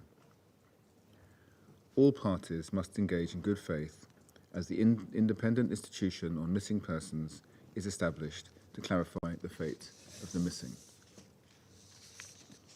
Third, President, despite the deep trauma of these horrific crimes, Syrian people have continued to demonstrate bravery and resolve in demanding freedom and democratic rights. There's now been a year of protests in Sweden, standing up to and demanding change from the Assad regime. The demonstrations serve as a dramatic testimony to the unresolved issues that first drove people to the streets in 2011. We continue to call on the Assad regime to realise the protesters' demands for political, civil, and human rights, and to end the systematic subjugation of Syrians fairly seeking freedom, democracy, and change. President, ultimately, it is within the Assad regime's gift to implement Security Council Resolution 2254. This offers a pathway out of conflict that would protect the rights of all Syrians. The UK honours the perseverance of those bravely seeking truth, justice, freedom, and stability. And I thank you. I thank the representative of the United Kingdom for their statement. I now give the floor to the representative of the Syrian Arab Republic. شكرا سيد الرئيس. Thank you, Mr. President. Mr. President, I congratulate you and your friendly country on your successful presidency over the Council for this month. We are meeting today at a time when our region is experiencing conflagration, which will have spillovers on the world at large, not just on the region. This is the result of the continued committal by the Israeli occupation entity of genocide against the Palestinian people in Gaza Strip and its persistence in attacking countries of the region, including my country, Syria, the rest of which was its malice attack on Majd al-Shams in the Syrian-occupied Golan on 27 July 2024. My delegation reiterates the content of its two identical letters addressed from the government of the Syrian Arab Republic to the Secretary General and the President of the Security Council on August 14. The letters state the categorical rejection of Syria of the falsehoods presented by the representative of Israel during the emergency session on the situation in the Middle East, including the Palestinian question, on August 13. Syria reiterates its condemnation in the strongest terms the fact that the representative of Israel, as part of his show business and all-out tricks and his attempt to distort facts, he raised pictures of Syrian children who were martyred on the Israeli attack on Majd al-Shams in Al-Julan and claimed they were Israeli children. Syria reiterates that our people in Al-Julan are Arab Syrians. They have always been and they will always remain part of the Syrian people. They uphold their national belonging to Syria and their national identity. They reject the Israeli occupation and they look forward to ending it and ending its practices against them. Syria reiterates its legitimate right to restore the Syrian occupied Golan. It is an established right that is not subject to bargaining, negotiation, pressure, or statute of limitation. It is a right ensured by international law and relevant UN resolutions, in particular Resolution 497 of 1981. What exacerbates the risks in the region is the fact that some Western countries, on top of which the US, that claims its upholding of human rights, are amassing its fleets and armies to support the criminal Israeli occupation entity, to persist in its crimes, massacres, and attacks. That's instead of playing its role as a permanent member in the Security Council, which should ultimately enhance on promoting the role of the Council in maintaining international peace and security according to the Charter. Mr. President, the government of Syria continues to take steps to promote the humanitarian situation and provide basic services to Syrians, as well as improving the legislative and administrative infrastructure. In this connection, Legislative Decree 19 was issued. It provided, inter alia, the establishment of National Council for Persons with Disability. This council is tasked with all affairs of persons with disability, including providing them with protection, their integration in society, meeting all their needs, as well as providing them with social protection and infrastructure and ensure their participation in public and political life. The government of Syria maintains its positive approach and constructive cooperation with partners in humanitarian and development fields. It continues to provide facilitations that are needed, and it has renewed the authorization to use Al Salam and Al Ra'i crossings for additional 3 months. This is to ensure that aid reaches those who need it in the northwest of Syria. Mr. President, at the time when the world commemorated the World Humanitarian Day, my country, Syria, continues to suffer from the politicization and obstruction of humanitarian action by some Western countries. Those countries withhold the funding of humanitarian action and link it to political conditions to serve their interests at the expense of the security and stability and livelihood of the Syrian people. This is by adopting hostile policies that have inflicted harm on the efforts of the Syrian government and the ability of the United Nations and its specialized agencies to perform their mandate and to support the resilience of Syrians, as well as support the early recovery projects in major sectors like education, health, water, electricity, and sheltering. Mr. President, 18 months ago, Syria was hit by a catastrophic earthquake. Back then, due to the absence of machinery and modern equipment as a result of the unilateral coercive measures, many Syrians had to use their bare hands to dig in search for their loved ones to rescue them from under the rubble. And today, while Syria is being hit again with new earthquakes, most recent of which was 2 weeks ago with 5.5 magnitude, yet the catastrophic situation remains. That's because some Western countries, on top of which the US, continue to move ahead with their destructive policies of collective punishment of peoples by imposing unilateral coercive measures that target all Syrians. The absence of these modern machinery and equipment is not but one of the impacts of the catastrophic impact of these measures, which target many vital sectors like the banking, financial sector, oil, energy, and aviation, and the construction and other vital sectors that have an impact on the daily life of Syrians. My delegation takes note of the positive points referenced in ESCWA's report. on the impact of unilateral coercive measures on the Syrian Arab Republic. Syria sees in this report an additional evidence of the catastrophic impact of these illegal measures, and the report refutes the claims promoted by those who impose such measures. Yet my delegation stresses that the main problem is the imposition of these measures, which represent a violation of international law and not the excessive compliance or the unintentional impact of such measures.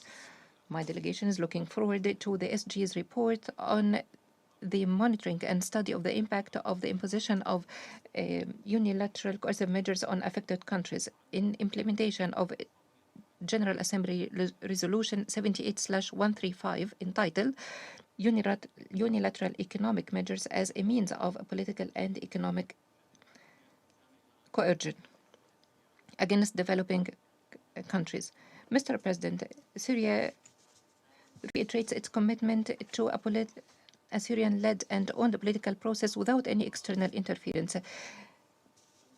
in full respect of the sovereignty and territorial integrity of Syria, and it reiterates its continued cooperation and dialogue with the Special Envoy in his capacity as facilitator. We are looking forward to the success of his efforts to convene the 9th round of the Constitutional Committee in Baghdad in Iraq. My delegation stresses that the political solution in Syria requires the end of the illegal presence of U.S. forces which have looted the wealth of Syria and which have supported terrorism, and their proxy militias which do not hesitate from attacking the innocent civilians who defend their families, their villages and properties in Deir al-Zor, al-Hasaka and al-Kamishli. In conclusion, Mr. President, Syria reiterates that there is no legal ground for the presence or the remaining of the U.S. forces in Syria illegally without the consent of the Syrian government. This runs counter to the established provisions of international law, the treaty and customary law.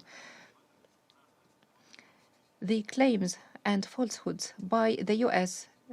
about ensuring the defeat of Daesh as a pretext and justification for the continued illegal presence are false and baseless and have no legal effect.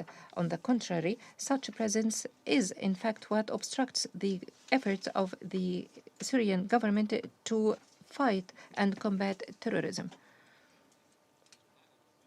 And it obstructs the national efforts within the UN Global Counter-Terrorism Strategy, which stresses the national ownership of the efforts to counter terrorism. Therefore, this illegal military presence should come to an end. Finally, Mr. President, as to the false claims mouthed by the U.S. representative on the narcotics and drugs, which are baseless, I would like to explain the following. The war in Syria led to the increase of criminal activities by those groups and affiliated movements, of course, by the support of the U.S. government. Such organizations funded their crimes to traffic in drugs. Despite the challenges, the government of Syria spares no effort, including by cooperating with neighboring countries to address this challenge. Major progress and achievements have been made in this regard. Thank you, Mr. President. Representative of the Syrian Arab Republic for their statement. I now give the floor to the Islamic Republic of Iran. Thank you. In the name of God, the compassionate and merciful, thank you, Mr. President. This is our first address of the month. We congratulate Sierra Leone on its presidency of the Council and commend its successful leadership so far.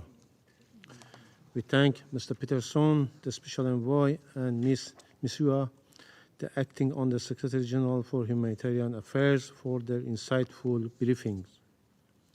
Mr. President, humanitarian situation in Syria remains dire and the Syrian people continue to suffer severe economic hardship. The politicization of humanitarian aid and the obstruction of international support for Syria reconstruction, largely driven by the US and its Western allies, have prolonged the conflict and intensified the suffering of Syrian people. Additionally, the US continues to use inhuman unilateral sanctions as a tool for the collective punishment of the Syrian population. These illegal actions impose unnecessary hardship and hinder Syrians' recovery. We reiterate our call for the immediate removal of these harmful measures. They must be lifted both as a legal obligation and a moral imperative. Similarly, providing impartial and non-politicized humanitarian aid to all regions of the Syria is crucial to save lives. Early recovery projects should be prioritized to offer comprehensive support and help communities rebuild and strengthen their resilience. Facilitating Syrians' reconstruction and ensuring the safe return of refugees and IDPs to their original places of residence must be integral to any comprehensive solution to the current conflict in Syria. The interests of millions of Syrian refugees should not be manipulated for political purposes by certain countries. Delaying their return only prolongs their suffering and places an undue burden on neighboring countries. Iran welcomes the Syrian government decision to extend UN access to Bab al-Salam and Al-Rai crossing for an additional 3 months until 13 November, as well as the extension of access to Bab al-Hawa crossing for an additional 6 months implemented last month. Mr. President, we strongly condemn Israel's ongoing aggression against the sovereignty and territorial integrity of Syria, targeting civilians and civilian infrastructure, as well as its continued occupation of Syrian Golan. Israel's malicious activities in the region pose a serious threat to international peace and security. With ironclad support from the United States and the political support of the UK, the occupying regime of Israel continues its daily atrocities and systematic war crimes against the people of Palestine in Gaza and the West Bank, and violates the sovereignty and territorial integrity of Lebanon with full impunity. The Security Council must condemn unequivocally the rough regime of Israel for its malevolent activities in the region and take decisive actions to force this terrorist regime to end its occupation on Syrian Golan, cease all acts of aggression against Syria and Lebanon, and stop ongoing genocidal war against Palestinian people. Mr. President, we share the view expressed by the representative of the Syrian Arab Republic that any political solution must include ending the illegal presence of US forces, halting their exploitation of Syrian resources, and stopping their support for terrorist groups and militias. The recent attacks and violence committed by US-backed militias and terrorist groups against innocent civilians in Deir ez-Zor, Al-Hasakeh, and other areas in the eastern and northeastern region are alarming. Mr. President, Iran is committed to a political resolution of the Syrian crisis. We support the efforts of the Special Envoy and commend his active engagement with all parties involved in resolving the conflict. Iran strongly advocates for prompt resumption of the Constitutional Committee meeting and support efforts to hold the 9th round of constitutional discussions in Baghdad, Iraq, as its option has gained support from most parties. Furthermore, Iran, aligned with Astana former partners Russia and Turkey, remains dedicated to achieving long-term normalization in Syria. In this context, we fully support the resumption of Syrian-Turkish dialogue, recognition its importance in these broader efforts. In conclusion, Mr. President, I would like to highlight the responsibility of the United States for the current situation in Syria and the region. The illegal presence of US forces is the primary source of instability and insecurity in Syria, providing cover for terrorist groups to strengthen their positions and commit further atrocities. It violates Syrian sovereignty, territorial integrity, international law, the UN Charter and Security Council resolutions, including Resolution 2254. The claim of fighting terrorism cannot in any way justify these egregious violations. Yet, instead of taking concrete action to stop these severe violations, the United States continues its violation and at the same time stand by Israel and actively provide it with substantial military, intelligence, financial support, and diplomatic cover to continue its atrocious crime against other nations of the region. I thank you. I thank the representative of the Islamic Republic of Iran. I now give the floor to the representative of Turkey. Thank you, Mr. President. I also thank Special Envoy Pedersen and Acting Under-Secretary General Musia for their briefings.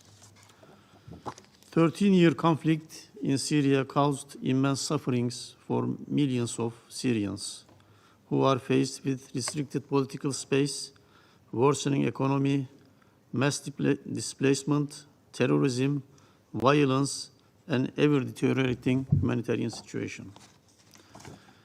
These multiplying crises could have been avoided if the root causes of the conflict had been timely addressed in line with the UN Security Council Resolution 2254.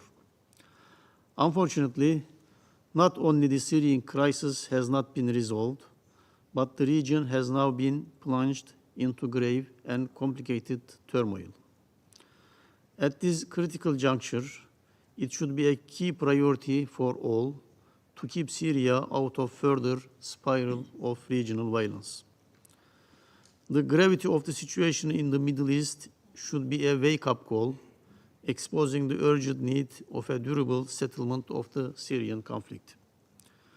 Inside and outside Syria, all actors have to face this reality and avoid treating the Syrian crisis as a frozen or post-conflict situation.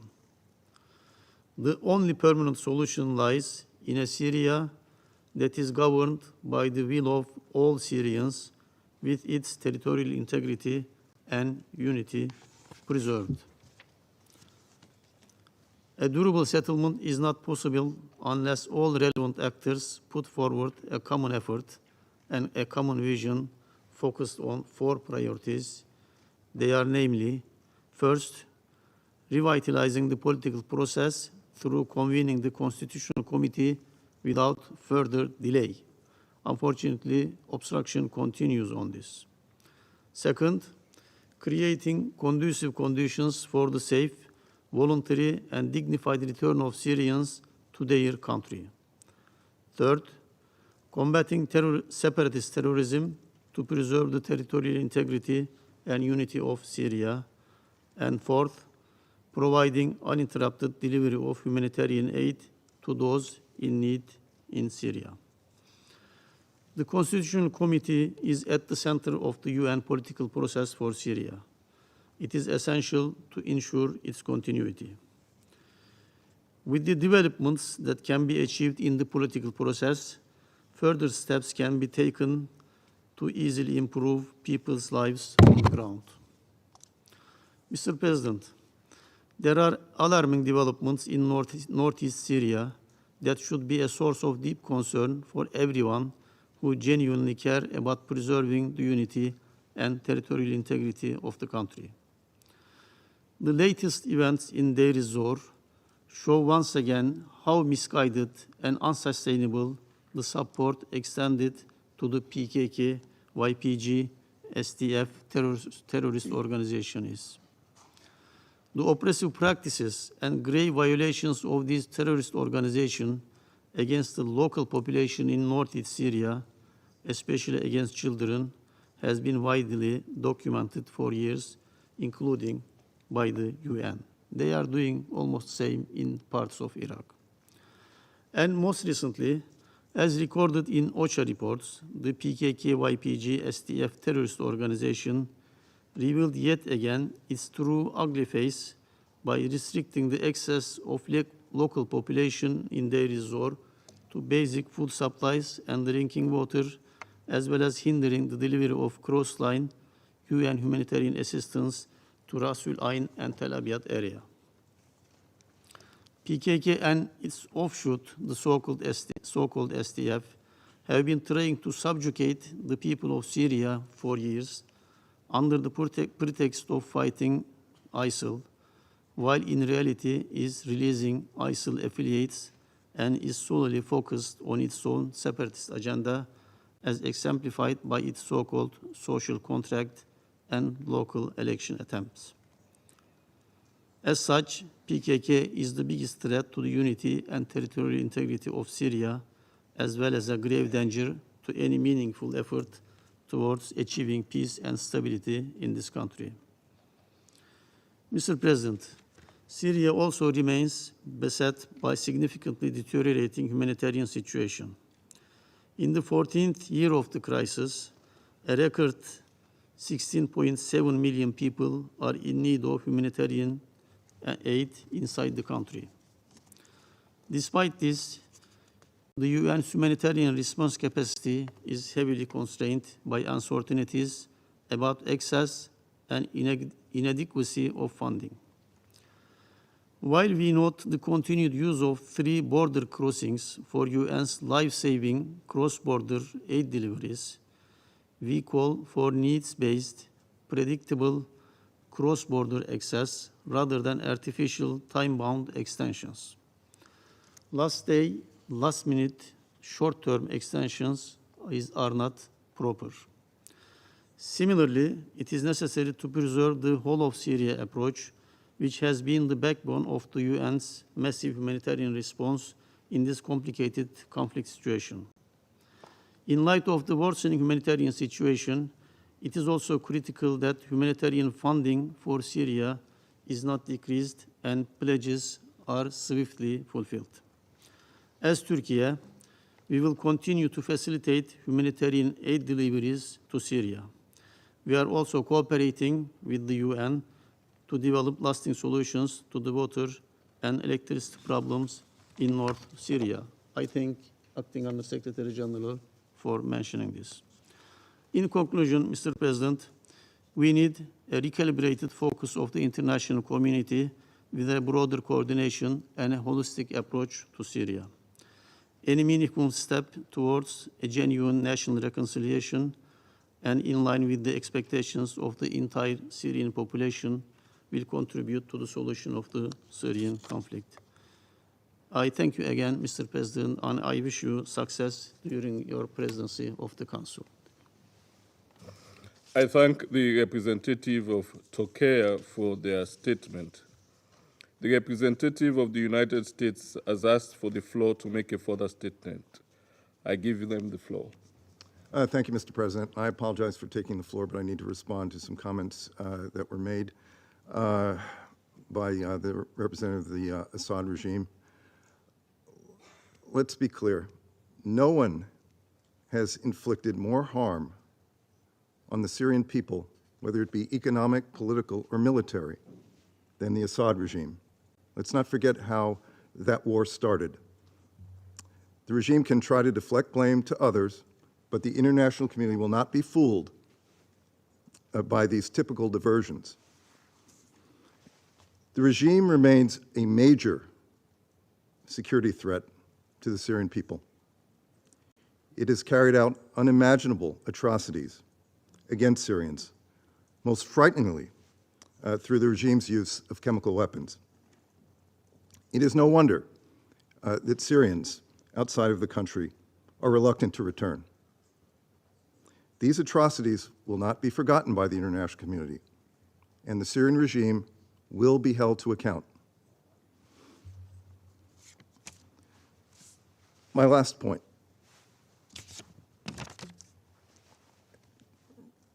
Some here made the point that the U.S. is plundering Syria's resources. This is absolutely, patently false. The United States is not plundering Syria's resources.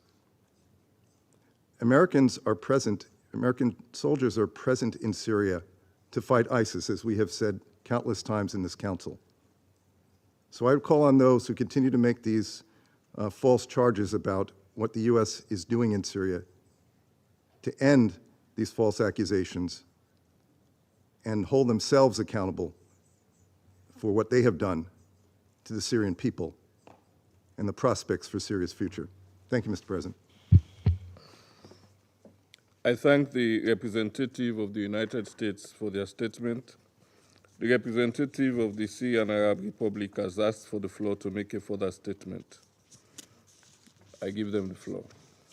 Shukran. Thank you, Mr. President, for giving me the floor. We are used to the lies and the false allegations put forward by the representative of the U.S. administration. Everyone knows that there is no legal basis for the presence of his country's troops in my country under the pretext of fighting Daesh. I did explain this just now. I will not speak at much length. I would like to refer you to a clear former commander, a U.S. commander, admitting that before we all looking at what Israel is doing, and I am dismayed by the killing of civilians in Gaza, we should not forget that we, the United States, and I repeat, that we, the United States, have killed many innocents in Mosul, Iraq, and in Raqqa, Syria. We have destroyed 96 Japanese cities in addition to Hiroshima and Nagasaki. We have massacred people in mass numbers, men, women, and children. End of quote. Interpreter notes that this quote is back translated into English. This is just a fraction of the crimes committed by the successive U.S. administrations throughout history and across the different regions of the world, including my country, Syria. I thank you. I thank the representative of the Syrian Arab Republic for their statement. There are no more names inscribed on the list of speakers. The meeting is adjourned.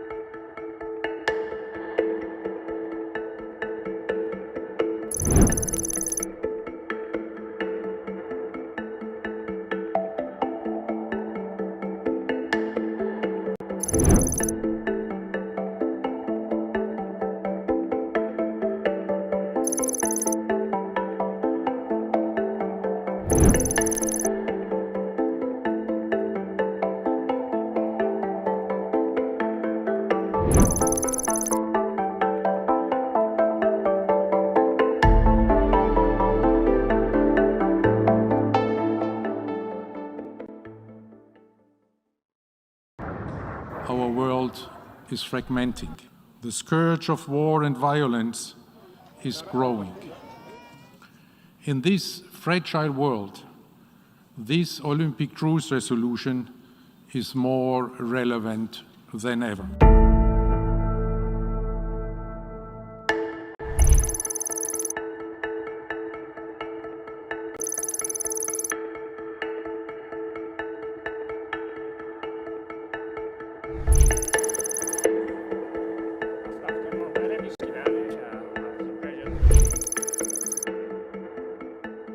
it is so decided. The resolution is adopted.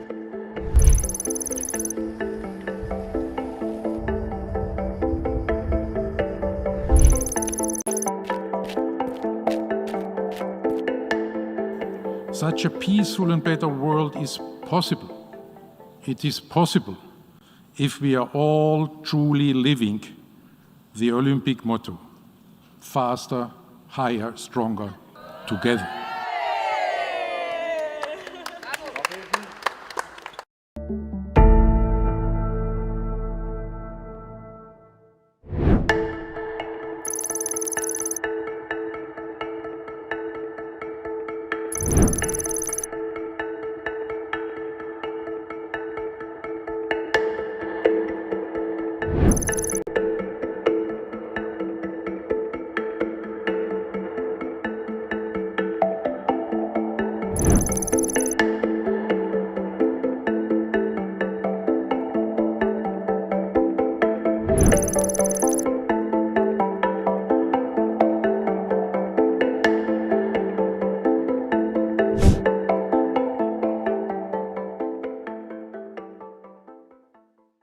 The number of people that need to be medically evacuated outside the Gaza Strip to continue their care are more than 10,000. احنا تصوبنا في 3/4 في قذيفة دبابة على باب منزلنا. تصوبت لما وتصوبت ملك وتصوب أحمد. استشهدت بنتي ديما عمرها 13 سنة.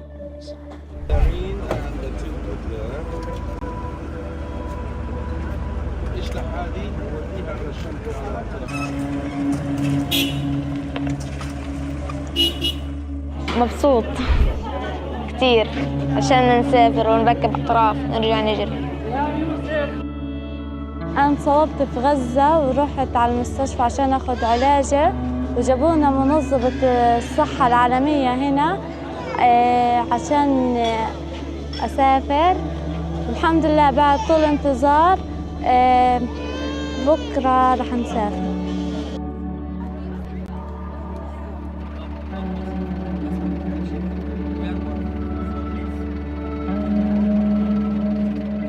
It's 3 a.m. We are here at Augusta Victoria Hospital preparing the buses to be shortly heading to Kerem Shalom Crossing. We are supporting in transporting the patients and ensuring the buses are fully loaded with food, water, wheelchairs and medical team are on board. بتمنى إني أعالج أطفالي برا البلد يتعالجوا ويرجعوا يمشوا إن شاء الله على رجليهم زي أول وأحسن. وأنا بشكر منظمة الصحة العالمية على متابعتها لأطفالي وأطفال كل القطاع يعني وللناس اللي بتقدر توصل لهم. وبتمنى توقف نار الحرب اللي إحنا عايشين فيها. شكرا.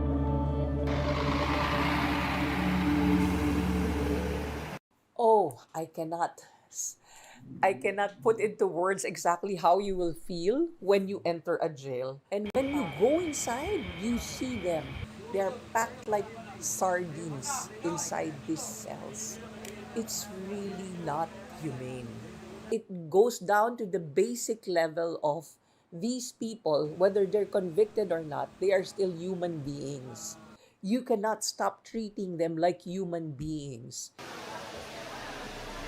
I sleep in a dormitory, 200 people in one line. The dormitory is crowded.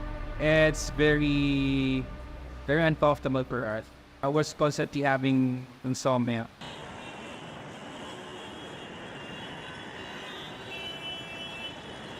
The average is 300% overcrowding, but in some facilities it goes to 1,000%. So there are 10 times more people than what are supposed to be in that specific facility. This living condition of PDL is important while they are staying here inside. This will affect their behavior. This will affect their development while in our custody. Because I will just borrow these thoughts from Fyodor Dostoevsky that the degree of civilization can be judged by entering its prison. The very basic human needs that should be available to anyone outside jail, it's an entirely different world inside the jail. It's like you're no longer human.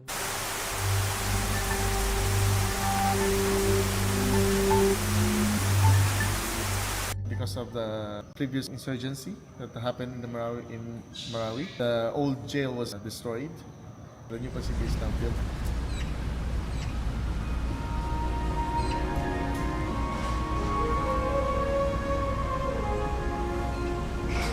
Make sure that the fundamental rules will be followed. One of the most important aspects is the human rights. So what you should find outside of this jail facility should also be here.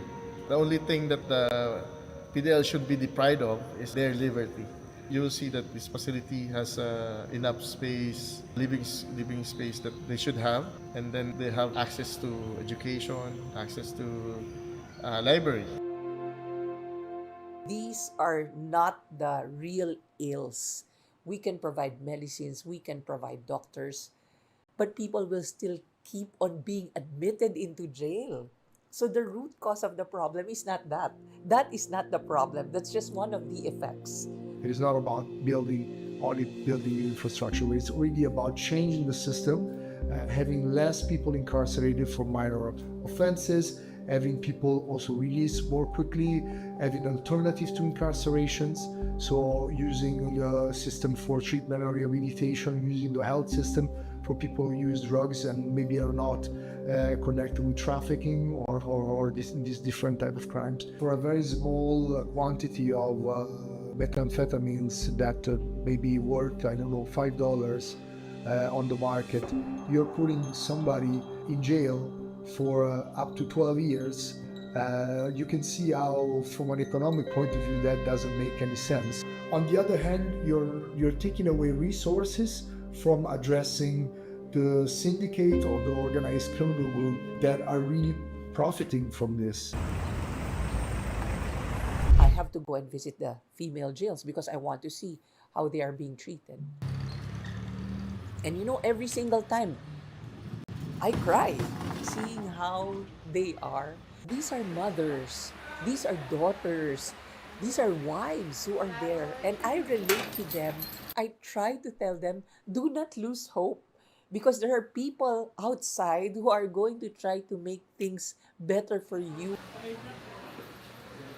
I have 4 kids. And I miss the most is the quality time of my kids when I am there with them outside.